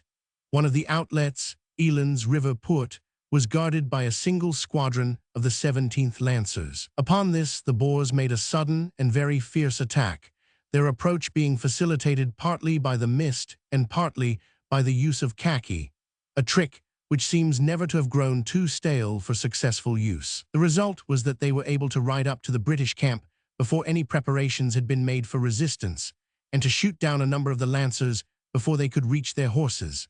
So terrible was the fire that the single squadron lost 34 killed and 36 wounded. But the regiment may console itself for the disaster by the fact that the sorely stricken detachment remained true to the spirited motto of the corps, and that no prisoners appear to have been lost. After this one sharp engagement, there ensued several weeks during which the absence of historical events or the presence of the military censor caused a singular lull in the account of the operations. With so many small commandos and so many pursuing columns, it is extraordinary that there should not have been a constant succession of actions. That there was not must indicate a sluggishness upon the part of the pursuers, and this sluggishness can only be explained by the condition of their horses. Every train of thought brings the critic back always to the great horse question, and encourages the conclusion that there, at all seasons of the war and in all scenes of it, is to be found the most damning indictment against British foresight, common sense, and power of organization. That the third year of the war should dawn without the British forces having yet got the legs of the Boers, after having penetrated every portion of their country and having the horses of the world on which to draw, is the most amazingly inexplicable point in the whole of this strange campaign. From the telegram, infantry preferred, addressed to a nation of rough riders, down to the failure to secure the excellent horses on the spot, while importing them unfit for use from the ends of the earth, there has been nothing but one long series of blunders in this, the most vital question of all. Even up to the end, in the colony the obvious lesson had not yet been learnt that it is better to give 1,000 men 2 horses each, and to let them reach the enemy, than give 2,000 men 1 horse each, with which they can never attain their object. The chase during 2 years of the man with 2 horses by the man with 1 horse has been a sight painful to ourselves and ludicrous to others. In connection with this account of operations within the colony, there is one episode which occurred in the extreme northwest which will not fit in with this connected narrative, but which will justify the distraction of the reader's intelligence, for few finer deeds of arms are recorded in the war. This was the heroic defense of a convoy by the 14th Company of Irish Imperial Yeomanry. The convoy was taking food to Griquatown on the Kimberley side of the seat of war. The town had been long invested by Conroy, and the inhabitants were in such straits that it was highly necessary to relieve them. To this end, a convoy, 2 miles long, was dispatched under Major Humby of the Irish Yeomanry. The escort consisted of 75 Northumberland Fusiliers, 24 local troops, and of the 74th Irish Yeomanry. 15 miles from Griquatown, at a place called Ruicapes, the convoy was attacked by the enemy several hundred in number. 2 companies of the Irishmen seized the ridge, however, which commanded the wagons, and held it until they were almost exterminated. The position was covered with bush, and the 2 parties came to the closest of quarters, the yeomen refusing to take a backward step, though it was clear that they were vastly outnumbered. Encouraged by the example of Madden and Ford, their gallant young leaders, they deliberately sacrificed their lives in order to give time for the guns to come up and for the convoy to pass. Olive, Bonynge, and Maclean, who had been children together, were shot side by side on the ridge, and afterwards buried in one grave. Of 43 men in action, 14 were killed and 20 severely wounded. Their sacrifice was not in vain, however. The Boers were beaten back, and the convoy, as well as Griquatown, was saved. Some 30 or 40 Boers were killed or wounded in the skirmish, and Conroy, their leader, declared that it was the stiffest fight of his life. In the autumn and winter of 1901, General French had steadily pursued the system of clearing certain districts, one at a time, and endeavoring by his blockhouses and by the arrangement of his forces to hold in strict quarantine those sections of the country which were still infested by the commandos. In this manner, he succeeded by the November of this year in confining the active forces of the enemy to the extreme northeast and to the southwest of the peninsula. It is doubtful if the whole Boer force, 3/4 of whom were colonial rebels, amounted to more than 1,500 men. When we learn that at this period of the war they were indifferently armed, and that many of them were mounted upon donkeys, it is impossible, after making every allowance for the passive assistance of the farmers and the difficulties of the country, to believe that the pursuit was always pushed with the spirit and vigor which was needful. In the northeast, Myburg, Wessels, and the truculent Fouch were allowed almost a free hand for some months, while the roving bands were rounded up in the Midlands and driven along until they were west of the main railroad. Here in the Calvinia district, several commandos united in October 1901 under Maritz, Lau, Smit, and Thuron. The united bands rode down into the rich grain-growing country round Pickwickburg and Malmesbury, pushing south until it seemed as if their academic supporters at Paarl were actually to have a sight of the rebellion which they had fanned to a flame. At one period, their patrols were within 40 miles of Cape Town. The movement was checked, however, by a small force of lancers and district troops, and towards the end of October, Maritz, who was chief in this quarter, turned northwards, and on the 29th captured a small British convoy which crossed his line of march. Early in November, he doubled back and attacked Pickwickburg, but was beaten off with some loss. From that time, a steady pressure from the south and east drove these bands farther and farther into the great barren lands of the west, until, in the following April, they had got as far as Namaqualand, many hundred miles away. Upon October 9th, the second anniversary of the ultimatum, the hands of the military were strengthened by the proclamation of Cape Town and all the seaport towns as being in a state of martial law. By this means, a possible source of supplies and recruits for the enemy was effectually blocked. That it had not been done 2 years before is a proof of how far local political considerations can be allowed to override the essentials of imperial policy. Meanwhile, treason courts were sitting, and sentences, increasing rapidly from the most trivial to the most tragic, were teaching the rebel that his danger did not end upon the field of battle. The execution of Lotter and his lieutenants was a sign that the patience of a long-suffering empire had at last reached an end. The young Boer leader, Scheepers, had long been a thorn in the side of the British. He had infested the southern districts for some months, and he had distinguished himself both by the activity of his movements and by the ruthless vigor of some of his actions. Early in October, a serious illness and consequent confinement to his bed brought him at last within the range of British mobility. On his recovery, he was tried for repeated breaches of the laws of war, including the murder of several natives. He was condemned to death and was executed in December. Much sympathy was excited by his gallantry and his youth. He was only 23. On the other hand, our word was pledged to protect the natives, and if he whose hand had been so heavy upon them escaped, all confidence would have been lost in our promises and our justice. That British vengeance was not indiscriminate was shown soon afterwards in the case of a more important commander, Kritzinger, who was the chief leader of the Boers within Cape Colony. Kritzinger was wounded and captured while endeavoring to cross the line near Hanover Road upon December 15th. He was put upon his trial, and his fate turned upon how far he was responsible for the misdeeds of some of his subordinates. It was clearly shown that he had endeavored to hold them within the bounds of civilized warfare, and with congratulations and handshakings, he was acquitted by the military court.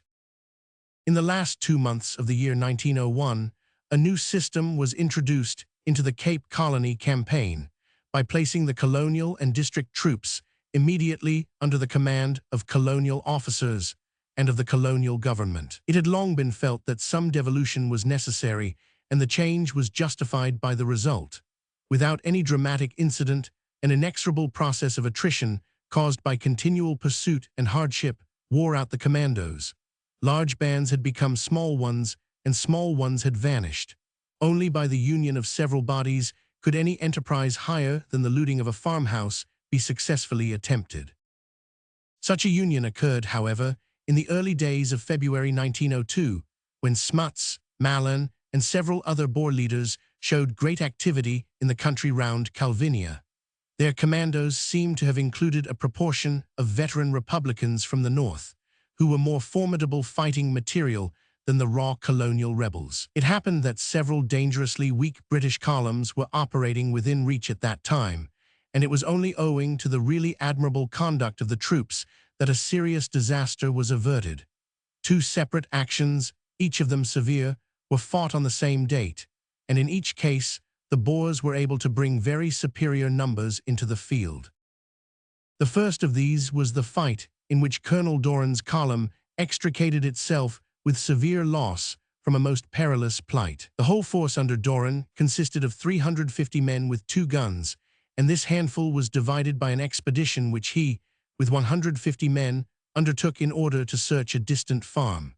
The remaining 200 men, under Captain Saunders, were left upon February 5th with the guns and the convoy at a place called Middle Post, which lies about 50 miles southwest of Calvinia. These men were of the 11th, 23rd, th Imperial Yeomanry, with a troop of Cape Police. The Boer intelligence was excellent, as might be expected in a country which is dotted with farms. The weakened force at Middle Post was instantly attacked by Smuts's commando. Saunders evacuated the camp and abandoned the convoy, which was the only thing he could do, but he concentrated all his efforts upon preserving his guns. The night was illuminated by the blazing wagons and made hideous by the whoops of the drunken rebels who caroused among the captured stores. With the first light of dawn, the small British force was fiercely assailed on all sides, but held its own in a manner which would have done credit to any troops.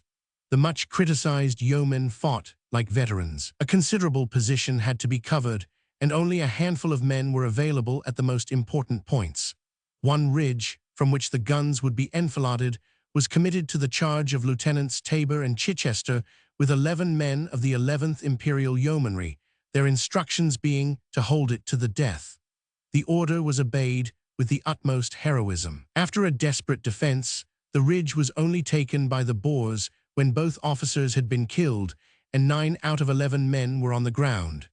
In spite of the loss of this position, the fight was still sustained until shortly after midday, when Doran with the patrol returned. The position was still most dangerous, the losses had been severe, and the Boers were increasing in strength. An immediate retreat was ordered, and the small column, after 10 days of hardship and anxiety, reached the railway line in safety. The wounded were left to the care of Smuts, who behaved with chivalry and humanity. At about the same date, a convoy proceeding from Beaufort West to Fraserburg was attacked by Mallan's commando. The escort, which consisted of 60 colonial mounted rifles and of the West Yorkshire militia, was overwhelmed after a good defense, in which Major Crofton, their commander, was killed. The wagons were destroyed, but the Boers were driven off by the arrival of Crabbe's column, followed by those of Kappa and Lund. The total losses of the British in these 2 actions amounted to 23 killed and 65 wounded. The re-establishment of settled law and order was becoming more marked every week in those southwestern districts, which had long been most disturbed. Colonel Crewe in this region and Colonel Lukin upon the other side of the line, acting entirely with colonial troops, were pushing back the rebels and holding, by a well-devised system of district defense, all that they had gained. By the end of February, there were none of the enemy south of the Beaufort West and Clanwilliam line. These results were not obtained without much hard marching and a little hard fighting. Small columns under Crabbe, Kappa, Wyndham, Nicol, and Lund were continually on the move, with little to show for it save an ever-widening area of settled country in their rear. In a skirmish on February 20th, Judge Hugo, a well-known Boer leader, was killed, and Van Heerden, a notorious rebel, was captured. At the end of this month, Fouche's tranquil occupation of the northeast was at last disturbed, and he was driven out of it into the Midlands, where he took refuge with the remains of his commando in the Camdebou Mountains. Mallan's men had already sought shelter in the same natural fortress. Mallan was wounded and taken in a skirmish near Somerset East a few days before the General Boer surrender. Fouch gave himself up at Cradock on June 2nd. The last incident of this scattered, scrambling, unsatisfactory campaign in the Cape Peninsula was the raid made by Smuts, the Transvaal leader, into the Port Nolloth district of Namaqualand, best known for its copper mines. A small railroad has been constructed from the coast at this point, the terminus being the township of Ukip. The length of the line is about 70 miles. It is difficult to imagine what the Boers expected to gain in this remote corner of the seat of war, unless they had conceived the idea that they might actually obtain possession of Port Nolloth itself, and so restore the communications with their sympathizers and allies. At the end of March, the Boer horsemen appeared suddenly out of the desert, drove in the British outposts, and summoned Ukip to surrender. Colonel Shelton, who commanded the small garrison, sent an uncompromising reply, but he was unable to protect the railway in his rear, which was wrecked, together with some of the blockhouses which had been erected to guard it. The loyal population of the surrounding country had flocked into Ukip, and the commandant found himself burdened with the care of 6,000 people. The enemy had succeeded in taking the small post of Springbok, and Concordia, the mining center, was surrendered into their hands without resistance, giving them welcome supplies of arms, ammunition, and dynamite. The latter was used by the Boers in the shape of hand bombs and proved to be a very efficient weapon when employed against blockhouses. Several of the British defenses were wrecked by them, with considerable loss to the garrison. But in the course of a month's siege, in spite of several attacks, the Boers were never able to carry the frail works which guarded the town. Once more, at the end of the war as at the beginning of it, there was shown the impotence of the Dutch riflemen against a British defense. A relief column, under Colonel Cooper, was quickly organized at Port Nolloth and advanced along the railway line, forcing Smuts to raise the siege in the first week of May. Immediately afterwards came the news of the negotiations for peace, and the Boer general presented himself at Port Nolloth, whence he was conveyed by ship to Cape Town and so north again to take part in the deliberations of his fellow countrymen. Throughout the war, he had played a manly and honorable part. It may be hoped that with youth and remarkable experience, both of diplomacy and of war, he may now find a long and brilliant career awaiting him in a wider arena than that for which he strove. Chapter 36. The Spring Campaign, September to December 1901. The history of the war during the African winter of 1901 has now been sketched, and some account given of the course of events in the Transvaal, the Orange River Colony, and the Cape Colony. The hope of the British that they might stamp out resistance before the grass should restore mobility to the larger bodies of Boers was destined to be disappointed. By the middle of September, the veldt had turned from drab to green, and the great drama was fated to last for one more act, however anxious all the British and the majority of the Boers might be to ring down the curtain. Exasperating as this senseless prolongation of a hopeless struggle might be, there was still some consolation in the reflection that those who drank this bitter cup to the very lays would be less likely to thirst for it again. September 15th was the date which brought into force the British proclamation announcing the banishment of those Boer leaders who continued in arms. It must be confessed that this step may appear harsh and unchivalrous to the impartial observer, so long as those leaders were guilty of no practices which are foreign to the laws of civilized warfare. The imposition of personal penalties upon the officers of an opposing army is a step for which it is difficult to quote a precedent, nor is it wise to officially rule your enemy outside the pale of ordinary warfare, since it is equally open to him to take the same step against you. The only justification for such a course would be its complete success, as this would suggest that the intelligence department were aware that the leaders desired some strong excuse for coming in, such an excuse as the proclamation would afford. The result proved that nothing of the kind was needed, and the whole proceeding must appear to be injudicious and high-handed. In honorable war, you conquer your adversary by superior courage, strength, or wit, but you do not terrorize him by particular penalties aimed at individuals. The burghers of the Transvaal and of the late Orange Free State were legitimate belligerents, and to be treated as such, a statement which does not, of course, extend to the Afrikaner rebels who were their allies. The tendency of the British had been to treat their antagonists as a broken and disorganized banditti, but with the breaking of the spring, they were sharply reminded that the burghers were still capable of a formidable and coherent effort. The very date which put them beyond the pale as belligerents was that which they seemed to have chosen in order to prove what active and valiant soldiers they still remained. A quick succession of encounters occurred at various parts of the seat of war, the general tendency of which was not entirely in favor of the British arms, though the weekly export of prisoners reassured all who noted it as to the sapping and decay of the Boer strength. These incidents must now be set down in the order of their occurrence, with their relation to each other so far as it is possible to trace it.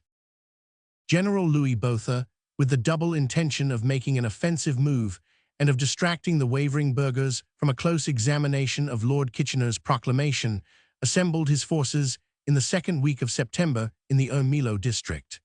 Thence he moved them rapidly towards Natal, with the result that the volunteers of that colony had once more to grasp their rifles and hasten to the frontier. The whole situation bore for an instant an absurd resemblance to that of 2 years before, Botha playing the part of Joubert and Littleton, who commanded on the frontier that of White. It only remained, to make the parallel complete, that someone should represent Pen Simmons, and this perilous role fell to a gallant officer, Major Gough, commanding a detached force which thought itself strong enough to hold its own, and only learned by actual experiment that it was not. This officer, with a small force consisting of 3 companies of mounted infantry with 2 guns of the 69th RFA, was operating in the neighborhood of Utrecht in the southeastern corner of the Transvaal, on the very path along which Botha must descend. On September 17th, he had crossed De Jager's Drift on the Blood River, not very far from Dundee, when he found himself in touch with the enemy. His mission was to open a path for an empty convoy returning from Vryheid, and in order to do so, it was necessary that Blood River Put, where the Boers were now seen, should be cleared. With admirable zeal Gough pushed rapidly forward, supported by a force of 350 Johannesburg mounted rifles under Stuart. Such a proceeding must have seemed natural to any British officer at this stage of the war, when a swift advance was the only chance of closing with the small bodies of Boers. But it is strange that the intelligence department had not warned the patrols upon the frontier that a considerable force was coming down upon them, and that they should be careful to avoid action. Against impossible odds, if Gough had known that Botha's main commando was coming down upon him, it is inconceivable that he would have pushed his advance until he could neither extricate his men nor his guns. A small body of the enemy, said to have been the personal escort of Louis Botha, led him on, until a large force was able to ride down upon him from the flank and rear. Surrounded at Sheeper's Neck by many hundreds of riflemen in a difficult country, there was no alternative but a surrender, and so sharp and sudden was the Boer advance that the whole action was over in a very short time. The new tactics of the Boers, already used at Vlakfontein, and afterwards to be successful at Brakenlagt and at Tweebosch, were put in force. A large body of mounted men, galloping swiftly in open order and firing from the saddle, rode into and over the British. Such temerity should in theory have met with severe punishment, but as a matter of fact, the losses of the enemy seem to have been very small. The soldiers were not able to return an effective fire from their horses and had no time to dismount. The sights and breech blocks of the 2 guns are said to have been destroyed, but the former statement seems more credible than the latter. A Colt gun was also captured. Of the small force, 20 were killed, 40 wounded, and over 200 taken. Stuart's force was able to extricate itself with some difficulty and to fall back on the drift. Gough managed to escape that night and to report that it was Botha himself, with over 1,000 men, who had eaten up his detachment. The prisoners and wounded were sent in a few days later to Vryheid, a town which appeared to be in some danger of capture had not Walter Kitchener hastened to carry reinforcements to the garrison. Bruce Hamilton was at the same time dispatched to head Botha off, and every step taken to prevent his southern advance. So many columns from all parts converged upon the danger spot that Littleton, who commanded upon the Natal frontier, had over 20,000 men under his orders. Botha's plans appear to have been to work through Zululand and then strike at Natal, an operation which would be the more easy as it would be conducted a considerable distance from the railway line. Pushing on a few days after his successful action with Go, he crossed the Zulu frontier and had in front of him an almost unimpeded march as far as the Tugela. Crossing this far from the British base of power, his force could raid the Great District and raise recruits among the Dutch farmers, laying waste one of the few spots in South Africa which had been untouched by the blight of war. All this lay before him, and in his path nothing save only two small British posts, which might be either disregarded or gathered up as he passed. In an evil moment for himself, tempted by the thought of the supplies which they might contain, he stopped to gather them up, and the force of the wave of invasion broke itself as upon two granite rocks. These two so-called forts were posts of very modest strength, a chain of which had been erected at the time of the old Zulu War. Fort Etala, the larger, was garrisoned by 300 men of the 5th Mounted Infantry, drawn from the Dublin Fusiliers, Middlesex, Dorsets, South Lancashires, and Lancashire Fusiliers, most of them old soldiers of many battles. They had 2 guns of the 69th RFA, the same battery which had lost a section the week before. Major Chapman of the Dublins was in command. Upon September 25th, the small garrison heard that the main force of the Boers was sweeping towards them and prepared to give them a soldier's welcome. The fort is situated upon the flank of a hill, on the summit of which, a mile from the main trenches, a strong outpost was stationed. It was upon this that the first force of the attack broke at midnight of September 25th. The garrison, 80 strong, was fiercely beset by several hundred Boers, and the post was eventually carried after a sharp and bloody contest. Kane, of the South Lancashires, died with the words, "No surrender," upon his lips, and Potgieter, a Boer leader, was pistoled by Kane's fellow officer, Lefre. 20 of the small garrison fell, and the remainder were overpowered and taken. With this vantage ground in their possession, the Boers settled down to the task of overwhelming the main position. They attacked upon 3 sides, and until morning the force was raked from end to end by unseen riflemen. The 2 British guns were put out of action, and the Maxim was made unserviceable by a bullet.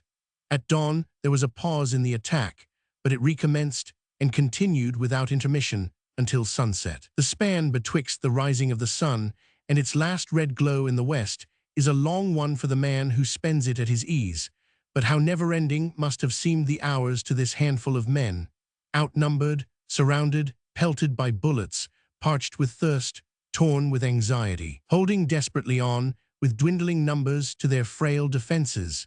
To them, it may have seemed a hard thing to endure so much for a tiny fort in a savage land.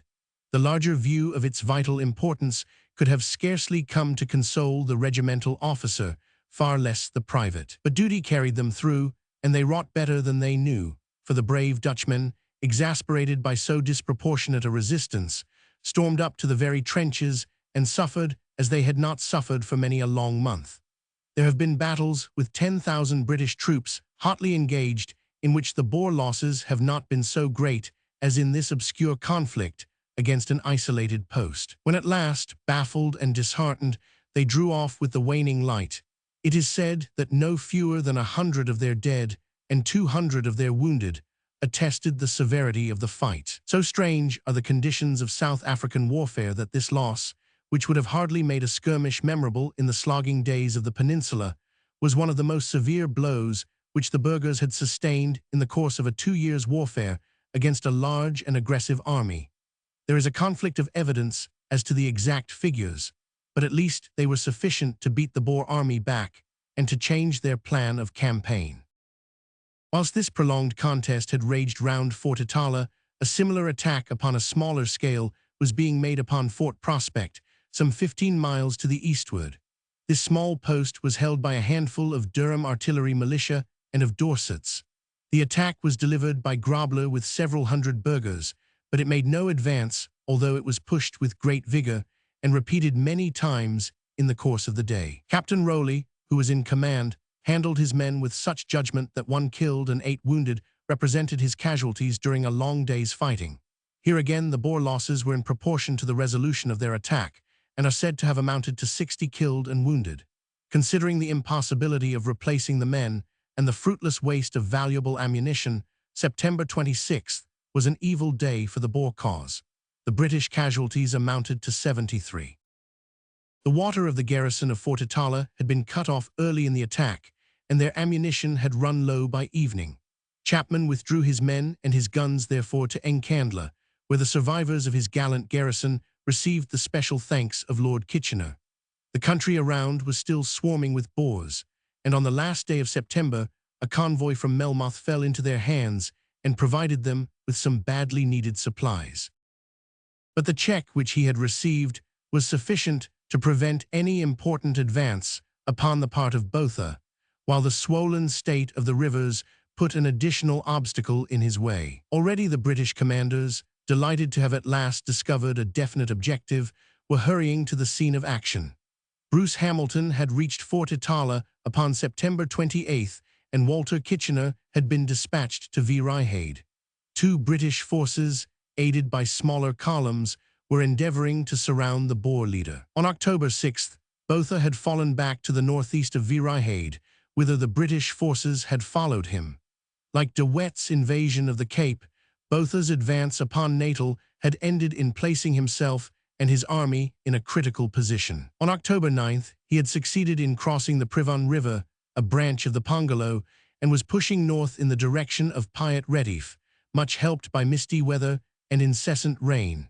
Some of his force escaped between the British columns, and some remained in the kloofs and forests of that difficult country. Walter Kitchener, who had followed up the Boer retreat, had a brisk engagement with the rearguard upon October 6th. The Boers shook themselves clear with some loss, both to themselves and to their pursuers. On the 10th, those of the burghers who held together had reached Lüneburg, and shortly afterwards they had got completely away from the British columns. The weather was atrocious, and the lumbering wagons, axle-deep in mud, made it impossible for troops who were attached to them to keep in touch with the light riders who sped before them. For some weeks there was no word of the main Boer force, but at the end of that time they reappeared in a manner which showed that both in numbers and in spirit they were still a formidable body. Of all the 60-odd British columns which were traversing the Boer states, there was not one which had a better record than that commanded by Colonel Benson. During 7 months of continuous service, this small force, consisting at that time of the Argyll and Sutherland Highlanders, the 2nd Scottish Horse, the 18th Anth Mounted Infantry, and 2 guns, had acted with great energy and had reduced its work to a complete and highly effective system. Leaving the infantry as a camp guard, Benson operated with mounted troops alone, and no Boer laager within 50 miles was safe from his nocturnal visits. So skillful had he and his men become at these night attacks in a strange and often difficult country that out of 28 attempts, 21 resulted in complete success. In each case, the rule was simply to gallop headlong into the Boer laager and to go on chasing as far as the horses could go. The furious and reckless pace may be judged by the fact that the casualties of the force were far greater from falls than from bullets. In 7 months, 47 Boers were killed and 600 captured, to say nothing of enormous quantities of munitions and stock. The success of these operations was due not only to the energy of Benson and his men, but to the untiring exertions of Colonel Wool Sampson, who acted as intelligence officer. If during his long persecution by President Kruger, Wool Sampson, in the bitterness of his heart, had vowed a feud against the Boer cause, it must be acknowledged that he has most amply fulfilled it, for it would be difficult to point to any single man who has from first to last done them greater harm. In October, Colonel Benson's force was reorganized, and it then consisted of the 2nd Buffs, the 2nd Scottish Horse, the 3rd Anth Mounted Infantry, and 4 guns of the 84th Battery. With this force, numbering 1,900 men, he left Middelburg upon the De Lagoa line on October 20th and proceeded south, crossing the course along which the Boers, who were retiring from their abortive raid into Natal, might be expected to come. For several days, the column performed its familiar work and gathered up 40 or 50 prisoners. On the 26th, came news that the Boer commandos under Grobler were concentrating against it, and that an attack in force might be expected. For 2 days there was continuous sniping, and the column, as it moved through the country, saw Boer horsemen keeping pace with it on the far flanks and in the rear. The weather had been very bad, and it was in a deluge of cold, driving rain that the British set forth upon October 30th, moving towards Brakenlocht, which is a point about 40 miles due south of Middelburg. It was Benson's intention to return to his base. About midday, the column, still escorted by large bodies of aggressive Boers, came to a difficult spruit swollen by the rain. Here the wagons stuck, and it took some hours to get them all across. The Boer fire was continually becoming more severe and had broken out at the head of the column as well as the rear. The situation was rendered more difficult by the violence of the rain, which raised a thick steam from the ground and made it impossible to see for any distance. Major Anley, in command of the rearguard, peering back, saw through a rift of the clouds a large body of horsemen in extended order sweeping after them. "There's miles of them, begob," cried an excited Irish trooper. Next instant, the curtain had closed once more, but all who had caught a glimpse of that vision knew that a stern struggle was at hand. At this moment, 2 guns of the 84th Battery under Major Guinness were in action against Boer riflemen. As a rear screen on the farther side of the guns was a body of the Scottish Horse and of the Yorkshire Mounted Infantry. Near the guns themselves were 30 men of the Buffs. The rest of the Buffs and of the Mounted Infantry were out upon the flanks or else were with the advance guard, which was now engaged, under the direction of Colonel Wool Sampson, in parking the convoy and in forming the camp. These troops played a small part in the day's fighting, the whole force of which broke with irresistible violence upon the few hundred men who were in front of or around the rear guns. Colonel Benson seems to have just ridden back to the danger point when the Boers delivered their furious attack. Louis Botha, with his commando, is said to have ridden 60 miles in order to join the forces of Grobler and Opperman and overwhelm the British column. It may have been the presence of their commander or a desire to have vengeance for the harrying which they had undergone upon the natal border, but whatever the reason, the Boer attack was made with a spirit and dash which earned the enthusiastic applause of every soldier who survived to describe it. With the low roar of a great torrent, several hundred horsemen burst through the curtain of mist, riding at a furious pace for the British guns. The rear screen of mounted infantry fell back before this terrific rush, and the 2 bodies of horsemen came pell-mell down upon the handful of Buffs and the guns. The infantry were ridden into and surrounded by the Boers, who found nothing to stop them from galloping on to the low ridge upon which the guns were stationed. This ridge was held by 80 of the Scottish Horse and 40 of the Yorkshire MI, with a few riflemen from the 25th Mounted Infantry.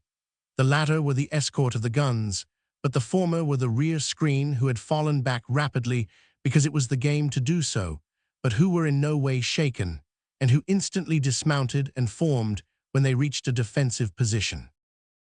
These men had hardly time to take up their ground when the Boers were on them. With that extraordinary quickness to adapt their tactics to circumstances, which is the chief military virtue of the Boers, the horsemen did not gallop over the crest, but lined the edge of it and poured a withering fire on to the guns and the men beside them. The heroic nature of the defense can be best shown by the plain figures of the casualties. No rhetoric is needed to adorn that simple record. There were 32 gunners round the guns, and 29 fell where they stood. Major Guinness was mortally wounded while endeavoring with his own hands to fire a round of case. There were 62 casualties out of 80 among the Scottish Horse, and the Yorkshires were practically annihilated. Altogether, 123 men fell out of about 160 on the ridge. Hard pounding, gentlemen, as Wellington remarked at Waterloo, and British troops seemed as ready as ever to endure it. The gunners were, as usual, magnificent. Of the 2 little bullet-pelted groups of men around the guns, there was not one who did not stand to his duty without flinching. Corporal Atkin was shot down with all his comrades, but still endeavored with his failing strength to twist the breech-block out of the gun. Another bullet passed through his upraised hands as he did it. Sergeant Hayes, badly wounded, and the last survivor of the crew, seized the lanyard, crawled up the trail, and fired a last round before he fainted. Sergeant Matthews, with 3 bullets through him, kept steadily to his duty. 5 drivers tried to bring up a limber and remove the gun, but all of them, with all the horses, were hit. There have been incidents in this war which have not increased our military reputation, but you might search the classical records of valor and fail to find anything finer than the consistent conduct of the British artillery. Colonel Benson was hit in the knee and again in the stomach, but wounded as he was, he dispatched a message back to Wool Sampson, asking him to burst shrapnel over the ridge so as to prevent the Boers from carrying off the guns. The burghers had ridden in among the litter of dead and wounded men which marked the British position, and some of the baser of them, much against the will of their commanders, handled the injured soldiers with great brutality. The shell fire drove them back, however, and the two guns were left standing alone, with no one near them save their prostrate gunners and escort. There has been some misunderstanding as to the part played by the Buffs in this action, and words have been used which seem to imply that they had in some way failed their mounted companions. It is due to the honor of one of the finest regiments in the British Army to clear this up. As a matter of fact, the greater part of the regiment under Major Douglas was engaged in defending the camp. Near the guns, there were 4 separate small bodies of Buffs, none of which appears to have been detailed as an escort. One of these parties, consisting of 30 men under Lieutenant Greatwood, was ridden over by the horsemen, and the same fate befell a party of 20 who were far out upon the flank. Another small body under Lieutenant Lynch was overtaken by the same charge and was practically destroyed, losing 19 killed and wounded out of 30. In the rear of the guns was a larger body of Buffs, 130 in number, under Major Eales.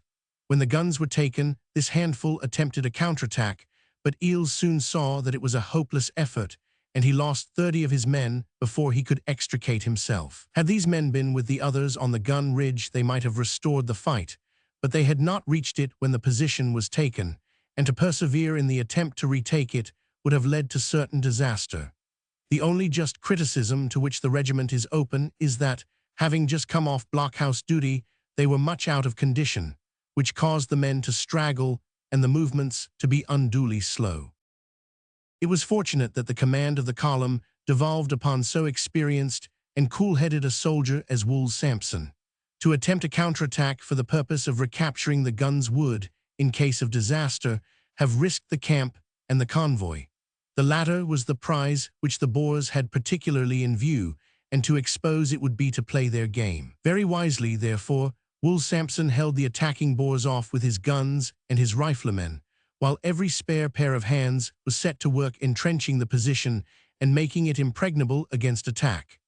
Outposts were stationed upon all those surrounding points which might command the camp, and a summons to surrender from the Boer leader was treated with contempt. All day a long-range fire, occasionally very severe, rained upon the camp.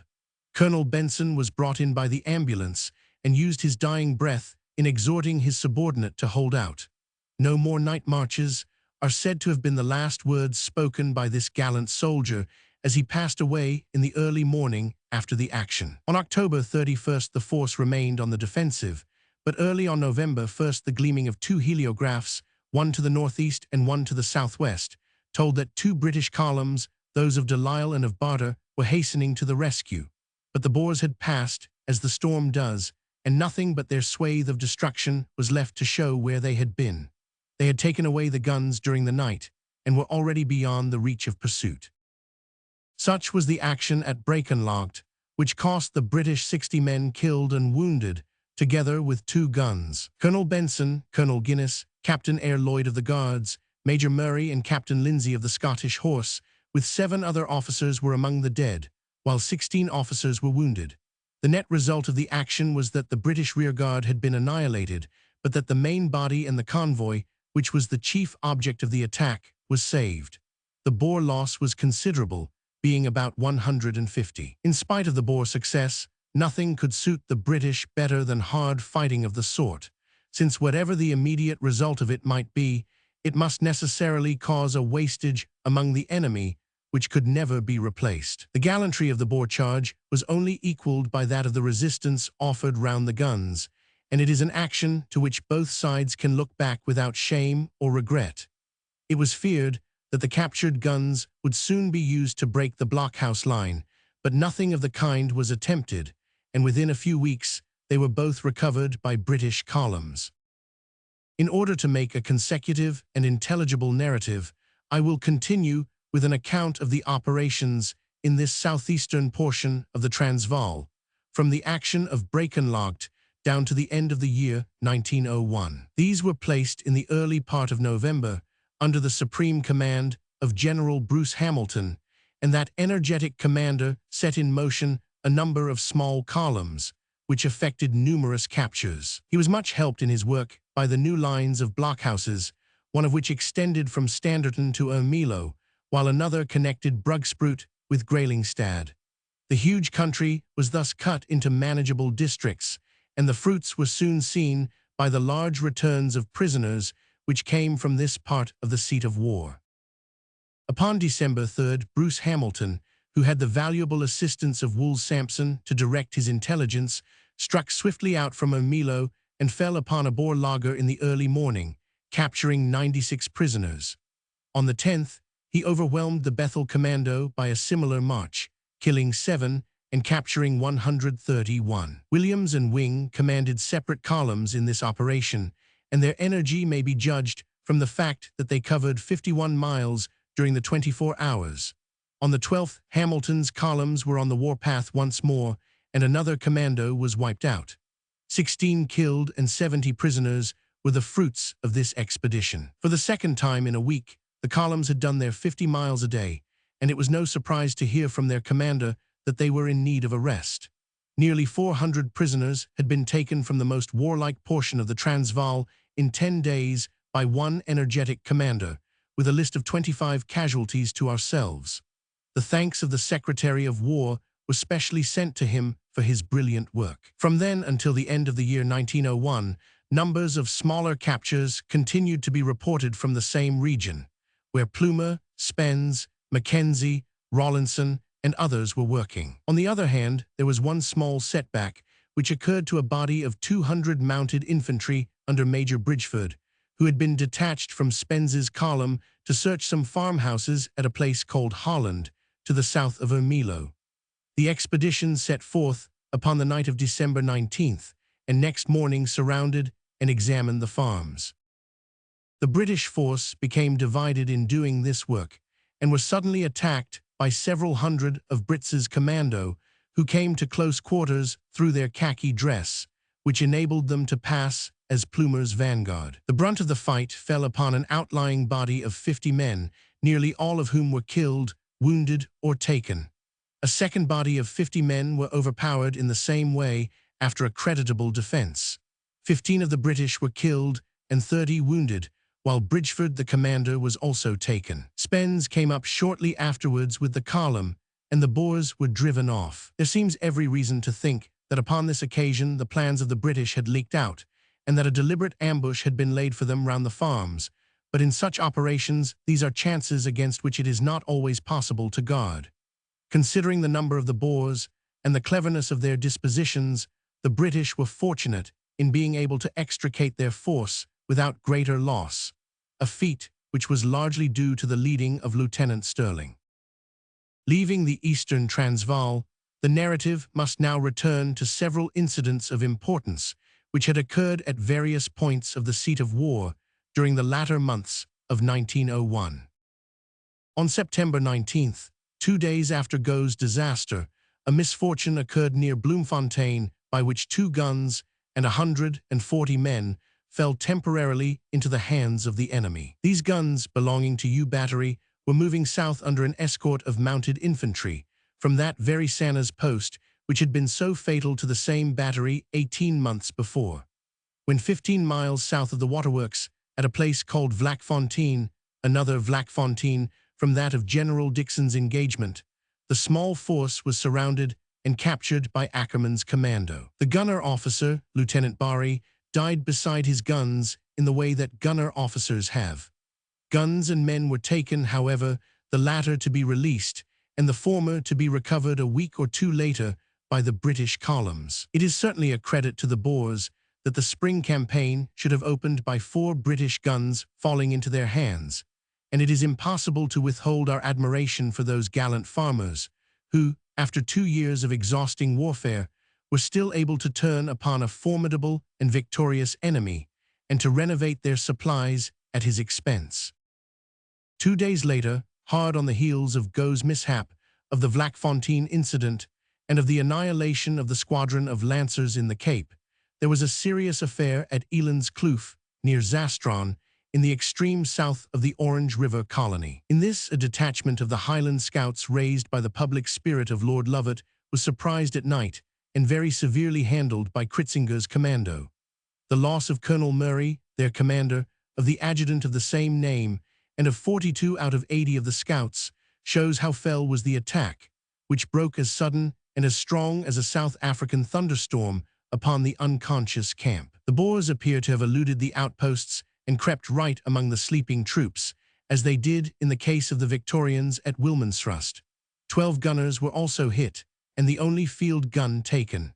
The retiring Boers were swiftly followed up by Thornycroft's column, however, and the gun was retaken, together with 20 of Kritzinger's men. It must be confessed that there seems some irony in the fact that, within 5 days of the British ruling by which the Boers were no longer a military force, these non-belligerents had inflicted a loss of nearly 600 men killed, wounded, or taken.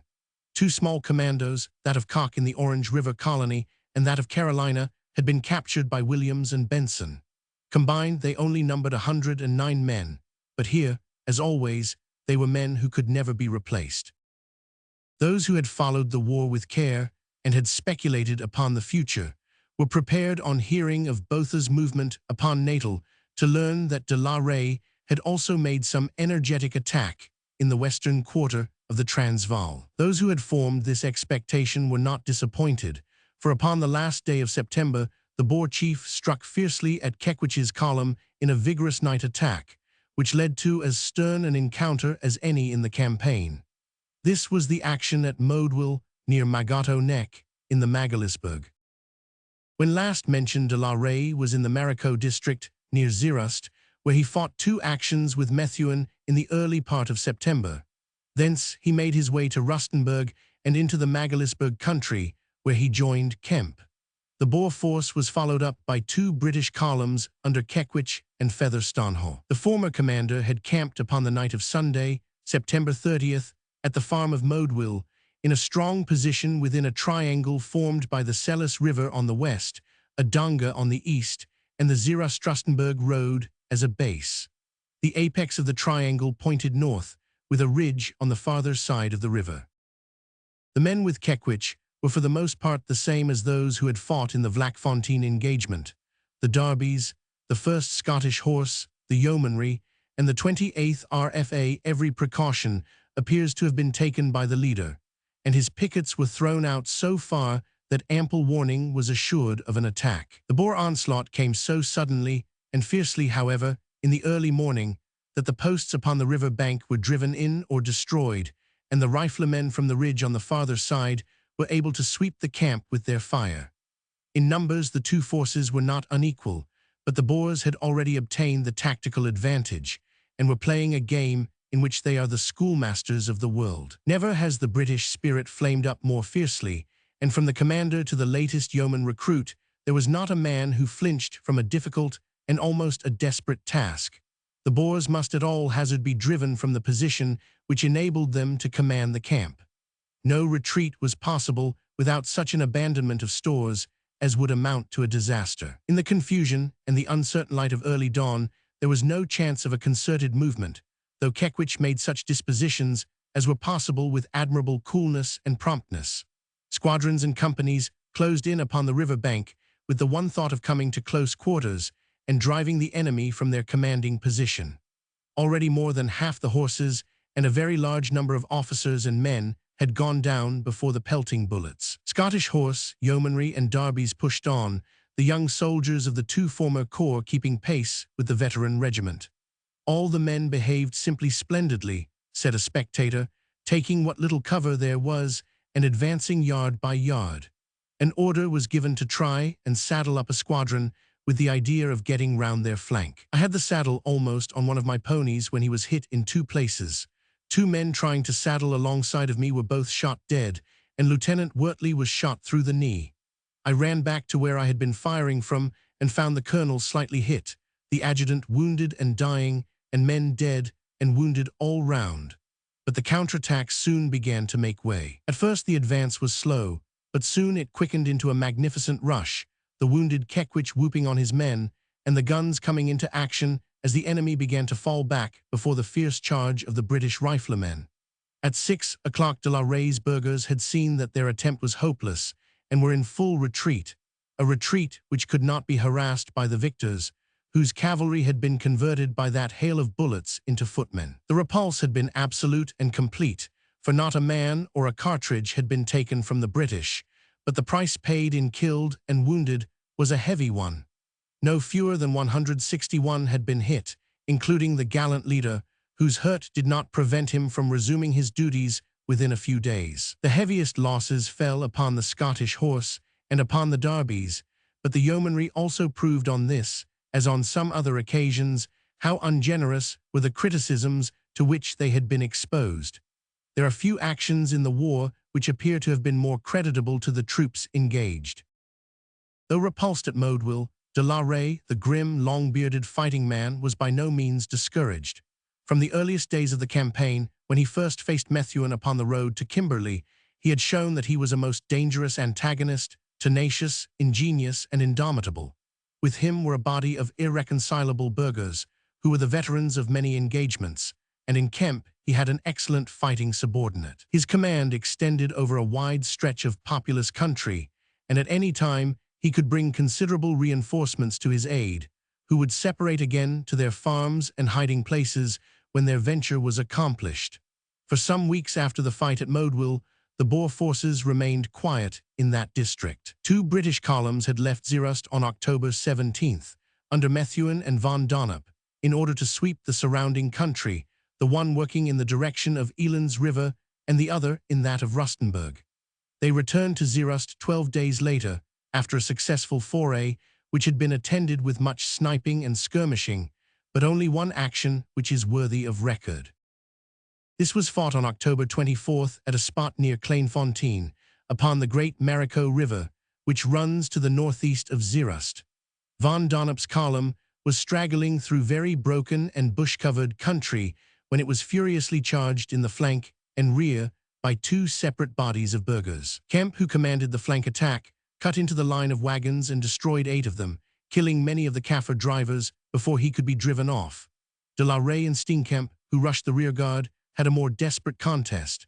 The Boer horsemen got among the 2 guns of the 4th RFA and held temporary possession of them, but the small escort were veterans of the fighting 5th, who lived up to the traditions of their famous North Country Regiment. Of the gun crews of the section, amounting to about 26 men, the young officer, Hill, and 16 men were hit. Of the escort of Northumberland Fusiliers, hardly a man was left standing, and 41 of the supporting yeomanry were killed and wounded. It was for some little time a fierce and concentrated struggle at the shortest of ranges. The British horsemen came galloping to the rescue, however, and the attack was finally driven back into that broken country from which it had come. 40 dead Boers upon the ground, with their brave chieftain, Oosterhuizen, amongst them, showed how manfully the attack had been driven home. The British losses were 28 killed and 56 wounded, somewhat mauled, and with 8 missing wagons, the small column made its way back to Zeerust. From this incident, until the end of the year, nothing of importance occurred in this part of the seat of war, save for a sharp and well-managed action at Beestekral upon October 29th, in which 79 Boers were surrounded and captured by Kekwich's horsemen.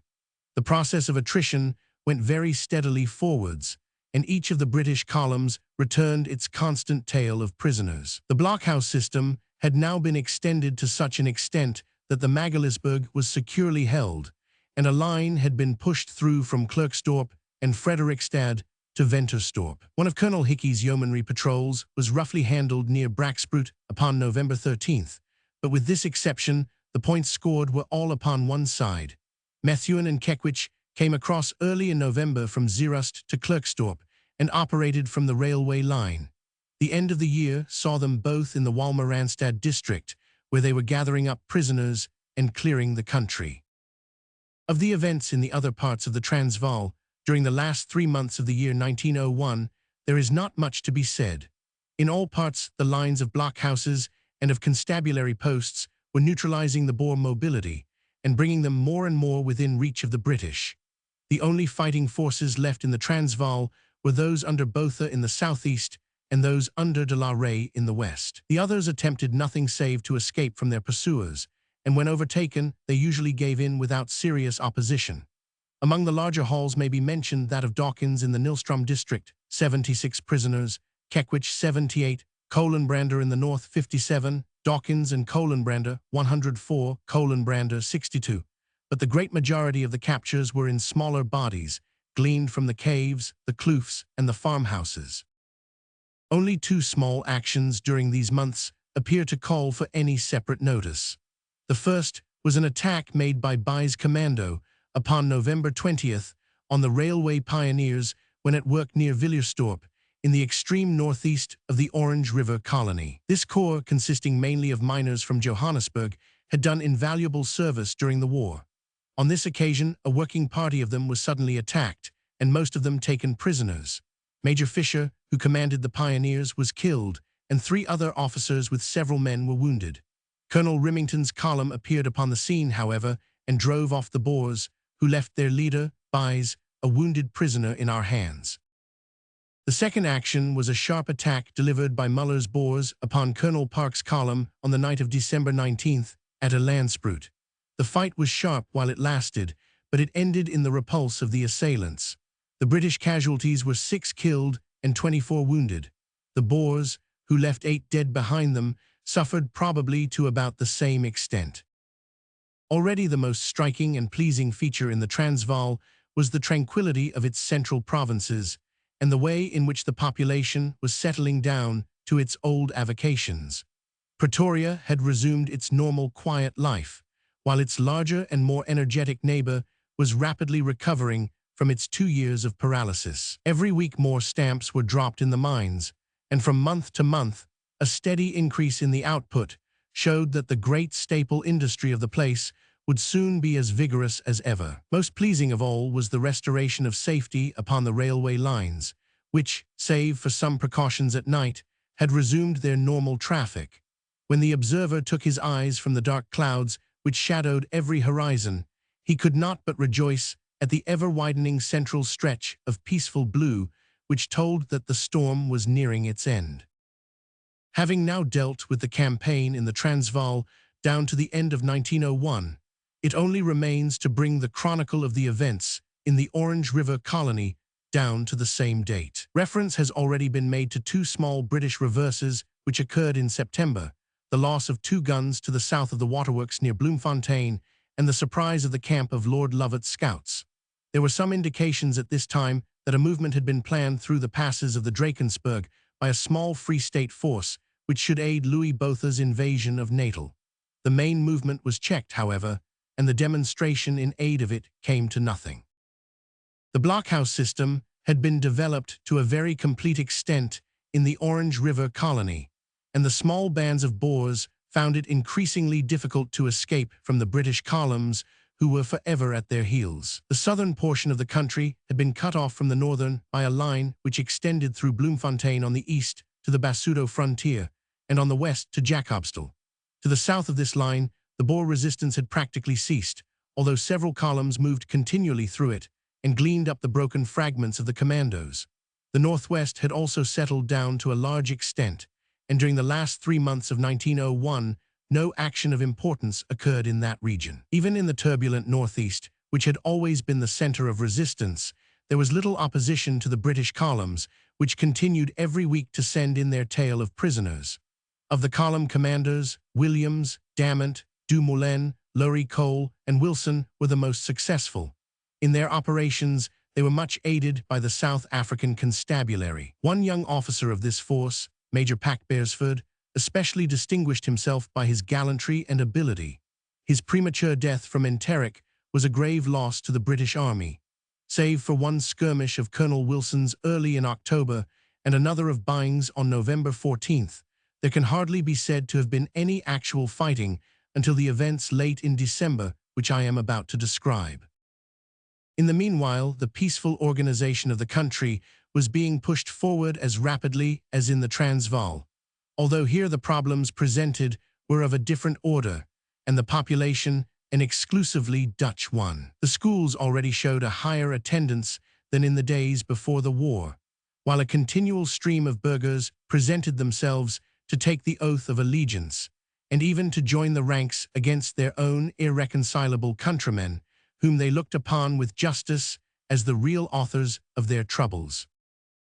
Towards the end of November, there were signs that the word had gone forth for a fresh concentration of the fighting Boers in their old haunts in the Heilbron district, and early in December it was known that the indefatigable De Wet was again in the field.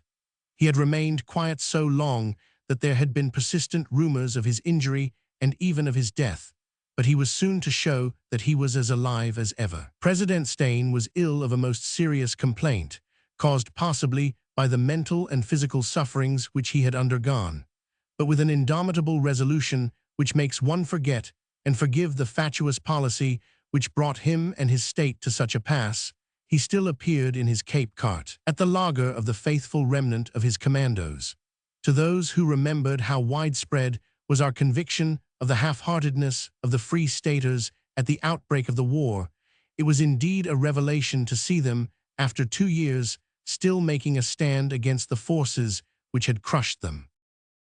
It had been long evident that the present British tactics of scouring the country and capturing the isolated burghers must in time bring the war to a conclusion. From the Boer point of view, the only hope, or at least the only glory, lay in reassembling once more in larger bodies and trying conclusions with some of the British columns. It was with this purpose that De Wet early in December assembled Wessels, Maney Botha, and others of his lieutenants, together with a force of about 2,000 men in the Heilbron district. Small as this force was, it was admirably mobile, and every man in it was a veteran, toughened and seasoned by 2 years of constant fighting. De Wet's first operations were directed against an isolated column of Colonel Wilson's, which was surrounded within 20 miles of Heilbron. Remington, in response to a heliographic call for assistance, hurried with admirable promptitude to the scene of action and joined hands with Wilson. De Wet's men were as numerous, however, as the two columns combined, and they harassed the return march into Heilbron.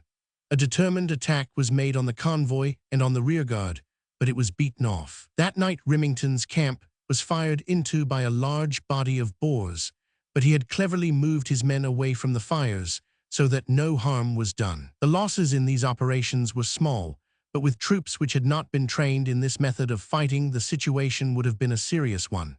For a fortnight or more after this, the burghers contented themselves by skirmishing with British columns and avoiding a drive which Elliott's forces made against them. On December 18th, they took the offensive, however, and within a week fought 3 actions, 2 of which ended in their favor. News had come to British headquarters that Kaffir's Kop, to the northwest of Bethlehem, was a center of Boer activity. 3 columns were therefore turned in that direction, Elliott's, Barker's, and Dartnell's. Some desultory skirmishing ensued, which was only remarkable for the death of Hasbroek, a well-known Boer leader. As the columns separated again, unable to find an objective, De Wet suddenly showed one of them that their failure was not due to his absence. Dartnell had retraced his steps nearly as far as Eland's River Bridge, when the Boer leader sprang out of his lair in the Langburg and threw himself upon him. The burghers attempted to ride in, as they had successfully done at Brakenlaagte, but they were opposed by the steady old troopers of the 2 regiments of Imperial Horse, and by a general who was familiar with every Boer ruse. The horsemen never got nearer than 150 yards to the British line, and were beaten back by the steady fire which met them. Finding that he made no headway, and learning that Campbell's column was coming up from Bethlehem, De Wet withdrew his men after 4 hours fighting. 15 were hit upon the British side, and the Boer loss seems to have been certainly as great or greater. De Wet's general aim in his operations seems to have been to check the British blockhouse building.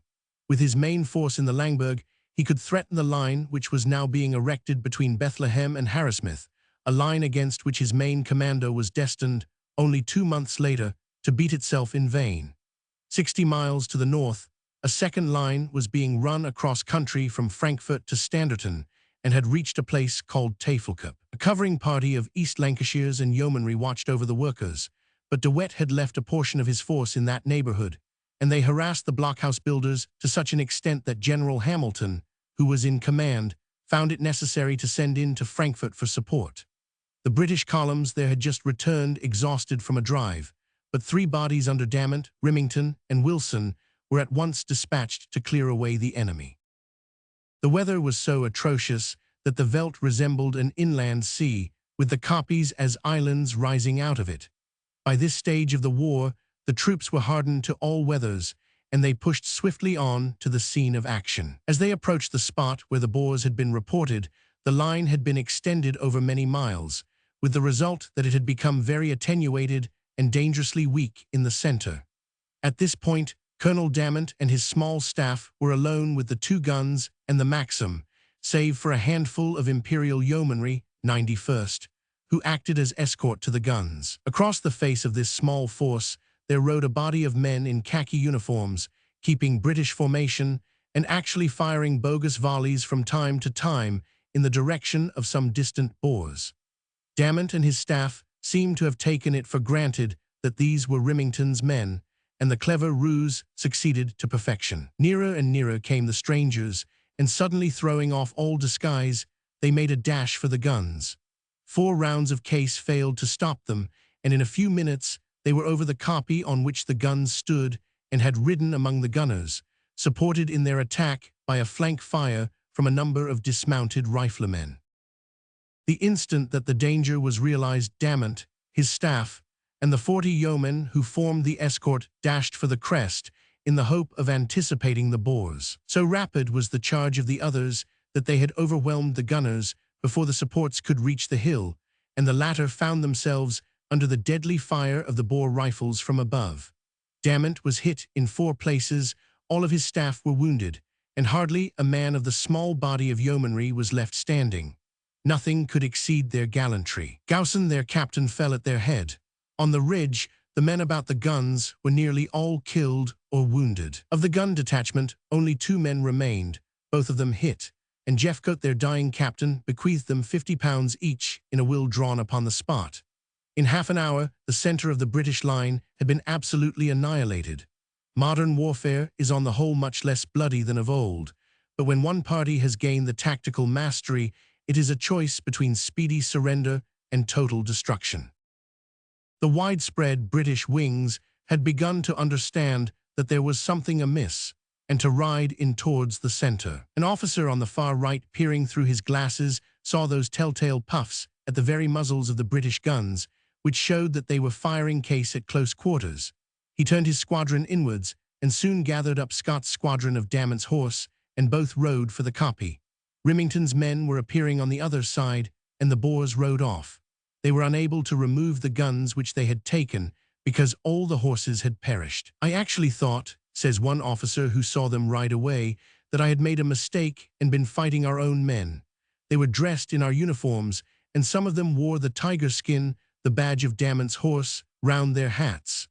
The same officer gives an account of the scene on the gun koppie. "The result when we got to the guns was this: gunners all killed except 2, both wounded, pom-pom officers and men all killed, Maxim all killed, 91st, the gun escort, 1 officer and 1 man not hit, all the rest killed or wounded, staff, every officer hit. That is what it means to those who are caught in the vortex of the cyclone. The total loss was about 75. In this action, the Boers, who were under the command of Wessels, delivered their attack with a cleverness and dash which deserved success. Their stratagem, however, depending as it did upon the use of British uniforms and methods, was illegitimate by all the laws of war, and one can but marvel at the long-suffering patience of officers and men who endured such things without any attempt at retaliation. There is too much reason to believe also that considerable brutality was shown by those Boers who carried the koppie, and the very high proportion of killed to wounded among the British who lay there corroborates the statement of the survivors that several were shot at close quarters after all resistance had ceased. This rough encounter of Tafelkop was followed only 4 days later by a very much more serious one at Tweefontein, which proved that even after 2 years of experience, we had not yet sufficiently understood the courage and the cunning of our antagonist. The blockhouse line was being gradually extended from Harrismith to Bethlehem so as to hold down this turbulent portion of the country. The Harrismith section had been pushed as far as Tweefontein, which is 9 miles west of Eland's River Bridge, and here a small force was stationed to cover the workers. This column consisted of 4 squadrons of the 4th Imperial Yeomanry, 1 gun of the 79th Battery, and 1 pom-pom, the whole under the temporary command of Major Williams of the South Staffords, Colonel Firmin being absent. Knowing that De Wet and his men were in the neighborhood, the camp of the yeomen had been pitched in a position which seemed to secure it against attack. A solitary kopje presented a long slope to the north, while the southern end was precipitous. The outposts were pushed well out upon the plain, and a line of sentries was placed along the crest. The only precaution which seems to have been neglected was to have other outposts at the base of the southern declivity. It appears to have been taken for granted, however, that no attack was to be apprehended from that side, and that in any case it would be impossible to evade the vigilance of the sentries upon the top. Of all the daring and skillful attacks delivered by the Boers during the war, there is certainly none more remarkable than this one. At 2 o'clock in the morning of a moonlight night, De Wet's forlorn hope assembled at the base of the hill and clambered up to the summit. The fact that it was Christmas Eve may conceivably have had something to do with the want of vigilance upon the part of the sentries. In a season of goodwill and conviviality, the rigor of military discipline may insensibly relax. Little did the sleeping yeomen in the tents, or the drowsy outposts upon the crest, think of the terrible Christmas visitors who were creeping on to them, or of the grim morning gift which Santa Claus was bearing. The Boers, stealing up in their stockinged feet, poured under the crest until they were numerous enough to make a rush.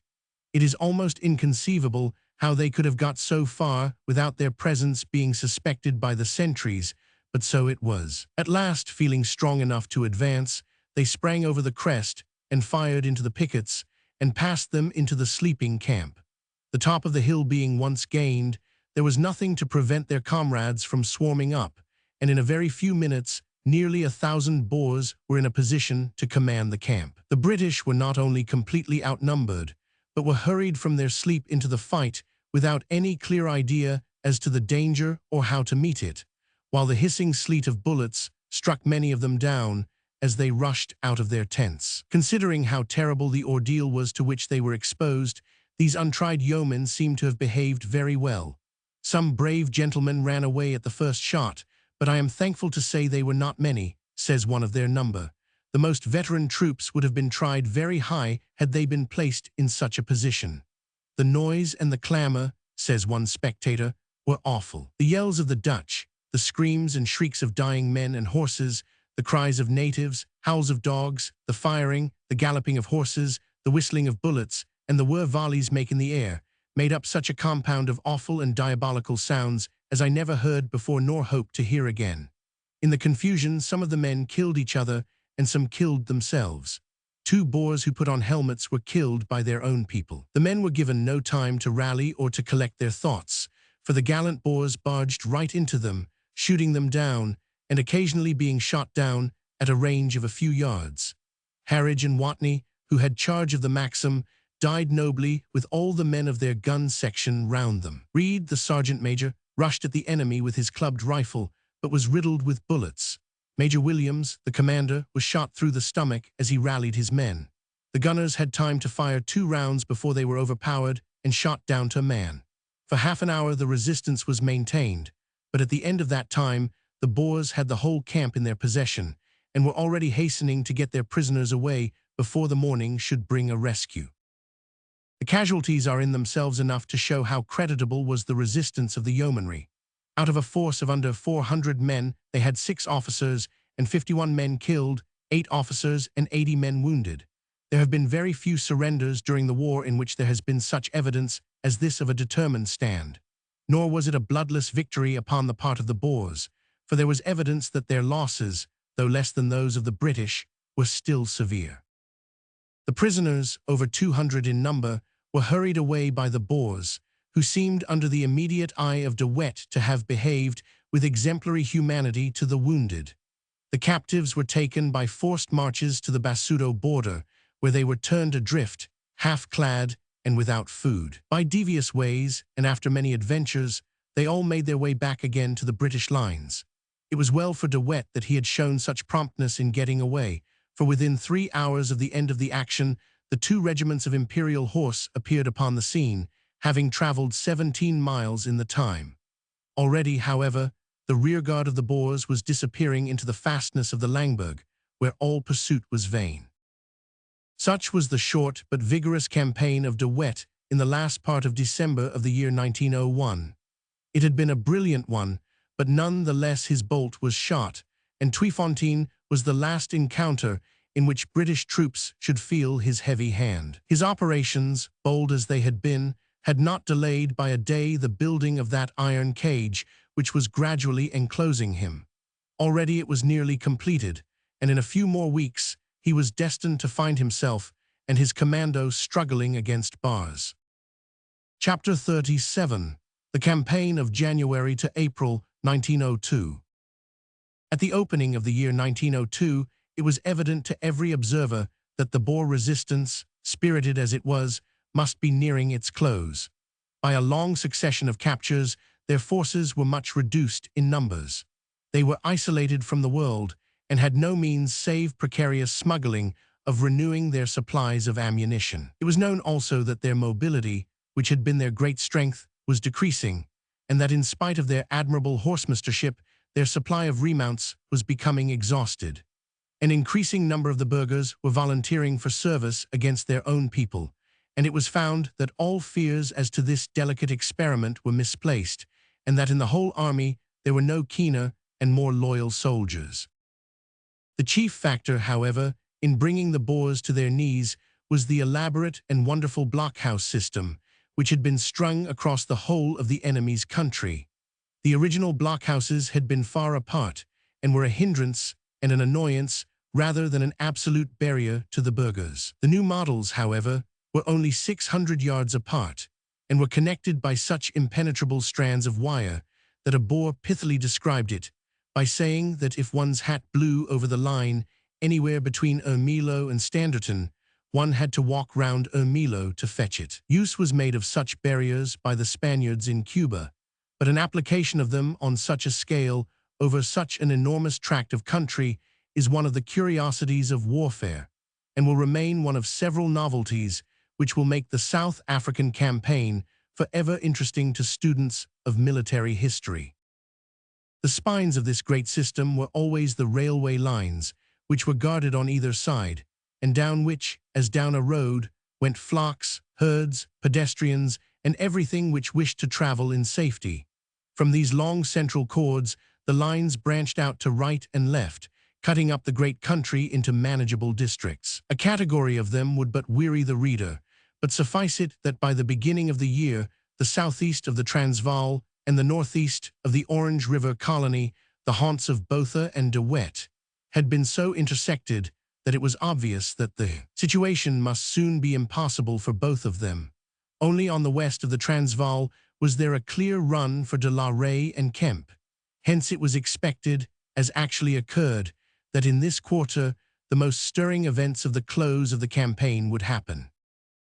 General Bruce Hamilton in the eastern Transvaal had continued the energetic tactics which had given such good results in the past. With the new year his number of prisoners fell, but he had taken so many and had hustled the remainder to such an extent that the fight seemed to have gone out of the Boers in this district. On January 1st, he presented the first fruits of the year in the shape of 22 of Grobler's burghers. On the 3rd, he captured 49, while Wing, cooperating with him, took 20 more. Among these was General Erasmus, who had helped or failed to help General Lucas Meyer at Talana Hill. On the 10th, Colonel Wing's column, which was part of Hamilton's force, struck out again and took 42 prisoners, including the 2 Walmerans. Only 2 days later, Hamilton returned to the same spot and was rewarded with 32 more captures. On the 18th, he took 27, on the 24th 12, and on the 26th no fewer than 90. So severe were these blows, and so difficult was it for the Boers to know how to get away from an antagonist who was ready to ride 30 miles in a night in order to fall upon their laager, that the enemy became much scattered, and too demoralized for offensive operations. Finding that they had grown too shy in this much shot-over district, Hamilton moved farther south and early in March took a cast round the Virighe district, where he made some captures, notably General Cherry Emmet, a descendant of the famous Irish rebel and brother-in-law of Louis Botha. For all these repeated successes, it was to the intelligence department, so admirably controlled by Colonel Wolse Sampson, that thanks are mainly due. Whilst Bruce Hamilton was operating so successfully in the Ermelo district, several British columns under Plumer, Spens, and Colville were stationed some 50 miles south to prevent the fugitives from getting away into the mountainous country which lies to the north of Wakkerstroom. On January 3rd, a small force of Plumer's New Zealanders had a brisk skirmish with a party of Boers, whose cattle they captured, though at some loss to themselves. These Boers were strongly reinforced, however, and when on the following day Major Valentin pursued them with 50 men, he found himself at Aanverwacht in the presence of several hundred of the enemy, led by Opperman and Christian Botha. Valentin was killed, and almost all of his small force were hit before British reinforcements under Colonel Pulteney drove the Boers off. 19 killed and 23 wounded were our losses in this most sanguinary little skirmish. 9 dead Boers, with Opperman himself, were left upon the field of battle. His loss was a serious one to the enemy, as he was one of their most experienced generals. From that time until the end, these columns, together with Mackenzie's column to the north of Ermelo, continued to break up all combinations and to send in their share of prisoners to swell Lord Kitchener's weekly list. A final drive, organized on Apeth against the Standerton line, resulted in 134 prisoners.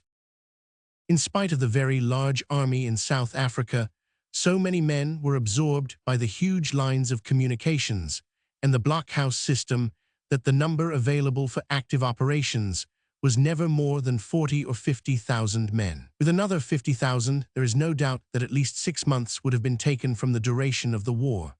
On account of this shorthandedness, Lord Kitchener had to leave certain districts alone, while he directed his attention to those which were more essential. Thus, to the north of the Delagoa railway line, there was only one town, Lydenburg, which was occupied by the British. They had, however, an energetic commander in Park of the Devons. This leader, striking out from his stronghold among the mountains and aided by Urmston from Belfast, kept the commando of Ben Viljoen and the peripatetic government of Schockburger continually upon the move. As already narrated, Park fought a sharp night action upon December 19th, after which, in combination with Urmston, he occupied Dulstrom, only missing the government by a few hours. In January, Park and Urmston were again upon the warpath, though the incessant winds, fogs, and rains of that most inclement portion of the Transvaal seriously hampered their operations. Several skirmishes with the commandos of Muller and Trichett gave no very decisive result, but a piece of luck befell the British on January 25th in the capture of General Viljoen by an ambuscade cleverly arranged by Major Orr in the neighborhood of Lydenburg. Though a great firebrand before the war, Viljoen had fought bravely and honorably throughout the contest, and he had won the respect and esteem of his enemy. Colonel Park had had no great success in his last 2 expeditions, but on February 20th he made an admirable march and fell upon a Boer laager which lay in placid security in the heart of the hills.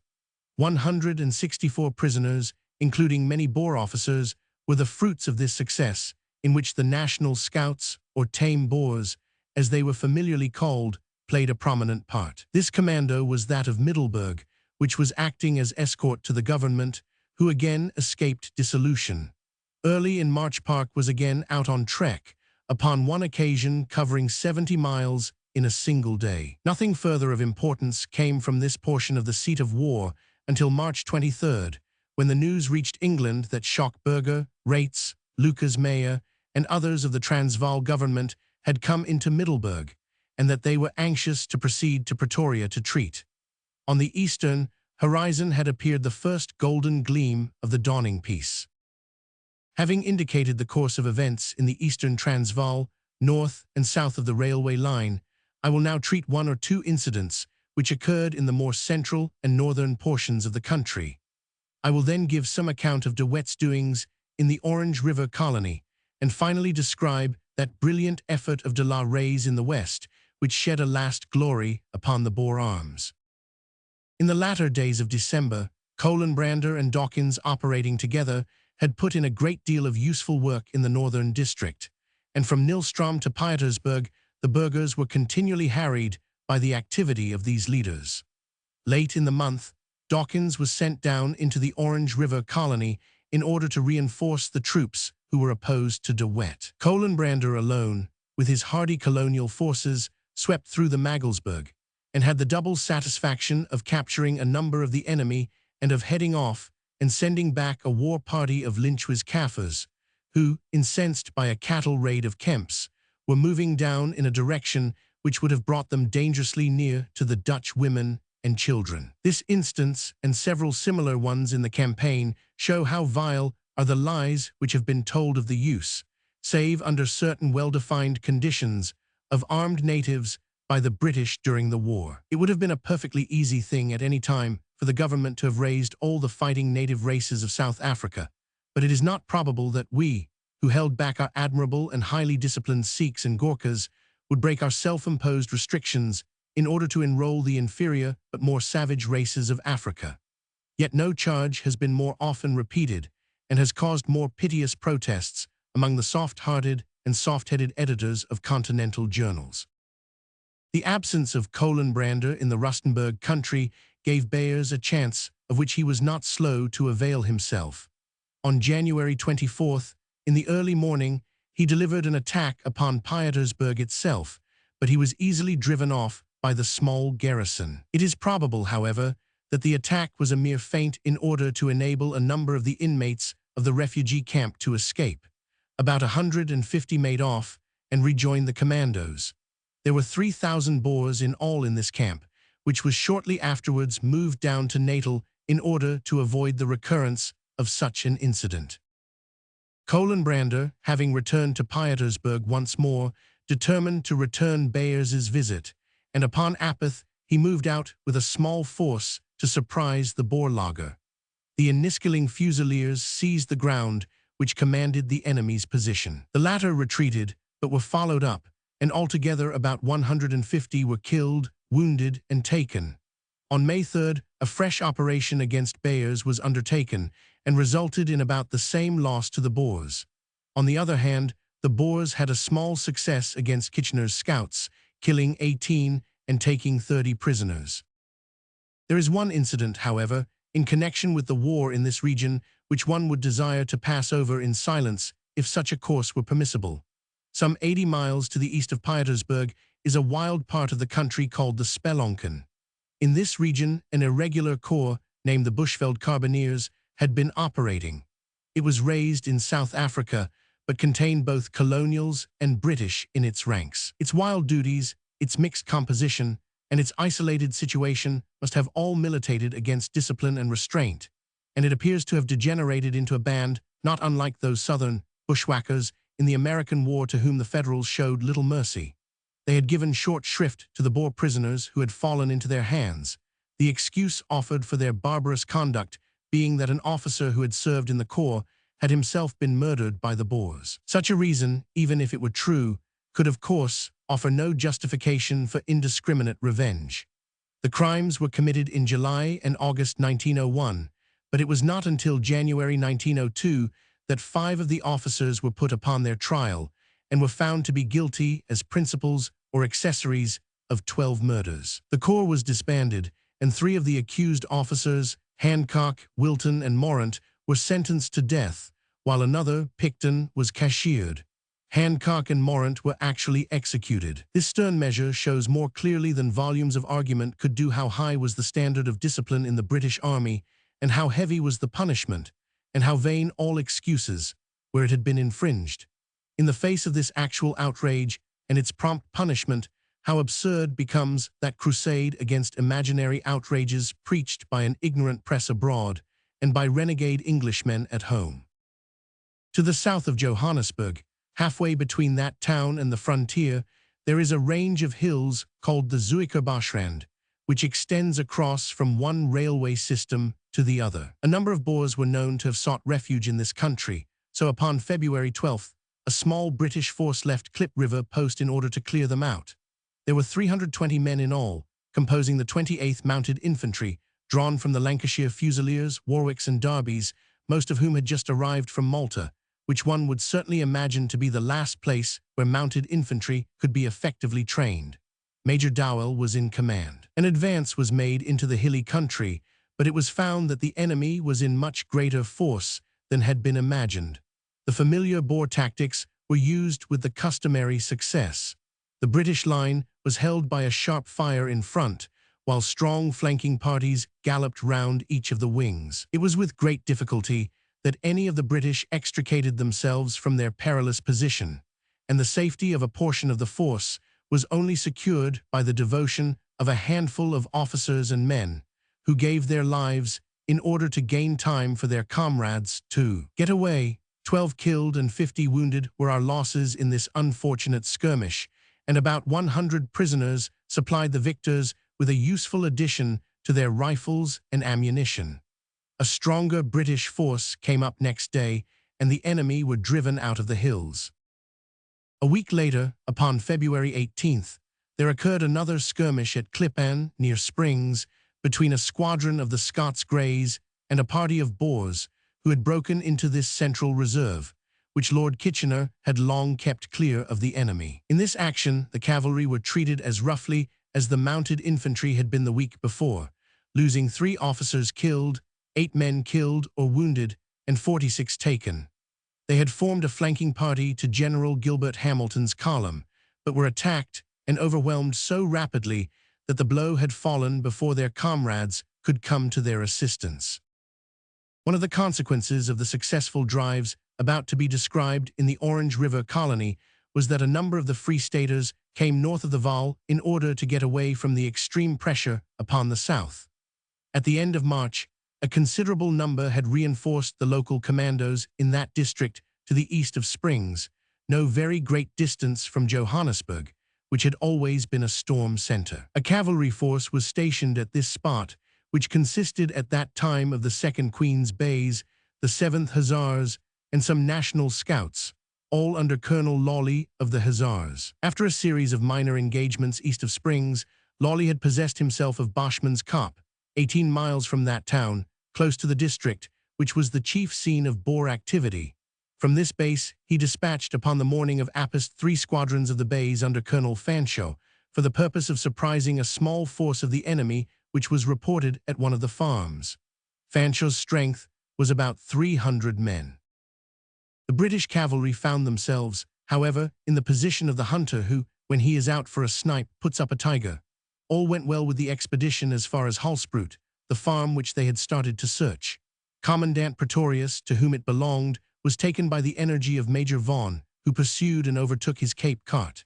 It was found, however, that Albert's commando was camped at the farm, and that the Bays were in the presence of a very superior force of the enemy. The night was dark, and when firing began, it was almost muzzle to muzzle, with the greatest possible difficulty in telling friend from foe.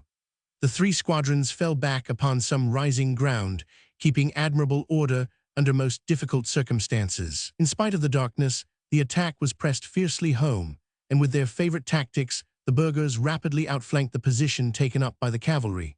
The British moved by alternate squadrons on to a higher rocky kopje on the east, which could be vaguely distinguished looming in the darkness against the skyline. B Squadron, the last to retire, was actually charged and ridden through by the brave assailants, firing from their saddles as they broke through the ranks. The British had hardly time to reach the kopje and to dismount and line its edge when the Boers, yelling loudly, charged with their horses up the steep flanks. Twice they were beaten back, but the 3rd time they seized one corner of the hill and opened a hot fire upon the rear of the line of men who were defending the other side. Dawn was now breaking, and the situation most serious, for the Boers were in very superior numbers and were pushing their pursuit with the utmost vigor and determination. A small party of officers and men whose horses had been shot covered the retreat of their comrades and continued to fire until all of them, 2 officers and 23 men, were killed or wounded, the whole of their desperate defense being conducted within from 30 to 50 yards of the enemy. The remainder of the regiment was now retired to successive ridges, each of which was rapidly outflanked by the Boers, whose whole method of conducting their attack was extraordinarily skillful. Nothing but the excellent discipline of the overmatched troopers prevented the retreat from becoming a rout. Fortunately, before the pressure became intolerable, the 7th Hussars with some artillery came to the rescue and turned the tide. The Hussars galloped in with such dash that some of them actually got among the Boers with their swords, but the enemy rapidly fell back and disappeared. In this very sharp and sanguinary cavalry skirmish, the Bays lost 80 killed and wounded out of a total force of 270. To stand such losses under such circumstances and to preserve absolute discipline and order is a fine test of soldierly virtue. The adjutant, the squadron leaders, and 6 out of 10 officers were killed or wounded. The Boers lost equally heavily. 2 Prinsloo's, one of them a commandant, and 3 field cornets were among the slain, with 70 other casualties. The force under General Alberts was a considerable one, not fewer than 600 rifles, so that the action at Halsbroot is one which adds another name of honor to the battle roll of the Bays. It is pleasing to add that in this, and the other actions which were fought at the end of the war, our wounded met with kindness and consideration from the enemy. We may now descend to the Orange River colony and trace the course of those operations which were destined to break the power of De Wet's commando. On these, we may concentrate our attention, for the marchings and gleanings and snipings of the numerous small columns in the other portions of the colony, although they involved much arduous and useful work, do not claim a particular account. After the heavy blow which he dealt Firmin's yeomanry, De Wet retired, as has been told, into the Langburg, whence he afterwards retreated towards Rates. There he was energetically pushed by Elliott's columns, which had attained such mobility that 150 miles were performed in 3 days within a single week. Our rough schoolmasters had taught us our lesson, and the soldiering which accomplished the marches of Bruce Hamilton, Elliott, Remington, and the other leaders of the end of the war was very far removed from that which is associated with ox wagons and harmoniums. Moving rapidly, and covering himself by a succession of rearguard skirmishes, De Wet danced like a will-o'-the-wisp in front of and round the British columns. De Lisle, Fanshawe, Byng, Remington, Dawkins, and Rawlinson were all snatching at him and finding him just beyond their fingertips. The mastermind at Pretoria had, however, thought out a scheme which was worthy of De Wet himself in its ingenuity. A glance at the map will show that the little branch from Heilbronn to Wolvehoek forms an acute angle with the main line. Both these railways were strongly blockhoused and barbed wired, so that any force which was driven into the angle and held in it by a force behind it would be in a perilous position. To attempt to round De Wet's mobile burghers into this obvious pen would have been to show one's hand too clearly. In vain is the net laid in sight of the bird. The drive was therefore made away from this point, with the confident expectation that the guerrilla chief would break back through the columns, and that they might then pivot round upon him and hustle him so rapidly into the desired position that he would not realize his danger until it was too late. Byng's column was left behind the driving line to be ready for the expected backward break. All came off exactly as expected. De Wet doubled back through the columns, and one of his commandos stumbled upon Byng's men, who were waiting on the Ville River to the west of Rates. The Boers seemed to have taken it for granted that, having passed the British driving line, they were out of danger, and for once it was they who were surprised. The South African Light Horse, the New Zealanders, and the Queensland Bushmen all rode in upon them. A 15-pounder, the one taken at Tweefontein, and 2 pom-poms were captured, with 30 prisoners and a considerable quantity of stores. This successful skirmish was a small matter, however, compared to the importance of being in close touch with De Wet and having a definite objective for the drive. The columns behind expanded suddenly into a spray of mounted men, forming a continuous line for over 60 miles. On February 5th the line was advancing, and on the 6th it was known that De Wet was actually within the angle, the mouth of which was spanned by the British line.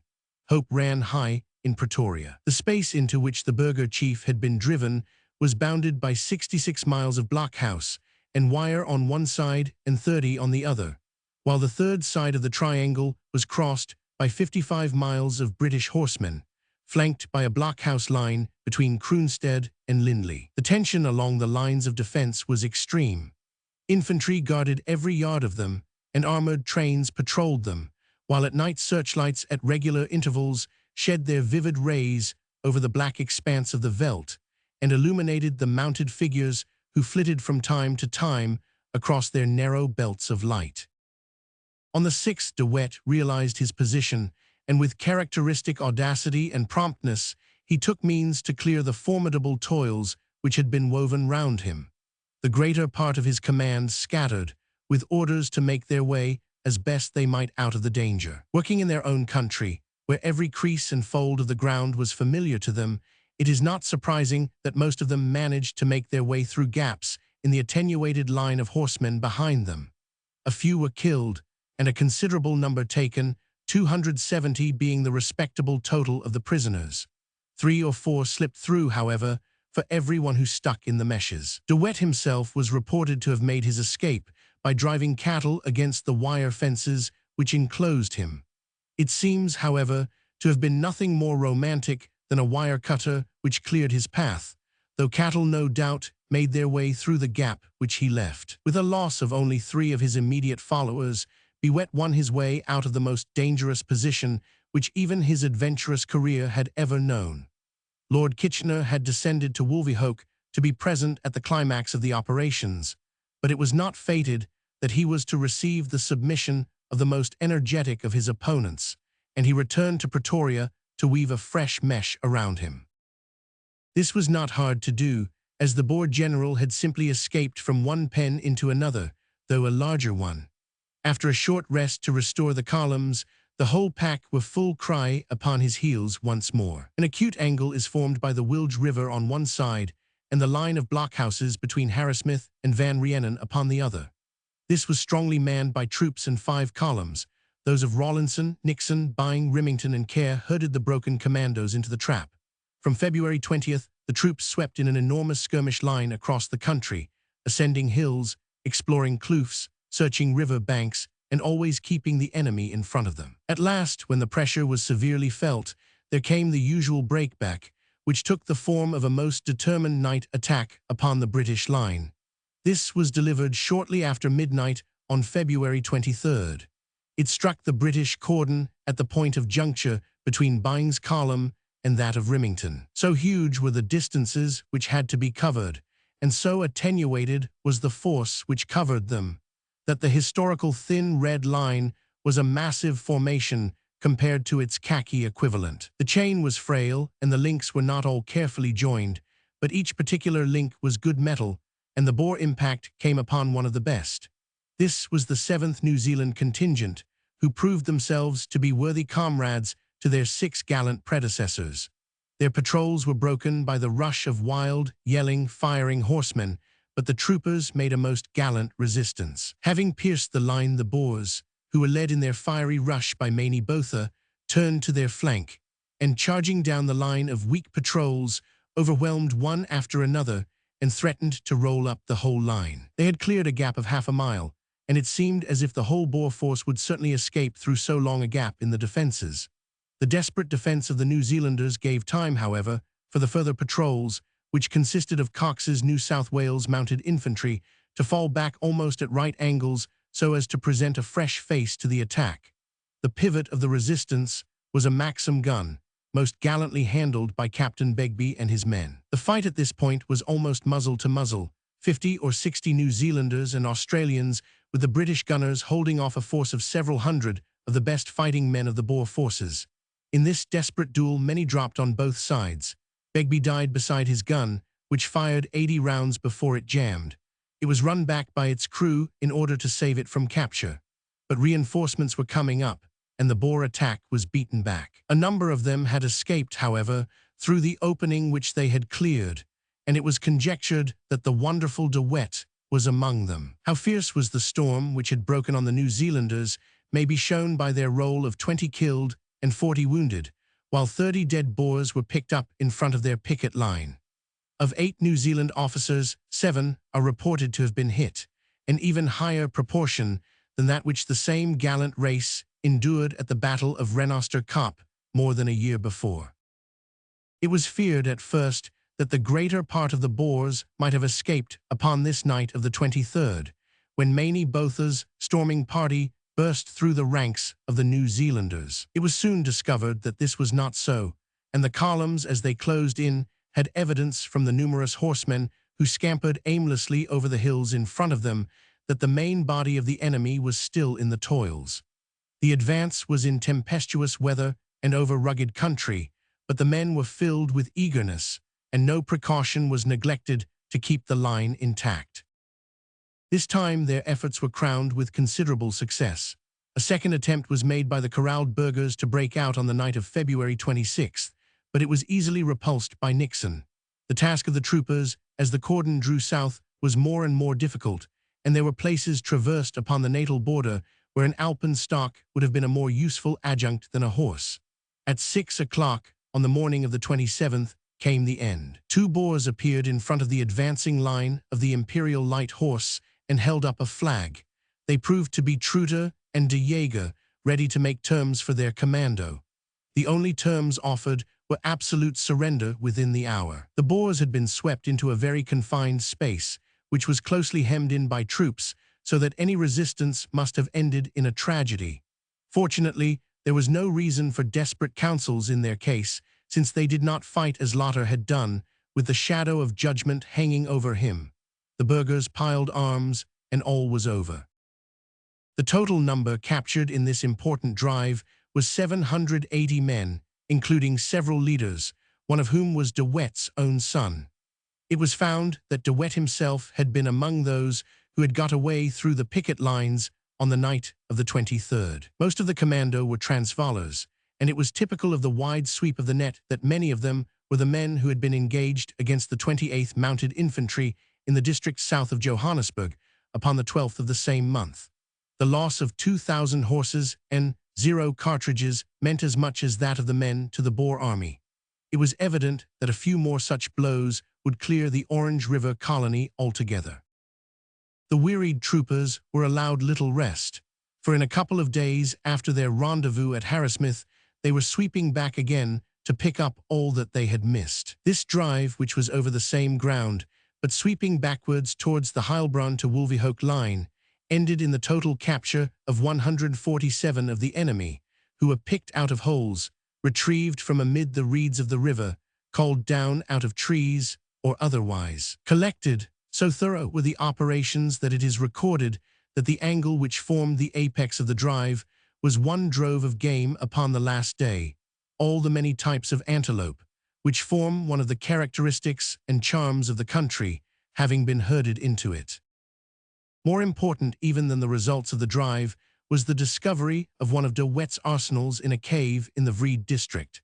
Halfway down a precipitous krantz, with its mouth covered by creepers, no writer of romance could have imagined a more fitting headquarters for a guerrilla chief. The find was made by Ross's Canadian scouts, who celebrated Dominion Day by this most useful achievement. 40 wagon loads of ammunition and supplies were taken out of the cave. De Wet was known to have left the northeast district and to have got across the railway, traveling towards the Vaal as if it were his intention to join de la Rey in the Transvaal. The Boer resistance had suddenly become exceedingly energetic in that part, and several important actions had been fought, to which we will presently turn. Before doing so, it would be as well to bring the chronicle of events in the Orange River colony down to the conclusion of peace. There were still a great number of wandering Boers in the northern districts and in the frontier mountains who were assiduously, but not always successfully, hunted down by the British troops. Much arduous and useful work was done by several small columns, the colonial horse and the artillery-mounted rifles especially distinguishing themselves.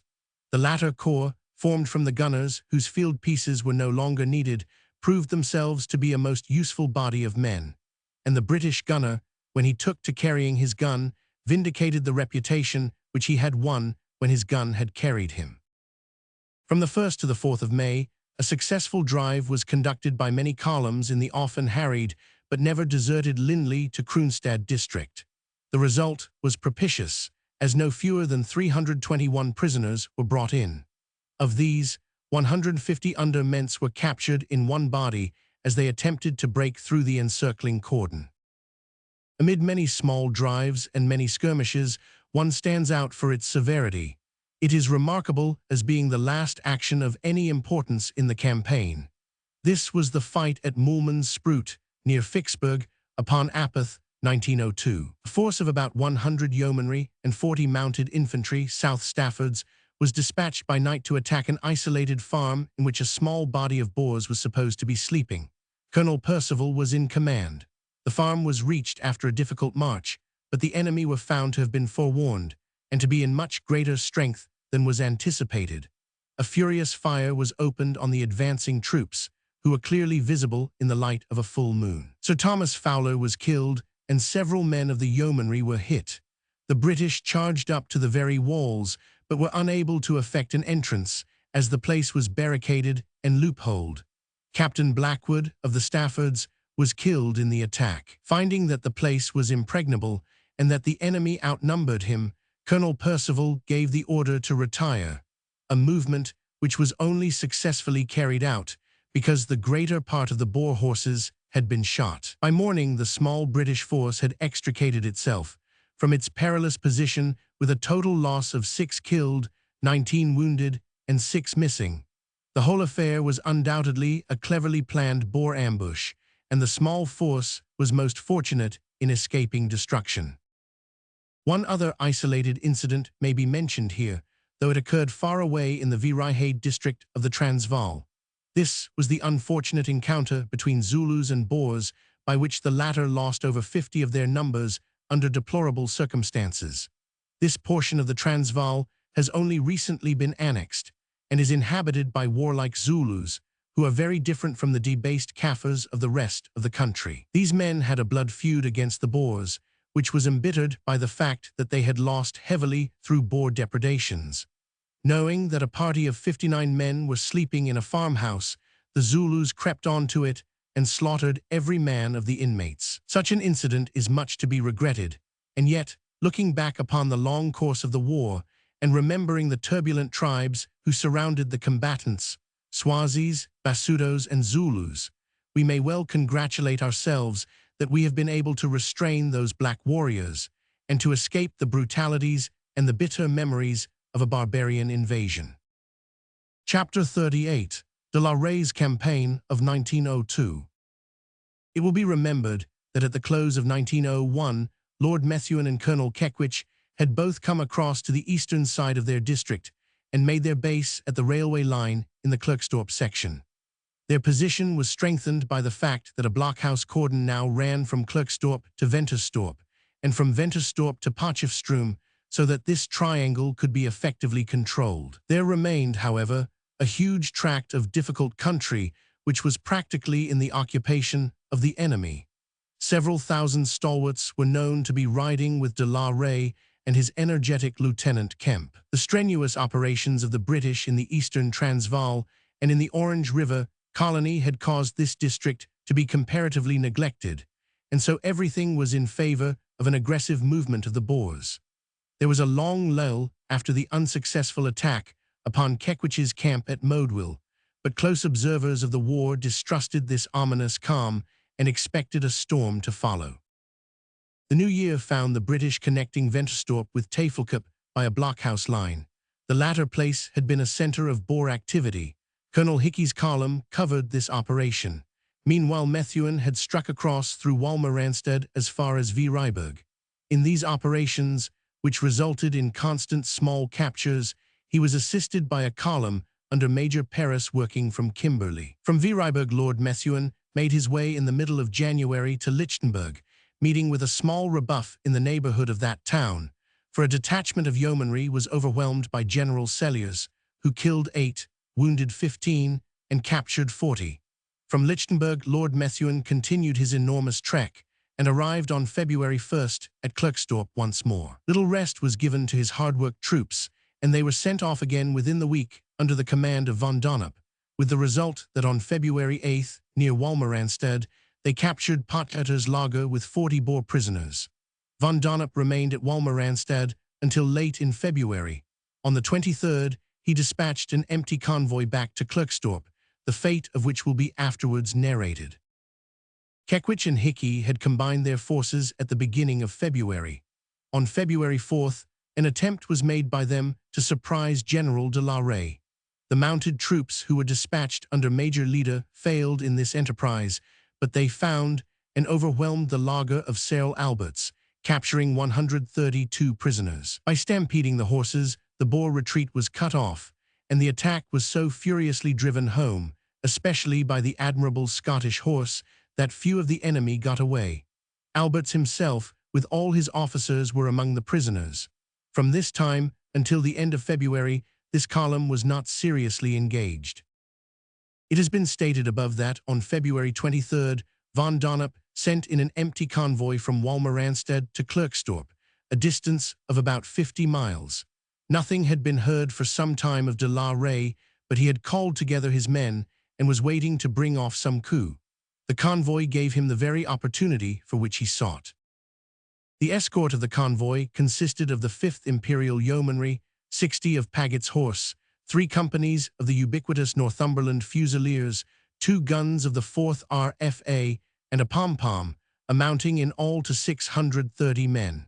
Colonel Anderson was in command. On the morning of Tuesday, February 25th, the convoy was within 10 miles of its destination, and the sentries on the koppies round the town could see the gleam of the long line of white-tilted wagons. Their hazardous voyage was nearly over, and yet they were destined to most complete and fatal wreck within sight of port.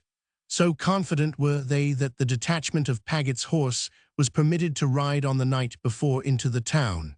It was as well, for such a handful would have shared and could not have averted the disaster. The night had been dark and wet, and the Boers under cover of it had crept between the sleeping convoy and the town. Some bushes which afford excellent cover lie within a few hundred yards of the road, and here the main ambush was laid. In the first grey of the morning, the long line of the convoy, 130 wagons in all, came trailing past, guns and yeomanry in front, fusiliers upon the flanks and rear. Suddenly, the black bank of scrub was outlined in flame, and a furious rifle fire was opened upon the head of the column.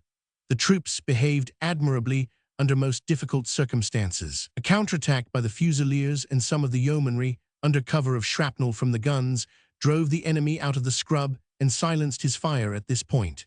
It was evident, however, that he was present in force, for firing soon broke out along the whole left flank, and the rearguard found itself as warmly attacked as the van. Again, however, the assailants were driven off. It was now broad daylight, and the wagons, which had got into great confusion in the first turmoil of battle, had been remarshalled and arranged. It was Colonel Anderson's hope that he might be able to send them on into safety while he with the escort covered their retreat.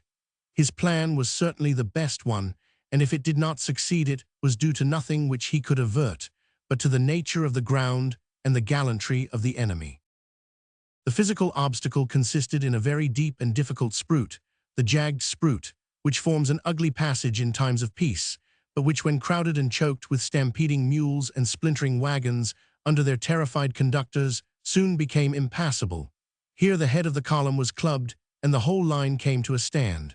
Meanwhile the enemy, adopting their new tactics, came galloping in on the left flank and on the rear. The first attack was repelled by the steady fire of the fusiliers, but on the second occasion the horsemen got up to the wagons, and galloping down them were able to overwhelm in detail the little knots of soldiers who were scattered along the flank.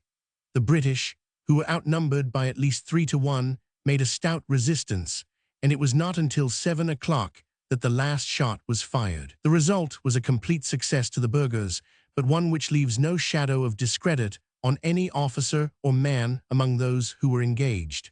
11 officers and men fell out of about 550 actually engaged. The 2 guns were taken. The convoy was no use to the Boers, so the teams were shot and the wagons burned before they withdrew. The prisoners, too, they were unable to retain, and their sole permanent trophies consisted of the 2 guns, the rifles, and the ammunition. Their own losses amounted to about 50 killed and wounded. A small force sallied out from Klerksdorp in the hope of helping Anderson, but on reaching the jagged drift, it was found that the fighting was over and that the field was in possession of the Boers.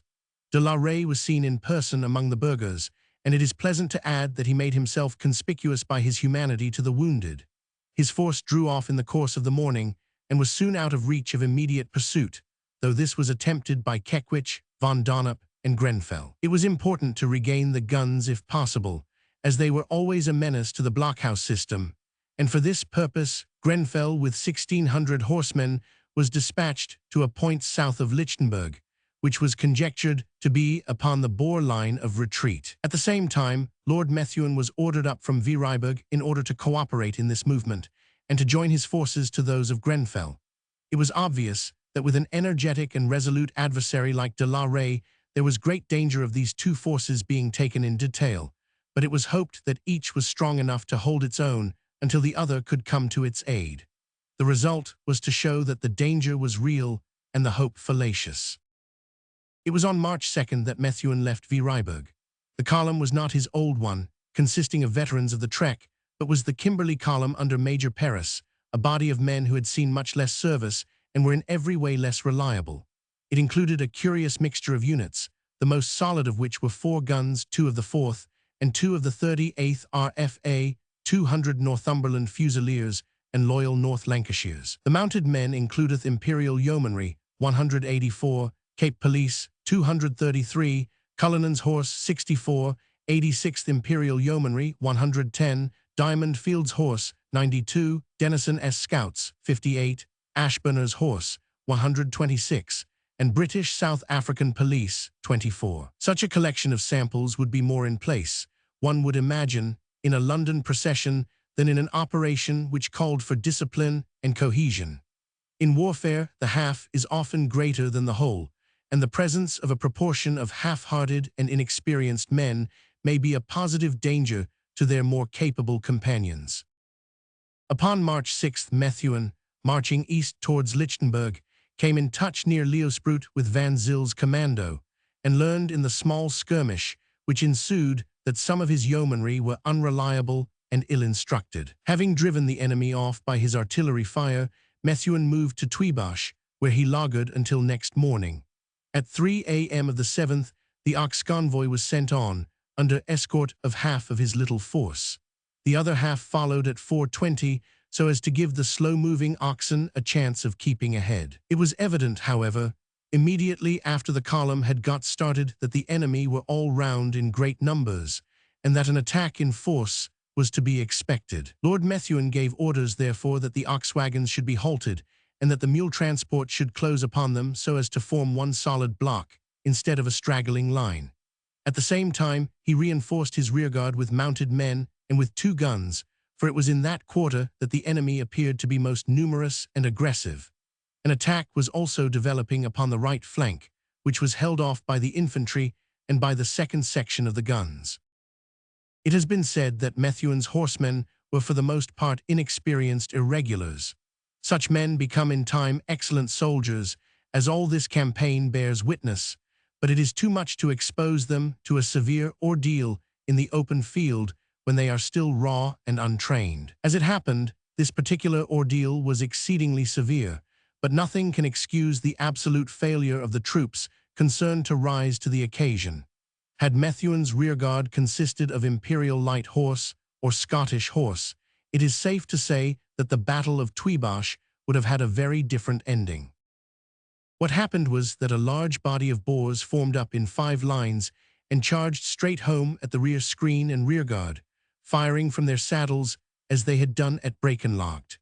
The sight of those wide-flung lines of determined men galloping over the plain seems to have been too much for the nerves of the unseasoned troopers. A panic spread through their ranks, and in an instant they had turned their horses' heads and were thundering to their rear, leaving the 2 guns uncovered and streaming in wild confusion past the left flank of the jeering infantry who were lying round the wagons. The limit of their flight seems to have been the wind of their horses, and most of them never drew rein until they had placed many miles between themselves and the comrades whom they had deserted. It was pitiable, says an eyewitness, to see the grand old general begging them to stop, but they would not. A large body of them arrived in Krypan without firing a shot. It was a South African battle of the spurs. By this defection of the greater portion of the force, the handful of brave men who remained were left in a hopeless position. The 2 guns of the 38th Battery were overwhelmed and ridden over by the Boer horsemen, every man being killed or wounded including Lieutenant Nesham, who acted up to the highest traditions of his corps. The battle, however, was not yet over. The infantry were few in number, but they were experienced troops, and they maintained the struggle for some hours in the face of overwhelming numbers. 200 of the Northumberland Fusiliers lay round the wagons and held the Boers off from their prey. With them were the 2 remaining guns, which were a mark for 1,000 Boer riflemen. It was while encouraging by his presence and example the much-tried gunners of this section that the gallant Methuen was wounded by a bullet which broke the bone of his thigh. Lieutenant Venning and all the detachment fell with their general round the guns. An attempt had been made to rally some of the flying troopers at a neighbouring kraal, and a small body of Cape Police and Yeomanry under the command of Major Paris held out there for some hours. 100 of the Lancashire infantry aided them in their stout defence. But the guns taken by the Boers from Von Donop's convoy had free play now that the British guns were out of action, and they were brought to bear with crushing effect upon both the kraal and the wagons. Further resistance meant a useless slaughter, and orders were given for a surrender. Convoy, ammunition, guns, horses, nothing was saved except the honour of the infantry and the gunners. The losses, 68 killed and wounded, fell chiefly upon these 2 branches of the service. There were 205 unwounded prisoners. This, the last Boer victory in the war, reflected equal credit upon their valour and humanity, qualities which had not always gone hand in hand in our experience of them. Courtesy and attention were extended to the British wounded, and Lord Methuen was sent under charge of his chief medical officer, Colonel Townsend, the doctor as severely wounded as the patient, into Klerksdorp. In De la Rey, we have always found an opponent who was as chivalrous as he was formidable.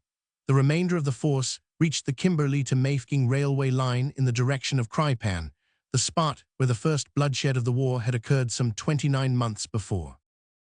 On Lord Methuen himself, no blame can rest for this unsuccessful action. If the workman's tool snaps in his hand, he cannot be held responsible for the failure of his task. The troops who misbehaved were none of his training. If you hear anyone slang him, says one of his men, you are to tell them that he is the finest general and the truest gentleman that ever fought in this war. Such was the tone of his own troopers, and such also that of the spokesmen of the nation when they commented upon the disaster in the Houses of Parliament. It was a fine example of British justice and sense of fair play, even in that bitter moment, that to hear his eulogy one would have thought that the occasion had been won when thanks were being returned for a victory. It is a generous public with fine instincts, and Paul Methuen, wounded and broken, still remained in their eyes the heroic soldier and the chivalrous man of honour. The De Wet country had been pretty well cleared by the series of drives which have already been described, and Louis Botha's force in the eastern Transvaal had been much diminished by the tactics of Bruce Hamilton and Wolse Sampson. Lord Kitchener was able, therefore, to concentrate his troops and his attention upon that widespread western area in which General de la Rey had dealt 2 such shrewd blows within a few weeks of each other. Troops were rapidly concentrated at Klerksdorp. Kekwitch, Walter Kitchener, Rawlinson, and Rochefort, with a number of small columns, were ready in the 3rd week of March to endeavour to avenge Lord Methuen. The problem with which Lord Kitchener was confronted was a very difficult one, and he has never shown more originality and audacity than in the fashion in which he handled it. De la Rey's force was scattered over a long tract of country, capable of rapidly concentrating for a blow, but otherwise as intangible and elusive as a phantom army. Were Lord Kitchener simply to launch 10,000 horsemen at him, the result would be a weary ride over illimitable plains without sight of a Boer, unless it were a distant scout upon the extreme horizon. De la Rey and his men would have slipped away to his northern hiding places beyond the Marico River. There was no solid obstacle here, as in the Orange River colony, against which the flying enemy could be rounded up. One line of blockhouses there was, it is true, the one called the Schoonsprut Cordon, which flanked the De la Rey country. It flanked it, however, upon the same side as that on which the troops were assembled. If the troops were only on the other side, and De la Rey was between them and the blockhouse line, then, indeed, something might be done. But to place the troops there, and then bring them instantly back again, was to put such a strain upon men and horses as had never yet been done upon a large scale in the course of the war. Yet Lord Kitchener knew the mettle of the men whom he commanded, and he was aware that there were no exertions of which the human frame is capable which he might not confidently demand. The precise location of the Boer lagers does not appear to have been known, but it was certain that a considerable number of them were scattered about 30 miles or so to the west of Klerksdorp and the Schoonsprut line. The plan was to march a British force right through them, then spread out into a wide line and come straight back, driving the burghers on to the cordon of blockhouses, which had been strengthened by the arrival of 3 regiments of Highlanders.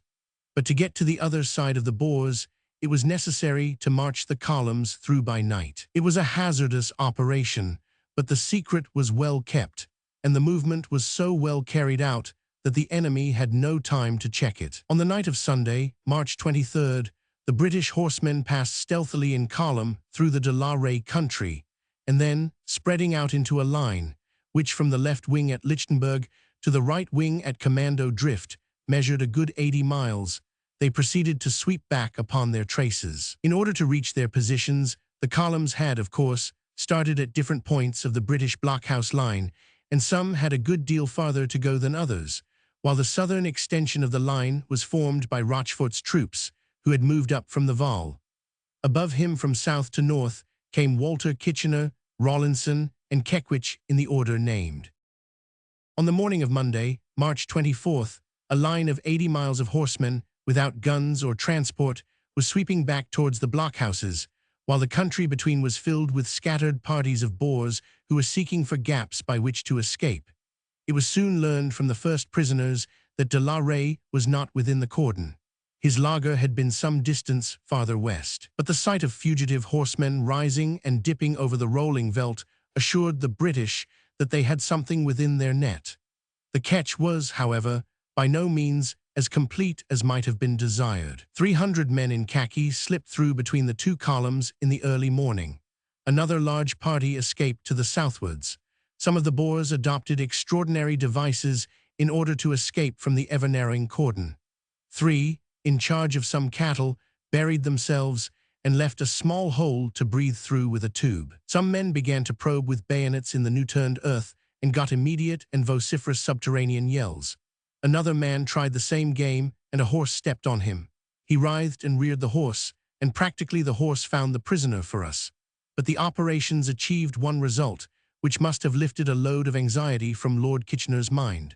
3 15-pounders, 2 pom-poms, and a large amount of ammunition were taken. To Kekwich and the Scottish horse fell the honor of the capture, Colonel Wool Sampson and Captain Rice heading the charge and pursuit.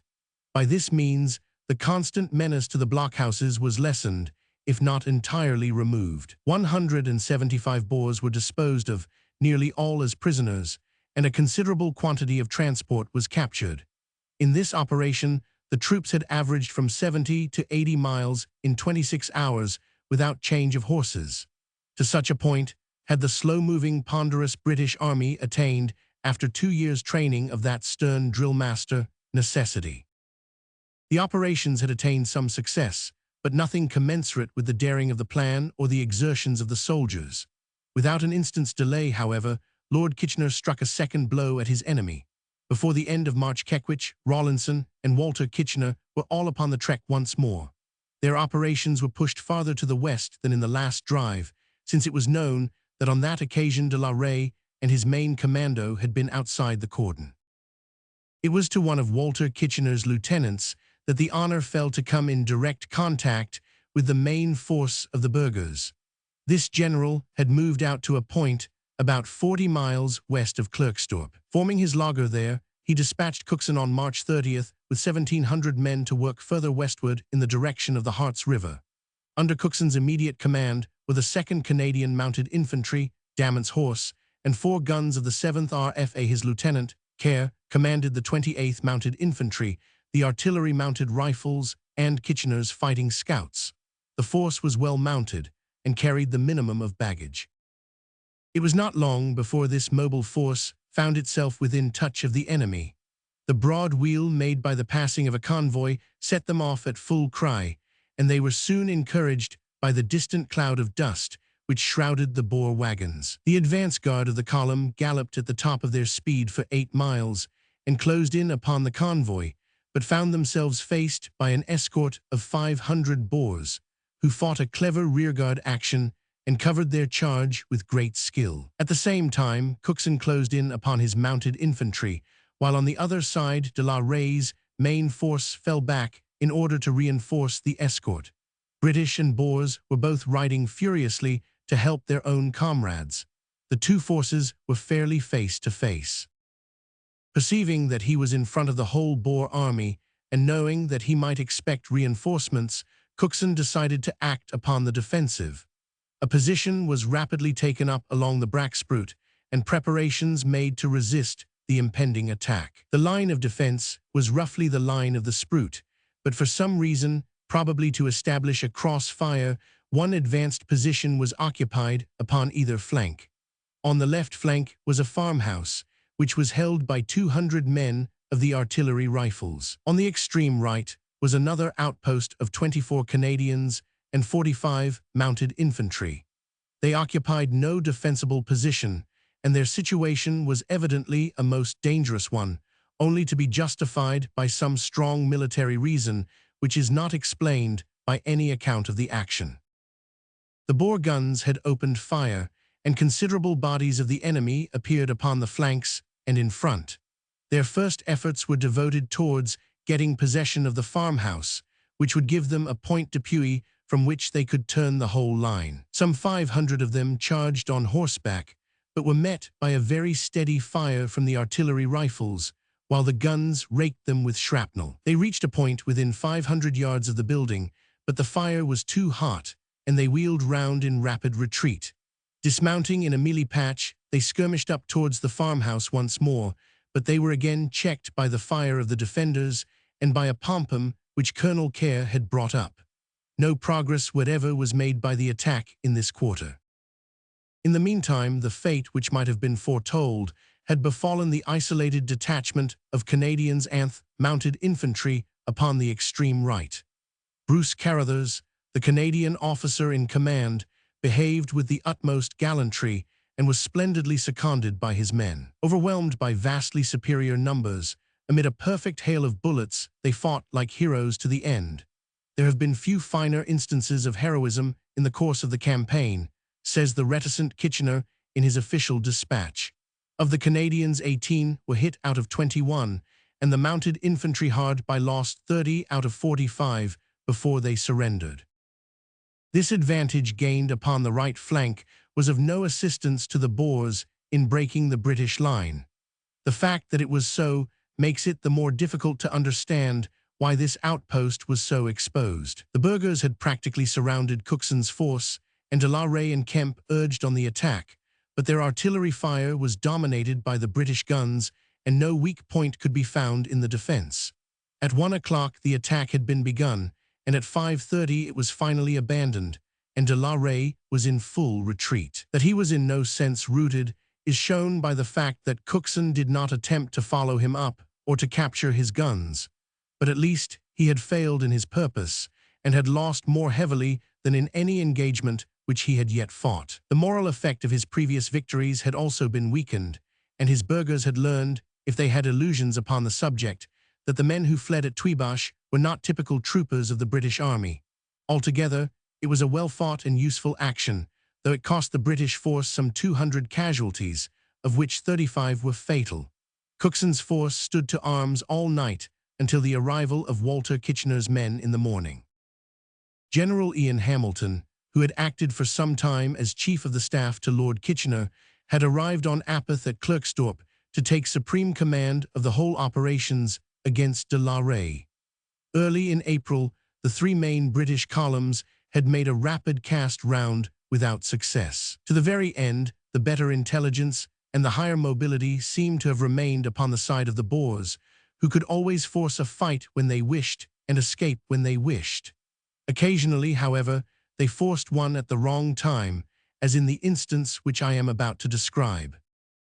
Hamilton had planned a drive to cover the southern portion of de la Rey's country, and for this purpose with Hartbeestefontein for his center, he was maneuvering his columns so as to swing them into line and then sweep back towards Klerksdorp.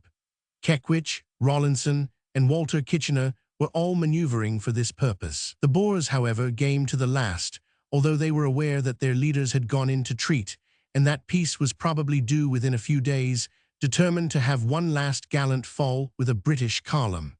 The forces of Kekwich were the farthest to the westward, and also, as the burghers thought, the most isolated, and it was upon them, accordingly, that the attack was made. In the morning of Apeth, at a place called Ruiwul, the enemy, who had moved up from Walmeranstad, 1,900 strong, under Kemp and Vermars, fell with the utmost impetuosity upon the British column.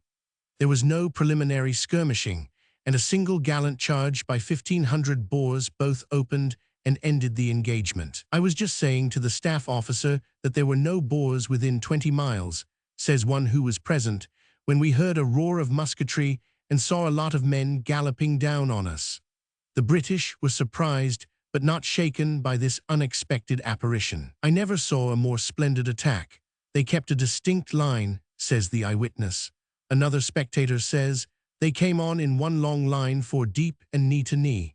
It was an old-fashioned cavalry charge, and the fact that it got as far as it did shows that we have overrated the stopping power of modern rifles. They came for a good 500 yards under direct fire, and were only turned within 100 of the British line. The yeomanry, the Scottish horse, and the constabulary poured a steady fire upon the advancing wave of horsemen, and the guns opened with case at 200 yards. The Boers were stopped, staggered, and turned. Their fire, or rather the covering fire of those who had not joined in the charge, had caused some 50 casualties, but their own losses were very much more severe. The fierce Potgieter fell just in front of the British guns. "Thank goodness he is dead," cried one of his wounded burghers, "for he sjamboked me into the firing line this morning."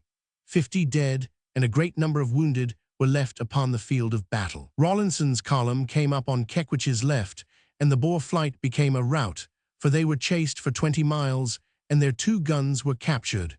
It was a brisk and decisive little engagement, and it closed the Western campaign, leaving the last trick, as well as the game, to the credit of the British. From this time until the end, there was a gleaning of prisoners, but little fighting in de la Rey's country, the most noteworthy event being a surprise visit to Schwiezerenek by Rochefort, by which some 60 prisoners were taken, and afterwards the drive of Ian Hamilton's forces against the Mafeking railway line, by which no fewer than 364 prisoners were secured. In this difficult and well-managed operation, the gaps between the British columns were concealed by the lighting of long veldt fires and the discharge of rifles by scattered scouts. The newly arrived Australian Commonwealth regiments gave a brilliant start to the military history of their united country by the energy of their marching and the thoroughness of their entrenching.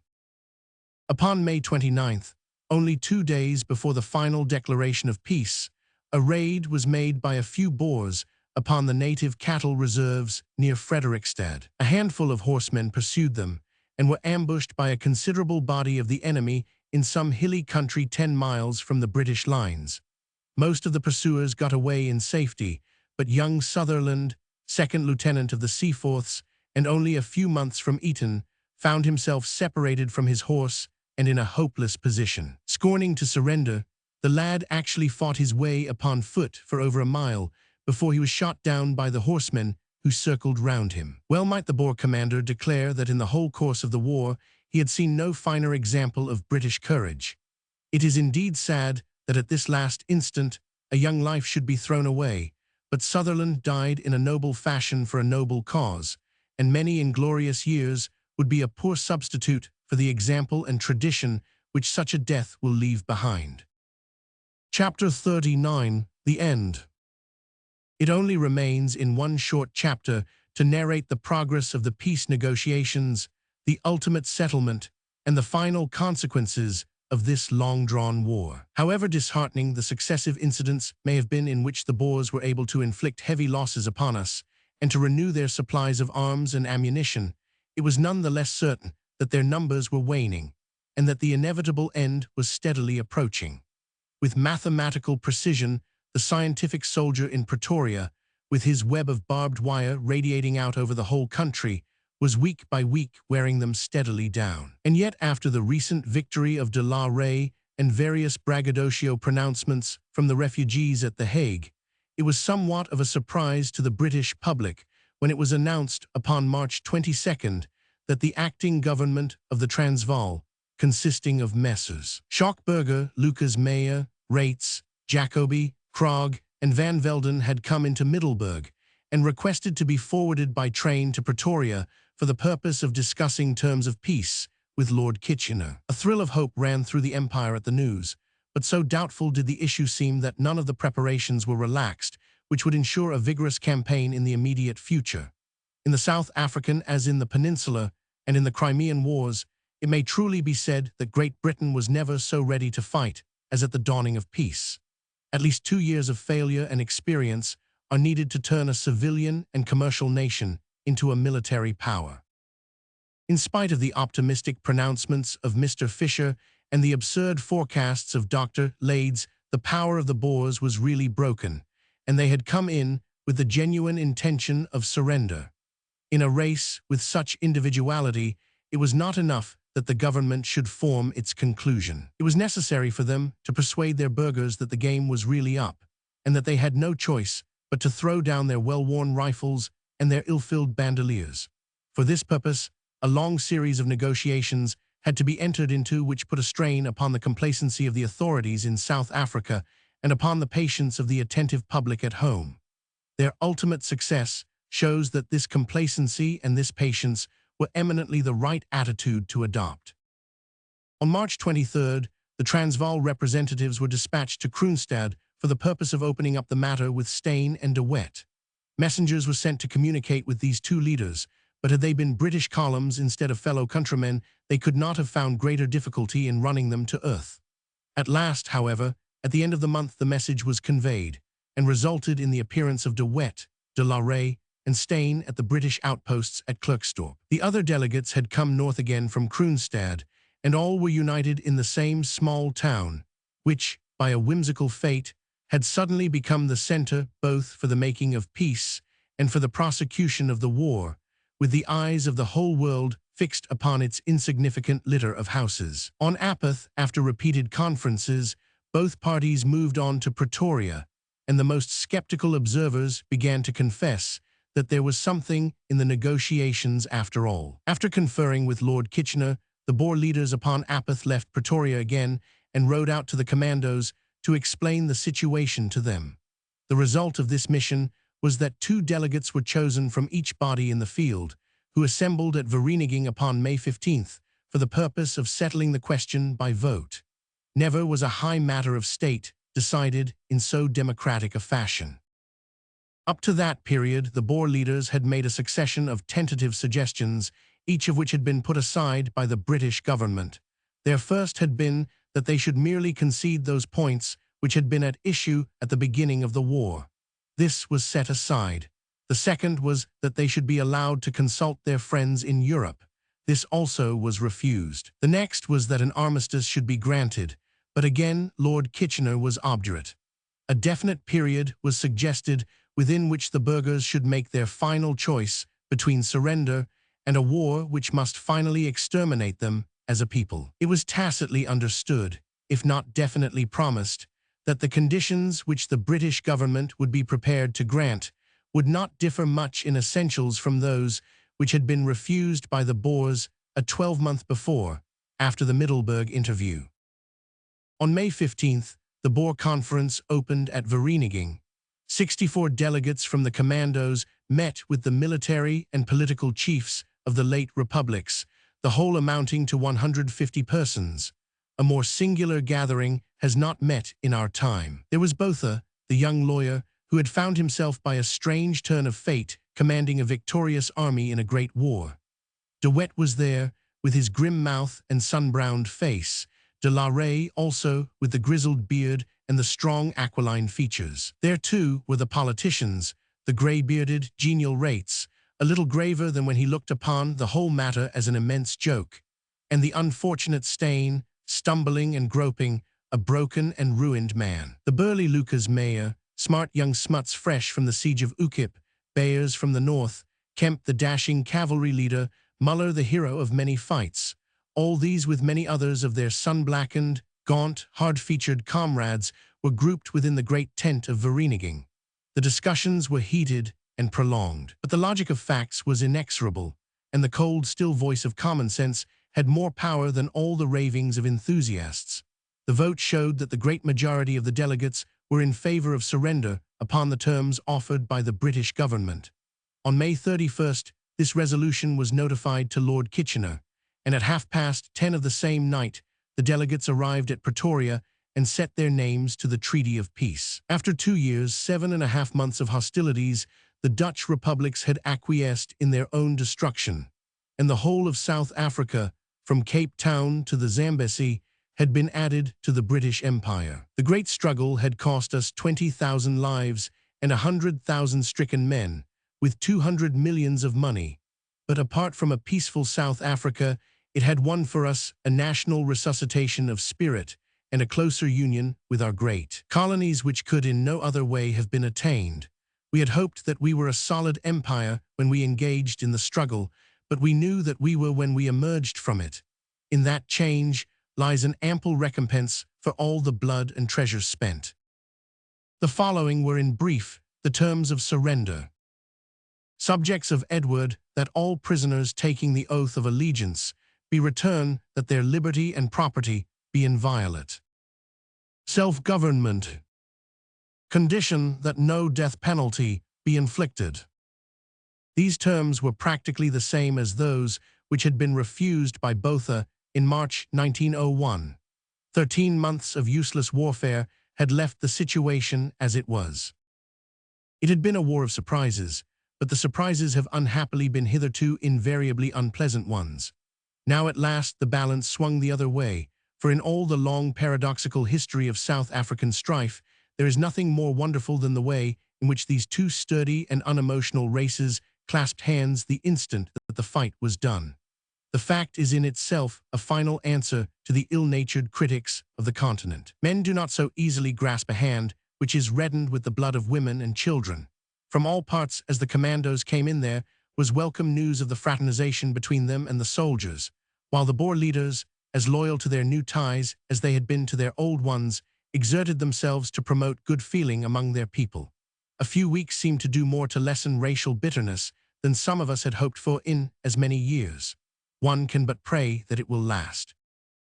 The surrenders amounted in all to 20,000 men, and showed that in all parts of the seat of war, the enemy had more men in the field than we had imagined, a fact which may take the sting out of several of our later mishaps. About 12,000 surrendered in the Transvaal, 6,000 in the Orange River Colony, and about 2,000 in the Cape Colony, showing that the movement in the rebel districts had always been more vexatious than formidable. A computation of the prisoners of war, the surrenders, the mercenaries, and the casualties shows that the total forces to which we were opposed were certainly not fewer than 75,000 well-armed mounted men, while they may have considerably exceeded that number.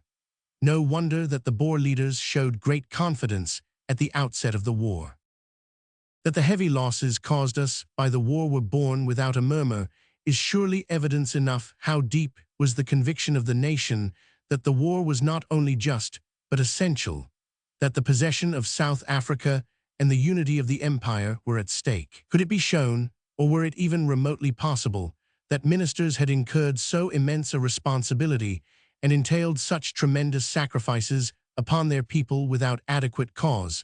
Is it not certain that, the task once done, an explosion of rage from the deceived and the bereaved would have driven them forever from public life? Among high and low, in England, in Scotland, in Ireland, in the great colonies, how many high hopes had been crushed, how often the soldier's son had gone forth and never returned, or come back maimed and stricken in the pride of his youth. Everywhere was the voice of pity and sorrow, but nowhere that of reproach. The deepest instincts of the nation told it that it must fight and win, or forever abdicate its position in the world. Through dark days which brought out the virtues of our race as nothing has done in our generation, we struggled grimly on until the light had fully broken once again. And of all gifts that God has given to Britain, there is none to compare with those days of sorrow, for it was in them that the nation was assured of its unity, and learned for all time that blood is stronger to bind than salt water is to part.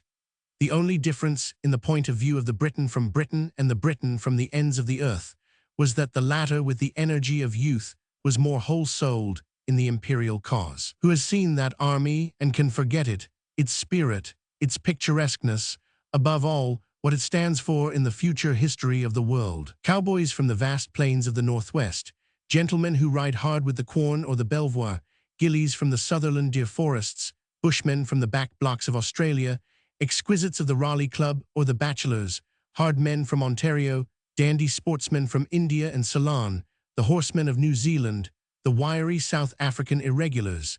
These are the reserves whose existence was chronicled in no blue book, and whose appearance came as a shock to the pedant soldiers of the continent who had sneered so long at our little army, since long years of peace have caused them to forget its exploits. On the plains of South Africa, in common danger and in common privation, the blood brotherhood of the empire was sealed. So much for the empire, but what of South Africa? There in the end we must reap as we sow. If we are worthy of the trust, it will be left to us. If we are unworthy of it, it will be taken away. Kruger's downfall should teach us that it is not rifles, but justice which is the title deed of a nation. The British flag under our best administrators will mean clean government, honest laws, liberty and equality to all men. So long as it continues to do so, we shall hold South Africa. When out of fear or greed, we fall from that ideal, we may know that we are stricken with that disease which has killed every great empire before us.